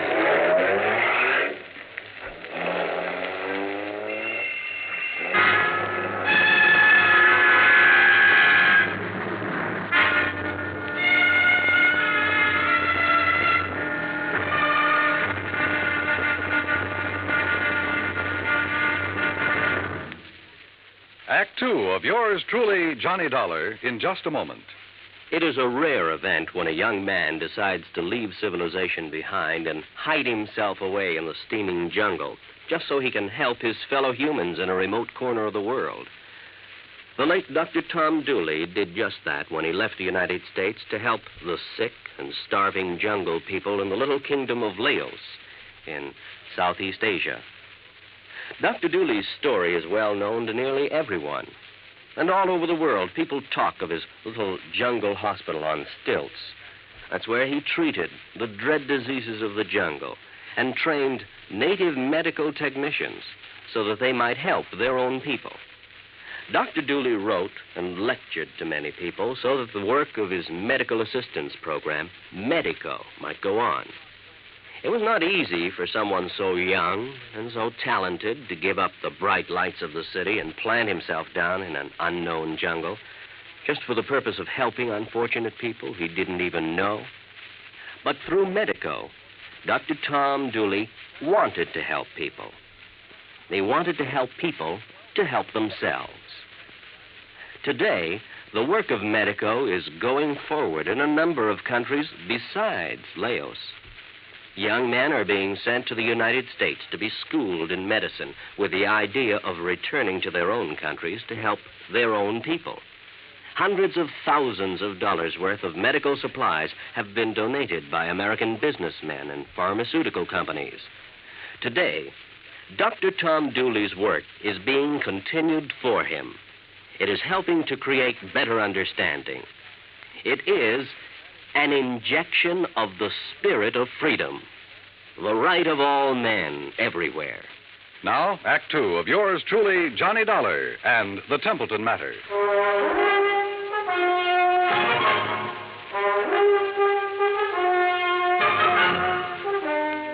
I spent the rest of the day with Lieutenant Roebuck at the morgue. The body that had been found in the harbor was a man about 35 to 40 years old, slim build, dark hair. The labels had been cut out of his clothes and the laundry marks torn off. His fingerprints didn't check with anything in the local files. Roebuck put them on the wire to Washington and requested an urgent identification. Johnny Dollar. Blood Barlow, Johnny. What's this in the paper? Well, the special patrolman and the unidentified man were killed by the same gun. As soon as we get an identification, we can go to work. Well, how about that ex-con that turned up working at Templeton's? Tabor? Well, they're still watching him. He might have been the case man. So far, it's just an idea. I'd like a recovery on this one, Johnny. So would I. What do you think is possible? Well, 2 days ago, I would have said no. Today, things look better. For one thing, none of the merchandise has shown up on the market.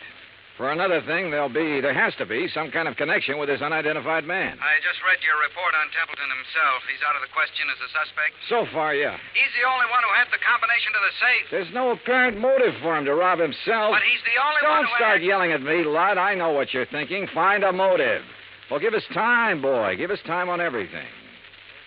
Lad? Oh, I guess I hate to pay off big claims. You may get it back. Keep your pants on. Expense account item 5, $50 deposit for rented car. That afternoon, I drove from Boston to Creeksdale, the home of the Grantland Safe Company, where I met a man who looked as formidable as the product he manufactured. I am Grantland, sir. I found him standing inside a shiny new vault, ready for shipment. Beautiful thing, eh? On its way to South America tonight. Well, I never thought of a safe exactly that way, Mr. Grant. Ah, beauty, strength. Think for a moment, sir, the treasures it will someday hold. But I bore you, sir, with my enthusiasm. Now then, you say you are here on a matter of vaults? One vault, Mr. Grantland. No? The one your company sold and installed at the Templeton House in Boston 17 years ago. Yes? Have you read about the burglary? No, sir, I have not. Templeton House? Yes. The vault was opened. Blasted? Opened. Someone had a combination. I'm bewildered, sir. Indeed I am. You'll want a thorough accounting from my organization, of course. Well, that's up to the police, Mr. Grantland. Right now, for my own information, I wonder if you could tell me who might have the combination to that vault. Well, in answer to your question, I would first have to inspect our records. Well, I brought the serial numbers. Oh, well, let me see. That's as good as... the K series. Mr. Keating set the final combination. Mr. Keating? Yes, my chief engineer for years. And who else? Myself, sir. I'd have a record of the combination in my own file. And who are those available to? Myself, sir. I keep them in my own vault. I see. Anyone else? No one here. The people in proper authority at Templeton's. I'd like to meet Mr. Keating if I could. Impossible, Mr. Dollar. Why? Mr. Keating has been dead these 6 years.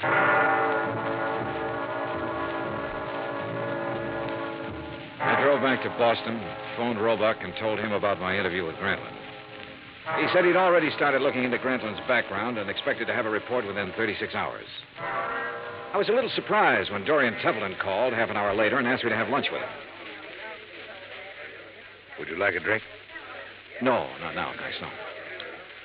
I didn't know whether to call you or the police, Mr. Dollar. I finally decided on you. Uh-huh. What's the matter? Well, it's one of those strange things. I'm not a particularly observant man, and I don't know why I observed this. Go on. However, last night, Mrs. Templeton and I went to a dinner dance at the country club. We thought with all this business, a little relaxation should do me some good. Yeah, sure. There was a young girl at the table next to ours, a very pretty girl whom I've never seen before. I happened to notice her handbag, jeweled affair, quite expensive. One of our items. Yeah? It didn't occur to me until we were leaving that it had been sample stock, not for sale. What do you mean? It was stolen, Mr. Dollar. Why not the police, Mr. Templeton? I was going to call them first thing this morning and report it. And then I got a package in the mail. It was the handbag, intact. Crazy? You said it. Did you happen to get the name of the girl? I asked the maitre d'. He said her name was Helen Tabor. That's not so crazy.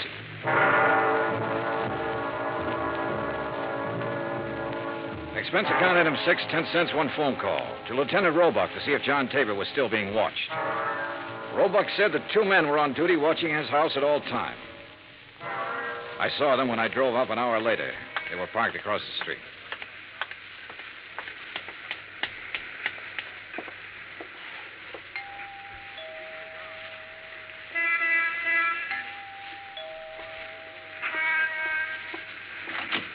Yes? Miss Tabor? Yes, who are you? Johnny Dollar, is your father in? He's sleeping right now. May I help you? I don't know. Didn't I see you at the country club last night? Why, yes, were you there? Couldn't keep my eyes off of you. Or your handbag. Oh. I'll talk to him, honey. Dad, is anything wrong? Nothing I can't handle. Go ahead, fix up a pot of coffee. All right, Dad. Nice girl, Tabor. Yeah. Templeton was at the country club last night. He saw her. You can talk to me or you can talk to the police. I don't have to talk to anybody. The way it looks is that you cased the job. You might even have killed a special patrolman. He was shot close range. Could have been someone he knew and trusted. You've got your share of things. That handbag was part of it. A little part of it. The way it looks, huh? And that's about it. Of course, I don't understand why you sent the handbag back, but then you've probably got a good story for that. Oh, I've got a good story. Nobody will believe it, but I've got a good one. It starts off by me saying I didn't help in that heist. I had nothing to do with it. I didn't case the place for anybody. I didn't even know it was coming off. Let's get to the handbag. I took that 2 days ago. I borrowed it. I've been borrowing stuff right along whenever my kid needed anything. They always come back in good shape. I told her they let me do it. She don't know anything. Borrowed, huh? That's kind of a strange philosophy. I don't even know how to spell the word. I do know my kid's got a life ahead of her. I got to give her every chance to look good, act good, use her brains, meet the right people. Not just because the right people have money, but because they know more right people. It takes a little extra to let her do things like that. You let her use the handbag because she had a date to go to a dance. You guys are all the same. I didn't expect you to believe it. Oh, relax. Maybe I do believe you. What? It sounds nutty enough to be the truth. It is the truth. All right. You taking me in? I'm going to tell Roebuck about this. He'll probably want to talk to you. He can check it better than I can. No, I haven't any authority to take you in. I wouldn't take you in anyhow. I'm interested in guys who walk into vaults. See you around. Hey, wait a minute. What? I never thought I'd see the day when I try to help a cop or anybody like a cop. Maybe this is the day. I saw the paper last night. Oh? The picture of that guy they found floating in the harbor. They tagged him yet? He's a John Doe until we hear from Washington. His name's Kiley. Billy Kiley. How do you know? I used to know him a long time ago. Billy Kiley? Yeah, from Philadelphia. Thanks. A check with the Philadelphia police and a comparison of fingerprints identified the man as William H. Kiley. His Boston address was on Parker Street. I drove out there with Lieutenant Roebuck. It was an ordinary, undistinguished apartment house. No one answered at apartment 12A, so we let ourselves in. The room had nothing to offer in the way of evidence. Well, did you find anything? No. Well, I'll have some men come out here and give it a good going over. Well, maybe the manager or the tenants will have something that'll help us. Come on, let's go. Yeah. Now, be careful, Dollar. Yeah. Yeah? Tim? Yeah. This is Tim. Any trouble there? A little. Say that again. A little. I don't know who you are, but I know you're not Tim. Well, it sounds like we're getting something. Here, let me have the phone. I'll see if I can trace it. Don't bother. I know where we can find him. What? I'd recognize his voice anywhere.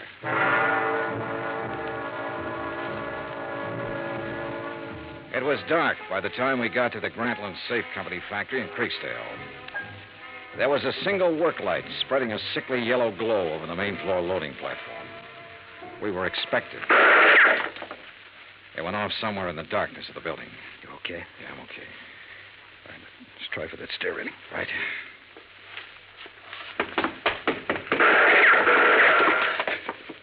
You see the flashes? There. All right. We'll have to try and make it. Mr. Dollar? You think you're alone? Answer him. Yeah? What are you doing here? Looking for $100,000 worth of jewelry and the answer to a couple of murders. Funny? You're very foolhardy, but you're courageous. A man of your perception could do well with a part of that money. No, thanks. I'll take it all. You will take nothing, sir. Keep him talking. I'll try to get under the stairs. Are you alone? For a little while. But I've got people coming, though. Oh, people, eh? Mr. Dollar? Still alive and kicking, Mr. Grantland. You can't shoot around corners. No. But then I don't have to shoot around the corner.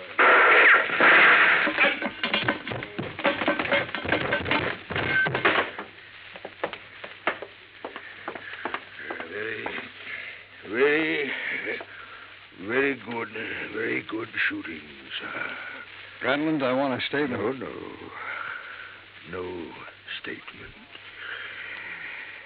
No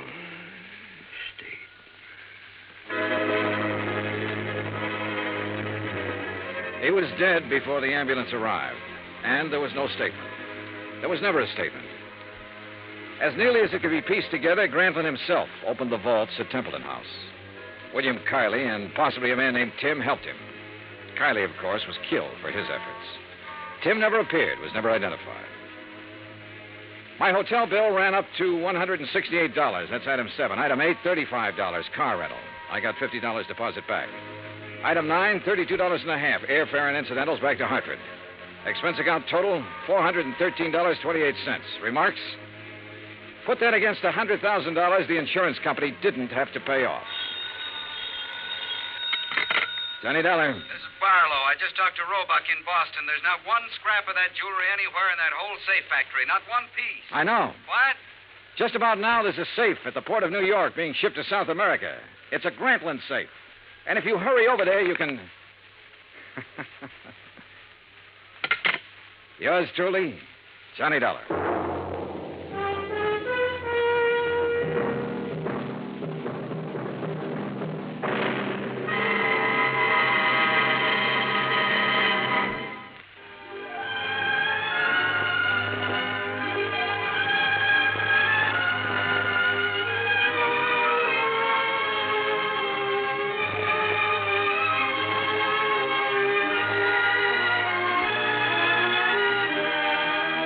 Johnny Dollar has come to you through the worldwide facilities of the United States Armed Forces Radio and Television Service.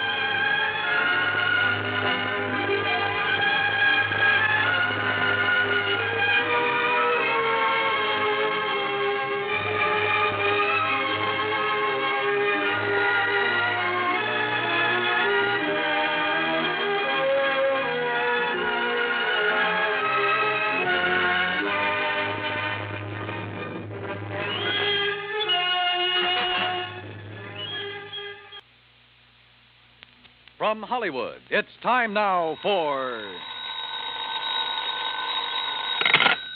Johnny Dollar. Where have you been for the past 20 minutes? In the shower. For 20 minutes? Okay, so I'm a shiny dollar. So you... Oh. Who's that? Max Green at Assured Equity. Oh, hi, Max. What's on your mind? 7 years ago... Our fathers brought forth, but that doesn't answer my question. Johnny, you ever hear of the Meeks? New England family, stood away on the Mayflower, speak only to their money. That's the Meeks. What about them? No, not about them. It's about Mariah Meek and Lincoln's Gettysburg Address. She's lost her copy of it. Well, it shouldn't be hard to find her another one. That's where you're wrong, Johnny. Huh? It would be very hard. Might cost us $100,000.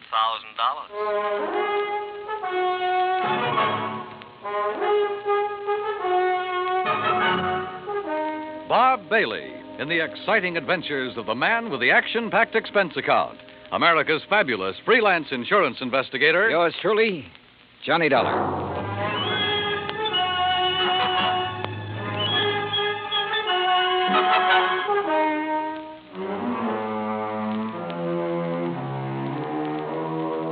Expense account submitted by Special Investigator Johnny Dollar to the Assured Equity and Trust Company, 325 Scott Avenue, Hartford, Connecticut. The following is an account of expenses incurred during my investigation of the Meek Memorial matter. Expense account item 1, $1.90, cab from my apartment to Max Green's office. He was standing in a haze of cigar smoke, ashes on his vest, and a worried look on his face.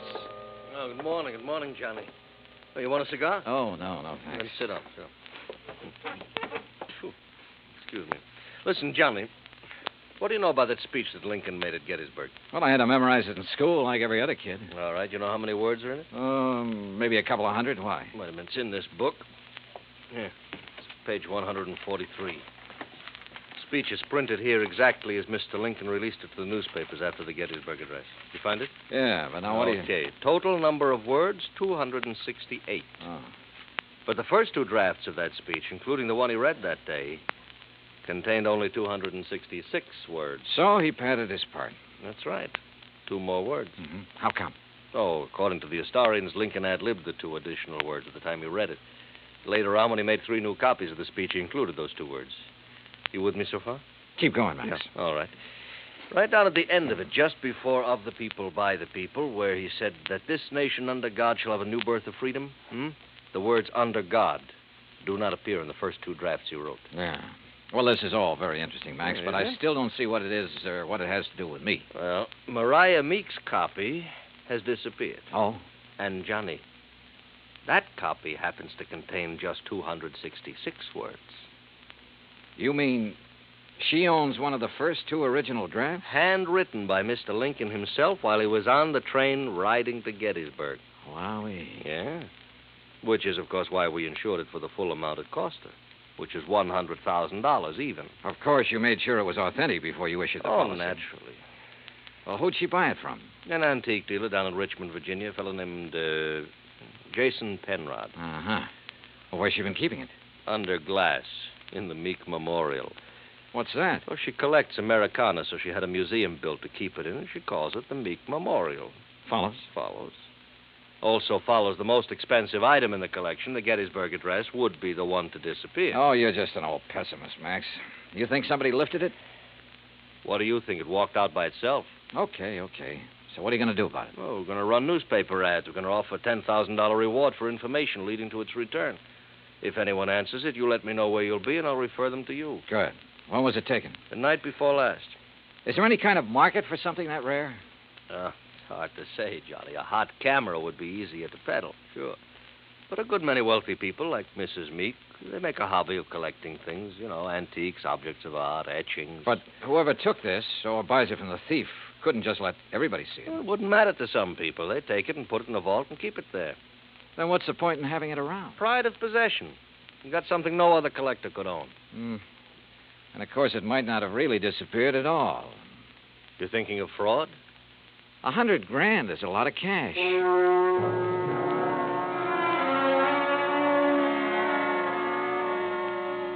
Expense account item 2, $1.90, cab fare back to my apartment. I wasn't particularly intrigued by this assignment.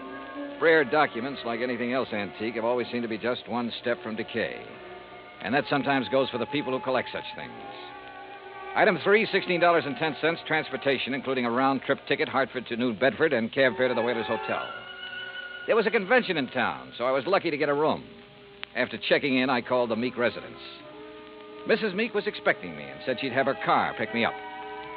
I had just put down the phone when someone knocked on the door.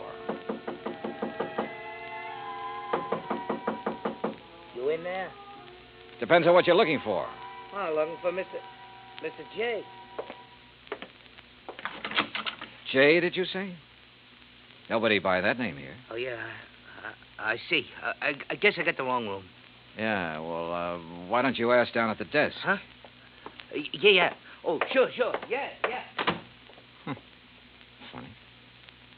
Or is it? I cracked the door open again. Watched him walk to the stairs. Then I took the elevator down the 8 flights to the lobby. Half an hour later, I was in the back seat of the Meek limousine heading toward the home out on Buzzards Bay. It was a big, sprawling frame building facing on the beach. About 50 yards behind it, closer to the road, was the Meek Memorial Museum. I was starting up the front steps when the door opened. Mr. Dollar? That's right. I'm Paul Meek. I understand you have an appointment with my grandmother. Right again. Now, come in, please. She's waiting for you upstairs in the sitting room. Okay, thanks. Before you go up, I wonder if I could have a few words with you. Why not? In here, then. You've never met my grandmother, have you? No, I haven't had that pleasure. Some people consider it a dubious one, Mr. Dollar. Oh? Mr. Dollar, this is my wife, Janice. Mrs. Meek? Hi. How about a drink? Thanks, not just now. How about you, old stick in the mud? You want another one? After a bit, Janice. And if I were you, I wouldn't have any more. But you're not me, are you? You will have to excuse my wife, Mr. Dollar. She Well, we've both been under a severe strain since moving here. Grandmother is blind, you know. No, I didn't know. Her sight began failing about 4 years ago. I'm surprised the insurance agent didn't tell you. Well, Mr. Green was so concerned over the theft of the Lincoln manuscript, I imagine it slipped his mind. Mm-hmm. And just how do you intend to locate that manuscript? I'm not so sure that I can. It'd be a pity if you couldn't. Be just awful. It's grandmother's prized possession. She hasn't been herself since it was stolen. And being quite elderly, well, we're all very much concerned. Oh, my, yes. We're afraid she might die and leave us all that lovely money. Janice. It's the truth. You see, Paul and I don't have any money of our own, Mr. Dollar. We'll never have any until she does die. Instead of giving it to us now while we're young, you know what she does with it? Spends it buying junk for that silly old museum. Now, look. That's gratitude, isn't it? I bathe her, feed her rubber feet, and do all her dirty work. Janice, you've said quite enough. Mr. Dollar isn't interested in our personal problems. Oh, sick in the mud. All right. I'll be in the den if you want me. And that's the funniest thing I've said all day. If you want me. I'm sorry. She doesn't mean half of what she says. Oh, that's grandmother's signal. Then hadn't we better go up? Yes. Yes, we'd better.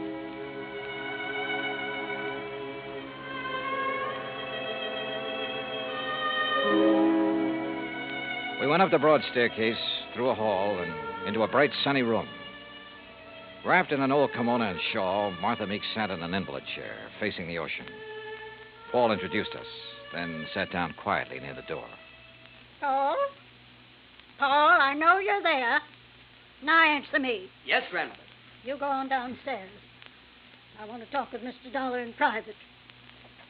Whatever you say. And close that door. Don't mind my back, Mr. Dollar. I couldn't see you if I looked into your face. Now then, when are you going to arrest that crook and bring my Lincoln speech back to me? Well, I'm going to need a lot of help and information, Mrs. Meek. Mm-hmm. What kind of information? Mostly about the museum. Like what? Well, do you know who was in there the night the manuscript disappeared? Certainly. That dirty robber was. Anyone else? Well, old Pete's always there.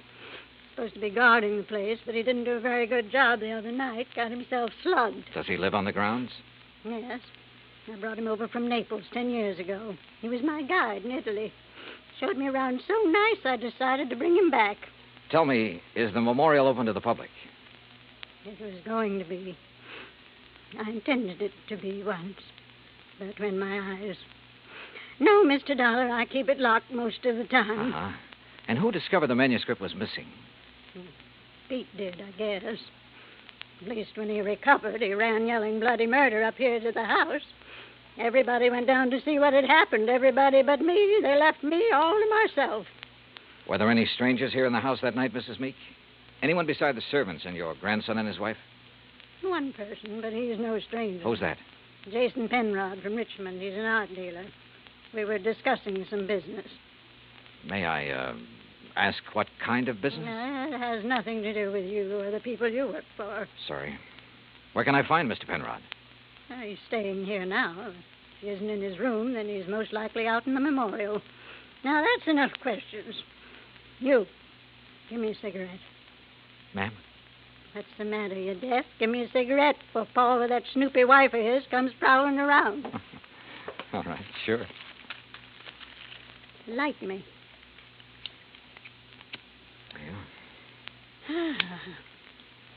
Well, you want any more information, Pete's the one to talk to. All right, thanks.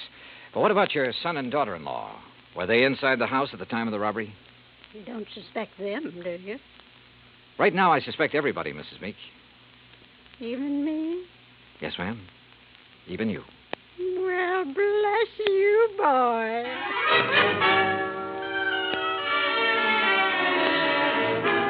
I found Pete Vesuvio trimming the shrubbery just outside the memorial building.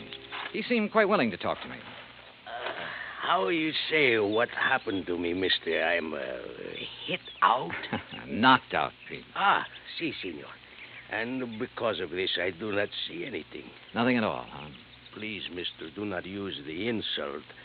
I am American citizen, first papers. And because of the kindness of my patron, I will soon be second papers. I know by heart the Constitution, United States, the Gettysburg Address, pledge allegiance to my flag. Yeah. You know how I know these things which help me be citizen? Because of my lady. She's letting me work in a place where great papers are for me to read. Because of her, I would not hide anything, mister. Okay, Pete, okay. I'm convinced. But I'm sorry I cannot help you, mister. Well, it's not your fault. Hey, you like to hear me say Gettysburg Address? Well- Do it very good. Learn it right from President's own writing. Some other time, Pete. Right now, I have to find Mr. Penrod. Oh, he's inside, mister. Counting the treasures, all of the beautiful things a lady can no longer see. You'll find him in Section L, senor. I found the small, neat-appearing art dealer just where Pete had said he'd be, peering into a glass case crowded with Derringer pistols. He had a notebook under his arm and seemed to be making some sort of inventory. Oh, dear. You gave me quite a fright, sir. Oh, I'm sorry. Well, I wish I could concentrate like that. Oh, well, there's nothing more interesting to me than these fine old pistol things. What histories they must have, Mr. Dollar. Johnny Dollar. Oh, yes, the insurance investigator. Paul told me you were wandering about the place.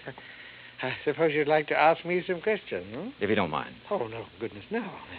I understand you were with Mrs. Meek the night of the robbery. That is correct, sir. We heard the shouting. We ran out here just as fast as we could. I was the one who discovered the manuscript was missing. You have any idea how the thief got in here? No, sir, no. Unless someone forgot to lock the front door, or unless he had a key. Well, has Mrs. Meek given out many of the keys? Well, in my opinion, too many. Even I have one. What about Paul Meek and his wife? No, I don't think so. Well, they really aren't interested in the museum at all, Mr. Dollar. Oh. Mr. Penrod, I understand you're quite an authority on antique art and things like that.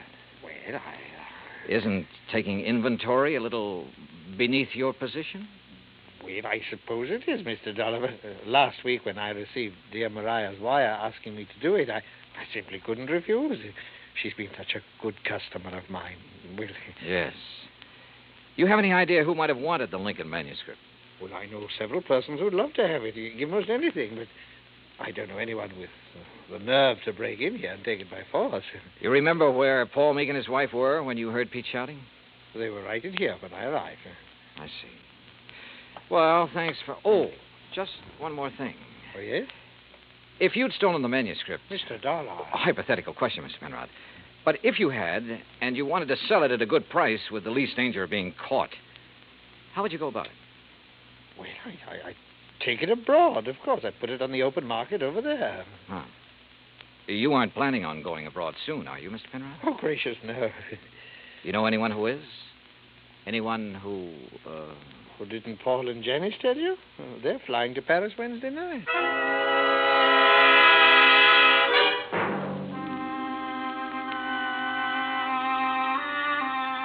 I left the memorial and walked back to the house.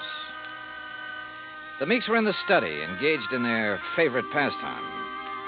When I told them what the art dealer had said, Paul set down his glass long enough to confirm the fact that they did have reservations and insisted that he had a logical explanation for not having told me of those plans earlier. Very logical explanation, Mr. Dollar. Let me handle this, Janice, please. Sure. Drink, Johnny? Now, first, I want to hear that explanation, if you don't mind, Paul. Of course I don't mind. Janice and me, we're fed up. Why didn't you tell me about the plane reservations? Well, why should I have? I'm not even sure I'm going to use them. Oh? Grandmother's upset enough over losing that manuscript. Something else might... Well, anyhow, if the manuscript doesn't turn up within 48 hours, we're canceling our trip. Oh, no, please. Sorry, Janice, but that's the way it's got to be. She did it. What do you mean? It's an act, don't you see? Jason Penrod told her we were going to leave, so she had him hide the manuscript. And now this thing about her being so upset and having such a weak heart. It's an act to keep her precious darling boy tied to her apron strings. I don't believe that. Well, just wait. You will. Anything else, Dollar? What does a trip to Paris cost, Paul? Well, it's not inexpensive. Your wife was complaining about being so broke. Haven't you ever heard of flying now and paying later? We have friends in Paris, Dollar. It won't cost as much to live once we get there. And we'll worry about paying for our ticket when we get back. Any other questions, Mr. Snooper? Yeah. Later. It was after 7 when I finally got back to my hotel room. I ordered a drink and tried to make some kind of sense out of the information I'd gathered during the day. But it all added up to 0. I called Hartford and asked Max Green to look into the Meek finances. Then I dressed for dinner. I was about to go downstairs when the phone rang. Johnny Dollar. Mr. Dollar, I was told to call you. Yeah? It's about the ad. The ad? In tonight's paper about something missing from a certain memorial. Go on. Well, I called Hartford Collect. They said to call you. Yeah, that's right. Who is this? My name's not important, Dollar, but that 10 grand reward is. You think you can earn it? You meet me tonight, you'll see. Where? In the alley behind the Bourne Whaling Museum. Be there at 9:30 and be alone. You got it? Yeah, I got it. Expense account item 4, 85 cents cab fare from my hotel to the Bourne Whaling Museum. I don't like wandering around dark alleys at night, alone in a strange town. It isn't the best way to stay alive. But at 9:29, I passed the old whaling museum and started down the alley. It was dark, no moon, and it was very quiet. I was about 20 yards in from the street when I saw him, curled up in a ball like he had a stomachache. Only he didn't. Because somebody had made him very dead. I struck a match and turned him over. I'd only seen him once before, but I didn't have any trouble remembering where it had been. Right after I'd checked in, he'd knocked on my hotel room door. By mistake. At least that's what he'd said. After giving a statement to the local police who identified him, I went back to my hotel. Evening, Mr. Dollar. Yeah, say, look, I know it's probably against all your rules, but who had my room just before I checked in? Oh, I couldn't disclose that information, sir. Sorry. Oh, well, so am I. It'd mean a lot for me to know. Maybe even $5 worth. Well, well, sir, if it's that important. Thank you. Now, let's see here. Yes, here it is. Can you read his signature, Mr. Dollar? Yeah, thanks. Just fine. The name I'd seen scrawled on the hotel register wasn't important now. At least not without something more to back it up. There was no law against checking out of a hotel, but there was a law against murder, if it could be proven. And that would be hard to do without finding a motive. So I went back to the Meek house to look for it. I paid off the taxi, that's item 5, and started up the front steps. Oh, hi, Johnny. I thought it might be you. That's so? Mm-hmm. I hope you aren't mad at me for the things I said today. No, not at all. I've been a very bad girl. But everything's going to be all right now. It is. Mm-hmm. Or haven't you heard? Heard what? About dear old grandmother. She's had a real bad stroke. Isn't expected to live. You, aren't a bit sorry, are you? Would you be, if you were me? Dollar, you mind coming up here? No, not a bit, Paul. I was trying to reach you at your hotel. Thank goodness you've come here. Did Janice tell you? Yeah. How is she? Bad. Doctor's given up. Says it's only a matter of hours. She told me to send for you, Mr. Dollar. Oh? I don't know why. I've never been able to figure out a lot of things she did. All right, where is she? In there. Old Pete's with her, but go on in. Thanks. Would they increase devotion to that cause for which they here gave her the last... Who is it? Oh, it's Mr. Dollar, my lady. Hello, Mrs. Meek. Oh, thank you for coming, Mr. Dollar. I go now. No, wait. Mr. Dollar, you have a moment, haven't you? Of course. I promised Pete the last time I visited the museum. I promised I'd let him recite some of the things he's learned while working there. Haven't been able to keep that promise till now. Go on, Pete, please. Yes, my lady. They here gave her the last full measure of devotion. That we here highly resolve that these dead shall not have died in vain. That this nation under God shall have a new birth of freedom. And that the government of the people, by the people, for the people, shall not perish from the earth. Thank you. That was wonderful. Thank you, my lady. Now I go.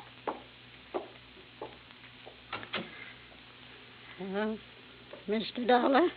I have a confession to make to you. Yes?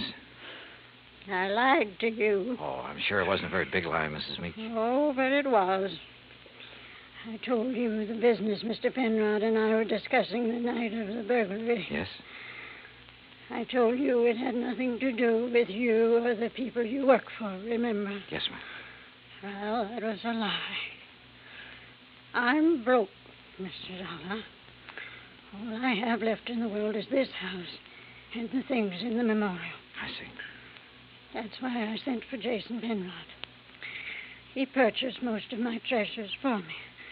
He's evaluating them now, so Paul and Janice will know what they're worth when they go to sell them, which they'll do immediately. Mrs. Meek, don't you think you should try to rest now? Will you give me a cigarette? No, ma'am. Sorry. And you must rest. There isn't much else to do, is there? Good night, Mr. Dollar.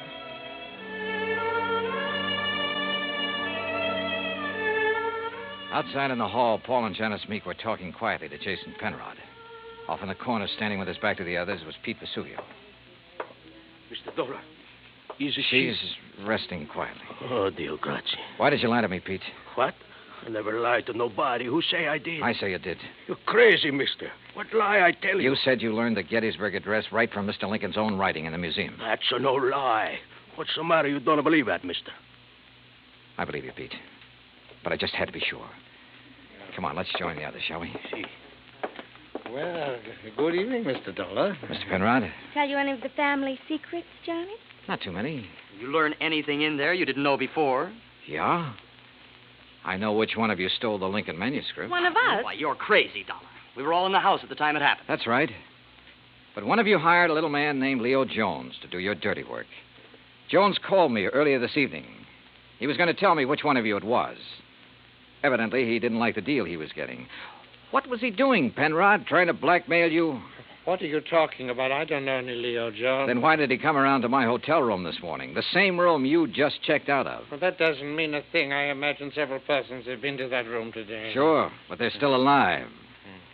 Now, let's get to the phony Lincoln manuscript. Phony manuscript? It wasn't phony, Mr. Dollar. Wasn't it?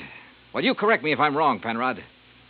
After Mrs. Meek purchased one of the first two drafts of Mr. Lincoln's Gettysburg Address, she started losing her sight. When she closed the museum to the public, you saw a chance to make yourself another $100,000 sale. So you switched copies of the manuscript, replacing that draft with one containing the words, "Under God," which isn't worth anything close to $100,000. What do you mean, Dollar? All right, let me quote. That this nation, under God, shall have a new birth of freedom, and so on. What? The phrase, "under God," was not in the manuscript he sold your grandmother, but it was in the copy old Pete has been studying in the museum. Right, Mr. Penrod? All of you stay right where you are. You get what Jones got. Mr. Dollar. He won't go far, Pete. But I am the guard. The lady will want me to stop him. Pete, come back here. Keep away from me. Pete!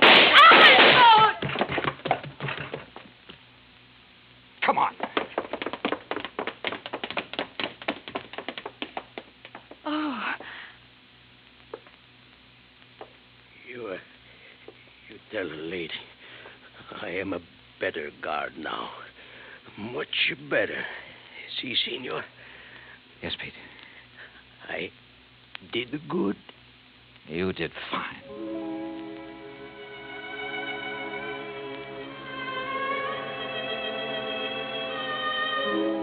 Pete Vesuvio will live to apply for his second papers. And in time, probably open a spaghetti joint in New Bedford. Penrod will be tried for murder. As yet, he hasn't disclosed the name of the person who purchased the stolen manuscript. But in time, I'm sure he will. As for the Meeks, well, Mariah passed on later that night. But as she said, there was nothing left for her but to rest. Expense account total, including hotel and numerous incidentals, $98.30. Yours truly, Johnny Dollar.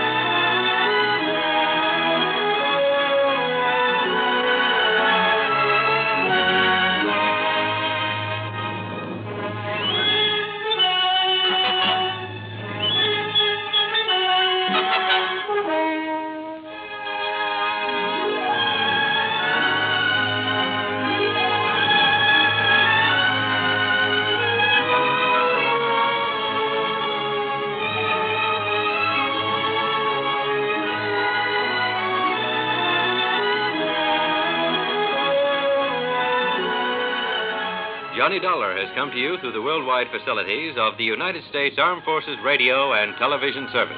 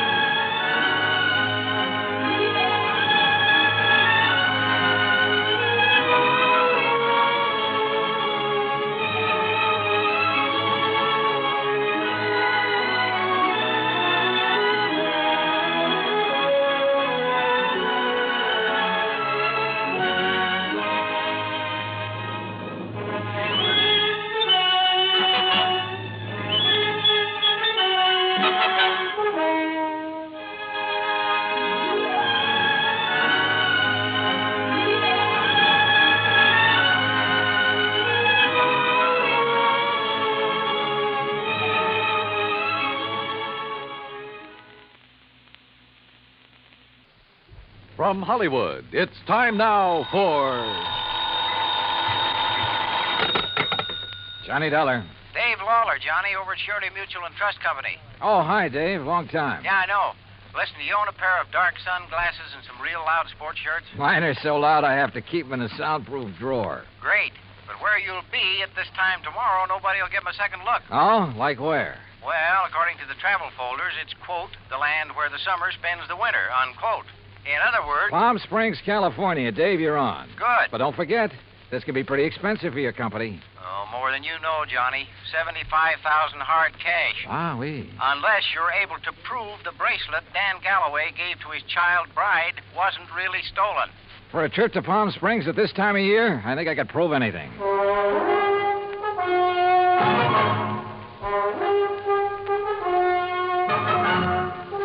Bob Bailey in the exciting adventures of the man with the action-packed expense account, America's fabulous freelance insurance investigator. Yours truly, Johnny Dollar.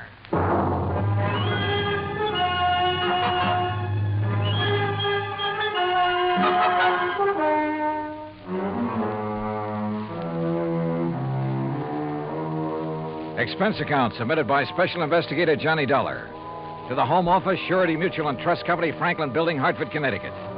Following is an account of expenses incurred during my investigation of the suntan oil matter.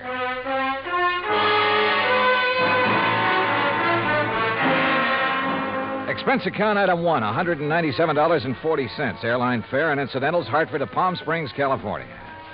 I registered at La Casa de Paz on South Palm Canyon Drive, changed into casual clothes, and sauntered over to police headquarters. Detective Sergeant Lacey was about to leave for lunch, so I went along with him. Yeah, Dollar. You'd be surprised at how much stuff is lost in this town during the course of just one season. The report we got says it was stolen, Sergeant. Oh, sure. But I doubt it. A $75,000 bracelet, just 5 days old? That'd be a little careless of the lady, wouldn't it? Well, if you were married to one of the biggest wildcatters in the oil business, maybe you could afford to be careless. What about Dan Galloway? Didn't you say he was drilling somewhere around here? About 80 miles south, in the middle of the desert, down by Salton Sea. Salton Sea. Oh, that's really a big inland lake that lies way down below sea level, isn't it? Want to bring me a check, Dottie? 245 feet below sea level, Dollar. There's oil there? Dan Galloway figures it this way. One of the most successful new fields that's been worked in years is deep under the Gulf of Mexico off the coast of Louisiana. There are a lot of salt domes down there, and underneath them are big pools of oil, millions of barrels. So, why not under the Salton Sea, which is all salt deposits? Who knows? Maybe he has something. Anybody else drilling down there? Just Galloway. Who else needs it? I mean, any more than he does. Well, does he? All yours, Dottie. How would I know if Galloway needs it? But there has been talk around. You know. But if he's hard up, how could he afford that fancy bracelet last week? Yeah, or the snazzy Italian sports car the week before that. I don't know either, Dollar. What about his wife? Oh, that Roberta. What a doll. And in 3D, if you know what I mean. How an old coot like him could ever latch onto a pretty little chick like her. Ruff. I take it Roberta's somewhat younger than her husband. Oh, not more than 35, 40 years. Oh, I see. How long have they been married?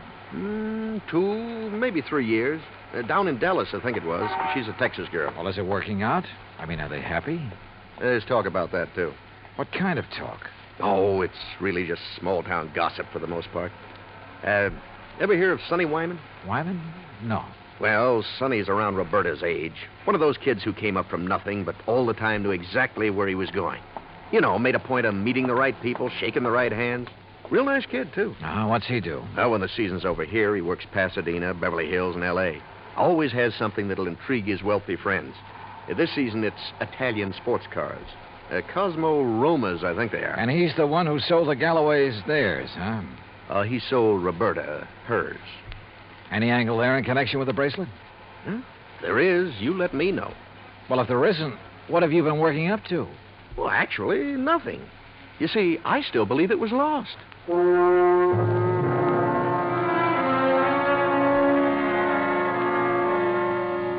Expense account item 2, $35 for rental of a drive-your-own car. I found the Galloway place about 2 miles out north and east of town. As I parked in the broad U-shaped driveway, I noticed a low, shiny, suntan color sports car standing in the shade of a date palm back by the garage. I started over to take a look at it, but the front door of the house opened, a Filipino boy appeared, took my name, and showed me into the living room. Through the solid wall of picture windows, I could see that the whole place was built around a kidney-shaped swimming pool. Mighty inviting. And so was Roberta, Mrs. Galloway, when she stepped into the room a minute or two later. Hi there, Mr. Dollar.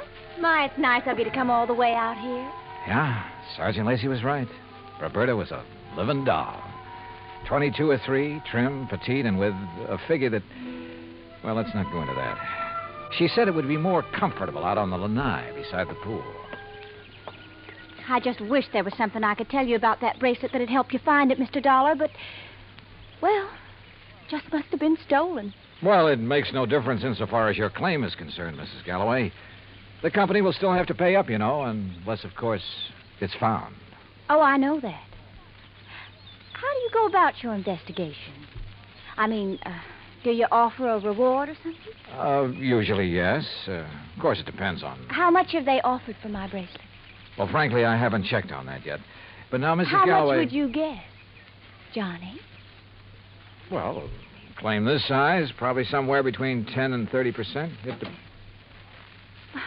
What's the matter, Johnny? Your ear's out a mile. Nothing. I just thought I heard... Now, that's funny. I didn't hear a thing. But I had. Quick footsteps somewhere in the house. Then the door opened and closed. Then a few seconds later, the unmistakable growl of a high-powered engine thundering out through twin straight pipes. Oh, that. Probably some hot rod fan in the neighborhood just drove by. Aren't they She prattled on for another hour or so and again asked about possibilities of a reward for her bracelet. But so far as helpful information was concerned, she came up with nothing. So I excused myself and drove back to town. I wanted to talk to the driver of that sports car. I also wanted to check with Wilhoit Van Hook, the jeweler who had sold the bracelet. I found his shop on Palm Canyon Drive, a small place, but very ultra. As I was about to enter the door... Hey, Mr. Dollar, got a minute? Oh, yeah, sure. 2 or 3 minutes. And I like your car. Mr. Wyman, isn't it? That's right. How'd you know?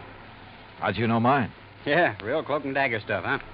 You knew I was out at Berta's house, didn't you? Well, it seemed pretty obvious when I heard you hot-footed for the door and then heard this pint-sized monster of yours barrel off. Hey, you wouldn't like to buy a Cosmo Roma, would you? It's a real dilly. Oh, I'd like nothing better, but I'm out here on a job. Yeah, I know. That's what I wanted to talk to you about. Well, do you know anything that'll help me? Not much, I'm afraid. But I'll be glad to tell you anything I can. You going in to see Willie? Willie? Yeah, you know, Wilhoit Van Hook, the jeweler. I was, yeah. Why? Do you know him? Know him. I sold him one of these. One exactly like mine. And we're both going to be in the rally they're holding next Sunday. You ever see a good sports car race? No, I'm afraid not. Well, we'll soon fix that. And look, after you've talked to Willie, if you want to go down to where Dan Galloway is drilling his new well, I'll be glad to give you a lift. Good idea. But I don't want to take you out of your way. Oh, not at all. I was going that way anyhow. Besides, I thought it might give us a chance to talk a little. Sure, Wyman. Why not?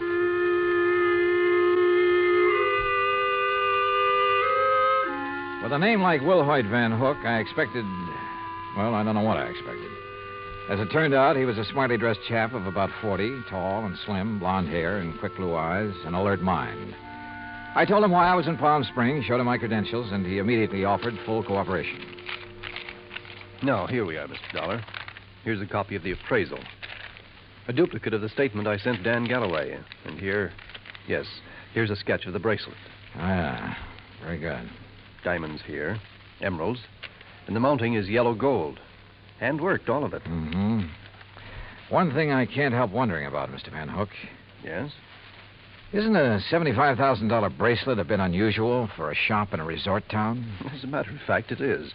As you can see, I specialize in rare and exclusive sort of things. But very little over, say, $10,000 or $12,000. Then the Galloway bracelet was an exception. Yes. After Dan told me what he had in mind to give to his wife, I had some sent over from Pasadena and Los Angeles by wholesalers with whom I do business. You know, had them shipped down on consignment. He liked one, and that was that. I see. Mr. Dollar, I wouldn't want this to go any farther, of course. But after all, jewelers and insurance companies our businesses are pretty well tied together, at least on occasion. Yes, unfortunately. But what are you getting at? I'll tell you. 2 days after the bracelet was delivered, one morning, just as I was opening up, Dan came in here. So? He was ill at ease, looked worried. He said he had to have some cash quickly. He asked if I could possibly refund his money. Oh? Did you? No, because I couldn't. Things have been rather slow for me this season. Quite frankly, I'd used all I'd made on the bracelet to pay up some old bills. I told him as much and that I was sorry, but I just couldn't help him. Did Galloway say why he had to have that much cash right away? Yes. Well? I don't know much about oil drilling, but as I understand it, his test well is down some 400 feet further than he'd planned on going. And the day before he came in here, something on his rig had broken loose and left him with a highly expensive repair job before he could proceed any further. Apparently, it was all very serious and very expensive. Strange his wife didn't seem to be bothered. I just talked to her. Berta? Believe me, Mr. Dollar, she wouldn't be. In fact, I doubt if she even knows. Oh? Figure it out for yourself. A man of nearly 60 who has to give bracelets and fancy cars to his wife to keep up her interest. Well, you'd hardly expect him to tell her that kind of news, now would you? No, I suppose not. Especially if he's worried about the competition. And if you ask me, he has competition. If only he could see it.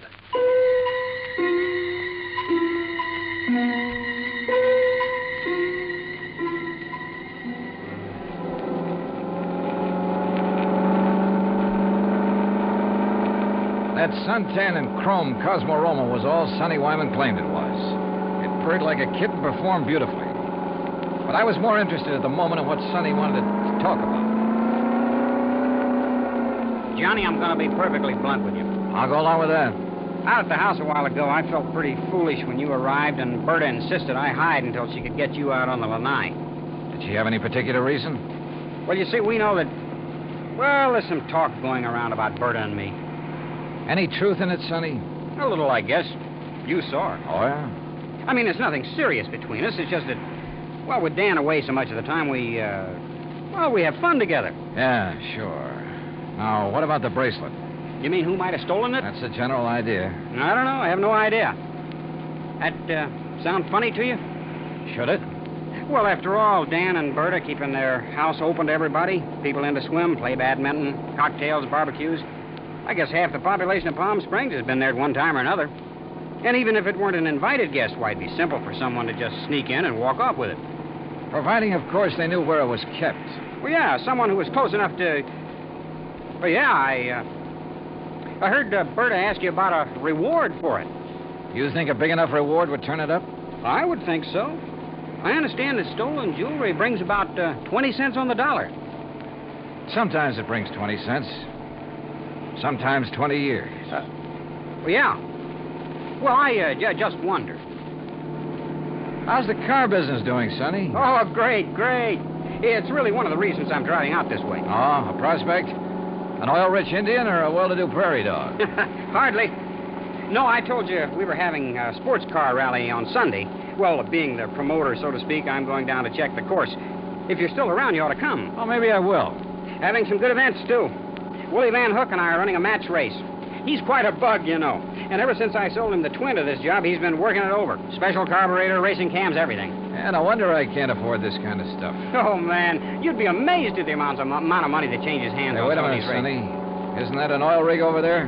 Yeah, Dan Galloway's. The rig itself's about 50 feet out in the lake. The shack or office or whatever you want to call it's over the other way. You see?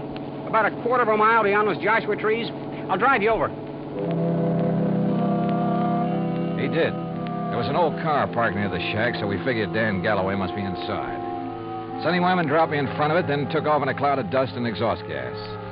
I picked my way between the cactus plants, opened the door without knocking, and barged right in. Mr. Oh, hello.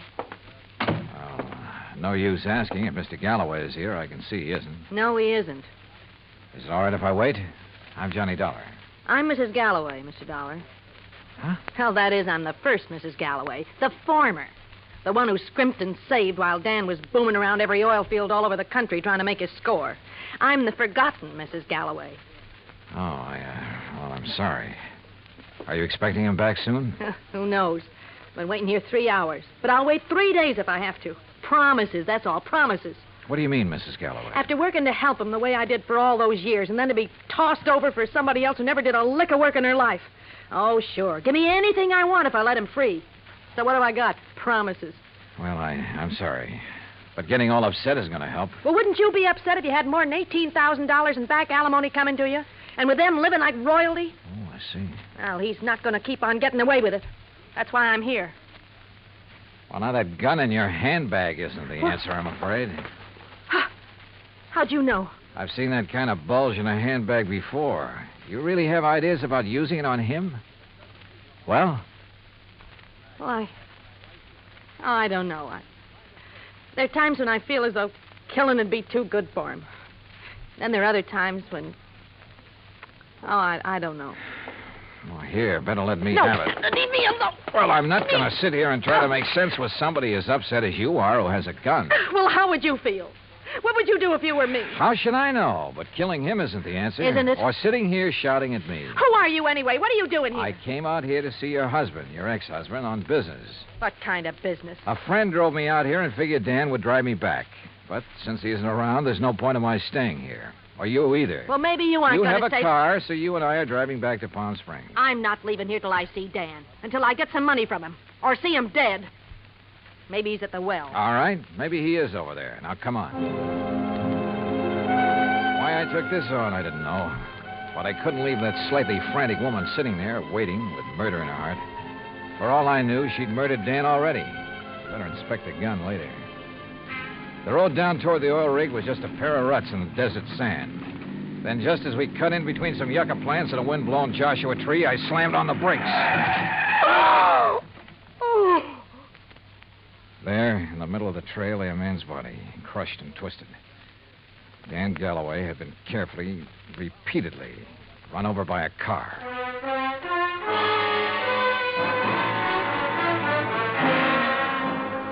Expense account item 3, $1.19 for a quick phone call to Sergeant Lacey in Palm Springs and smelling salts and a bromide for Florida, the ex-Mrs. Galloway. Then I dropped her off at the Galloway house. She and Roberta ended up consoling each other while I huddled with Lacey in his office at headquarters. Some of the boys are still out there, Dollar, checking tire prints, taking pictures, and so on. No clue as to who ran Galloway down? Not yet. Looked to me as though Galloway stepped out of his own car to see whoever had pulled up in the other and was run down for his trouble. The car that did it ran around in a circle over and over him. Any suspects, Sergeant? You found his ex-wife, Flora, waiting for him in the field office, you said. That's right. And she was pretty nervous, on edge, you said. So? Also, she was carrying a gun. Whoa, now, wait a minute. Any reason why she couldn't have run him down earlier, then gone back and just waited for somebody like you to come along? Somebody with whom she could then discover the body? Only one hitch. You told me yourself, Dollar, that she was pretty insistent about your going over there to look for Galloway. Yeah, I know. But, Sergeant, you're off on the wrong foot. Why? Because of the tracks left by the killer's car. They didn't match the tires on Flora's car. You checked? I checked. And if I were you, I'd have your boys find out whose car did make those tracks. I'm way ahead of you. Well, if you know, then what do you... Wait a second. Yeah? Levine, Sergeant. I got news for you. Hey, listen to this, Dollar. About those tire tracks at the scene of the killing. Well, right on cue. They're the same make and size as the tires on Sonny Wyman's Cosmo Roma. You sure? Well, I told you it's the scene. I thought it was a sports car by the small size of the circle the tracks made. Yeah? And knowing the feeling between Wyman and Galloway, I went right over to his place. Nice, clean tracks all over. And they match. You holding Wyman? Oh, well, I don't know where he is, Sergeant. He wasn't at his place, and there was no answer to the phone at his showroom. Well, then get after him. Put out a flash on him. With that car, he shouldn't be too hard to find. Let me know when he's picked up. Yes, sir.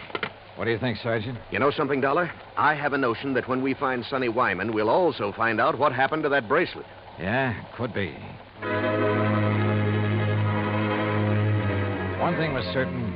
Dan Galloway could no longer be suspect in the case. But Roberta? Why not? Maybe she did know that Dan had run out of money. Maybe that's why she was so interested in the amount of reward for the bracelet. Now, what about Sonny Wyman? Well, it looked bad. A smart young opportunist out for the fast buck. And, of course, close to Galloway's wife. Anything he could do to hurt Galloway would help him. And now these tire tracks, the one solid clue to Galloway's killer. Sergeant Lacey and I drove out to the Galloway house. No, Johnny. I haven't seen Sonny since he left here this afternoon. That's when you were here. He didn't call up? Why should he call up? Why shouldn't he call, Roberta, if he'd heard that Dan was killed? Now, you listen here, Mr. Dollar. If you're trying to trick me into saying something about Sonny having anything to do with Dan's death, you're wasting your time. And what's more... Pardon me. Hello? Oh, yes. Just a minute. For you, Sergeant Lacey. Oh, thanks. Hello? Yes? Yes, when? Yeah, I see. Okay, Levine, thanks. Has he found Sonny Wyman? He sure has. And if you want to see him, you'll have to go to the coroner's office. What? Oh, no. Yeah, that souped-up car of his. A couple of miles out of town. Ran off a curve and over a 100-foot bank. Within minutes, Lacey and I were at the scene of the accident, looking things over with the help of flashlights. Yeah, he must have been really burning up the road to spin and roll this far off the highway. But surely he must have been familiar with that curve. Oh, sure. He knew these roads around here as well as anybody in the county. Tires still in one piece, too. And these sport cars usually corner pretty well. Well, this one didn't. Hey, Lacey, look here. Yeah? This left rear fender. Looks to me like this car was sideswiped. Hey, you're right. Rolling over never make a long crease like that. Uh-huh. And no, wait. If another car sideswiped him, there'd be paint on this fender. Paint from the other car. Sergeant, you're absolutely right. And since there's none here... Sergeant, you're absolutely wrong. How far to the nearest filling station? What? I want to make a couple of calls to some wholesale jewelers in Pasadena and Los Angeles. Right now, in the middle of the night? Right now. Wholesale jewelers? Expense account item 4, $11.90, phone calls to Pasadena and L.A. The third call yielded Mr. Alfred Mencken of Mencken Imports Incorporated, who was pretty cheerful about having been gotten out of bed. It's quite all right, Mr. Dollar. Now that I'm up, I'm wide awake almost. Well, I hate to throw something like this at you in the middle of the night, Mr. Mencken, but tell me, please, did you ship a diamond and emerald bracelet to Will Hoyt Van Hook in Palm Springs within the past few weeks? Why, yes, Mr. Dollar. Oh? As a matter of fact, I sent him 3. That was 2 weeks ago, and he returned them all. Returned them? When? Well, 2 of them the day after he got them. Yeah, but the third one he kept for a while. I got it back just last Thursday. Now, I don't know if that means anything to you. You bet it does. Thanks very much. Lacey and I piled into one squad car, 4 patrolmen in another. It was several miles out to the little ranch where Van Hook lived, and Lacey and I chewed it over as we drove along. Don't hold out on me, Johnny. Whatever made you think of Willie Van Hook is the one who drove Sonny Wyman off the road? Well, apparently there was no paint on that fender from the car that sideswiped him. Actually, there was. Holy... Of course. Van Hook's car is exactly the same color as Sonny's. Another thing. The car that ran down Galloway, like the one Sonny drove, even down to the tires, but not necessarily the same car. Plus the fact I couldn't help wondering about Van Hook all along. Yeah, but why? In a job like mine, you have to wonder about everybody connected with a case. Anything particular about Van Hook? Well, he told me that he'd used the money he got from Galloway to pay off some overdue bills. And yet, a few weeks ago, he was able to buy an $8,000 sports car. It ties up, Dollar. It all ties up.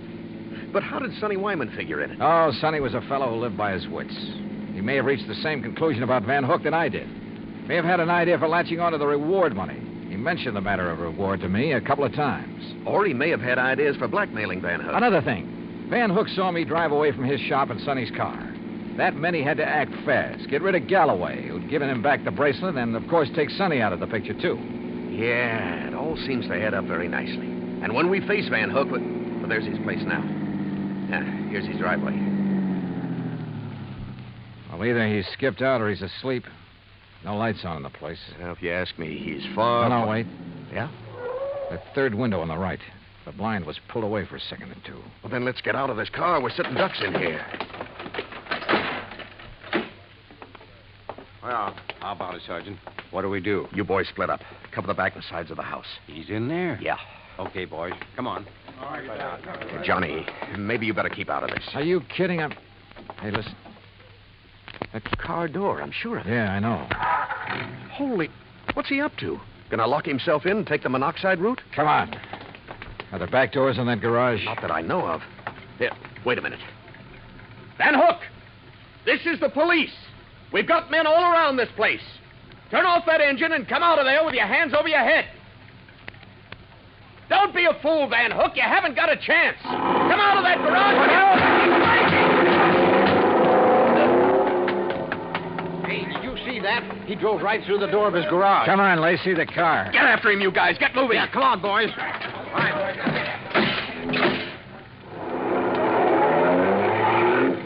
Crazy fool. He's getting into the sideswiping habit.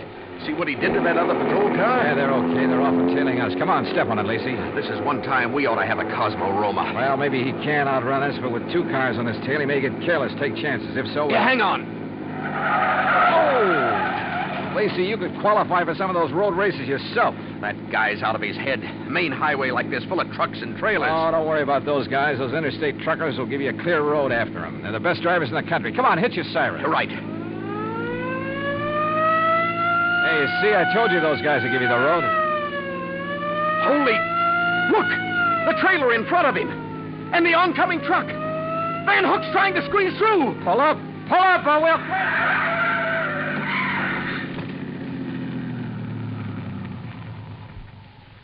Well, he squeezed through all right.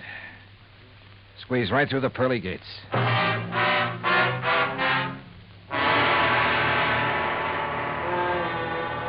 Expense account item 5, $38.75, room, 2 meals, and valet service at the Casa de Paz. Item 6, $191.60, airfare and incidentals, Palm Springs, California, back to Hartford. Expense account total, $474.84. Remarks? Well, justice is done in pretty strange ways sometimes. Kind of makes you think. Maybe it pays to tread the straight and narrow, doesn't it?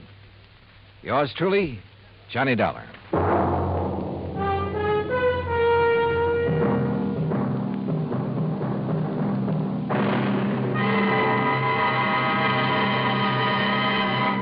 Now, here is our star to tell you about next week's story. Next week, international intrigue. A beautiful girl and a very clever chemist. Join us, won't you? Yours truly, Johnny Dollar.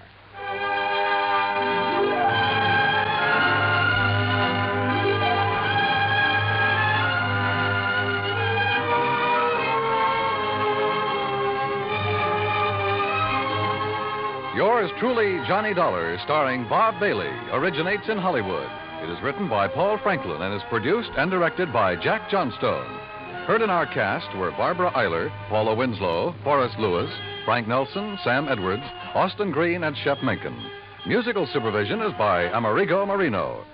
Be sure to join us next week, same time and station, for another exciting story of yours truly, Johnny Dollar.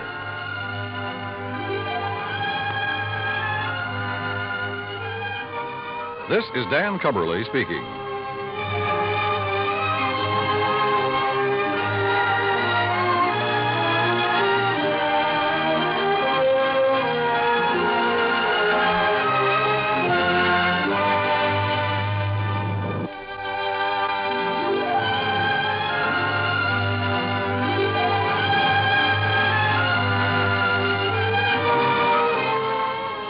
Johnny Dollar has come to you through the worldwide facilities of the United States Armed Forces Radio and Television Service.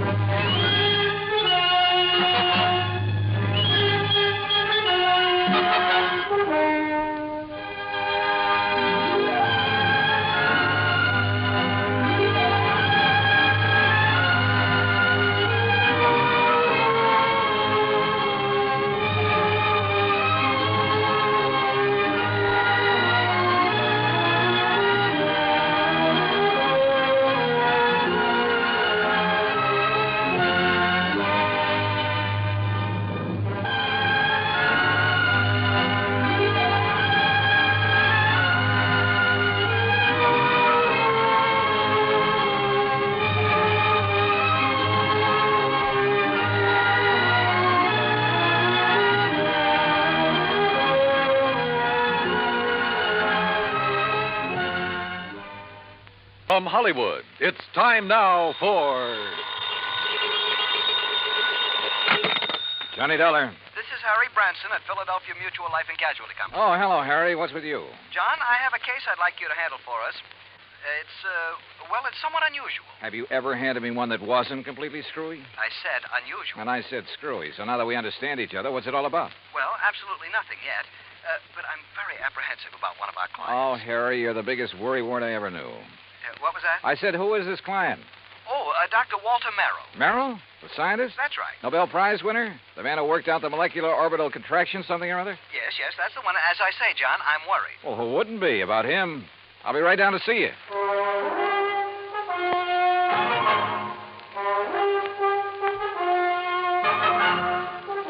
Bob Bailey in the exciting adventures of the man with the action-packed expense account. America's fabulous freelance insurance investigator. Yours truly, Johnny Dollar.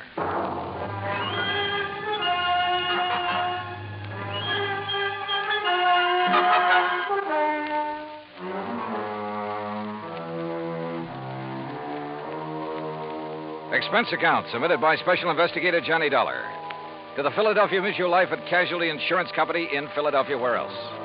Following is an account of expenses incurred during my investigation of the clever chemist matter.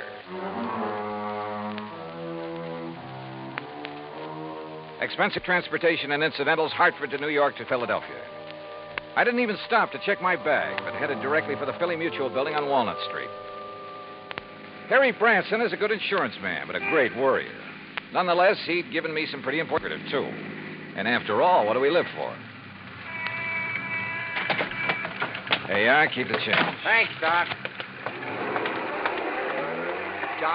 John, what took you so long? Oh, now, what's the matter, Harry? Forget to pay the rent on your office or just forgot the key? No, John, as a matter of fact, I have the key right... This is hardly the place for levity. Well, surely you haven't been waiting here on the sidewalk ever since you called me. No, I haven't, but by checking plane schedules, I was able to determine when you'd arrive almost to the minute, and not wanting to waste time taking you upstairs to the office. Pretty urgent matter, huh? For you should be here shortly. What? Well, now, usually I arrange these things myself, Harry. Yes, and how we pay out of you. Oh, Harry, you touch me to the quick. Oh, now, please don't misunderstand me. I don't mean that there's ever anything really dishonest about You your don't? expense account. Well, It's only... you ought to. Believe me, I'll pad it to the hilt if I think I can get away with it. Anyway, the most important reason for engaging the car was so that you can leave immediate... Malaga? Yes, New Jersey. It's a... Oh, is that where Dr. Merrill is? Yes. As is his custom, he chooses to work in some isolated spot where he can't possibly be disturbed. He and his colleague, that is. Colleague? I always heard that he worked alone, freelance. And you heard right. However, he now has a Professor Theodore Nash with him. Nash? One of according to Dr. Merrill. Never heard of him. John, they're working together on what I'm sure is some top secret project. Oh? Oh, say, wait. Didn't Merrill have something to do with the early rocket experiments? Precisely. Which is why I suspect their present work may have something to do with the space satellite or intercontinental missiles or something of the sort. Yeah, possible. But what has all this got to do with you?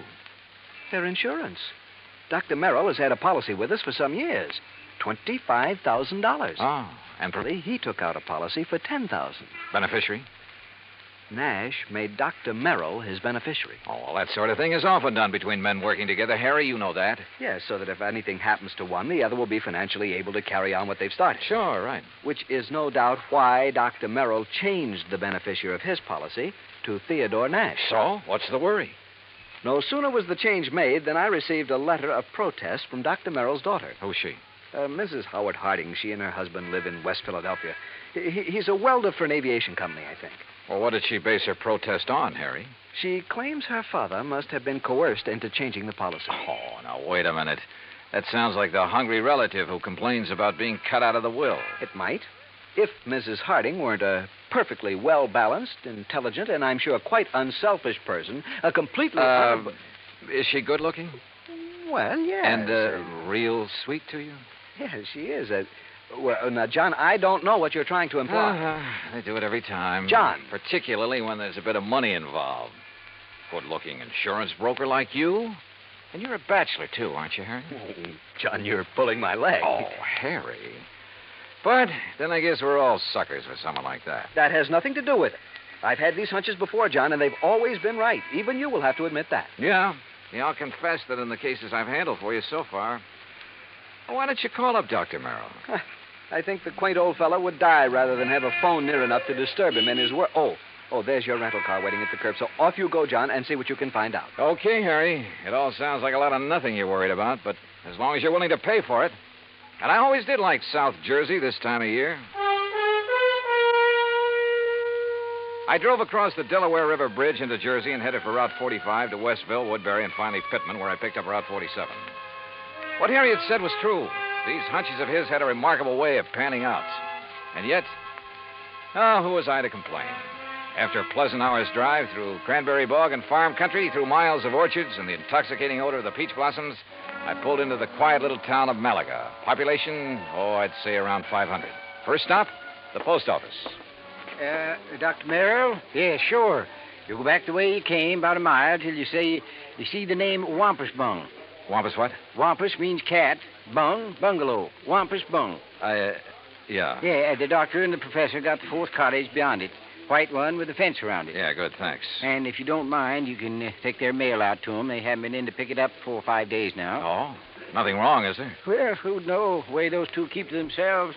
Well, you'd think whatever they're working on was the atomic bomb. Yeah, well... Just to be sure, you let them know that you're at the gate now before you try to go through the fence. Oh, what's that supposed to mean? The professor sees you prowling around, he's liable to take a shot at you.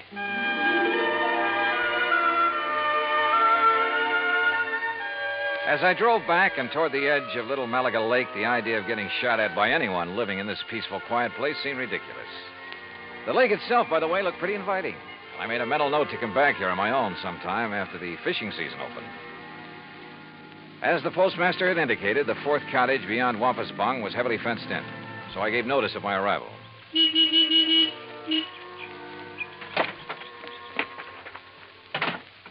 I'd barely left the car when the door of the little cottage opened. Yes? Who is it? Dr. Merrill? Oh, yes. My name is Dollar, sir. Johnny Dollar, insurance investigator. Harry Branson? Yes, sir, that's right. Harry Branson sent me down here to see you. Oh, come in. I'm most glad to see you. Please, come into the house. All right, thank you. Is, Professor Nash here? In the laboratory. But please, As come he spoke, into the sliding door on the garage at the side of the house opened. A rather swarthy man stepped out, quickly closed the door, and threw a heavy bolt on it. Then looked over toward us suspiciously. Yes, because it's better that you and I talk in private, alone. Doctor, who is that? Oh, yes, Professor. If we have a visitor, why do you not bring him here where we can both speak to him? Oh, yes, of course. This is Mr. Johnny Dollar, Professor Theodore Nash. Mr. Dollar? How do, Professor? I'm from your insurance company. Just making a little routine checkup. Oh, fine. I'm very glad to see you. As a matter of fact, I wish to talk with you. How do you do? Now, come into the laboratory. Professor, do you think it wise? Oh, of course, Doctor. Since he is not a man of science, I'm sure there is no harm in his seeing it. And you have an experiment going, remember? But I wish to Mr. speak Dollar, to him alone. within these four walls, the genius of Dr. Merrill and my own poor efforts are creating things that will startle the world. Outside, the small building looked like an ordinary two-car garage, someone in need of paint and repair. But inside, it was immaculate and loaded with scientific equipment of all shapes and sorts and sizes. There were racks of test tubes, bottles of chemicals, beakers, a centrifuge, machines and apparatus I'd never seen before, that I imagine much of the world never dreamed of. And all of it as neat as a pin, not so much as a stirring rod out of place. Look, Doctor. The polymerization step is almost complete. Eh? Now, you must continue the molecular balance check immediately. Oh, yes. And you must both leave me. This must not be seen by anyone. Yeah, we understand, Doctor. We understand. I hope you will pardon me, Mr. Dollar. Yes, of course, Doctor. Oh, come, Mr. Dollar. Yes, I will lock the door. Yes. He does require privacy, doesn't he? Yes. Oh, hey, you're not going to bolt that door, are you? Oh, of course not. Force of habit, I guess. Oh, it is he who keeps things locked so tightly when he is working, unnecessarily so. But then genius is permitted his idiosyncrasies, huh? Harry Branson seems to think you two may be working on something to do with guided missiles. Very perceptive man. But that is something we must not speak about. Now, why have you come here, Mr. Dollar? Well, like I said, just a routine checkup. We usually do this when a sizable policy has changed. Oh, there is something unusual about two men working together on important things, ensuring in each other's favor? Well, no. But when his daughter perhaps objects. You know Dr. Merrill's daughter? Oh, I know about her and about her unfortunate marriage to that day laborer. Nothing wrong with day labor, Professor? Yeah, but one who waits for a great man like the doctor to die so that he can get his hands on the insurance money. You think that's why his daughter objected to the change? Of course.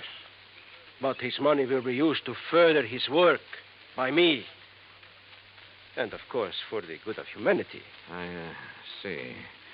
Well, how soon do you think the doctor will be through with his experiment? An hour, perhaps two. And then he will call me in to assist him with the next crucial step. But now, about this look, why don't I insurance- run in town, arrange for a place to stay, grab a bite to eat, and then come back here, huh? If you like. I'm sorry we have no room in the cottage. No, to don't put give it you a second up. thought. I'll see you later. Something of Harry Branson's hunch had passed on to me. A strange feeling about the whole setup.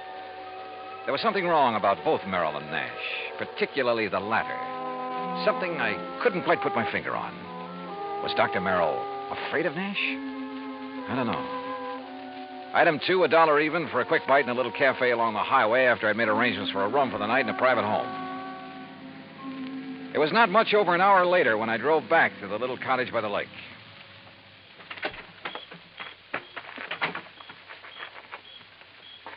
And then I heard it.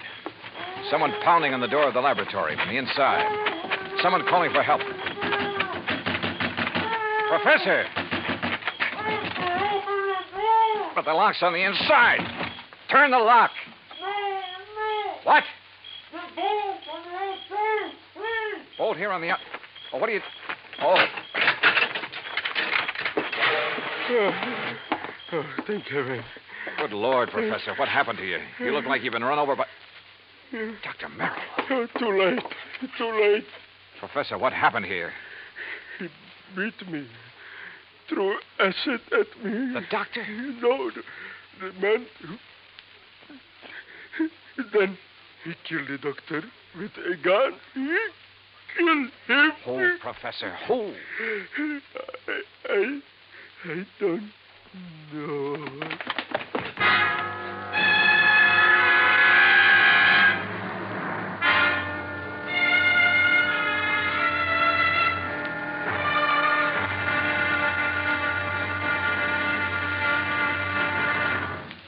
Act 2 of yours truly, Johnny Dollar, in just a moment.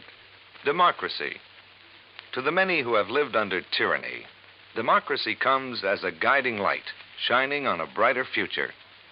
That is because democracy stands for the establishment of government conceived from deep thought and free choice, rather than being based on accident and force.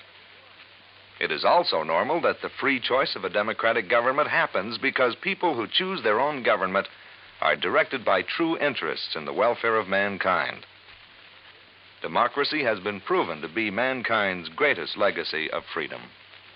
Now, Act 2 of yours truly, Johnny Dollar, and the Clever Chemist Matter.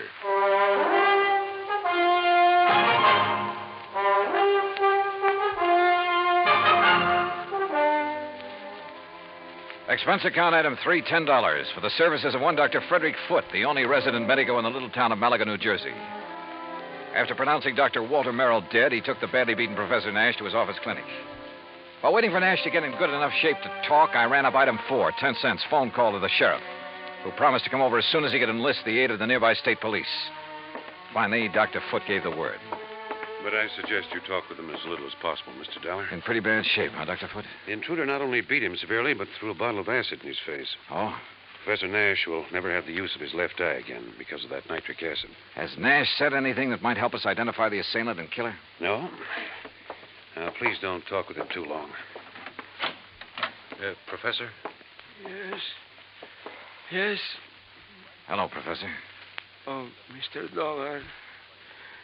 I will never see again with my left eye. He has told me. Yes, I know. I'm sorry.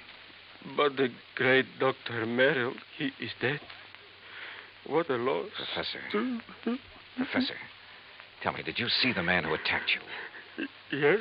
Can you describe him at all? Yes, young, not more than 30, 5 feet, 6 or 8, very heavy, Yes. stocky, and black curly hair. Yeah? Hands like working man, laborer. Have you ever seen this man before? No,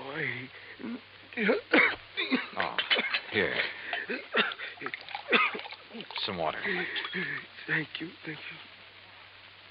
Do you know why he came in and attacked you and Dr. Merrill? No. Was he after something there in the laboratory? No, only to kill Dr. Merrill. I tried to defend him. I'm sorry, Mr. Dollar, but I think that's enough. Yes, okay, Dr. Foote. I think I've heard enough.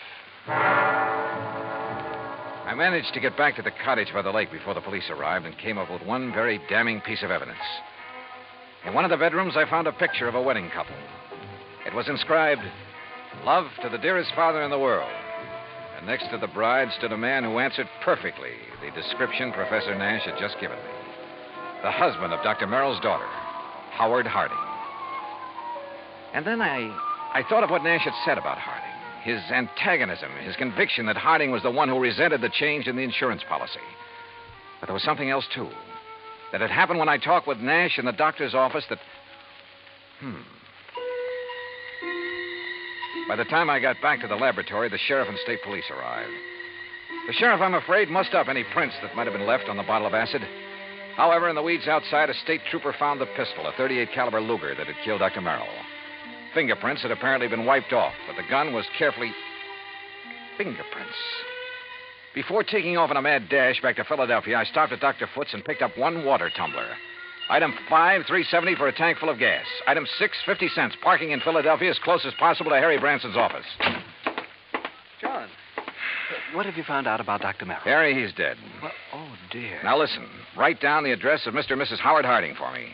His daughter, does she know? No, she doesn't know yet, and I hope I can avoid telling her before I write it down, will you, man? Well, yes, of course. Take but, this. Don't unwrap it, but see that it gets to Ray Kemper at the Federal Bureau fast. I'll check with him about it later, thanks. But now, John... Harry, this is one time this expense account of mine is going to save you a lot of money. I think. I don't know how many red lights I skipped on the drive out to West Philadelphia, but I felt like a hound dog in a hot scent. The home of Mr. and Mrs. Howard Harding turned out to be in a nice, quiet residential area. I was met at the door by the girl in the wedding picture, a tall, very nice-looking blonde in her late 20s. Oh, yes? Mrs. Harding? I'm Terry Harding. Well, I'm Johnny Dollar from your father's insurance company. Oh, good. Come in. Perhaps you can help me make him do something about that policy of his. Well, that isn't exactly... Someone has poisoned Daddy's mind, Mr. Dollar. Oh? What do you mean? It isn't that I need the money if Daddy dies, which heaven forbid. No. It doesn't exactly look as though you do. No, of course we don't. Howard's been doing so wonderfully at Colonial Aviation. Yes, apparently. And I'd had a notion he was just a laborer or something. Oh, dear, no. That's what Daddy called him because he wasn't too fond of Howard. And that is the way Howard started before we were married, but now he's one of the officers of the company. Where is he, Mrs. Harding? Well, as a matter of fact, I thought you were Howard when you drove up just now. He's been fishing. Fishing? On some little lake over in Jersey. He goes every Saturday all by himself. Malaga Lake? No, Malaga's where Daddy works. Mm-hmm. He and that. That what, Mrs. Harding? Well, I don't know. It's Howard, I guess. What do you mean? Howard has never liked or trusted him, even though they've never actually met. When Daddy changed his insurance to name that professor, there is something wrong about that man, Mr. Dollar. What, Mrs. Harding? I don't know. Daddy always worked alone until he came along. Daddy's such an alert, bright-eyed little busybody in spite of his Wait a age. minute. Your father... Like a cute little wound-up spring, hopping about like a... Mrs. Harding. Yes? Mrs. Harding, when I saw your father... You've seen Daddy. Well, then you know what I mean. He was tired. Almost in a daze. He spoke with difficulty. Oh, no, you're mistaken. He chatters away like a jaybird. What is it, Mr. Dollar? Well, he must have been doped. He looked as though... Hi, honey. Well, I'm just as lousy a fisherman as usual. Not a single... Oh, excuse me. Mr. Harding, just tell me one thing. Well, that depends. Who are you? Mr. Dollar's from the insurance company, darling. Not Johnny Dollar. Yeah, that's right. Well, I've certainly heard of you. Tell me... No, you tell me, Harding. Where have you been? Why, fishing. Where? Over in Jersey. Where in Jersey? Little private lake. Where? Over near Mount Holly. One place I know of where nobody else ever goes, where I can get rid of the cobwebs at my job. Hey, wait a minute, Dollar. What is this?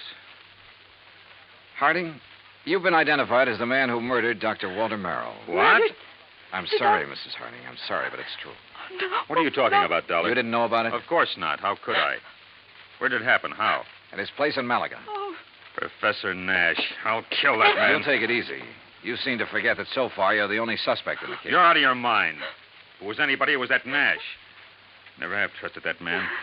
And the insurance policy. If anybody killed Dr. Merrill, it was that professor. Now listen to me.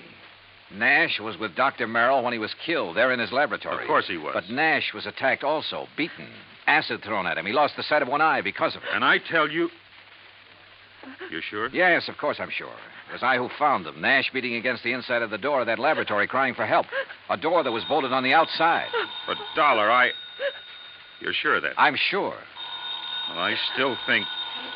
Oh, Terry, I'm sorry, honey. Here, let me... Howard, it's so terrible. Better answer that phone, Howard. Yeah. Hello? Yes? Oh, yes. It's for you, Mr. Dollar. Oh, thanks. Terry, come on. You've got to pull yourself together. Johnny Dollar. Right. John, this is Harry Branson. I just received a call from Mr. Kemper at the Federal Bureau. Yes. He says he must see you immediately. Call him back, Harry. Tell him I'll be there in 15 minutes. Harding, just to keep things straight, I wouldn't leave this house if I were you. Well, now, wait a minute, Just Dollar. sit tight. I think you're in the clear. More red lights got passed up on my way into the Philadelphia offices of the Bureau. So Ray Kemper felt that whatever he'd found was important. If so, it would back up one of my suspicions. But in view of the circumstances, that bolted door in the laboratory, for instance, how could it? Important is putting it mildly, Johnny. The prints you found on the water glass, Ray. 3 sets. 1, yours. Yeah, well, naturally. 2, Dr. Frederick Foote, who is currently practicing medicine. I know, in the town of Malaga, New Jersey. That's where the glass came from. Oh, but the 3rd set of prints. Yes. I had to go into the international file for them. And Johnny... Nash? Theodore Nash? Nash. Nashevsky. What? Fyodor Nashevsky, chemist from one of our not-so-friendly countries. Huh? Expert on explosives. One time, he was thought to have attempted to enter this country. That was in 1940. Ray, have you got any pictures on him? Plenty. From the time he was a kid. Here. Tell me how you picked up these prints. The beard in this picture. That looks like him, all right. Yeah, this too, with a shaved head. Almost as though he tried to keep changing his appearance. Johnny... Wait a sec. This picture of him as a youngster, this eye patch on his left eye. Our dossier is pretty complete. He was quite an athlete until he injured that eye. But it doesn't show in these other pictures, and he hasn't a glass eye. No, his eye always looked perfectly natural. But now, Johnny, if you have information... Ray, this has done it for me. Thanks. Hey, now, just a I'll minute. see you. Hey, Johnny! This is Kemper. Give me a man to tail Johnny Dollar. All the way back to Malaga, New Jersey, I hoped my rental car would hold together. It did, in spite of the fact I pushed it all the way. International intrigue is a bit out of my line, but this time, so help me, I was beginning to feel like an FBI man. I stopped at state police headquarters along the way, and according to them, Nash was off the hook. Not only because of the acid thrown in his face, but even more important, because of my own testimony that I'd found them locked in that laboratory. I stopped again at the lab. Nothing. Then back to Dr. Foote's office. Very well, Mr. Dollar. When they arrive, I'll insist that they wait for you. All right, thanks, Doctor. Well, Professor, you're sitting up. Oh, have they found anything, Mr. Dollar? Have they found the man who attacked us and killed poor Dr. Merrill? Professor, I think I have. Oh? But tell me something. Yes, of course. Your government doesn't pay you very well, does it? Merrill and I were not working for the government, Mr. Dollar. Although, of course, the results of our work... I'm talking about your government, your own real boss. I do not understand. No doubt it's very much interested in anything this country develops in the line of guided missiles, that sort of thing. Mr. Dollar. Now, let me go on. Merrill was doing important work. Stuff that would be of great value to any country in the world. Of course. Your country would have paid you well for the results of his work. But, brother, they'll never get it. I do not know what you are talking Money, about. the loot from Merrill's insurance, sure. Sure, it was enough to get you out of here after you'd gained the knowledge you need of Merrill's work. See here, Dollar. After you'd killed him, before he could give to his country, the United States, what he'd invented. You are what a he fool. I was beaten, The poor too. old man put up a pretty stiff fight, didn't he? Do you think I would have done this to myself? You My gave eye? yourself away earlier when you reached out for a glass of water I handed you right here in this room. A man who'd lost his sight in one eye would have lost his aim until he got used to it. Funny, though, it didn't come to me until You later. are mad. You haven't seen out of that left eye since you were a kid. I tell you, you are mad. And a little acid burn to make it look like somebody had thrown it at you would be well worth the alibi it gave you. Fyodor. That's right, Fyodor Nashevsky. Listen to me. You were the one who found us locked in, the door bolted from the outside. You found us. Yeah. Also the cord, the string you used to pull the bolt to. That you looped over the bolt and pulled after you got inside. You couldn't have. I dropped it in a vat of acid. Yeah. Thanks. I was bluffing. But I made a lucky guess. What? Oh, what a brain. Nashevsky, I'm sure glad you're not working on our side.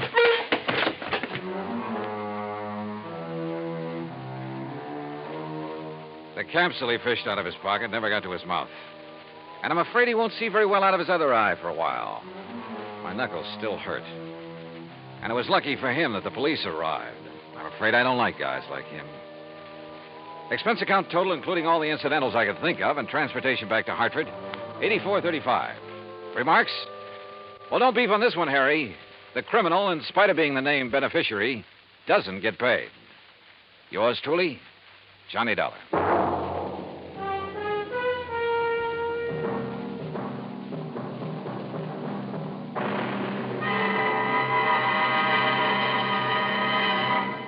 Now, here is our star to tell you about next week's story. Next week, a real close look at a little-known but very dramatic side of Hollywood.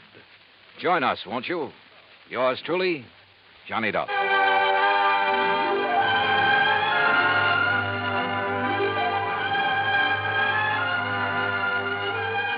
Yours truly, Johnny Dollar, starring Bob Bailey, originates in Hollywood. It is produced and directed by Jack Johnstone, who also wrote tonight's story. Heard in our cast were Virginia Gregg, Harry Bartell, Howard McNear, Forrest Lewis, Jack Crucian, Russell Thorson, Frank Gersel, and Bob Bruce. Musical supervision is by Amerigo Marino. Be sure to join us next week, same time and station, for another exciting story of yours truly, Johnny Dollar.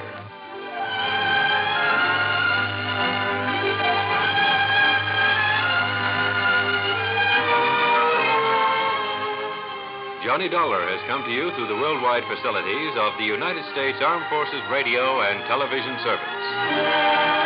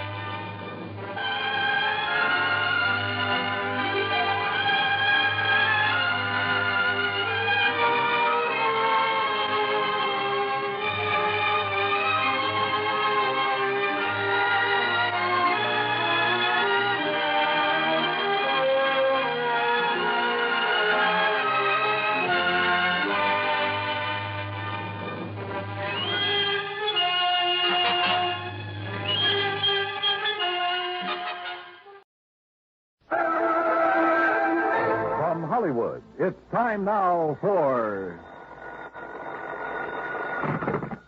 Johnny Dollar. George Reed here. Well, good morning, George. Bad morning, Johnny. Ah, what's the matter? You remember Jediah Gillis? Eccentric old man loves animals? Sure. Well, for the second time, he's talked us into issuing a special coverage policy on an item he wanted insured. And for the second time, it's disappeared, huh? Right. I hope it's not another singing mouse. I'm afraid it's something worse. An articulate canine. I take it a what? Dog, Johnny. And I take it a You mean a talking dog? Yep. Oh, no.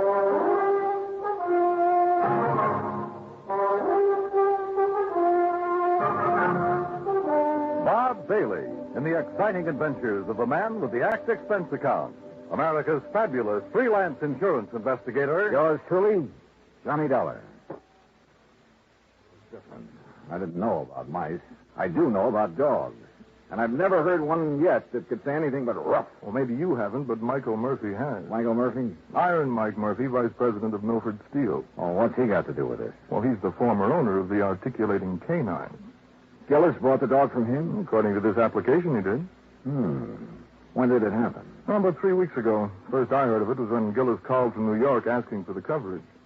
How much insurance does he have on the critter? The maximum we'd allow, $7,500. 75. Oh, no, George. That's hardly worth my time. I can't make any commission from a small policy like that. Why don't you pay him off and forget it? I'd like to, Johnny, but it isn't that simple. No? No. Since you found his mouse, Gillis thinks you're some kind of a miracle worker. No, Pied Pipey, I mean. Or pie-eyed something or other. Anyway, the boys upstairs have agreed to let you write your own ticket again, providing... Yeah? Providing you locate the dog. Or in the event you don't, you pacify Gillis. Keep him happy so that he doesn't cancel his other policy. And if I can't do either? Then you wind up with your regular commission and expense account, which our auditors will check and double-check. A real sucker bet. But okay, George, you've got yourself a deal. Expense account item 2, 85 cents cab fare back to my apartment. Item 3, $26, transportation Hartford to New York City, including cab fare to the Statler Hotel. By the time I checked in, changed my shirt, it was 8:30. I picked up the phone and called the number George Reed had given me.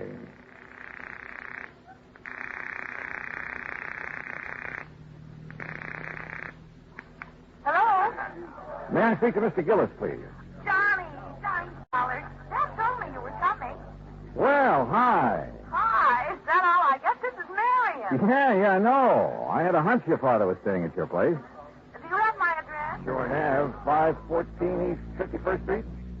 Apartment 4C. Oh, yeah. Now, you get right over here before everyone leaves. Everyone? Who all's there? Well, just friends. It's a celebration. What kind? I'll tell you when you get here. Now, hurry. Right. Expense account item 4, $1.70 taxi from the Statler to the East 51st Street address. The entrance to the building faced toward Beekman Place, and one side of it looked out over the East River. I could hear the noise from apartment 4C before I stepped off the elevator. Marion had a good many friends, which figured because of her blonde hair, gray eyes, and a few other... Well, yeah. I pressed the buzzer and waited. I was about to press it again when a door opened further off down the hall. Hi. Oh, Marion. Here, Johnny. I hope you don't mind sneaking in through the kitchen. But Dad made it very clear that he wants to see you now and alone. Alone? Was that mob in there? He's waiting for you in the den. It's this way.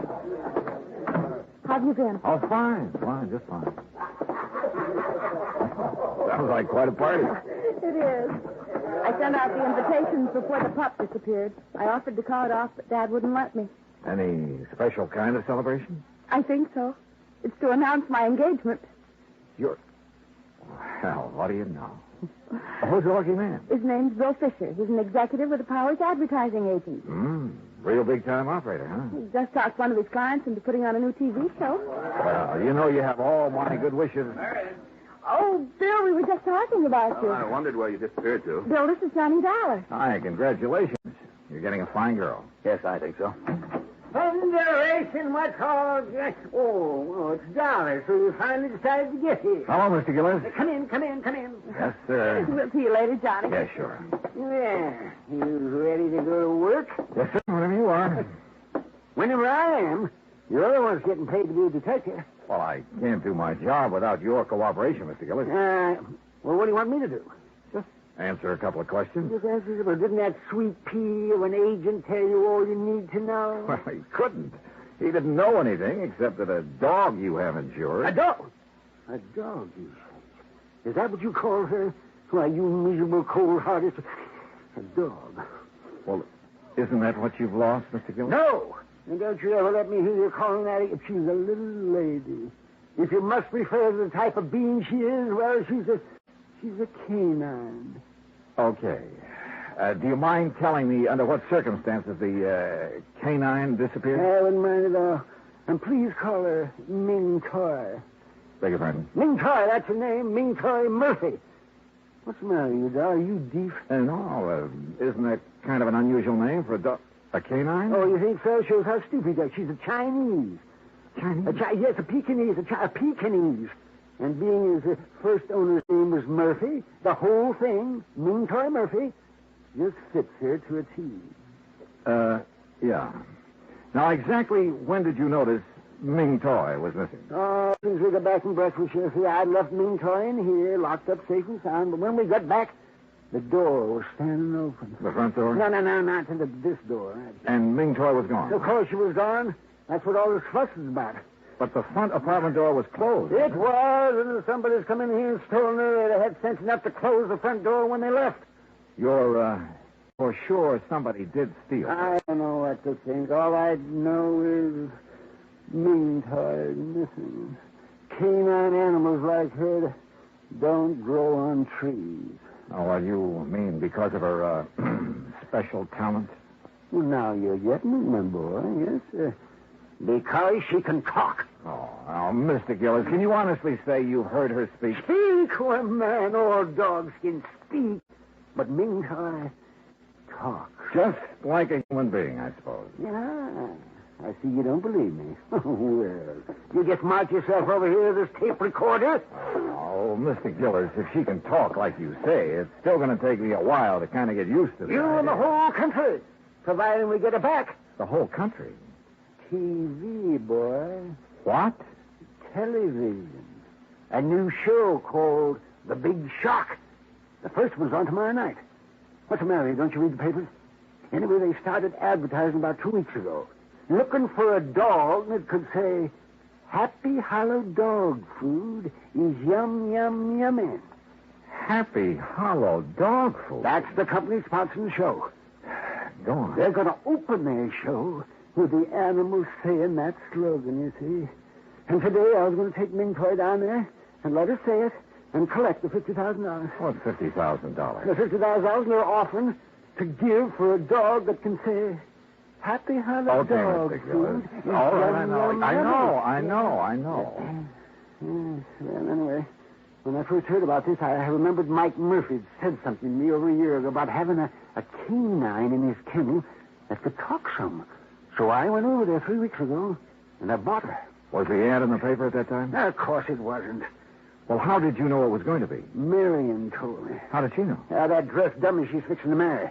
The advertising agency he works at, they're the ones that talk the Happy Hollow people into putting on that show. Oh, I see. Well, you see, it's about time. I also see that you don't exactly approve of Fisher for a son-in-law. Oh, no, I wouldn't say that. I don't approve. I don't disapprove of him. If she wants to marry a stuffed shirt, that's her business. Let me play this tape recording for you.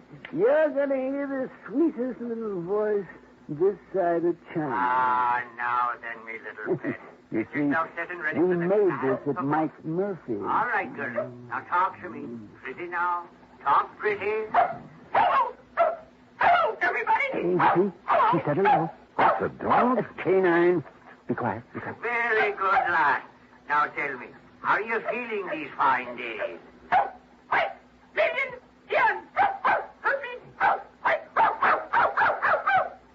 Hey, what happened?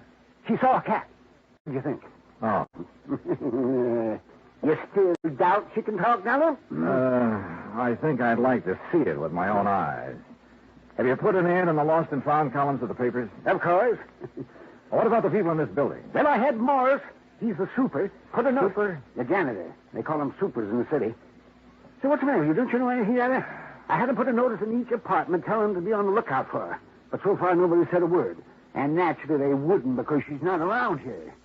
She's been stolen. Oh, now, look, why would anyone want to steal her? They couldn't put stolen property Well, on TV. maybe it could have been somebody doing it for spite. Like who? Yes, like Iron Mike Murphy. That's who. He's been saying nasty things to me, claiming I cheated him out of Ming Toy. Well, did you? Of course I did. Mr. Gillis, is there any other possible way she could have gotten out of this room? Well, now, there's several... Oh, no. Huh? No, it hurts me just to think about it. Oh, dear. That window. Window? Yes. Oh, dear. Was that open yesterday morning? Yes, it was open. I forgot to close it. Oh, dear. Well, what's down below there? Nothing but the East River. I continued questioning him, making sure he'd given me all the facts. Then, after promising to take him along when I visited Iron Mike Murphy, I said goodnight and left. Expense account item 5, $1.70 for a cab back to my hotel. The next morning, I called Murphy and wangled an invitation to his Long Island home. At exactly 9 o'clock, I was in front of the Gillis apartment. Hey, mister. Yeah? You looking for Mr. Gillis? No, Mr. Gillis. You seen him? Sure. When they go out to put their breakfast. Oh, yeah, I see. Do you pick up the trash and garbage from the apartments every morning? That's my job, senor. Well, what time do you usually hit this floor? The same time as now, about 9 o'clock. Do the Gillises go out for breakfast every morning at this time? Almost every morning. What about day before yesterday? When the little one disappeared, see, it was the same hour. Uh-huh. Tell me, Morris, do you remember seeing anyone on this floor that morning? You know one who did not have a business here? But there was someone? See. Near the Gillis apartment? Where you stand, waiting at the meeting. Well, who was it, you know? Oh, no, I don't know his name. Yeah. He's such a nice gentleman, and he carried what I know was another present for Mr. Gillis. I told him they were out for their breakfast, and he went away. You still haven't told me who it was, Morris. My heavens, senor. Who else would bring Mr. Gillis such a pretty box or such a beautiful gift? Who else but the gentleman she's soon to marry?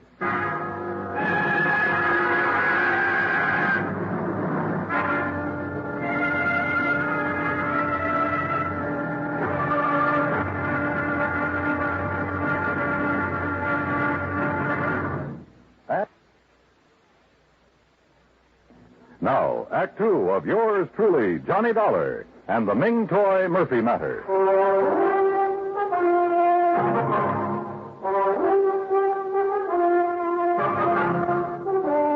People in love usually keep odd hours, so I wasn't surprised that Morris, the janitor, had seen Marion Gillis's fiancée outside the apartment the morning the dog, canine, had disappeared.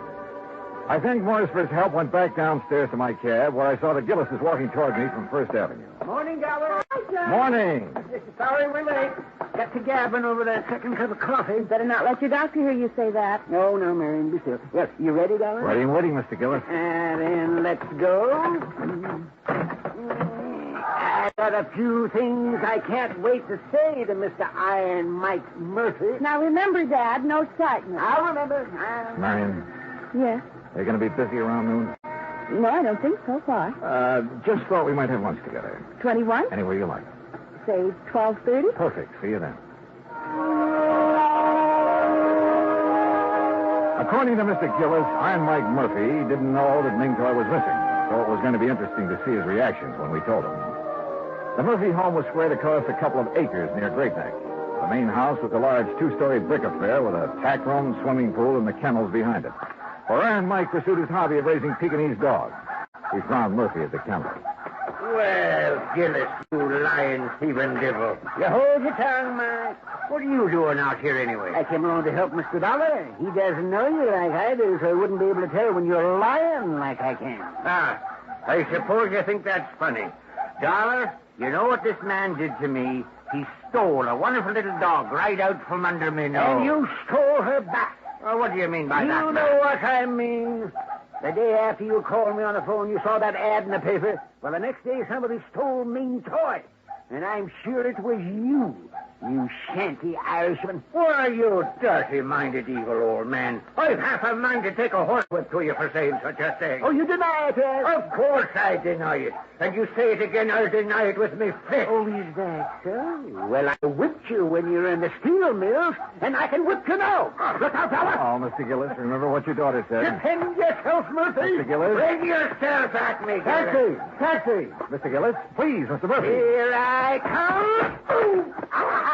Justice triumph. Oh. Ow. Call me names, will Hey, you? driver! Over here!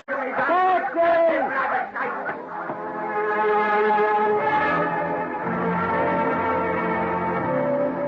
When it was over, Mr. Gillis had a black eye and Murphy a bloody nose. Gillis and I went back to town. Kids there $12. That's item 6. After seeing Mr. Gillis safely to his apartment, I went across town to the 21.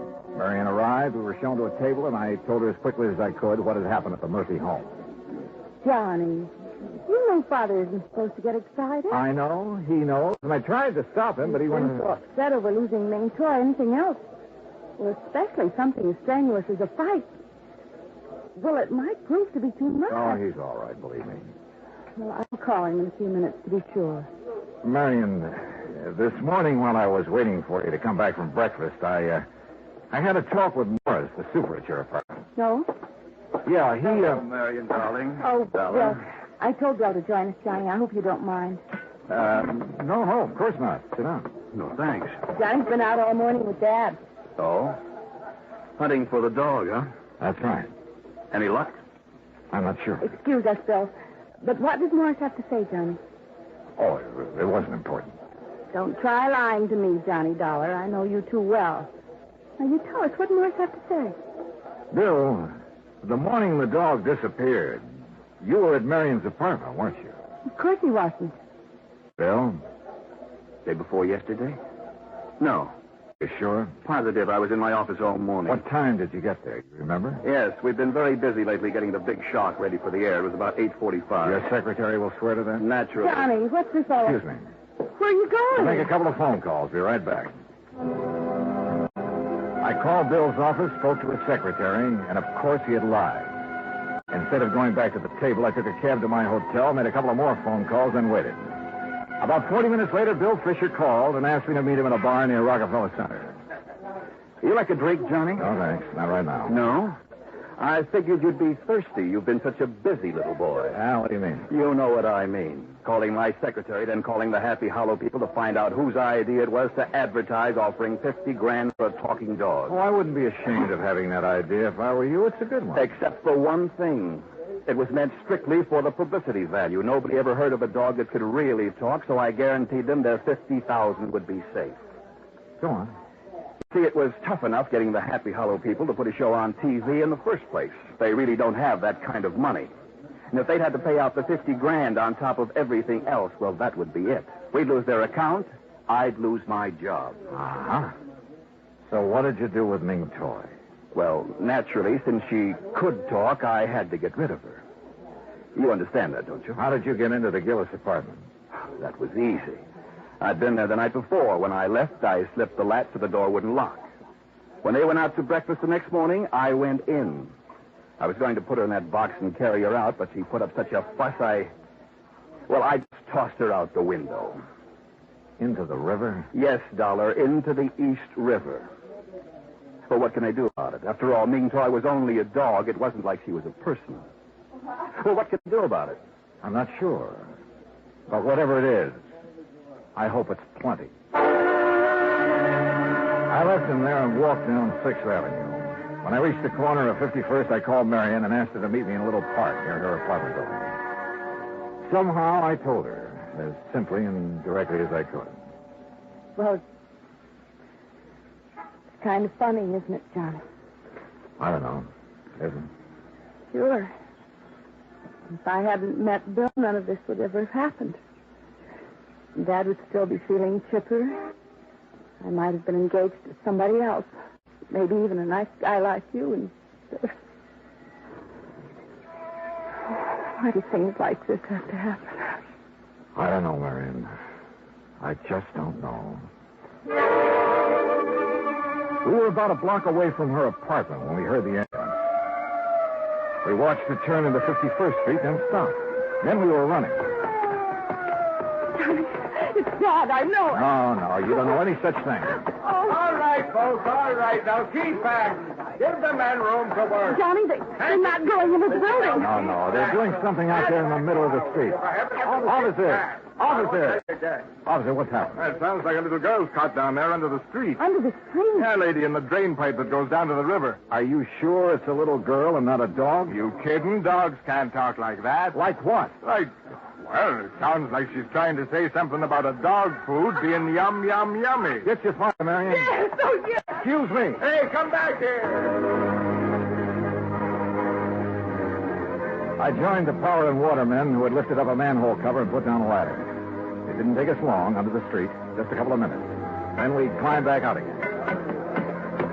Johnny! Dollar, where is she? Where's my baby? She's still down there, Mr. Gillis. You left her. Dollar, she's not? No, sir, she's fine. Then why didn't you bring her back? Well, maybe you better look for yourself, Mr. Gillis. All right, I'll do just that. Dad, you can't. You just try stopping me, woman. Come on, Dollar. Come on. Annie.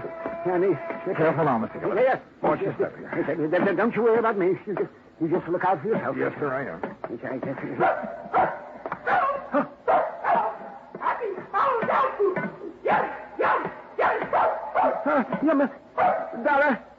Dollar. Do you hear? She's saying happy hollow dog food. Yes, sir. By George, boy. Here, let me down here. Where is she? Where's my little sweetheart? This way, Mr. Gillis. Hello, you little rascal, you. Yummy. Careful now, Mr. Gillis. She's under this water pipe. This one I Yes, sir. You'll have to stoop down to see her. What's that mewing sound out? She. Well, I'll be jigs with it. Puppies, Dollar. Yes, sir. 6 of them. Yes, well, that little rascal. Puppies. So that's why she disappeared, huh? To have her family. Oh, she called me Papa. Papa. Well, you naughty little girl. By golly. Papa. Well, sir, by golly. Well, who'd have thought? I guess Ming Toy did, sir. Yes, he must have. Yes, indeed. Oh, Papa. Look, Johnny. I'm a grandfather.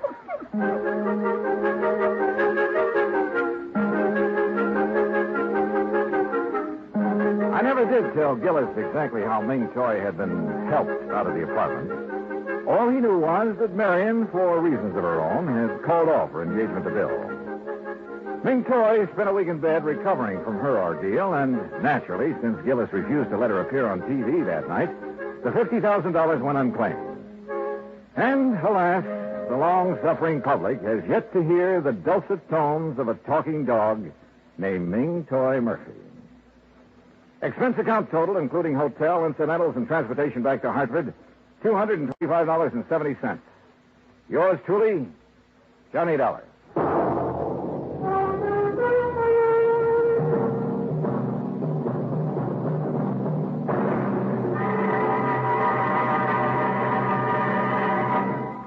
Now, here is our star to tell you about next week's story. Next week, a vessel that was lost at sea suddenly turns up, thanks to the true love of my gay young life. Join us, won't you? Yours truly, Johnny Dollar.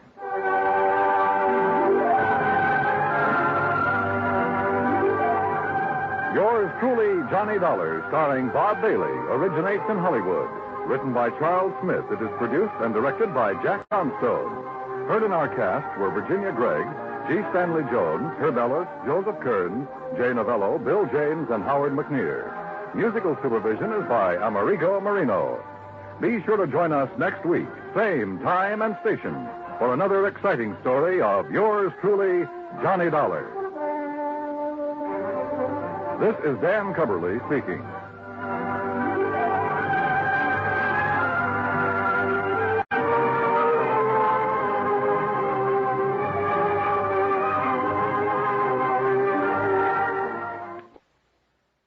Johnny Dollar. Up and at him, Johnny. Huh? Who's that? Bert McGraw. Oh, hi, Bert. What's on your mind? Haley's Comet. What? Harry Haley, pitcher for the Spartans. They call his fastball Haley's Comet. Oh, yeah, sure. Great guy. Reminded me of a cross between Schoolboy Rowe and Bob Feller.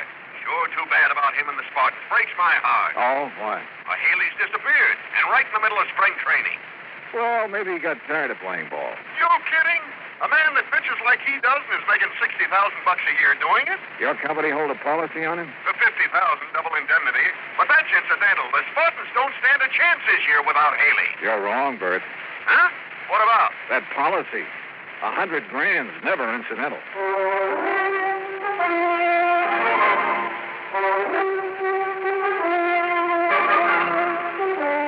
Bob Bailey in the exciting adventures of the man with the action-packed expense account. America's fabulous freelance insurance investigator. Yours truly, Johnny Dollar. And now, Act One of yours truly, Johnny Dollar.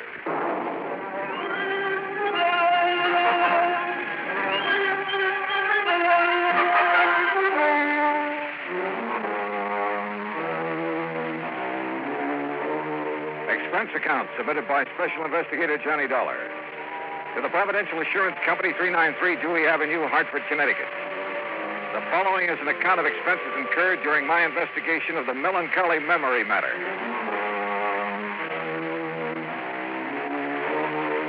Expense account item 1, $1.20, taxi from my apartment to Bert McGraw's office. Bert's a large man with a voice to match. Before becoming an insurance agent, he'd played ball with the Bush Leagues and eventually spent a year with the Spartans. He'd never forgotten. Come in, Johnny. Sit down, sit down. Thanks. Sure didn't take you long to get here. No reason why it should. But That's why I called you, boy. Always on the ball. Yes, sir, I said to myself, if anyone can get in there and pitch, it's Johnny Dollar. A man with a real batting average. And just what the job needs. Yeah, sure. So what's the catch? Find Haley, that's what. Find Haley, dead or alive. Only I sure hope it's alive. Dead, he wouldn't be much good to the Spartans. Or your company, who'd have to pay out at least $50,000, huh? Or have you forgotten about that? Oh, good gravy. No, I'm a company man first, last, and always. In fact, I'm the bird who sold Haley that policy. What was that? About 6 months ago. The day me and the boys at the Lions gave him a testimonial dinner. Who's the beneficiary? Well, the original beneficiary was Haley's sister. Her name's Mildred Womack. Lives in Omaha. Oh, did Haley change the beneficiary? Yeah. Who figures to collect now? His wife. Her name... Wife? Papers didn't say anything about him being married. I know. Well, it happened recently? Since he's been in Tucson for spring training with the rest of the team. Oh, well, maybe he's on his honeymoon. Not Haley. Why not? Because, like I said, the team's been in spring training. Last week, they started playing exhibition games. Haley wouldn't miss those for anything in the world. And according to Slats Lewis, he's the Spartan manager, Haley was going to stand up against the Redlegs last Wednesday. But nobody's seen him since Tuesday night. Almost a week. Yeah, sure is. But it's still no sign he isn't taking a little vacation. Oh, Johnny, come on. This man's an athlete. A precision machine built to pitch baseballs. Did you know he started playing when he was 8 years old? Loves the game, huh? Yes, sir. And he doesn't think of anything, ever, except playing it. Oh, I wouldn't say that. Hmm? He got married, didn't he? Oh. Oh, well, you know what I mean. Okay, Bert. Well, what do you got to go on? Well, maybe I'll get it right here. What's that? A telegram came in late yesterday.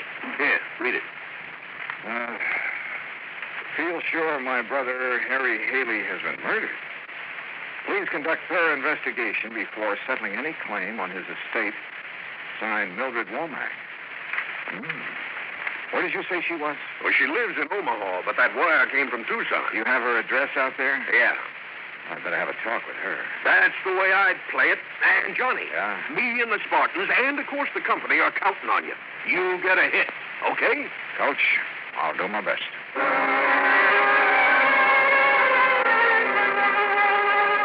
Expense account item 2, 10 cents for an afternoon paper. It contained a follow-up story on Haley's disappearance with a quote from his sister Mildred. But again, there was no mention of Haley's wife. Item 3, $148 air travel to Tucson and cab fare to the Westerner Hotel. I called the Casa Grande Motel where Mildred Womack was staying, then rented a car and drove out to it. It was on the highway to Nogales, and she was waiting for me. A tall, thin woman, obviously Haley's older sister. I followed her in and sat down on the stiff chair between the bed and the dresser. You ever see Harry play, Mr. Dollar? No, ma'am. I'm afraid that's something I've missed. Oh. Well, this is his picture in case you want to know what he looks like. Oh, I've seen pictures of him in the papers and newsreels, Mrs. Womack. Handsome man, ain't he? And famous. Too famous. All that publicity about his new contract, that's what started the trouble. How do you mean? If he'd never reached the big leagues, he'd be alive today. Do you really believe he's dead? Of course I do. Did you read my telegram? Well, yes, ma'am. But do you have any proof of his death? Have all I need. Would you mind telling me what it is? The record of my brother's doings before I came to Arizona. Oh?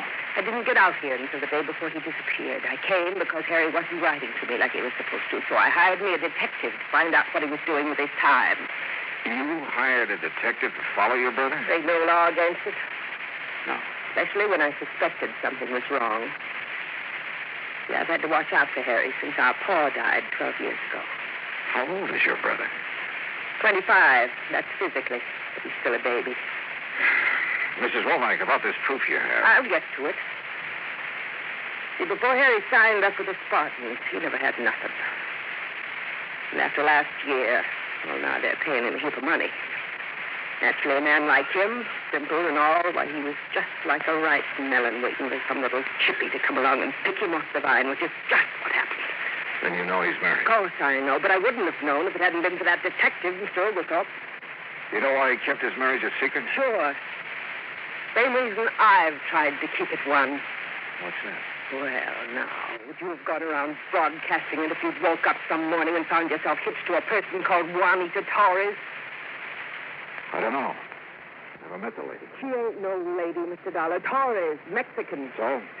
Well, you know. Afraid I know. Oh, no. Well, this Juanita, she works in a nightclub. Dancer, she calls herself. That's what Oglethorpe told you? That's right. The way I figure it, Harry must have been good and drunk to let her talk him into marrying her. Have you met her? Hope not. And don't plan to, neither.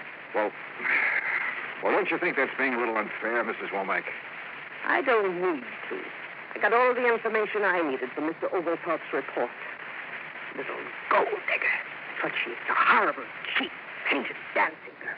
You're sure of that? I am. As soon as she could, she had Harry change his life insurance, making her the beneficiary. And that was like putting a gun in her hand. And you think she had something to do with his disappearance? It's murder. It ain't no That's a very serious charge, Mrs. Womack. But she's serious. Mister, Harry didn't run off. Leave me. He had no reason to. There just wasn't no reason for him to leave without telling anybody. You're sure of that? You'll find the reason. I'll change my mind. When I finally got away from Mildred Womack, I headed cross town to the Oglethorpe Detective Agency. Mr. Oglethorpe wasn't in, so I left word for him to call me, then stopped by Tucson's police headquarters. Lieutenant Snyder was in his office eating his lunch out of a paper bag. Dollar, come in. Pull up a chair. Thanks, Lieutenant. You like hard-boiled eggs? Sometimes. Me too, sometimes, but not every day like my wife thinks I do. You want it? No, thanks. Me either. Sergeant tells me you hear about that Haley case. Yeah, that's right. Well, that's not much, but you're welcome to anything we have on it. Well, what do you think's happened to him, Lieutenant? I don't know. When I'm around that sister of his, I'm convinced he's been murdered. When I start thinking about it logically. Yeah? Well, if he was murdered, where's his car, for instance? That missing, too? It sure is. Bright new red convertible. Well, if you've got the license, it shouldn't be too hard to find. And like Haley shouldn't be either. Face as well known as his, you'd think somebody'd spot him. Dollar, we got an all-points bulletin out on both sides of the border, but so far, nothing. Just how far is the border from here, Lieutenant? About an hour's drive.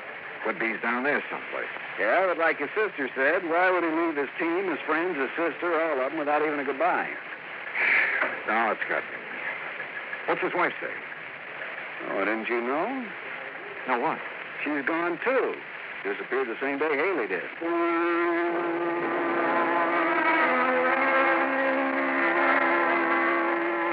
The Spartans were playing an exhibition game that afternoon, so after telling Lieutenant Snyder where I was staying and asking him to call me if anything broke, I drove out to the ballpark. You know, there's a saying in baseball, if anybody knows a pitcher, it's the man who catches for him. And the Spartan catcher was Crawfish Crawford. After the game, I sent word in to him. A few minutes later, was standing in the steam-filled locker room. I figured one of you insurance men would be showing up. You knew about his policy, huh, Crawford? Crawfish will do. Yeah, every man on the team knew about it. We've been after him to get something like that. Start saving his money. Hand me that towel, will you? Yeah, sure. Thank you.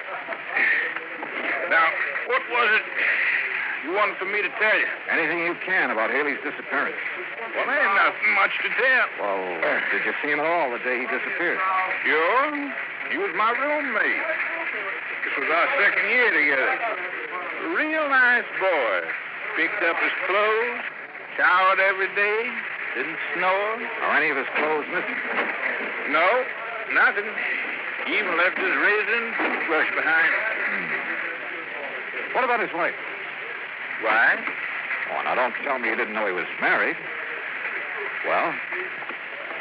Wasn't much he didn't tell me. But when he'd tell me something he didn't want talked about, I always told him I wouldn't open my mouth to nobody. Don't figure on doing it now. But it's no secret. The afternoon papers are playing his marriage up big. Well, then I reckon it's all right. What sort of a girl was, or is she? I only saw her one time.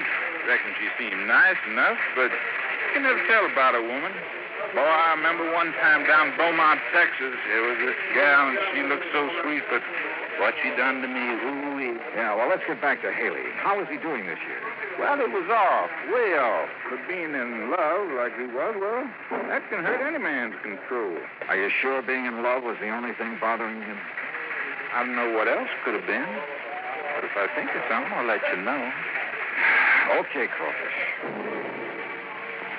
I couldn't make up my mind about Crawfish. I didn't know if he'd held out on me or if he just didn't have any information that would help me find Haley. I drove back to my hotel, put the car in the parking lot, and then started across the lobby when somebody called to me. Hey, Dollar! Johnny Dollar! Ah, yeah? Oh, Lieutenant Snyder. Took a chance on your being here. I received a call from the Nogales police this afternoon. They find Haley? No. It looks like his sister's been right all along. How so? Mexican Highway Patrol found his car abandoned about 30 miles below Nogales. Well, that doesn't mean he's been killed. No, but there's something else that does. What? There was dried blood on the front seat.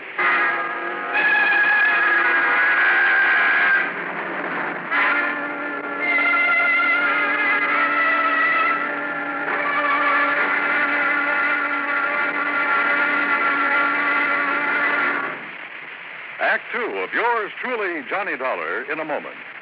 Our flag now numbers 50 stars.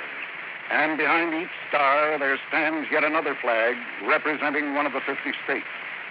Vermont's state flag, in its early form, imitated our national flag, uniquely bearing 17 stripes and 17 stars, with only the inscribed word Vermont to distinguish it. The good people of Vermont assumed, as did our national government, that stripes as well as stars would be added as each new state entered the Union. Vermont entered the Union after Tennessee and Ohio, and with Kentucky to join shortly, the Vermonters naturally put 17 stripes on their flag. In 1818, the United States Congress put a stop to this. And since then, the stripes have always been at 13, and only stars are added for each new state.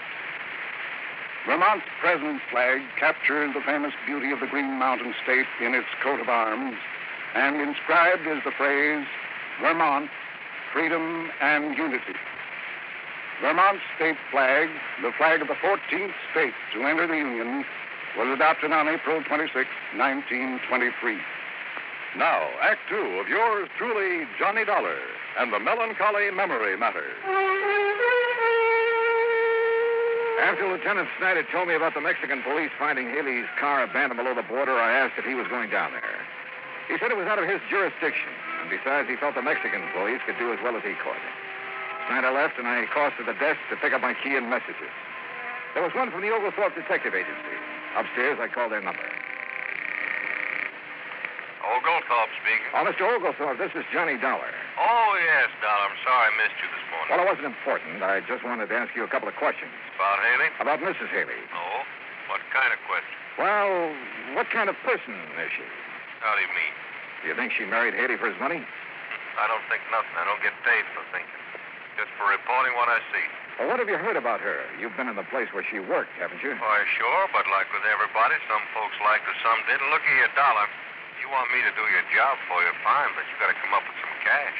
I might, if you can answer this one. Try me. Where's she from? What's her hometown? Easy. A place called Magdalena. About 50 miles below the Mexican border. Things were beginning to add up, but the total didn't look too good for Haley, or for his wife either. And as much as I hated believing it, it did look as if Haley's sister, Mildred Womack, was right when she said the Mexican girl her brother had married was responsible for his disappearance. I called down for a drink and was getting ready to take a shower when somebody pounded on the door. Yeah, come in. It's unlocked. Just put it on. Oh, crawfish. Yeah. Well, come in. Sit down. No, I can't stay long. I'm going out to eat with the rest of the gang. Well? Well, I've been thinking, and I figure you might be able to make something out of this. Out of what? I'm breaking my promise to Harry by telling you. Go on.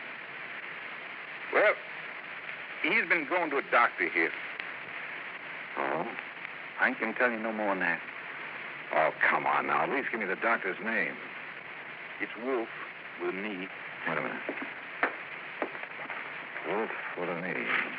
What are you doing? Looking it up in the phone book. Well, you can't call the nights after office hours. I'm just curious to see if there is such a doctor. What's the matter? Don't you trust me? Yeah. Yeah, I trust you, Crawfish. Is it here? Let's see. Yeah, Dr. George M. Wolf. Specializing. Yeah. Yeah, I see it. Thanks, Crawfish. You've given me the one thing I had to know. By the time I had the car checked over and filled with gas, it was about 8:30. The sign over the office of Casa Grande Motel served to light the whole court. Mrs. Womack's bungalow was dark, but I knocked on the door anyway. Yes? Who is it? Johnny Dollar. Mrs. Womack. I'm sorry if I woke you up this You didn't. I've been sitting and thinking about Harry. Lieutenant Snyder told me they found his car. With blood on the seat. It's like I knew all along. Mrs. Womack, I wouldn't give up hope if I were you. I gave up hope when I heard he'd married that girl. And if I ever get my hands on her... Do you remember telling me this morning that if I could find a reason for Harry wanting to get away from everyone, to disappear, you'd change your mind about his wife? I remember. Well, I have that reason. What is it? I'll tell you late tomorrow afternoon. Tomorrow afternoon? Yes, ma'am. Provided you'll be ready to leave here with me at 8 in the morning. Leave for where? A little town south of the border. It's called Magdalena.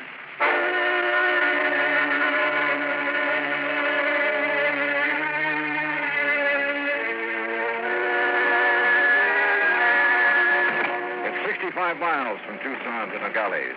We made it in an hour. But from there on, the road became progressively worse. It was early afternoon when we reached the outskirts of Magdalena. Oh, really, Mr. Dollar, I wish you'd tell me what we're doing down here. I'll tell you when I'm sure, Mrs. Womack. You mean this may be a wild goose chase? It may be, but I don't think so. Oh, really? Oh, you'd think they'd have sense enough to keep their chickens at home. You don't care much for the Mexican people, do you, Mrs. Womack? No, I don't. Why not? You know? I sure do. Because they're so poor and dirty. By our standards, I guess some of them are poor. But as for being dirty, have you ever seen American ditch diggers or farmers after a hard day's work? Well, what about their children? They're always filthy. Like those over there. Huh? Where? In that field. See them? Yeah. Yeah, I sure do. Mr. Dollar, what are you doing? Be right back. Mr. Dollar?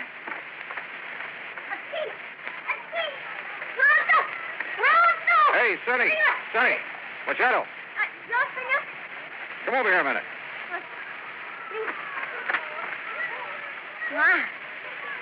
Here it comes. Yeah, that's right. You understand English? American? Poco. Good. Whoever taught you how to play baseball? We do not know, too. too good, senor. Yeah, I see. You have 5 bases out there. Yesterday, for the first time, she came and explained to us. I am sure there's 5 bases. No? No. Oh, it does not matter, senor. We are grateful for what she gives to us for the, how do you say it? Home run! The bat. The bat. And the guante. The glove. Well, who is this lady? What's her name? Torres, senor. What? Senorita Juanita Torres. Do you know where she lives? Oh, see. In the home of her father. You want me to show the way? Yes, son. That'd be fine.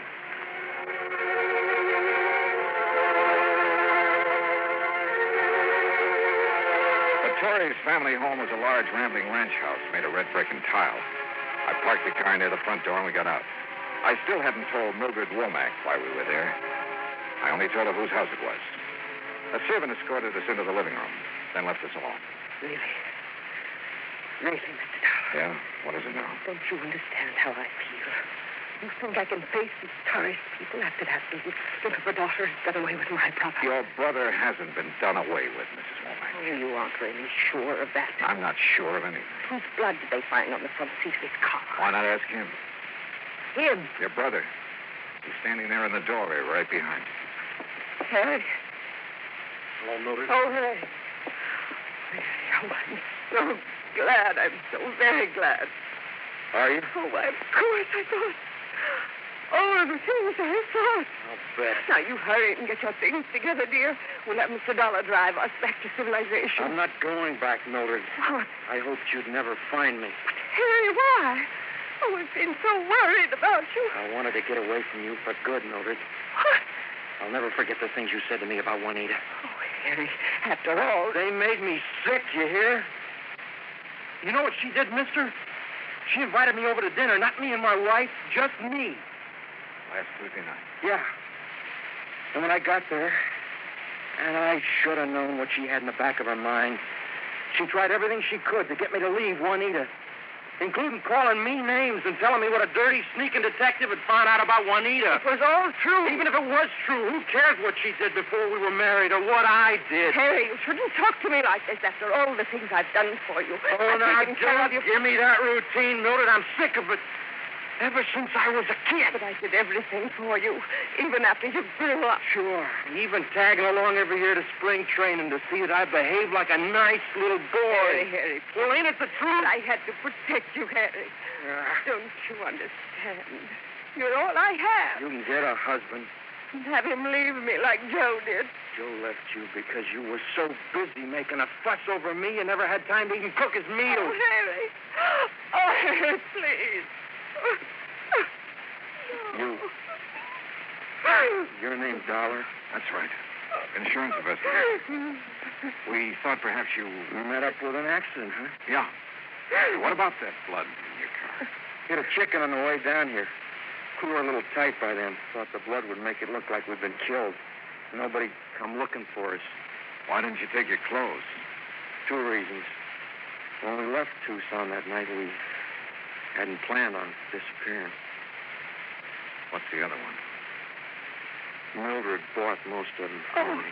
Harry, don't hurt me, please. I couldn't stand it if I thought you... Out of here, no, Dollar. No, I won't leave. Go on back to Omaha, Mildred. Back to your roses and your cat. I never want to see you again.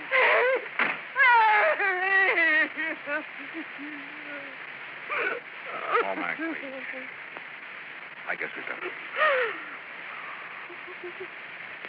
Mr. Dollar, have I been wrong all this time?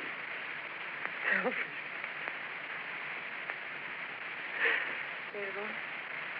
Senor.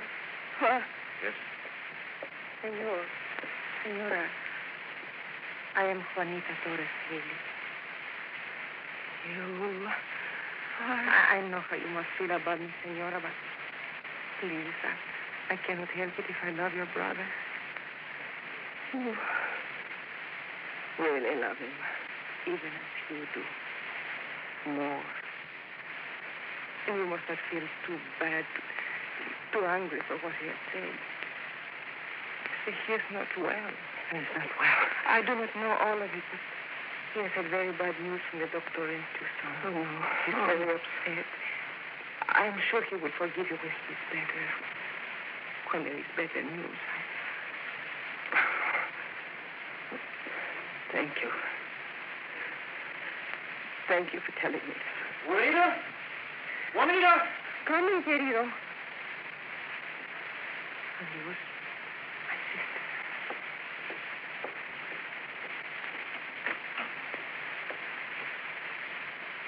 Well,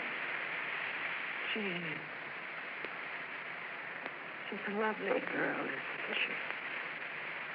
yeah.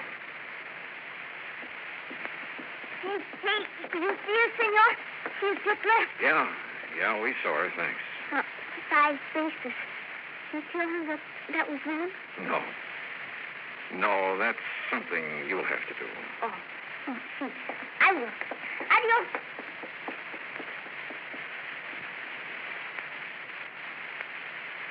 It's $1. Yeah. In Tucson last night. You said you knew the reason for Harry wanting to disappear. But you couldn't have known what he said just now. I learned he's been going to a doctor in Tucson. A specialist. Diseases of the eye. What? I called the doctor before we left Tucson this morning. He told me your brother is losing his sight. What? He's going blind.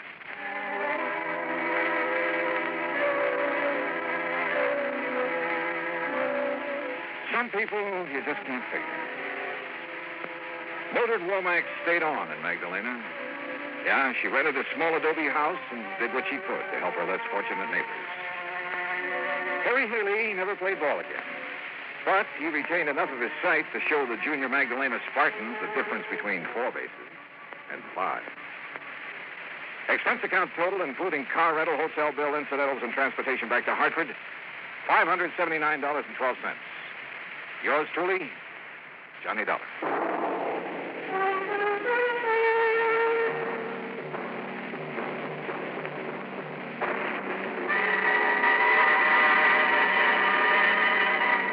Now, here is our star to tell you about next week's story. Next week, 3 of the most unforgettable characters I've ever met. And believe it or not, a case that solves itself. Join us, won't you? Yours truly, Johnny Dollar.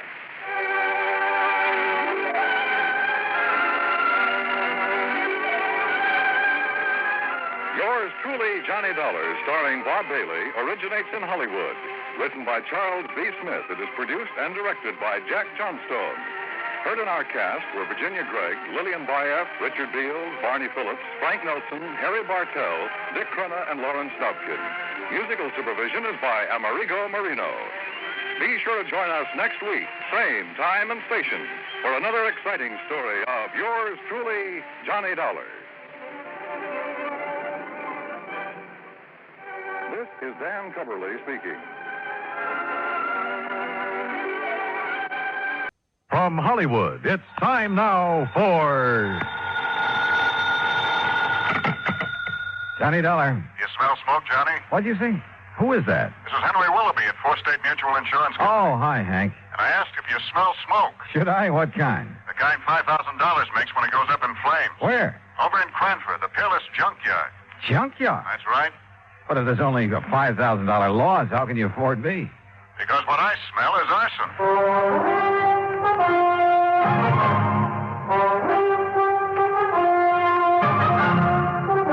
Bob Bailey in the exciting adventures of the man with the action-packed expense account. America's fabulous freelance insurance investigator. Yours truly, Johnny Dollar.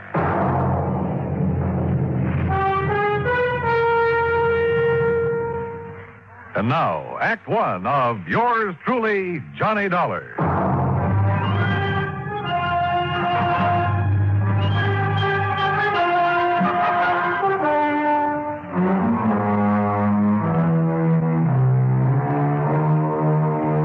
Expense account submitted by Special Investigator Johnny Dollar to the 4 State Mutual Insurance Company, Hartford, Connecticut. following is an account of expenses incurred during my investigation of the Peerless Fire matter.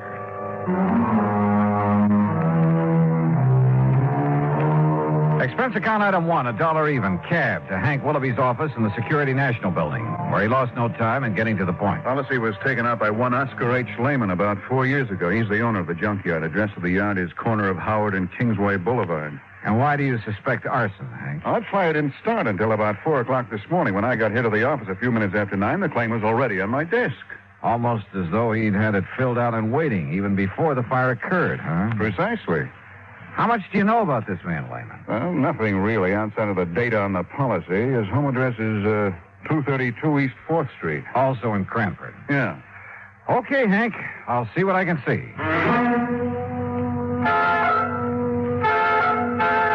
Item 2, 40 cents phone call to make sure the suspect, or at this point, I guess I'd better call him the client, to make sure he'd be around for questioning. Here speaks Oscar Lehman. Mr. Lehman, this is Johnny Dollar representing your insurance company. So why do you waste time at the telephone? Or maybe you're coming here with my check for $5,000 right away, huh? Well, you see, there are a couple of things that... So, all right, I'll be waiting for you when you come with the money. Goodbye. Huh?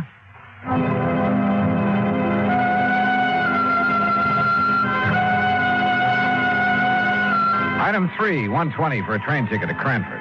Item 4, $2 for an old rattle-trap taxi when I got there.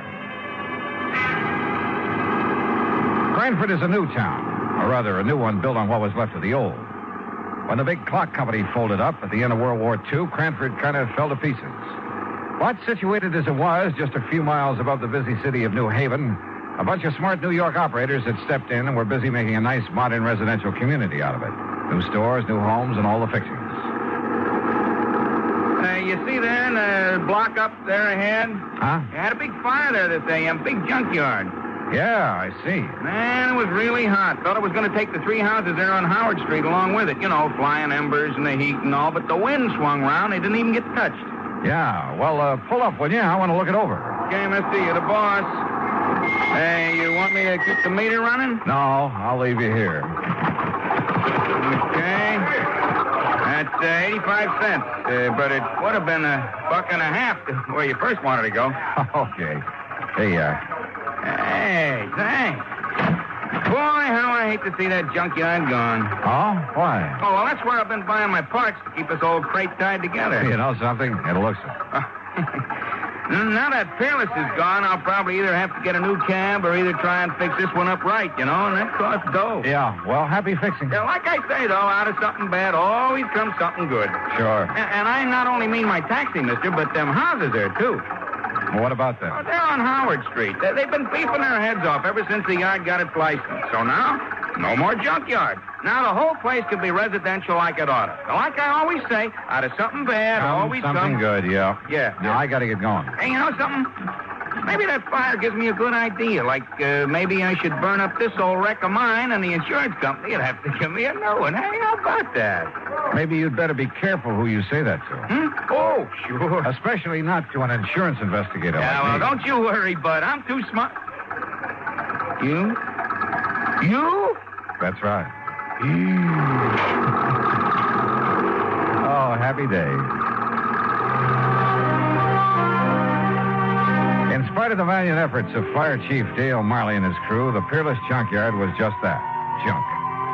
And he agreed with the cab driver. The other property owners were probably glad to see the eyesore go up in flames. Well, you wouldn't like it either, Dollar, having a place like that in your front yard. And just take a look at those folks standing around. You see what I mean. Yeah, I must admit they don't look very unhappy about it. So the fire started in the shed that stood right here, huh? That's right, yeah. The big shed that Peerless used to store a lot of old furniture and stuff like that. Hey, Peters, hit that corner over there with some more foam. Okay, sir. Yeah, a fellow runs that grocery store down the caddy corner, and he sleeps upstairs over it. Said it woke him up. Went off with a boom, like a small explosion. Have you considered the possibility of arson, Chief? Yeah, I have. That's why I called New Haven and asked them to send up a couple of men from their special squad. But you found no trace? Nothing I could put my finger on. You got any ideas? Yeah? Yeah, I think maybe I have. I learned a long time ago that a lumber yard or furniture factory were about the worst places in the world to look for signs of arson. The wood goes up so hot and so fast. And the remains of this shed wouldn't be much better. So I walked over to the little grocery store and spent item 5, 21 cents, for a loaf of white bread. Then I rejoined Chief Marley at the ruins of the shed. The next person can come up from it. Hey, what's the matter, Dollar? You get to eat breakfast? Oh, something like that. Hey, you want a chunk? Not without strawberry jam and a cup of coffee. Hey, Herb, take it easy over there. Hey. Stomping around like that, you wipe out all the clues. Now, like I told you, Dollar, the fire started somewhere right around here. Uh-huh. And the quick shift in the wind moved it over that way. Uh-huh. Chief. Yeah. Here, chew a piece of this fresh bread. What? That's right, chew it. Get the taste of it in your mouth. What for? Just do it, will you please? Here. Well, you got an idea, son? You bet I have. Here. You mean chewing on a hunk of bread is going... He's going to what? Now swallow it. What is this, a gag or something? No, not by a long shot. Now watch. Well, don't throw it away. Now you got my appetite up. I'll have some more. Here now. Chew on this piece. What? After you dropped it in the ashes? That's right. Chew on it. Oh, now Go wait. ahead, do it. I'm serious. Holy kerosene. That's right. Well, I'll be doggone. Yeah? Fresh bread will pick up even the slightest trace. Even after the fire? Even after a fire. That means kerosene was brought in and poured over the floor of this furniture shed to set it off. And, Dollar, I'm going to get in the police and have them lock up old Oscar Lehman so No, fast. no, wait. What for? Until I can talk to Lehman. Well, now, look. You look. This isn't any absolute proof of arson. Well, it's good enough for me. It's good enough for a suspicion charge. I'll tell the police what I found out. Who found out? Well, What I found out. Now, don't forget that. But if it puts us on the trail of an arsonist, if you like, you can take the credit for it. Only if you'll cooperate. Yeah, but Dollar... Otherwise, you'll lose any cooperation from me. Okay? Okay. Item 680 cents cab to the address on East 4th Street where Oscar Lehman lived. Like the Howard Street address, this was a has-been section. Lehman's home reminded me of some of those on the other side of the town, next to the junkyard. When the old character let me in, I wasted no time in getting to the point. You ask why I should be staying here in my home instead of at the yard? And I'm asking you why not? What good can I do over there? My lovely junkyard is gone. There's nothing I can do. So I'm waiting here to collect the money your company owes me. So are you going to pay me or not? Well, now, that depends. As I started to say, Mr. I Lehman, tell you, I didn't even know about the fire till I went down there to open up the gate and start the day. What time did you go down there, Mr. Lehman? 11 o'clock, like always. Well, you sure didn't waste any time getting your claim into the office in Hartford, did you? Of course not. So soon as I see what's happened, I sign up the claim and take it to Hartford. And the office is closed, so I leave it under the door. Yeah, well... What else could I do? Sit around and wait to think about it while the money's coming to me? It's my money, so I should have it. You know how much merchandise I have in that yard? $25,000. Retail? Yeah. Then why'd you burn it up? You think I'm crazy I should do such a thing? Don't you understand now I'm out of business, for God? Oh, what do you mean? My license for the yard on condition, you know. A conditional license? Yeah, that's right. If I'm not in business every day, I lose the license. I lose the lease on the land. Then they make houses, little stores. It's a big development company. So you're crazy to come and talk to me, tell me I should set fire. Maybe I've suddenly changed my mind, Mr. Lehman. Maybe I've already met the arsonist. Huh? And I was just too blind to see him.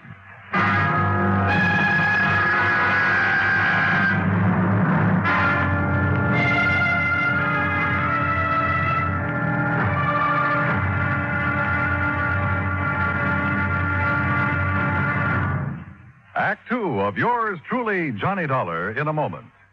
Our flag now numbers 50 stars. And behind each star there stands yet another flag representing one of the 50 states. Missouri's state flag is a horizontal tricolor of red, white, and blue. In the center is a circular device bearing the state coat of arms. An eagle, symbolizing the superior authority of the nation.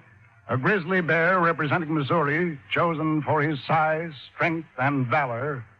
And a crescent moon symbolic of the shield carried by the second son, Missouri being the second state carved out of the Louisiana Territory.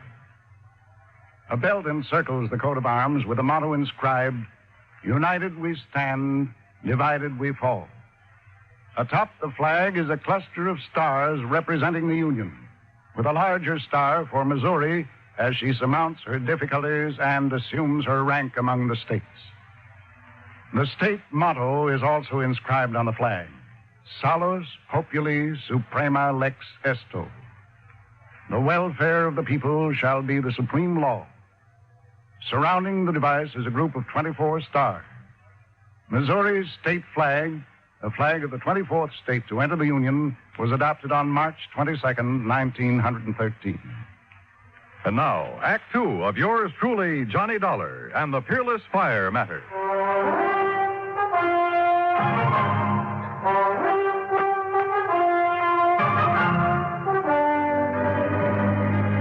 Something the cab driver had said while taking me to the scene of the junkyard fire had suddenly come back to me. He'd been talking about the nearby property owners, homeowners. They've been beefing their head off ever since the yard got its license. So now, no more junkyard. Now the whole place can be residential like it oughta. Yeah, like I always say, out of something bad always comes something good. Item 785 cents, another taxi back to the scene of the fire. The men from the department were still busy cleaning up. Their chief, Dale Miley, had been busy with some detective work. Had some answers that seemed to make good sense. Now, look here, Dolly. You see this hardware? See this groove in the foundation wall? Yeah. Big sliding door, huh? That's right. And here, the lock was still in a hasp. Yeah, I see. It's hardly likely somebody tried to pull a big sliding door closed and lock it after starting a fire with kerosene. It's too dangerous. Unless he used a wick of some kind. Yeah, but look here. On the side that faced Howard Street. Street? I just call this an alley. Yeah, pretty narrow from the old days. Now, look here. Well, it's window glass. Right. Yeah, there was a window here. You see, here's the two parts of the catch from it. The catch was open. Yeah, but the question is, was it open from the inside or outside? And I think I've got the answer. Look across the street. So? Those homes and the little lawns and gardens in front of them. So what? Well, you see the rocks they all use to border their flower beds? Go on, Chief. Now, look here. Just inside the shed where the window was, I found this rock under the ashes. And, Dollar, it looks to me like somebody threw that rock through the glass, opened the catch, climbed in, spread the kerosene, climbed out, tossed in a light of some kind, and left in a hurry. Yeah, but who? That's just it. You got a better idea than old man Lehman? You talk to him. Yeah, I think I have. Like who? I'll let you know when I find out the name. Well, now, wait a minute, Dollar. I hope that last crack would keep Chief Marley from sending the police after Oscar Lehman. Maybe he was guilty of firing his own junkyard. But with only $5,000 insurance, it didn't make sense. And I had a couple of better ideas, at least about people who might have had reason to do it. 3, as a matter of fact. For there were 3 residences on Howard Street facing what remained of the junkyard. Thanks to the sudden shift of wind, they'd received little damage. I walked down the short length of Howard Street to the first old house. The name Howard McNeil was on the little metal mailbox. Yes, well, what is it? Mr. McNeil, I'm Johnny Dollar, insurance investigator, looking into this junkyard fire. This is a fine time to come around selling insurance after the fire's out. You should know better, young fellow. No, you misunderstood me. I'm Why, not do selling. you know what would have happened if that wind hadn't changed? It would have set this whole block on fire. That's what it would have done. Would have burned us all out. We'd have been helpless. Yes, Mr. McNeil. Especially that poor widow lady, Miss Cummings, down there in the third house right across from the shed where the whole thing started. Mr. McNeil. Yes? I'm not here to sell insurance. I'm investigating the fire, understand? Well, don't. What's that? You can stop right now. Just leave things as they be. Don't you know that fire was a blessing? I'm not quite sure I said blessing. That fire was the finest thing that's happened around here in years. Oh, you like its having happened, huh? You just bet I do. The only way we could ever get rid of that awful pile of junk right in our front yards. Now, maybe they'll give us back our nice little park that used to sit there. Or build a lot of track houses. Yeah, But now... all right. What did they do? Anything is better than that wretched junkyard. I've hated it. Everybody's hated it. I hated it. Enough to set it on fire? Yes, sir. Absolutely. Oh, no. Me? Well? Mr. Dollar. A quiet, peace-loving person like me? Oh, no. Why, I wouldn't even think of such a thing. Especially since that fire might have got out of control and burned me out. Well, you carry insurance, of course. I do not. I don't believe in it. No, so don't you try to tell me anything. I told you I'm an investigator. Well, why don't you ask that Nazi if he had insurance? Nazi? Yes, that Oscar Lehmann that owned that dirty junkyard. Why do you call him that? Well, he's a German, isn't he? Well, that doesn't make him a Nazi. Well, it does to me. Anybody who'd wangle a license to put up a filthy place like that on our beautiful street, especially if he's a German, well, to me, he's a Nazi of the worst kind, the very worst kind. Thinks he's a ladies' man, too. All right, now, have you any idea who, besides you, would have liked to see that place burned out? I certainly have. Oh. Why don't you ask the police? They were here at dawn asking us all questions. You said asking us all. Of course, I mentioned the widow Cummings that lived in the third house, and then there's Miss Gertrude Mary Anastasia Conroy, the nice spinster lady who lives next door, and it's a very charming lady, Miss Conroy. Yeah, well, now would you mind? Oh, and what spirit she has. Now, that's the way I like them, Mr. Dollar. Ladies with spirit. And do you know something? One of these days, I'm going to ask her for a date in spite of the competition. You never have? No, sir. No. I'm not the bold type like some people I know, but I've been working up to it. And how long have you been a neighbor? 16 years, and you mark my word, one of these days I'm going to march right up on her front porch, and Miss Conroy, I'm going to say... Yeah, well, thank you very much, Mr. McNeil. Yes, but I was going to tell you, but... oh, dear, I must have said something wrong.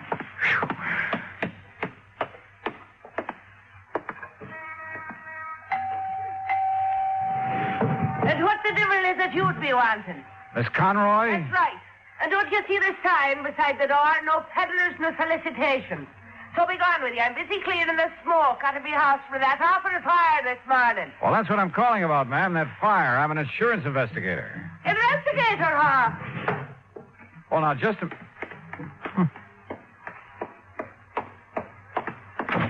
If you're an investigator, young man, let me see your badge. Badge? That's right. If you're an investigator, you're a detective.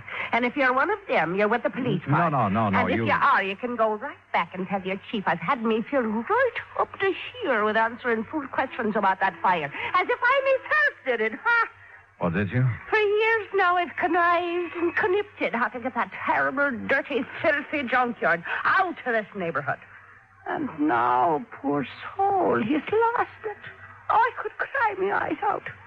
You what? Oh, such a lovely old man he is when I finally met him, that dear Mr. Lehman. Oh? Oh, the horrible things that Hitler done to him before he escaped them Nazis that took over his fine old country.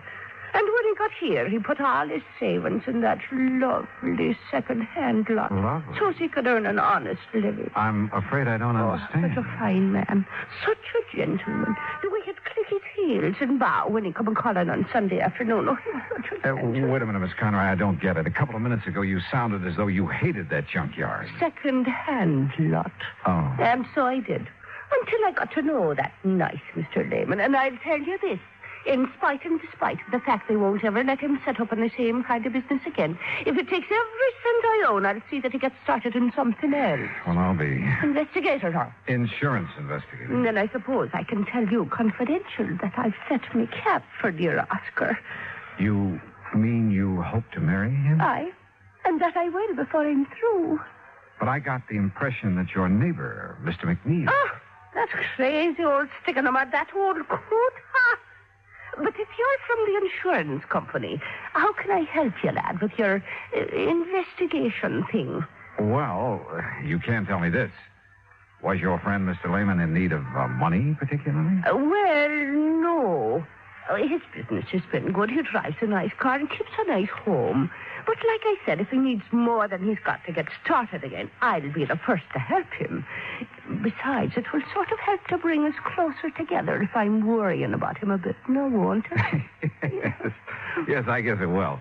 I just want to make sure. Now, wait a minute. Yeah? It's so blind I was thinking of me darling Oscar. So that's what you were up to with your nasty questions. What? Implicating that he might have burned up his place by his own self to get the insurance money. Is that what your evil, filthy mind was thinking of? I didn't say that. But that's what you meant, now, ain't it? No, after all, somebody set that fire. And if he was in need of money... And just because I told the poor soul to get his claim in real quick this morning... You told him? Of course I did. Give him something to do besides standing around in the ruins crying his poor old eyes out, keeping his sorrows to himself. But I'll soon put a stop to that. I'll cook him up a real nice mess of corned beef and cabbage, German style, that is, and take it over for his supper to comfort and keep him company. And what will you be doing for the poor soul? Well, that depends. Oh, it depends, does it? Well, you and that insurance company better pay up what you owe him instead of making snide talk about maybe he himself set that fire in his... Oh, get out. Go on, get out. Why should I be wasting my time talking to the likes of you when I've got cooking to do for me? Oh, brother.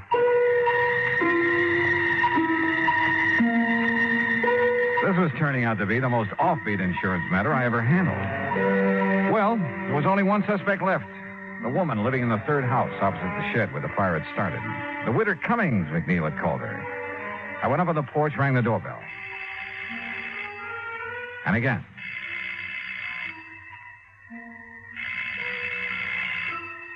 After the third time, I was about to decide no one was home when the door slowly opened. And just inside the door, in a wheelchair, sat a little old lady, pale, gray-haired.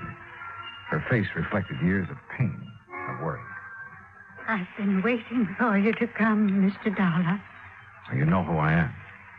I overheard you at my window when you talked to Mr. McNeil and Miss Conroy. Listening to the neighborhood is the only thing I have left these days, tied down as I am to this wheelchair. Yes, I see. I'm sorry. Come in and sit down, please. Thanks. There's, no one to take care of you here? Only Rudolph, who does as little as he dares. And you must take him away, Mr. Dollar. Rudolph? My stepson, who keeps me here, waits for me to die. What? Not even a rest home where I'd have care and friends, but here to die. He'd help me die, too, if he dared, because of the money. What money, Mrs. Cummings? That my husband left me. A lot, Mr. Dollar. And this Rudolph wants to get his hands on it? That's all he wants. That's why he wants me dead. But he hasn't dared kill me, because everybody knows that we're alone here together. And if I should die from his neglect, they'd know he did it. But he's smart. That's why he thought of the fire. He what? He thought that it would burn down this house, too, and trap me here. Mrs. Cummings, do you know what you're saying? The divine providence. The changing wind kept the fire away. He set that fire to burn this house and you? He's clever. He made it known that he'd be away all night, that he wouldn't be back here until he finished his work at the plant in New Haven. But he came back, Mr. Dollar. This morning, before dawn, I heard him here in this house. And from this window, I could see him in the moonlight. Mrs. Cummings. No, I must tell you. Quickly, because he'll be coming back from work. His work. To keep up appearances, to keep them from suspecting. His gambling. The terrible people he goes out with at night. Gangsters, that's all. And I must tell you, because if I don't... Listen to me. I'm listening. I saw him take a can, the kerosene we keep in the cellar for when the electricity goes out. He took it across the street. He broke the window of the shed and went in. Then he came out. He threw a piece of burning waste back in. Then ran. Mrs. Cummings, are you sure? I lied to the police. I couldn't make myself tell them. After all these years of knowing what he's been and saying nothing. But I thought I'd wait for him. Maybe when he saw his evil plan had failed, that I was still here. Maybe I could make him give himself up. But in my heart, I knew he wouldn't. Because he's bad. All bad. Mrs. Cummings, I'm glad you told me. God forgive me. But But I knew that if I didn't, he'd find some other way to... You must take him away, Mr. Dollar. Before he does murder.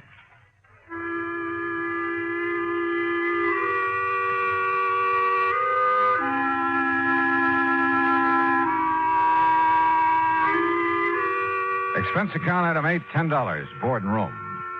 I've stayed an extra day in Cranford to clear things up. For while I waited for Rudolph to return, I found the kerosene can he'd used down in the cellar. Chief Marley found the top from it in the ashes. The police have since found only his prints on it. Rudolph is in the city jail. And I'm sure Mrs. Cummings will testify against him. After all, her life is at stake. Hospital layman, his claim will be paid in full. Well, I hope he and Miss Conroy live happily ever after. Expense account total, including incidentals on the way back to Hartford, $14.46. Yours truly, Johnny Dollar.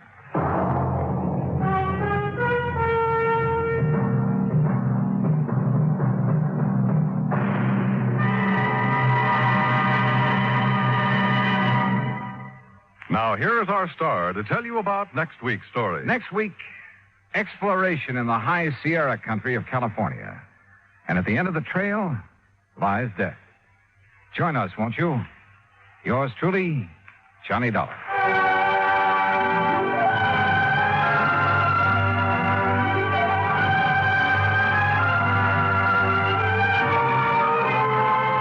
Yours truly, Johnny Dollar, starring Bob Bailey, originates in Hollywood. It is produced and directed by Jack Johnstone, who also wrote tonight's story. Heard in our cast were Virginia Gregg, Peggy Weber, John Stevenson, Herb Vigran, Hans Conried, Forrest Lewis, and Parley Bear. Musical supervision is by Amerigo Marino. Be sure to join us next week, same time and station, for another exciting story of yours truly, Johnny Dollar. This is Dan Cubberly speaking.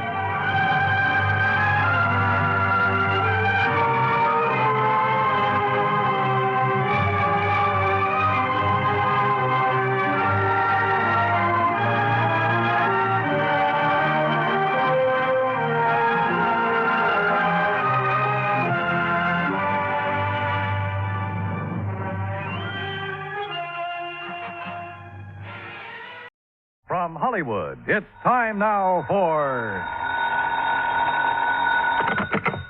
Johnny Dollar. George Reed speaking. Oh, good morning, George. Is it? Well, sure. The birds are singing, the bees are buzzing. And there are whales in the Gulf of Mexico. So there are. What? You know anything about whales, Johnny? Can't say that I do. Well, neither do I. Neither does our agent down in Gulfport, Mississippi. Can you go down there? Well, yeah, sure, but what's this all about? I told you, a whale. Oh, come on. You people didn't insure it. Now, George. Oh, Johnny, of course we didn't. But we did write a floater policy covering 80 pounds of ambergris. Amber who? Gris comes from a whale. Very valuable, used in the making of perfume. Oh, yeah. We issued the policy a week ago. Yesterday, the stuff disappeared. How much did you cover it for? $20,000. And our agent down there is W.C. Owen. Got it? Owen, huh? Yes. You really shouldn't have any trouble locating the stuff. No? Why not? Because, and I quote Mr. Owen, ambergris smells worse than a hound dog which has caught a skunk.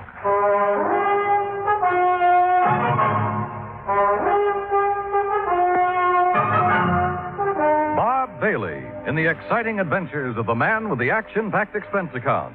America's fabulous freelance insurance investigator. Yours truly, Johnny Dollar. And now, Act One of yours truly, Johnny Dollar.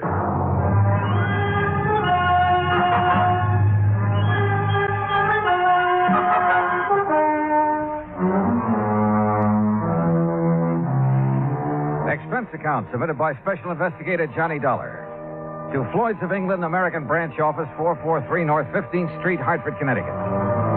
The following is an account of expenses incurred during my investigation of the Michael Meany Mirage matter. Expense account item 1, $168. Transportation from Hartford to the Markham Hotel in Gulfport, Mississippi. I called W.C. Owen, the agent who had sold the policy covering the ambergris. Half an hour later, I opened the door of my room to a middle-aged man wearing a brown seersucker suit. Mr. Dollar, is that right? Sure is. Come on in, Mr. Owen. Come on. Thanks. Well, Dollar, I'm not going to fool around about this. I'm in a mess, and you're my only chance of getting out of it. Well, I'll do whatever I can, Mr. Owen. You just find that ambergris. And, man, please find it within the next 48 hours. Oh, why the rush? 2 reasons. When the ambergris was stolen off the freight platform at the train depot day before yesterday, it was packed for shipping. Had enough dry ice around it to last 72 hours, but no more. Uh-huh. Now, what's the second reason? That Mike Meany. Who's he? Owner of the ambergris and a real good client of mine. I promised him you'd locate the stuff for sure. Well, I appreciate your confidence, Mr. Owen. Name's W.C. Mr. around here sounds too highfalutin for an insurance salesman. Okay, W.C. But what's this fellow Meany so worried about? The ambergris is covered for $20,000. He told me he'd learned it was worth a lot more than that since the floater was issued. Something up near $60,000. Pretty rare stuff. Which is. Matter of fact, this is the first time I've ever heard of anybody finding ambergris in the Gulf. Who fished in out of the water? Meany? No, a young fellow worked for him named Billy Fisher. Did Meany buy it from Fisher? Didn't have to. Belonged to Mr. Meany right off. Oh, why's that? Well, because Fisher works for him. Mr. Meany lets out his fishing boats to fellas which ain't got no boat of their own, or even a chance of getting one. He rents them out, you mean? No, he don't rent them. He lets them out on share. Mr. Meany puts up the boat, gas, nets, everything. And whoever runs the boat, well, whatever he catches, he belongs to Mr. Meany. Oh, and because Fisher happened to be in Meany's boat when he found the ambergris, it automatically became Meany's property, huh? Now you got it, boy. Uh-huh. Did Fisher know what it was? Or the value of it when he turned it over to Meany? Well, you have to ask him about that. Yeah, I plan to. But first, I'd like to have a talk with this Mike Meany. I'm way ahead of you, Dollar. I called Meany right after you called me. He's waiting for us. How far does he live from here? Oh, about 3 or 4 miles down the beach road toward Biloxi. Place called Mississippi City. Mississippi City? Uh-huh. But don't let the name fool you. Ain't nothing there except a couple of stores, fishing boat landing, and the train depot. Sounds like a real quiet place. It is. It's also where this whole thing started and where I hope it finishes. And the sooner, the better. A few minutes later, we were driving east along the coast. Ahead of us, we could see Mississippi City's one and only landmark, a long wooden pier extending far out into the Gulf. Anchored near the end of it were several small fishing boats. We passed the Meany General Store and the Meany Fish Market, then turned into a narrow driveway. I'm not sure what kind of a house I'd expected Mike Meany to live in, but this certainly wasn't it. It was too small and it needed a coat of paint. We got out and Owen led the way to the side porch.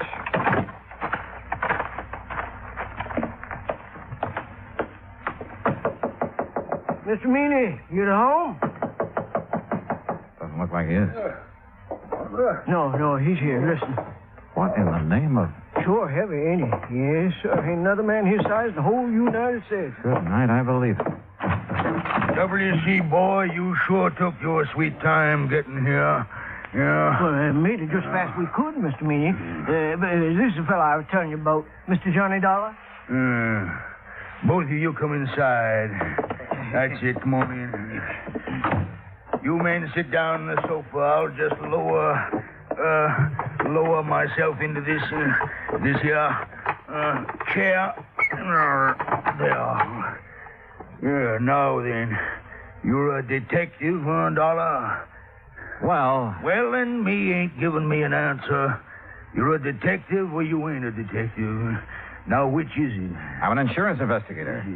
Right now, I'm being paid to find 80 pounds of ambergris that you lost. Lost?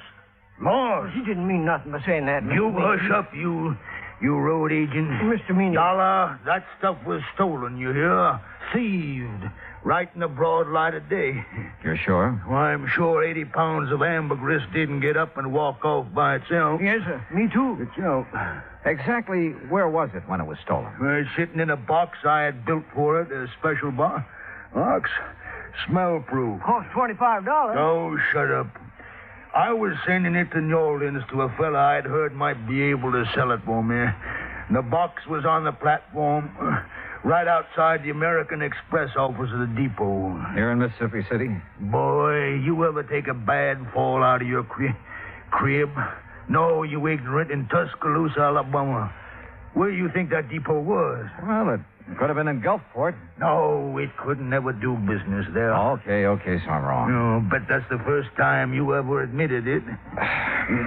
Had the box been checked in at American Express? You mean had the freight been paid in New Orleans? Yes, that's what I mean. That scrounging, ignorant, no good. Had it been paid, Mr. Meany? No, it hadn't. Why not? Because the rat I trusted with the ambergris and sent down to the station to see it got on the train. Yeah? He'd promised. He'd give his word. He wouldn't take his eyes off that stuff for 1 second. No. That dirty. That no account. Are you okay, Mr. Meany? No.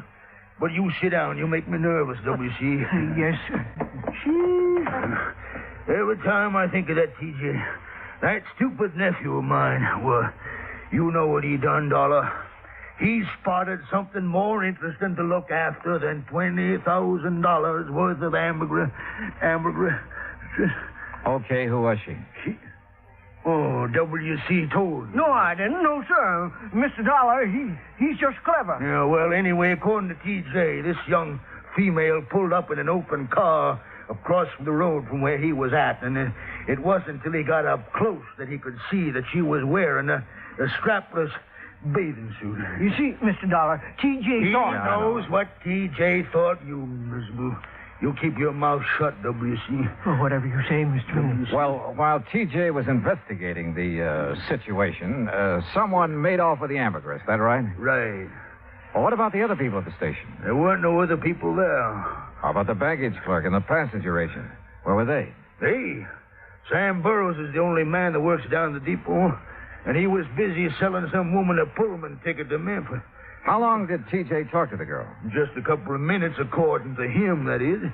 You want to ask him yourself. He works at the all-night cafe in Gulfport. All right, thanks. Well, we sure haven't much to go on. You got nothing to go on. So you might as well give me my $20,000 and head back up north, where you belong. Not yet, Mr. Meany. You got 45 hours. At the end of that time, I want my insurance money. You don't see that I have it, Mr. W.C. Owen, you're going to be sorry. You know what I mean? Yes, sir. I know. Owen didn't say another word until we'd pulled out of Fat Mike Meany's driveway and had turned left going on down the beach toward Biloxi. I suppose you think I should have stood up to him a little more, huh? No, I figured you had your reasons for not wanting to get into an argument with him. You see those boats off the end of the pier? The small fishing boats, uh-huh. Well, they belong to Meany. He's also got money invested in half the business place along the beach. You know what that means, Dollar. Yeah, well, where I come from, he'd pull a lot of weight. That's it. And anybody he gets riled at, well, one word from him and a good many of my clients would be screaming for me to cancel their policies. Like that, huh? Just like that. Hey, where are we going? Billy Fisher's. This way, this here's the boarding house he lives in. Come on. Uh-oh. Okay, boy. Okay. Easy now, easy. That's it. Good boy, good boy. Didn't you know the dog is back in this house? Well, afternoon, Miss Harvey. Oh, well, my goodness, Miss Owen, this is an unexpected pleasure for sure. Why, thank you, ma'am. This here is Mr. Johnny Dollar, Miss Harvey. Afternoon. Pleased to know you, Mr. Dollar. Wouldn't you like to come in and sit down? No, thanks. We really don't have much time. Oh? Mr. Dollar is an insurance investigator. Right now, he wants to have a talk with Billy Fisher, providing he's home. Why, sure he is. You find him round the side there. Oh, but... Yes, sir? Well, he's with Jane Higgins, Miss Owen. Jane Higgins? Oh, you know her pa rented that old Miller place again. The girl that got Billy into that trouble. Oh, yes. What kind of trouble, Mrs. Harvey? Well, it happened when the Higginses were down here 2 years ago. Billy and Jane have always been sweet on each other. But being as Billy is Billy and doesn't have a thing of his own, not even a job except fishing one of Mr. Meany's boats. Well, Jane's pa just put his foot down. But didn't mean a thing to Billy. No, sir. At least not until old man Higgins got a sheriff after him. That still didn't stop Jane. And finally, the Higginses just packed up. They didn't come back until just 3 weeks ago Saturday. How old is the Higgins girl now? Oh, 18, 19. And she hasn't changed one bit in those 2 years. No, sir. She's just over here all the time. Sure be some fur fly when her paw finds Oh, there they are now. Billy? James! Hi. Come over here a minute, Billy. Someone wants to see you. Sure. Billy, now this here's Mr. Dollar. Hi. Howdy. Miss Higgins, Mr. Dollar, and Mr. Owen. Hello, Miss Higgins. Billy, I wonder if I could speak to you alone for a moment, huh? Yes, sir. What do you want to talk to me about? Mr. Meany and the ambergris you found. Oh, that. Where did you find it, Billy? Out near Cat Island, floating in the East Channel. Uh-huh. Did you know what it was as soon as you saw it? No, sir, not exactly, but I read a story once about a fellow that found some ambergris, and he sure made a lot of money off it. So you weren't going to take any chances, and you hauled it aboard, is that right? Yes, sir. Something like that. Billy, you realized that anything you caught or salvaged with that boat belonging to Mr. Meany, it wasn't yours. You realized that, didn't you? Well, not right then, I didn't know, sir. He gave me some kind of a contract to sign when I started working for him, but I never read it. Well, what happened when you put in at the pier that night? Oh, that Cliff Stillinger, Mr. Meany's checker. He spied the ambergris right off, and he made me turn it over to him. Was that the last time you saw it? Yes, sir. Yes, sir, that was it. Okay, Billy. That's all I had on my mind. Well, that's all? I mean, no questions about whether I swiped it from the train station or not? Would you tell me if you had? You crazy or something? Heck no.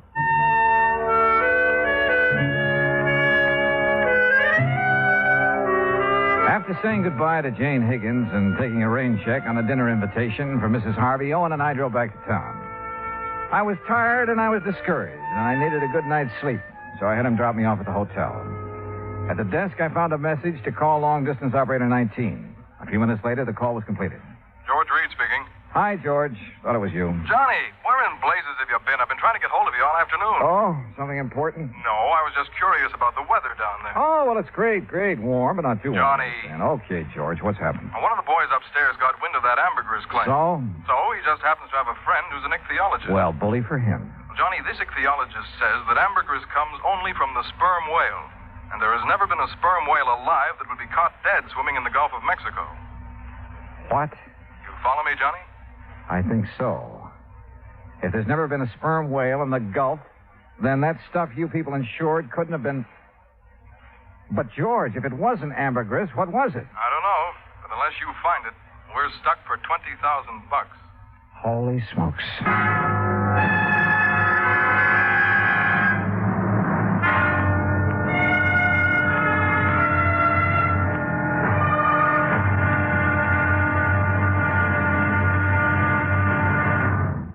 Act two of yours truly, Johnny Dollar, in a moment.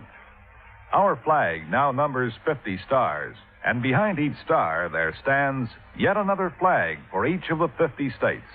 New Mexico's flag is an ancient Zia sun symbol, a red circle on a field of yellow, radiating from 4 points, which we might indicate as north, east, south, and west, are 4 parallel lines. 4 was a sacred number of Zia, the number most often used by the giver of all good gifts. The earth had 4 main directions, each with its own gifts. The year had 4 seasons, each with a different offering for mankind. The day had 4 phases: sunrise, noontime, evening, and night. Life had its 4 divisions: childhood, youth, manhood, and old age. Everything in life and nature was bound together in a circle, the circle of life and love, without beginning and without end. And in this great brotherhood of all things, man had 4 obligations. He must develop a strong body, a clear mind, and a pure spirit. 4th, and most sacred, he must spirit to the welfare of his people. From this simple symbol, the Zia sun, we read the legend of a wonderful philosophy. The flag's colors of flaming red and golden orange represent the banners of Ferdinand and Isabella, which were carried by Columbus across the Atlantic.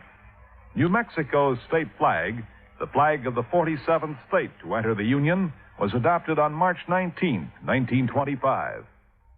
Now, Act Two of yours truly, Johnny Dollar, and the Michael Meany Mirage Matter.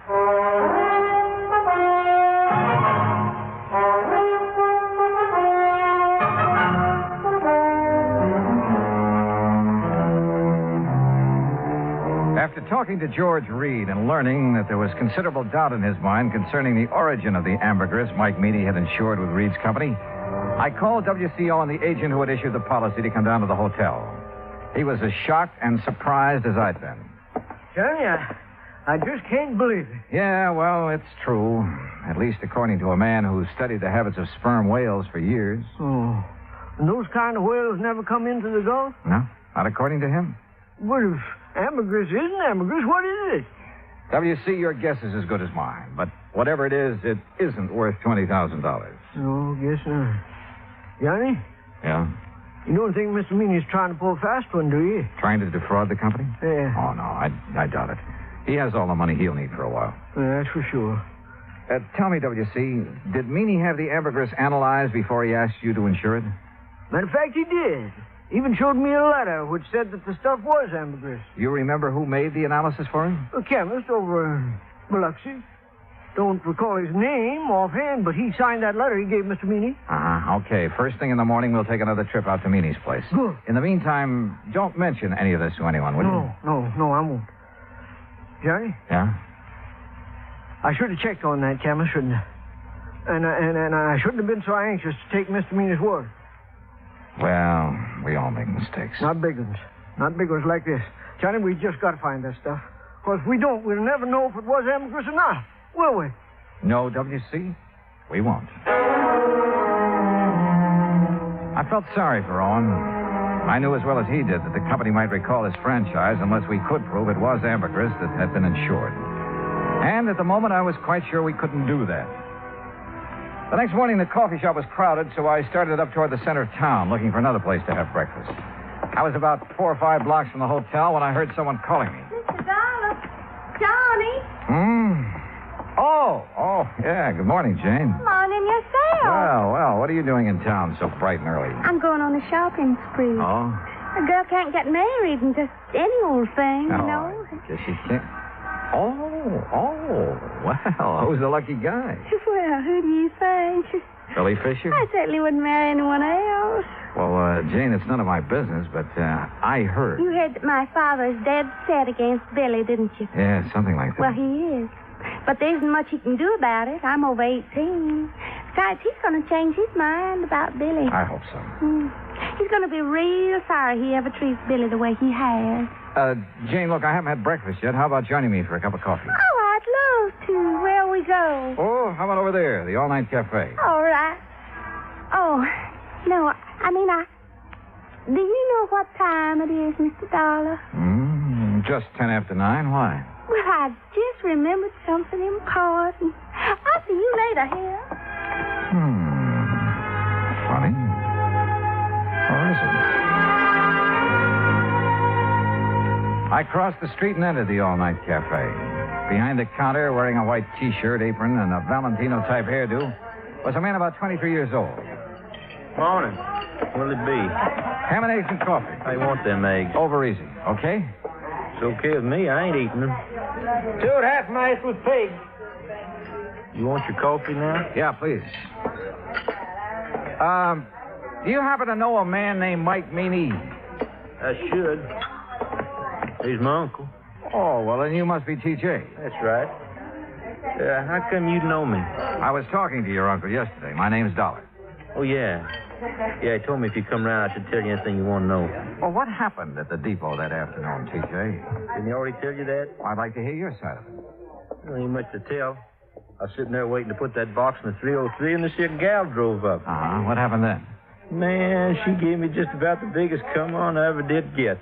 So you left the freight platform and crossed the road to talk to her? Well, shoot, Mr. Dollar. I didn't see nothing wrong in doing that. There wasn't nobody around. Oh, there must have been. Yeah, I reckon so, but I sure didn't see you. T.J., did that girl tell you her name? Yeah. What is it? Betty Lou Miller? Betty Lou Miller. Yeah. Now, look, mister, I'm busy. No, wait. Have you seen her since then? Well, sure. When was that? Well, just now, out in the street. She's the gal you was talking to. I finished my ham and eggs and walked back to the hotel. Owen was waiting for me, but before we drove to Mike Meany's house, we made a stop at the railroad depot. The agent remembered everything that had happened that afternoon, the ambergris had been stolen, including the name of the woman who had purchased the Pullman ticket to Memphis at the time of the theft. After thanking Sam for his help, we went on to the Meany place. Come on in. Sit yourselves down. Well, thank you, Mr. Meany. Dollar, you find my ambergris yet? No, sir. But I think I know who has it. What do you mean? You mean you know who stole it from the depot? I think so, Mr. Meany. I'm not sure. Well, boy, you just let me have their name.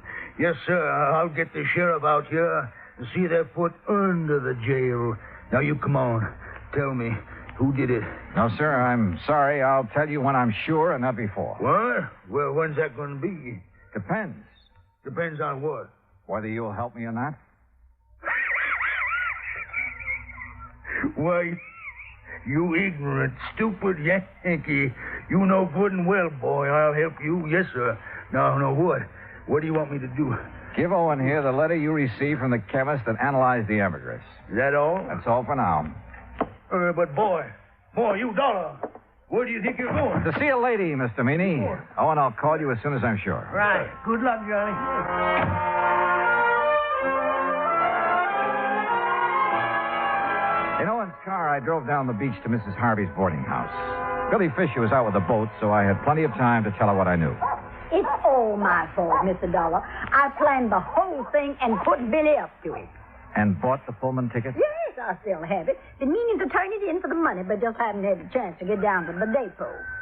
Tell me, Mrs. Harvey, how did you know that T.J. would leave the ambergris when he did? Oh, everybody around here knows T.J.'s weakness for girls. Wonder to me he hasn't been locked up long ago. Yeah. Well, it was a beautiful job. You timed it just like a professional. I thank you for the compliment. Where was Billy? In the woods on the other side of the railroad track. He waited till Jane got T.J. all mixed up, then he scooted across, got the ambergris, and ran back into the tree. And Jane picked him up after leaving the depot? Yes, sir. You care for a cup of coffee, Mr. Dollar? No, thanks, Mrs. Harvey. You look so downhearted. Well, I guess that's part of my job, too. What did Billy do with the ambergris? I sent it on to Atlanta. A man there's going to sell it for him.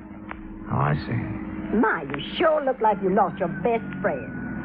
Yeah, well, I ran into Jane this morning. She was going shopping for her trousseau. Yes, I know. Mrs. Harvey, if it turns out that isn't ambergris... Oh, they'll still get married no matter what, Mr. Dollar. If not now, then someday. Dollar! You Yankee schemer! What? Where you at? What on earth? Miss Harvey! Well, that sounds like Mr. Owen. And my friend, Mr. Meany. Dollar! Just what you trying to pull? I tried to keep him from coming over here, Mr. Dollar, but I just couldn't handle him at all. All right, It's a long way from being all right. Just what do you want here, Mr. Fat Mike Meany? What do I want? Why, woman, I want to arrest you and that dirty, backbiting Billy Fisher and his girl for stealing my ambergris. That's what I want. Hush. I want to see you in jail. Jail, don't be ridiculous. Ridiculous? Why, woman... That's what I said. Now, if you don't get off my property... Yeah, but you, woman, you stole it. How do you know I stole anything? I know because this here worm of an insurance agent wouldn't have a customer left on the beach unless he told me. Well, he told you wrong. Billy took that ambergris. No. But it belonged to him all the time. Well, woman, that's a lie. But Ain't that right, Mr. Dollar? Yeah, it sure is. At least it is if it was ambergris. It's ambergris right enough. Owen?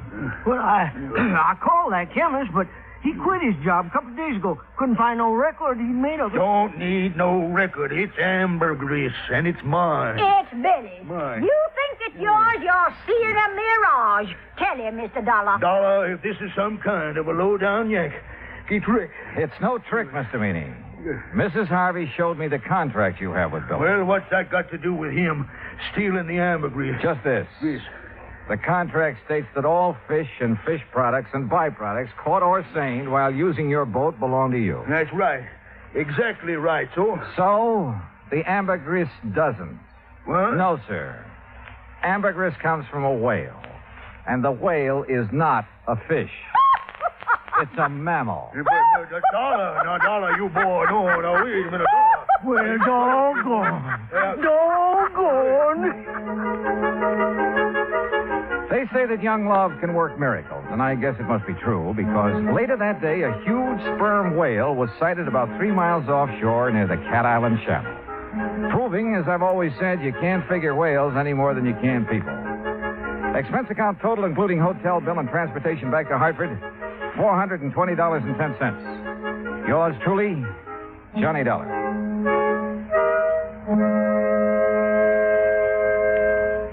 Now, here is our star to tell you about next week's story. Next week, the wayward truck matter. And I'll leave you to figure that one out for yourself. But join us, won't you? Yours truly, Johnny Dollar.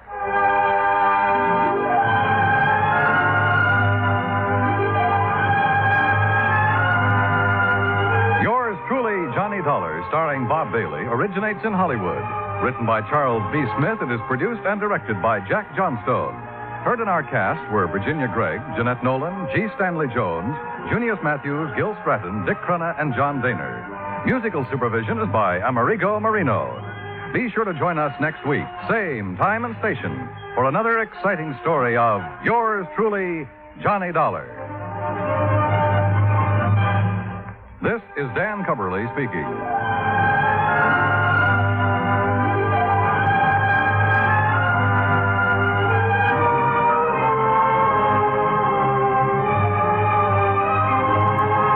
Johnny Dollar has come to you through the worldwide facilities of the United States Armed Forces Radio and Television Service.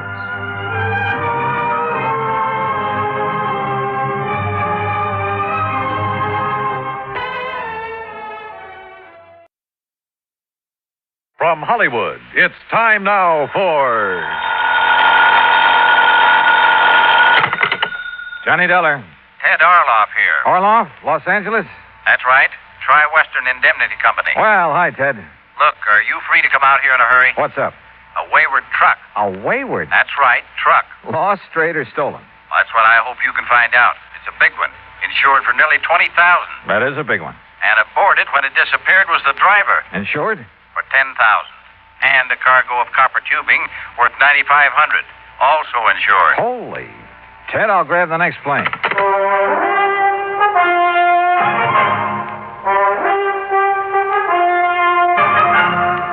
Bob Bailey in the exciting adventures of the man with the action-packed expense account.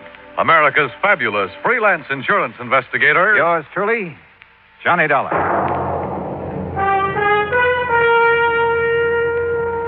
And now, Act One of yours truly, Johnny Dollar.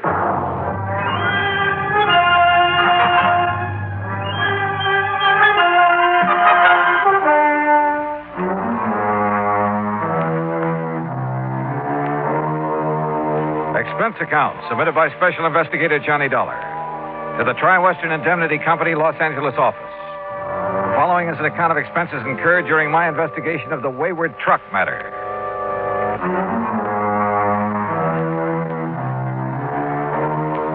Expense account item 1, $194.65, airfare and incidentals, Hartford to Los Angeles, California.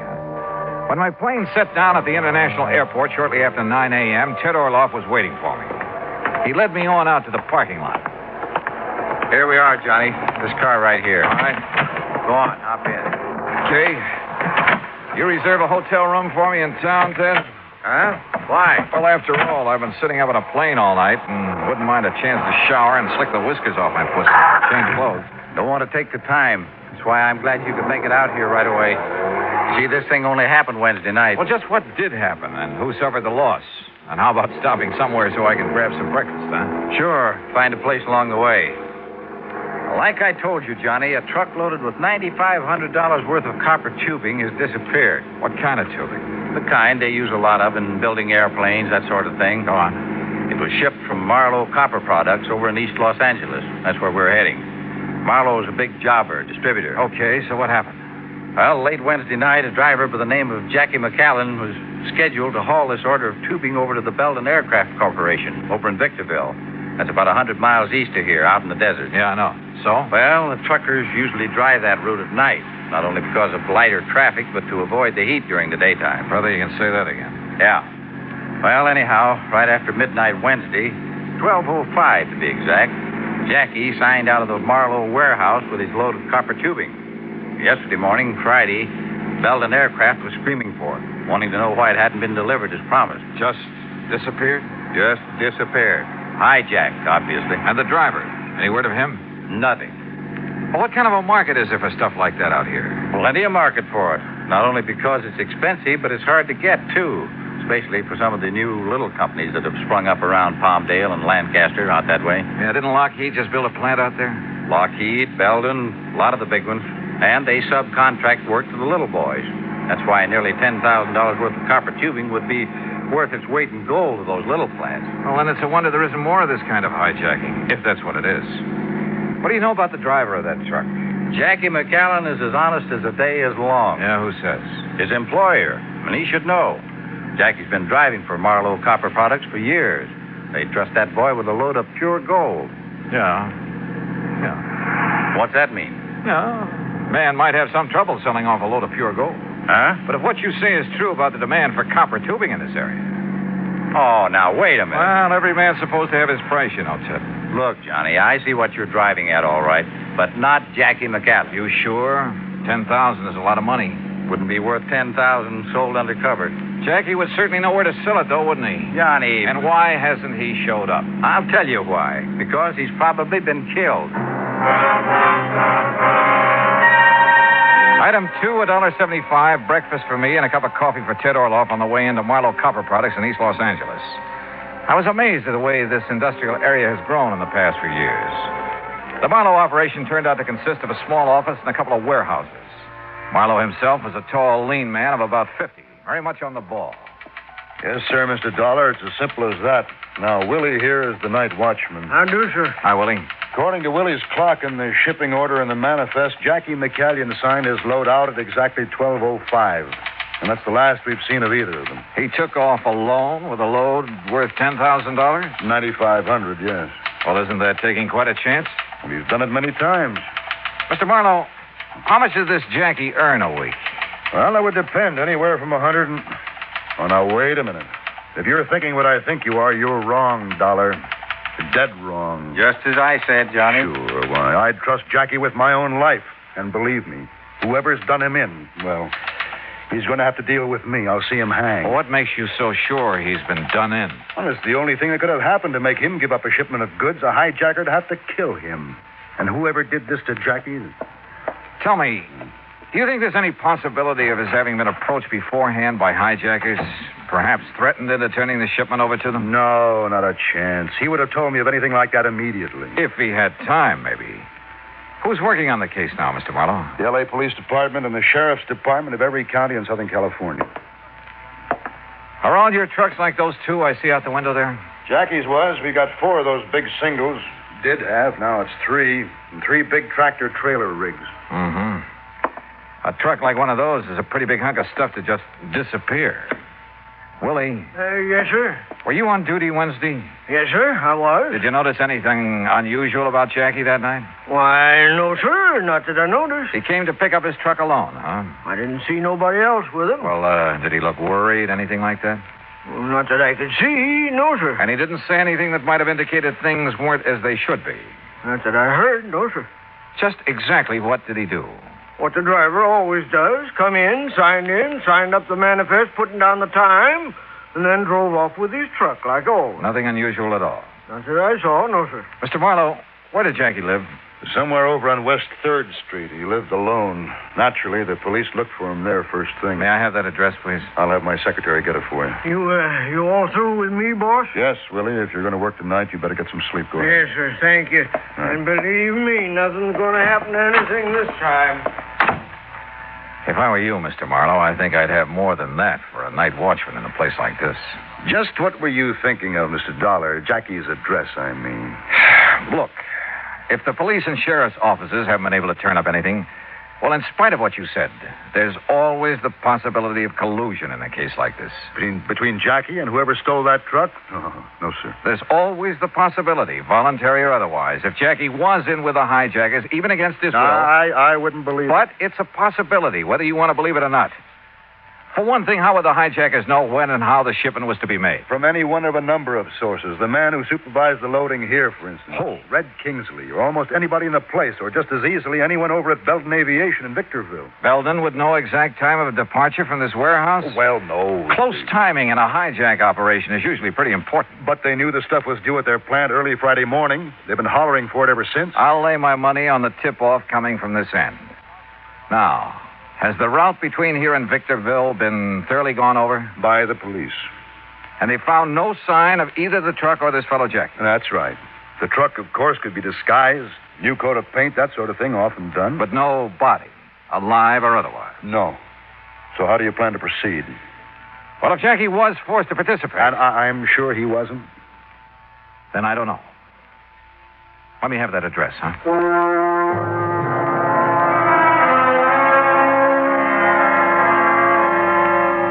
Frankly, I didn't have the least idea what I was looking for. But I couldn't just stand around, so I borrowed a company car with a name and a number plastered all over the side and drove to the West 3rd Street address, hoping I'd have no trouble persuading the manager to let me in. Manager? Not in that old ramshackle frame house. The front door was wide open, and the mailbox had the number 4 opposite Jackie's name. That meant upstairs. As I reached the second floor, I could see that the door of number 4 was slightly ajar, and I could hear somebody moving about inside, opening closets and drawers. Quietly, I slipped close to the door. Inside, his back toward me, was a big, broad-shouldered brute, hastily emptying one of the bureau drawers. He was dressed in dirty work pants and wore a heavy, tattered blue sweater. Hey, who? Maybe you better let me ask the questions, huh? Oh, yeah? Now, look, buddy. What are you doing here? What are you putting into those handbags? None of your business. Now, you get out of here. Not until I find out what you're up to. I said get out, didn't you hear me? Oh, take it easy, baby. Oh, yeah? You want to play that way, huh? That's right. Brother, that was a big mistake. Oh, you asked for it. Oh, no, you don't. All right. Now, start talking. What were you doing here in Jackie's room? What was I doing here? Hey, look. Who do you think you are? The law or something barging in here like this? That's right. Who are you?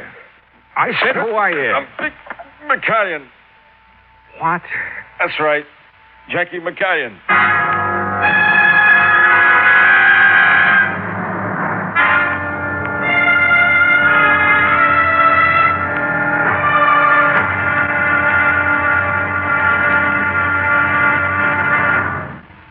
Act 2 of yours truly, Johnny Dollar, in a moment. Our flag now numbers 50 stars, and behind each star there stands yet another flag representing one of the 50 states. New Jersey's flag was created at the direction of George Washington. In 1779, General Washington directed that the New Jersey Continental regiments wear coats of dark blue with buff-colored facing.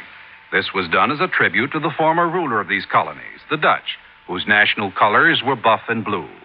Later, he instructed that the field on the flag of New Jersey should be the same buff color, and the state coat of arms in blue be placed upon it.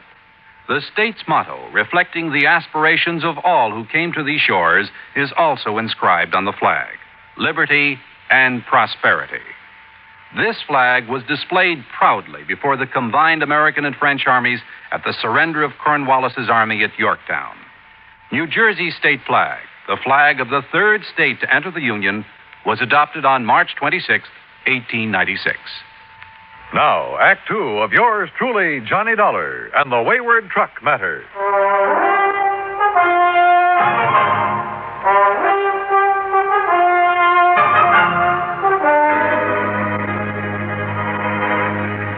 Missing. A $20,000 truck from the Marlowe Copper Products Company of East Los Angeles. Also missing. Its cargo of copper tubing insured for $9,500. Also missing, also insured, the driver, one Jackie McCallion. And when I found a big, ugly-looking character going through Jackie's furnished room, I jumped him. And who does it turn out to be? That's right, Jackie McCallion. Boy, I'll say this, buddy. You're sure handy with your dukes for a skinny guy. Hey, who are you, anyway? Johnny Dollar, insurance investigator. And look, I'm sorry I must jump, Jackie. Insurance what? Well, I came here to find out what happened to you and that truckload of copper tubing that never got to Belton Aviation over in Victorville. What are you talking about? Of course it didn't. Of course not. Well, why? Because the shipment was called off, that's why. What? Well, sure. It was supposed to go out Wednesday night, right after midnight. And it did. At least it left the warehouse. Oh, that's where you're wrong. Because me and Betsy, we was going to take it. Betsy? Yeah, Betsy. You know, my truck. Only the order got canceled out. Who says so? The office. Who at the office? Well, how shall I know? All I know is I was here in my room getting ready to go over and pick up Betsy and the tubing. And the phone rung, and a girl from the office says the shipment is canceled out. What girl? Do you know? I don't know. Some girl says she was in the office or so. You know, one of the girls, like they always giving out the orders, you know. And she told me the boss says on account of there ain't no more trips for me this week, I can start my vacation right away instead of next week. But you don't know which girl in the office told you that. I told you. I don't know. I told her, tell Mr. Marlowe thanks, that's all. Why? Didn't she tell him? Where have you been since Wednesday night? Well, down in San Diego, staying at my sister's and doing some yellowtail fishing while I was there. You know, out around San Clemente Island. Boy, they pulling in the big ones. Yeah, I'm sure they are. There was one guy on our party boat that... Hey, wait a minute. What do you mean the shipment went out? Just that. On schedule. A little after midnight But on that girl Wednesday. told me... And it hasn't been heard of since. You mean it went out in my truck?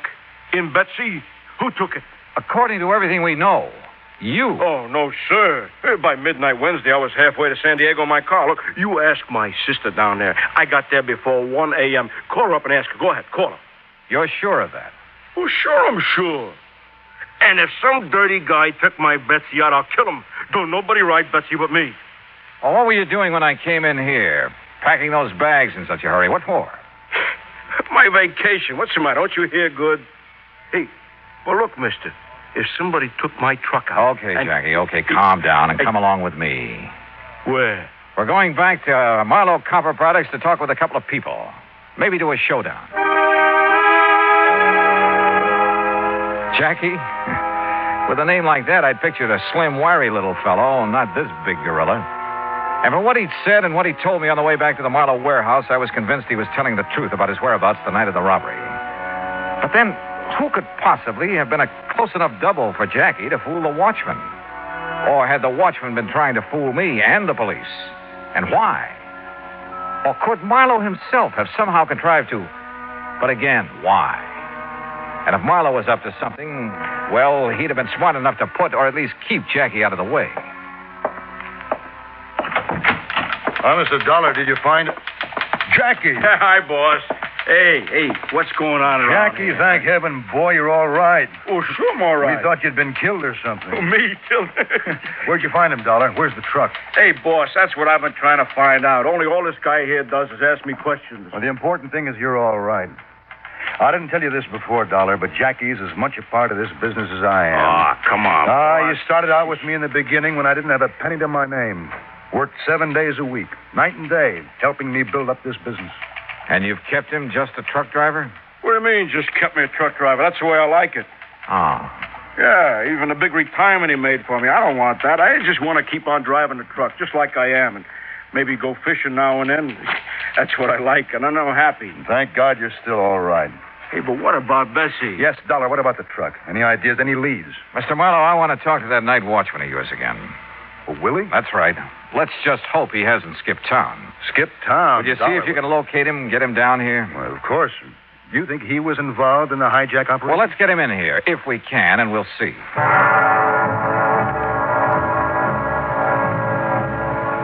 Something had just come back to me. Something pretty damning insofar as Willie was concerned.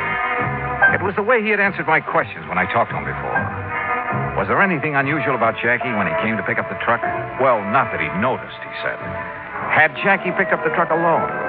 Well, he hadn't seen anybody with him. What had Jackie said? He hadn't heard anything. Not one really positive answer in the lot. Or to the other questions I'd asked him. Much to my surprise, Marlowe's phone call brought assurances from Willie that he'd come over to the plant right away. And I told him I'd get somebody else to fill in for him tonight because of the sleep he's having to miss. Yeah, well, tell me this. Do your watchmen carry a time clock? That's right. There are punch key boxes located in a dozen or so spots all over the warehouse, and one in this office. They register on a paper dial in the time clock, Yeah, sir. that's right. That way there's a record of what time he reaches every station on his nightly round. Would you get me that record for Wednesday night, please? Well, of course. And while you're at it, I'd like a copy of the shipping order and the manifest for that truckload of copper tubing. I'll have my secretary get them for you. By the time his secretary dug the punch clock record out of the files, old Willie arrived, looking somewhat the worse from lack of sleep, but apparently willing to cooperate in any way he could. I took him out to the watchman's booth, which was just inside the warehouse gate. Yes, sir, Mr. Dollar. This here's my own private office every night. And this is where you were when Jackie McCanyon came to pick up his truck Wednesday night, huh? Well, now, where else would I be? Well, now, that answer is just as definite as the ones you gave me before, Willie, and it won't do. Why? I asked you if Jackie said anything that night that might have made you suspicious. And I told you, not that I heard, no, sir. Well, did you talk with him at all? Well, no reason to. There were just the two of you here in the middle of the night. Yes, sir. And you didn't even say hi to each other? Well, no reason. Driver comes around to pick up a shipment. All he has to do is sign up the manifest the time he leaves. And... You knew what time he was to be here, didn't you? Sure. I mean, yes, sir. It was right on the shipping order. But you didn't see him. You didn't see him pick up the shipping order or sign the manifest or drive out of here with his truck.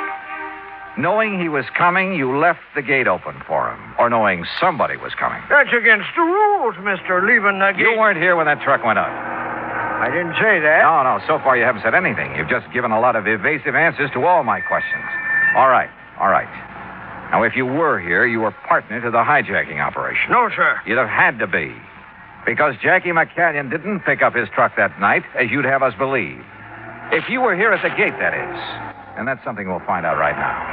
Here. Say, that's out of my time clock. That's right. And it's dated the night of May 22nd and 23rd. That's the night? Yes. Now, where's Station 1? Why, that's right there on the gate there.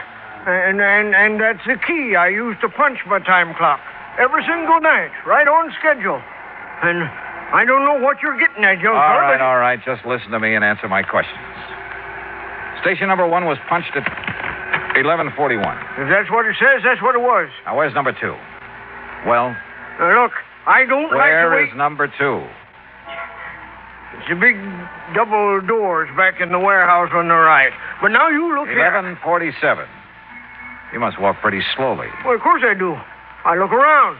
I make sure that everything's all right. Okay. Now, where's number 5? Come on, number 5. On the back gate, way around the other side of the warehouse. Yeah.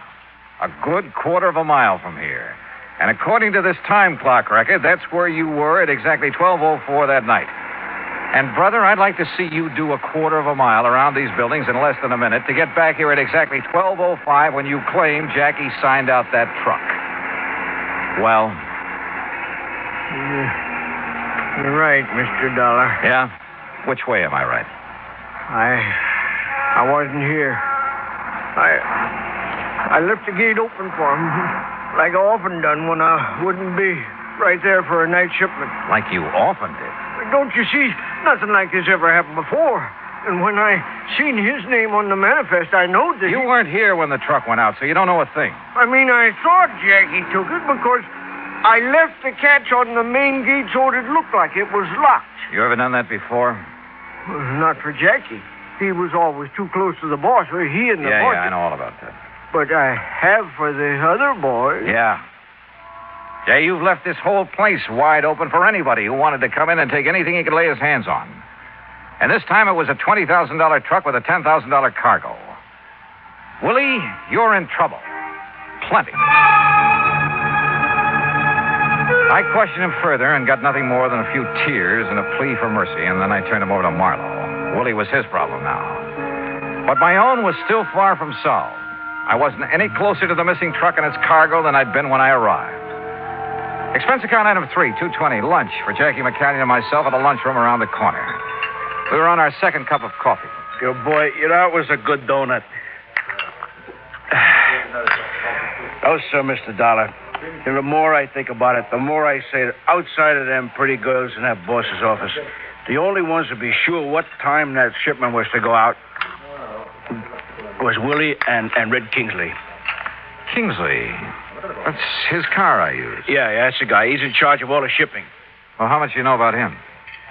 Well, I don't know. After all, he's kind of over me. I thought your only real boss was Mr. Marlowe. Well, he is. You just bet he is. And he's the best friend I ever had, too. But if I don't keep my place around the plant, keep subordinating to the guys that are foreman and stuff, what do you think would happen to the morale around the plant? Well, tell me about Red anyway. Dollar, Mr. Dollar. Mr. Marlowe? I just got a call from the sheriff's substation in Victorville. Yes? They've picked up some of that shipment of copper tubing. You see, we put a stamp on every piece. Then whoever hijacked it is already getting rid of it. Yes, but so far nobody's admitting where they got it. It's at Air Metals Company and Stress Products Incorporated, both near Victorville. You want to check on it? Use Kingsley's car again. Right. Hey, you want me to show you the route? Okay, Mr. Marlowe. Sure, Jackie, go to it.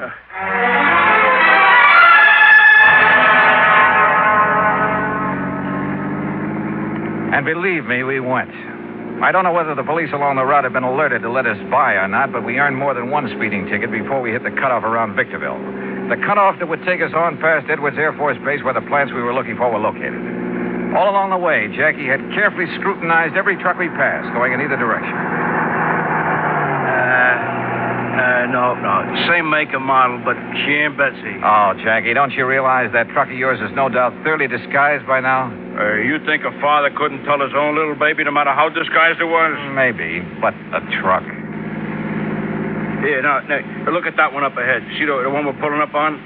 Also, same make and model, only this one is painted green. Yeah. Want me to slow up as we pass it? No, she ain't Betsy. Even from here, I could tell.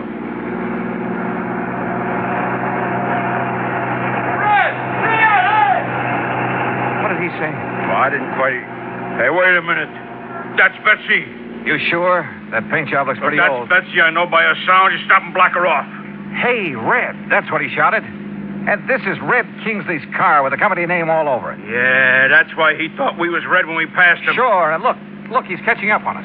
Well, he sure knows we ain't Red by now. Hey, look out. He's going to pile into us. He's going to ram us. Holy, hang on.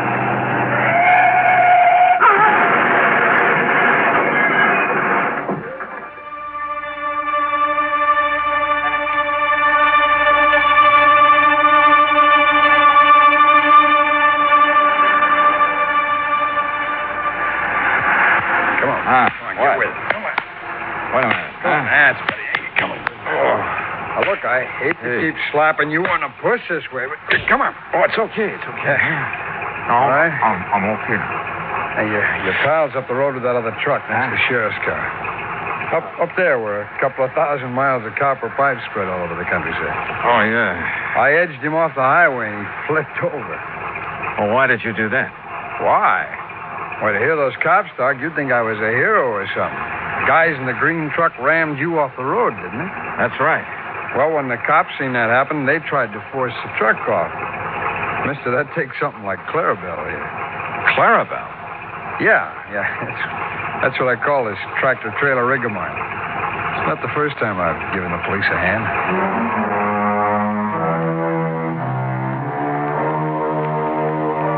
Yeah?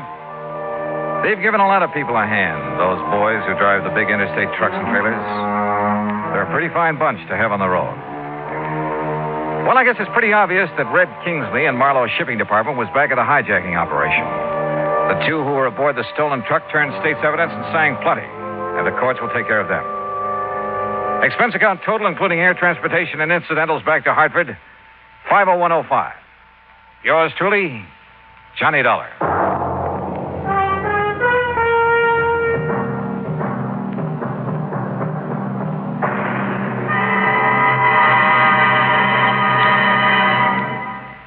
Now, here is our star to tell you about next week's story. Next week? Well, if you think a sudden case of complete amnesia is any fun, you're wrong. Because it happened to me. Join us, won't you? Yours truly, Johnny Dollar.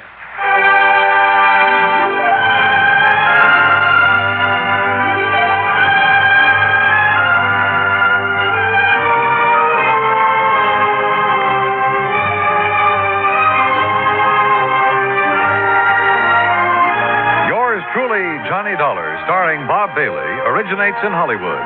It is produced and directed by Jack Johnstone, who also wrote tonight's story.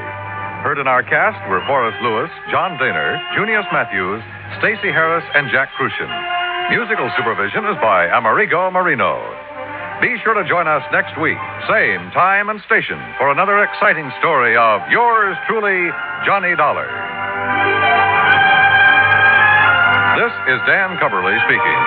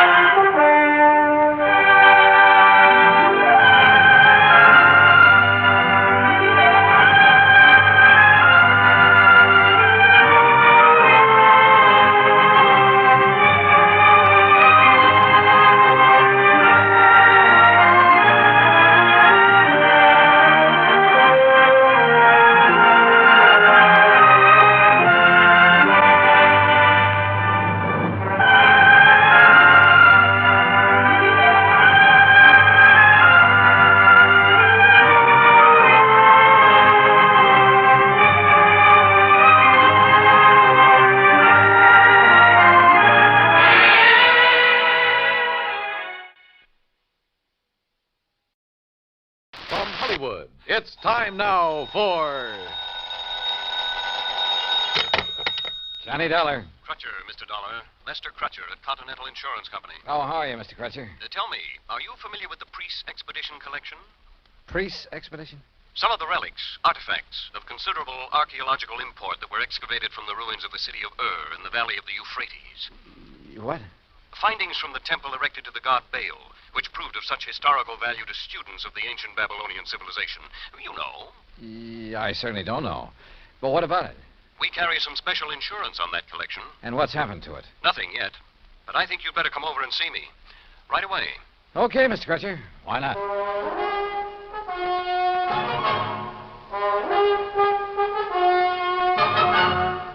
Bob Bailey in the exciting adventures of the man with the action-packed expense account. America's fabulous freelance insurance investigator. Yours truly, Johnny Dollar.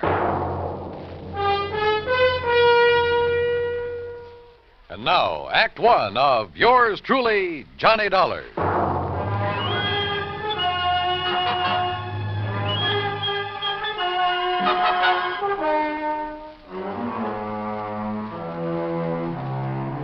Expense account submitted by Special Investigator Johnny Dollar to the Continental Insurance Company, Hartford, Connecticut. Following is an account of expenses incurred during my investigation of the loss of memory matter.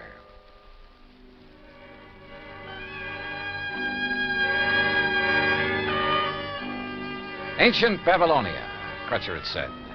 So on the way down to his office, I stopped off at the library for a good look at the encyclopedia. And I learned that what was once Babylonia is now a part of the country of Iraq, one of the hot spots in the Middle East. Good. There might be some action, even international intrigue. On a map, I found the location of the long-forgotten city of Ur. The confluence of the Tigris and Euphrates River near the Persian Gulf was where it was. Romantic names, all of them. And not too far away, the exotic city of Baghdad. Yes, at long last, a trip to the Middle East. Middle East? Well, that's what the map said, Mr. Crutcher. Near west is more like it, Dollar. Huh? You must have misunderstood me. The relics from the temple of the god Baal I mentioned are presently in the little town of Lakeview. Lakeview? Yes, right here in Connecticut. I guess I did misunderstand. They're owned by a Mr. Alvin Peabody Cartwright, who, I might venture to say, is a crackpot of the first order, but who happens to have placed a great deal of insurance with us on his life, property, art collection, and so forth. I see. You mentioned a priest's expedition collection. Of rare scrolls and tablets, principally, taken from excavations along the bank of the Euphrates River. Some of them over 4,000 years old, all of them of great historical and archaeological value. Here, this is a relatively unimportant piece that Mr. Cartwright gave to me some years ago. Well, what is it? What does it look like? Well, like a tiny sort of sofa pillow.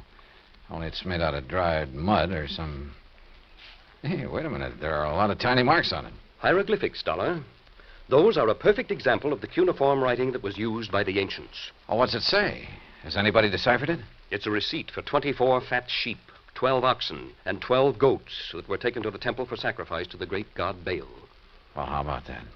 Does the whole collection consist of stuff like this? Yes, and of priceless scrolls made of papyrus and leather. You've heard of the Dead Sea Scrolls? Oh, yeah, sure. That throw so much light on biblical times. Yeah, they've had a lot of publicity in time and life and so on. Yes. Those in the priest collection cover much of the history of the Canaanites and Phoenicians. And you've insured the collection? It's this way. Mr. Cartwright has decided to sell it to the museum here in Hartford. Has promised them that his stepson, Alfred Hocking, who lives with him, would deliver it to them today. But now he's suddenly worried to death that something will happen to it en route. So? So, to keep him happy, we've issued a $20,000 transit policy. Well, then what's he worried about? Now he demands a guard for it, too. Well, doesn't he trust his stepson, this Alfred? Who knows? Who knows what old Cartwright thinks, whom he trusts. Well, now look, And after all, $250 plus whatever expense account you can dream up for a couple of hours' drive in the country. What if his own... Oh? Well, sure, why not?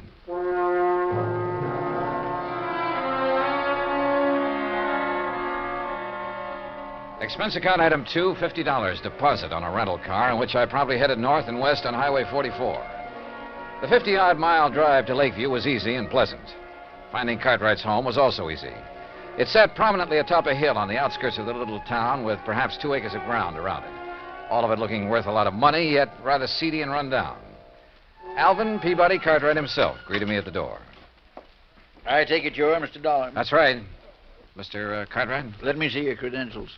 Oh, well, yeah, sure. All right, here you are. Yes, all right, you can come in. This way, in my study. Right here.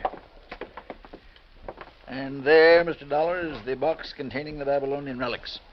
That one carton is all that's to be delivered to the museum in Hartford? That's all.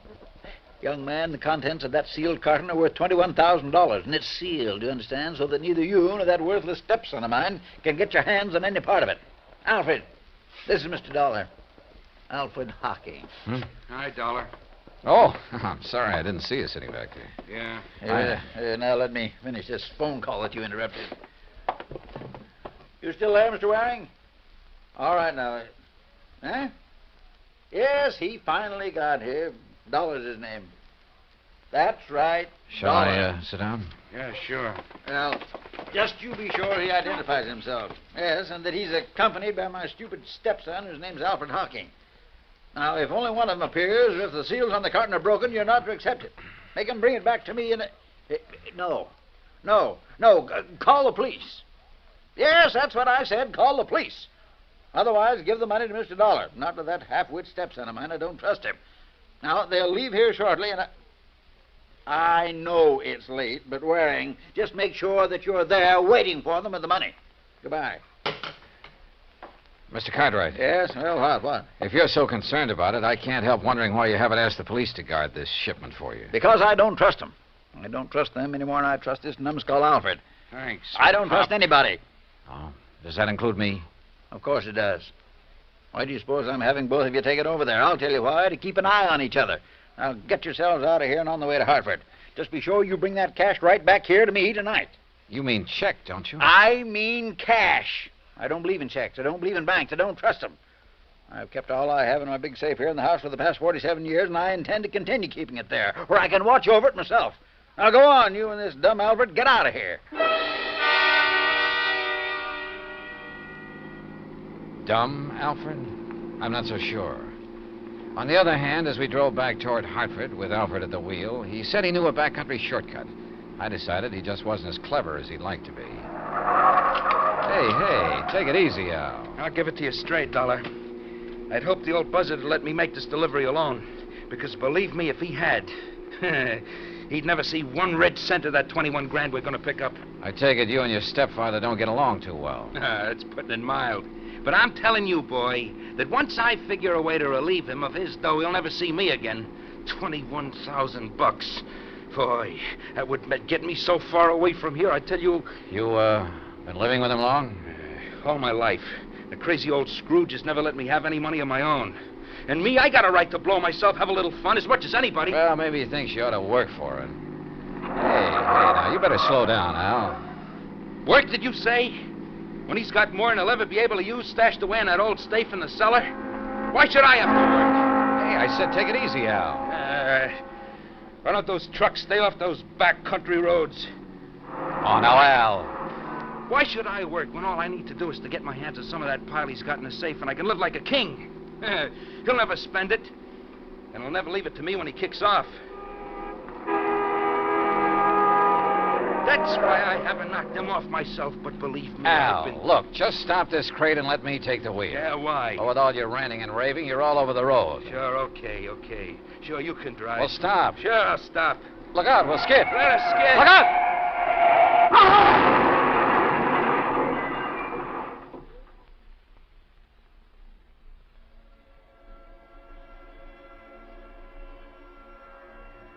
There was a long period of deep, dull blackness, without sound, without feeling. And then, slowly, hazily, the light came back, but it wasn't clear. Everything seemed very confusing, very vague. I was conscious of a terrible throbbing in my head, and then it slowly passed, leaving only a dull ache.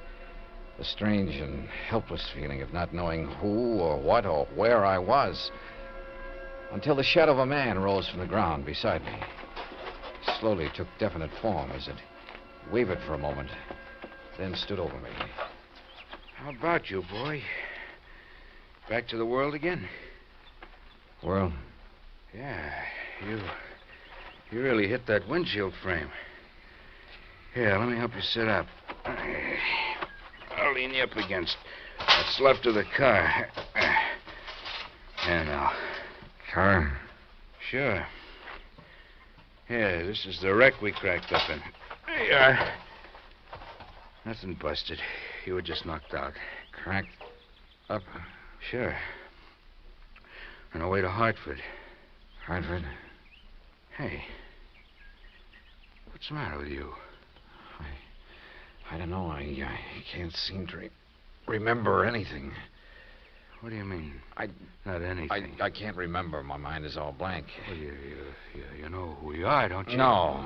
What? No, and my head, it's Look. Are you kidding, Hartford? Bud? Car? Sure. Hartford, to deliver some stuff and collect the big wad of... You're sure you don't remember? I don't remember. Not even who you are? I don't remember. I'm trying to, but... Well, I'll be... Okay, now listen. Everything's going to be okay, real okay. You want to know who you are, huh? Yeah, who I am. Sure you do, and I'll tell you. Your name is Hocking. Alfred Hocking. Alfred? That's right, yeah. You're Alfred Hocking. We were driving along here in the car. See, I was. You were keeping me company, you get it? Yeah, I guess so. Sure you do, sure. You see, I have to deliver some stuff in Hartford. It's in this box here in the car. There, you see it? Box? Oh, yeah. Yeah, you just came along for the ride. The ride to Hartford, see? Oh. Yeah, and after I deliver this stuff and pick up make a little pickup, that is, why, then you and me will part and go our merry ways, you see? I don't know, I guess so. Sure you do, sure you do. Sure I do. You feel better now, huh? Yeah, much. If only my head would clear. If only I could remember something, anything. Look, you're going to be okay. Al? Al. I'm Al. That's right. Yeah. But you... I can't remember. Huh? Who are you? Me? My name is Johnny Dollar. Dollar? Yeah, remember that. Johnny Dollar. That's right. Yeah.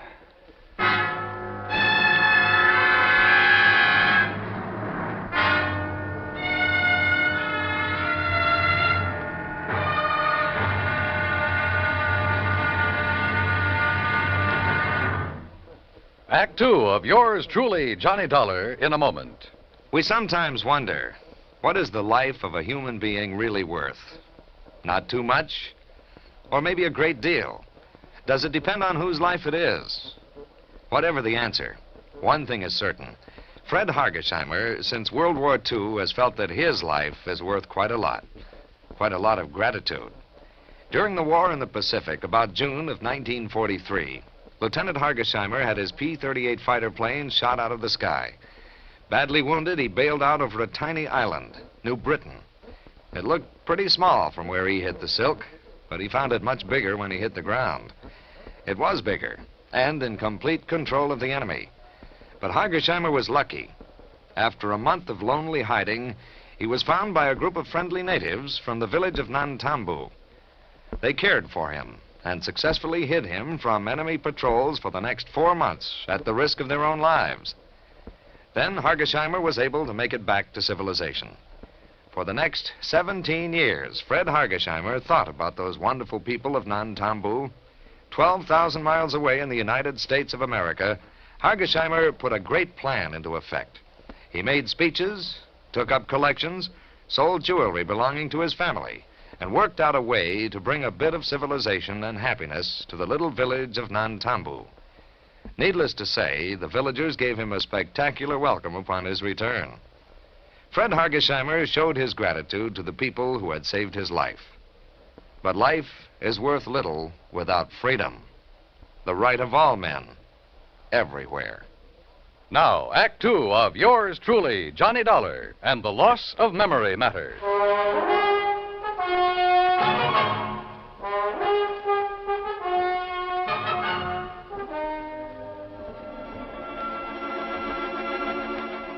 Amnesia. Sudden, complete amnesia. And all the feeling of utter helplessness that goes with it. The man who was with me told me of the crack-up of our car on the way to a place he called Hartford. Hartford?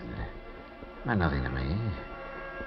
Nor did I recognize anything of the countryside or the road where we sat waiting, hoping someone would pick us up. Names, places, I remembered nothing. Not even who I was. Or who the man with me was. That's right. Dollar. I'm Johnny Dollar. I see. And your name is Hocking. Alfred Hocking. Hocking. Yeah. Yeah, you're feeling better, aren't you? Yeah, I think so. Well, look in the pocket of your coat. Pocket? Oh. Isn't there a billfold there? Yeah, open it up. Yeah, here it is. Yeah, there's a name in it? Sure, see? Alfred P. Hocking. That's right, that's you. And I'm Johnny Dollar. Just remember that and everything will be all right.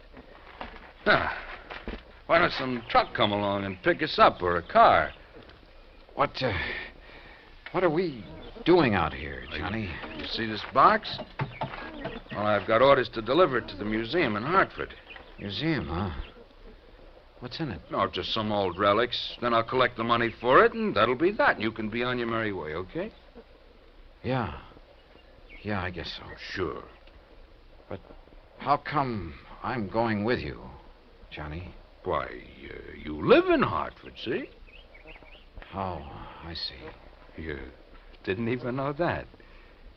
You still don't remember anything. Only what's happened since I woke up here. Look now. Yeah? Why don't you take me home first, if we can get a ride, that is, and maybe if I rest, I'll feel better. No. Maybe my mind will clear up. No, first the museum. But, Johnny... All right, listen. The crazy old coot I'm delivering this stuff for, he phoned ahead that there'd be two of us, see, so you got to come along to the museum. Museum? Yeah, the museum, the one in Hartford, like I told you. Oh, yes, Hartford. But once I get the money for it, I'll take care of you. Yeah, I'll take care of you. You've done pretty good as it is, I guess. Sure I have, Al. I've pulled you out of the wreck and all. Hey, look, here comes a big moving van, and if I know those boys, he'll pick us up. Come on, get up on your feet, and we'll flag him down.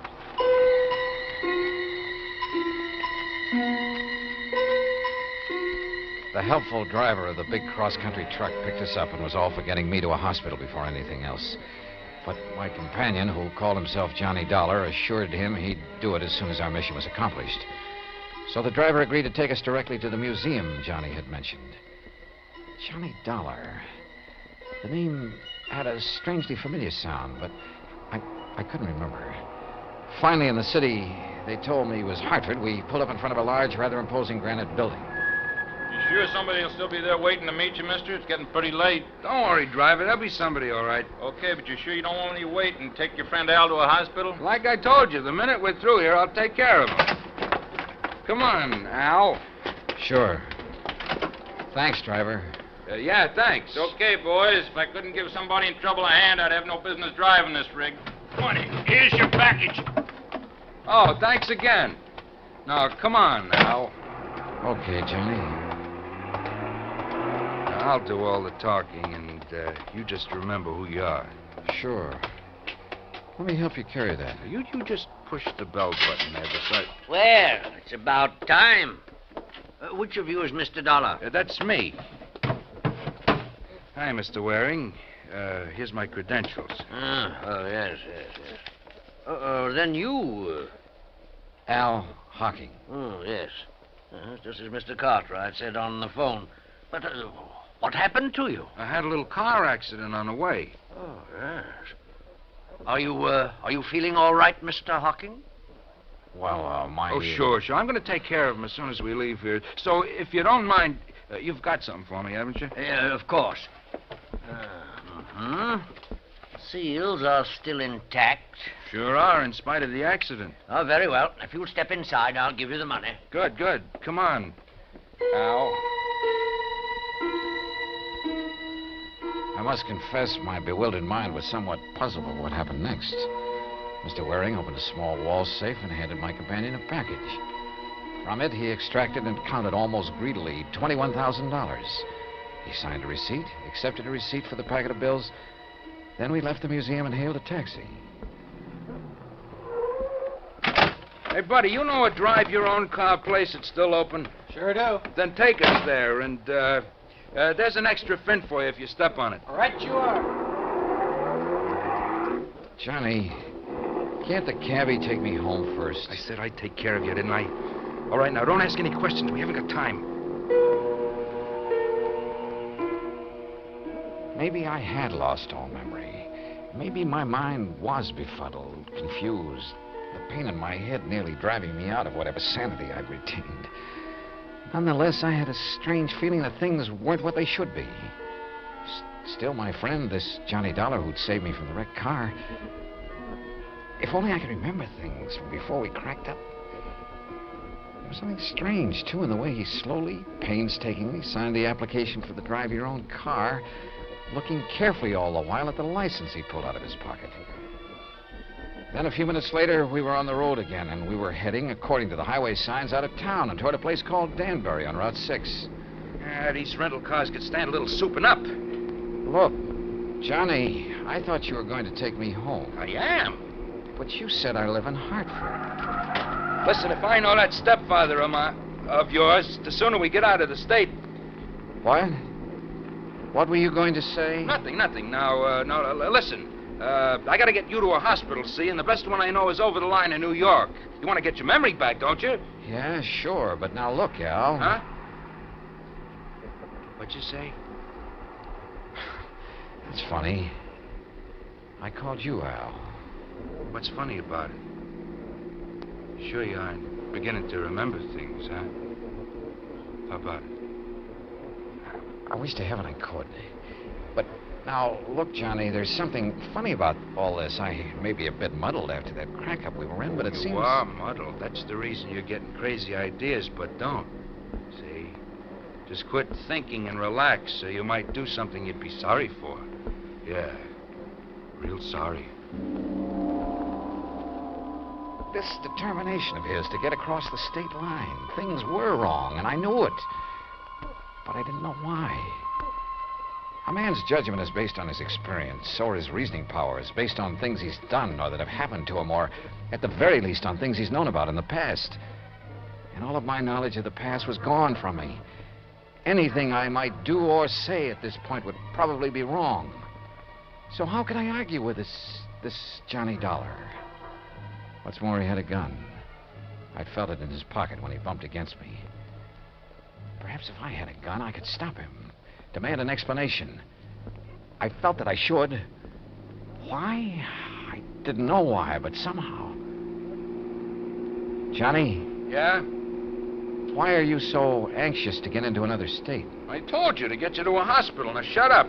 Oh, listen to me. Don't ask questions. Just leave everything to me. Well, why is driving all this distance, 50 or 60 miles now, better than if you'd taken me to a hospital or doctor back in Hartford? I told you to stop asking questions. Yeah. Johnny, why do you carry a gun? Why shouldn't I? Don't worry about it. Are you supposed to? Sure. I got a permit, so forget it. Let me see it.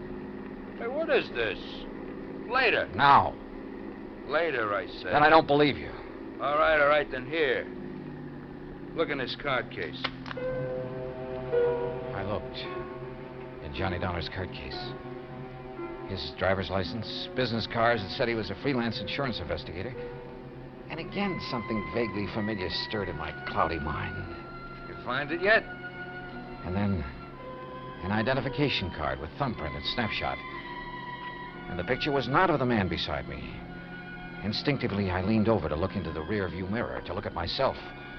But he pulled the gun from his pocket, and before I could do it, he struck me hard across the head.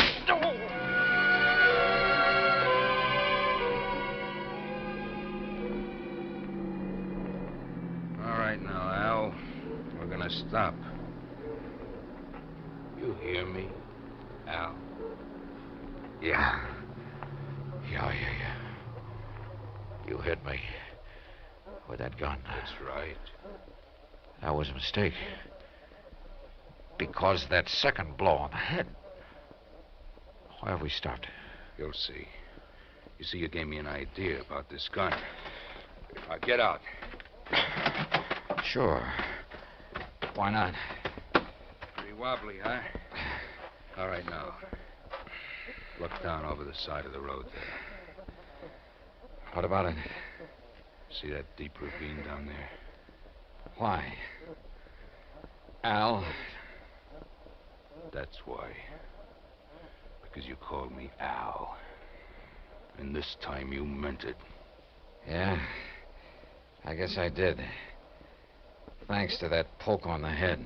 So, you got some of your memory back, huh? But not your strength. No. So before you do... No, put that away. Oh, you're not going to... What the...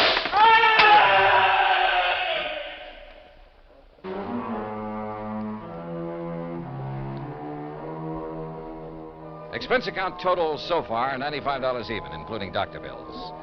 Repair bill on rental car is still to come, and strangely enough, old Cartwright is perfectly willing to pay it and any other expenses that may be involved. He's a changed man with his chiseling stepson out from underfoot. Also, I'll be required to appear in court against Alfred Hocking, and there'll be expenses involved there, too. The extra $500 Cartwright insisted I take doesn't go in this account since it came out of his own pocket. Not bad for just a couple of wallops on the head, huh? Yours truly, Johnny Dollar.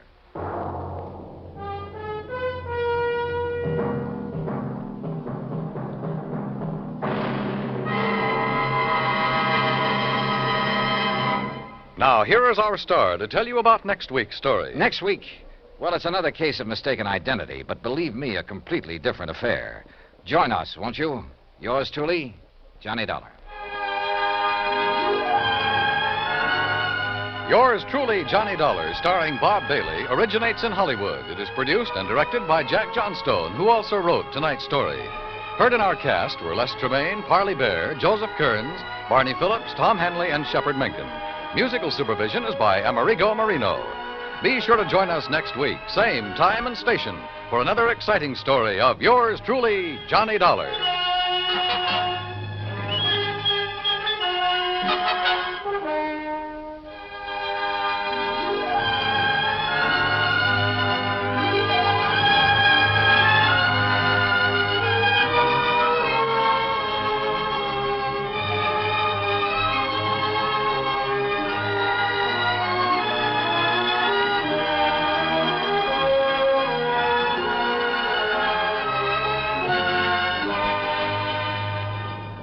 This is the United States Armed Forces Radio and Television Service.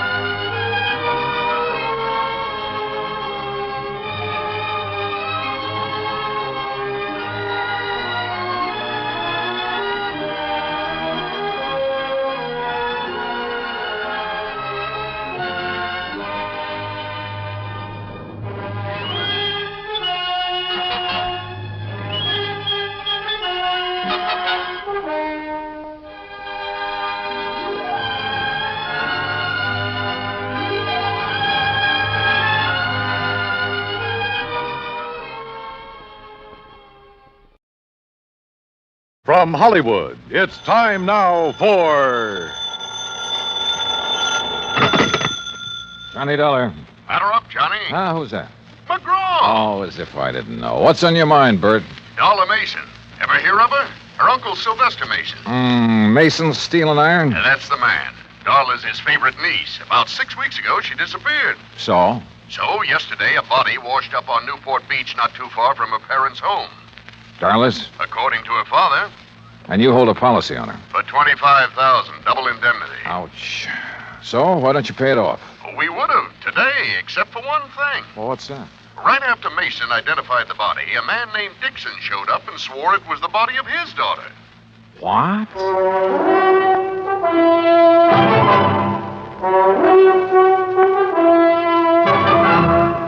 Bob Bailey in the exciting adventures of the man with the action-packed expense account. America's fabulous freelance insurance investigator. Yours truly, Johnny Dollar.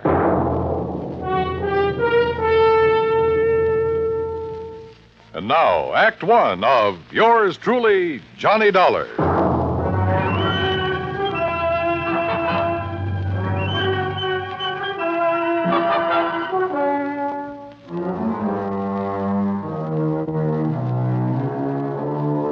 Expense account submitted by Special Investigator Johnny Dollar to the Providential Assurance Company, 393 Dewey Avenue, Hartford, Connecticut. The following is an account of expenses incurred during my investigation of the Mason-Dixon mismatch matter.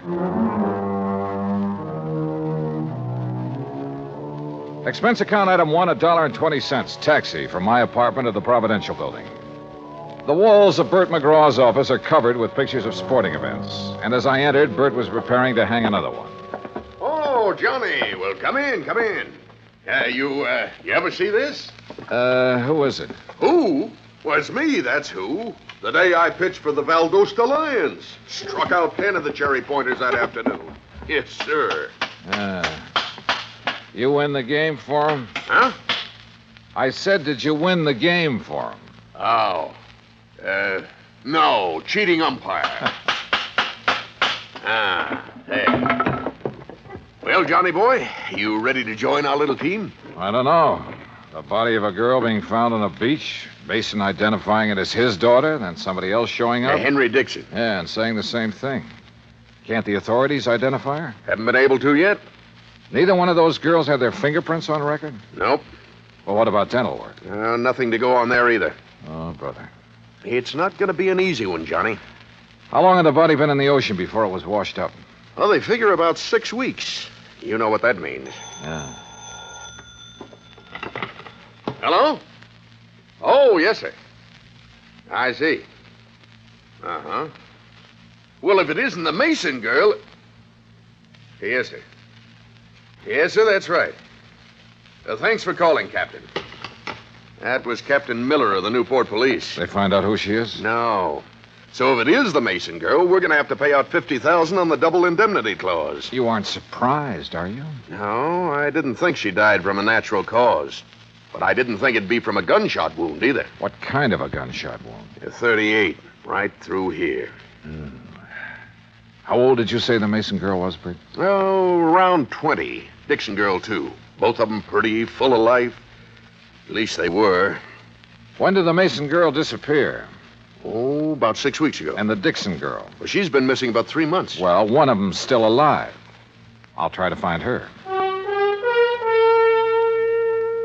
Bert gave me all the information he had on both the Mason and the Dixon families.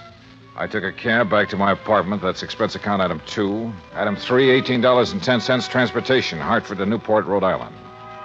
After checking in at the Ogden Hotel, I called Darla Mason's father, rented a car, and drove out to the Mason home on the beach. I was about to ring the bell when the front door opened. Hi. Well, hi. You must be Johnny Dollar. That's right. Come on in. I'm Joan Mason.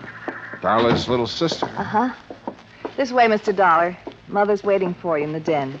Your mother? I thought my appointment was with your... Oh, my father's indisposed. Besides, Mother's the brains of this family. Of course, if you really want to know about Darla, you ask me. Maybe I will. You better. Mr. Dollar's here, Mother. Thank you, my dear. Come in, please, Mr. Dollar. See you later, Johnny. A dreadful mistake my husband made has upset him so. I thought it best to see you myself. Just what mistake are you referring to, Mrs. Mason? Well, we've released a statement to the newspapers. I thought you had heard. No, ma'am, I haven't. You've made a trip over here for nothing, then. Oh? Yes, you see, my husband erred when he identified that body as being our daughter's. It couldn't possibly have been. Well, I know you're glad of that, Mrs. Mason. But what made Mr. Mason change his mind? I haven't changed it, Dollar. George, I thought you were going to stay in your room. Never mind. Dollar, any questions you want to ask, I'll try to answer them. Why, George Mason, you've been drinking. Only enough to take the bad taste out of my mouth, and you know what put it there. Oh, don't look so mixed up, Jenny. I tried going along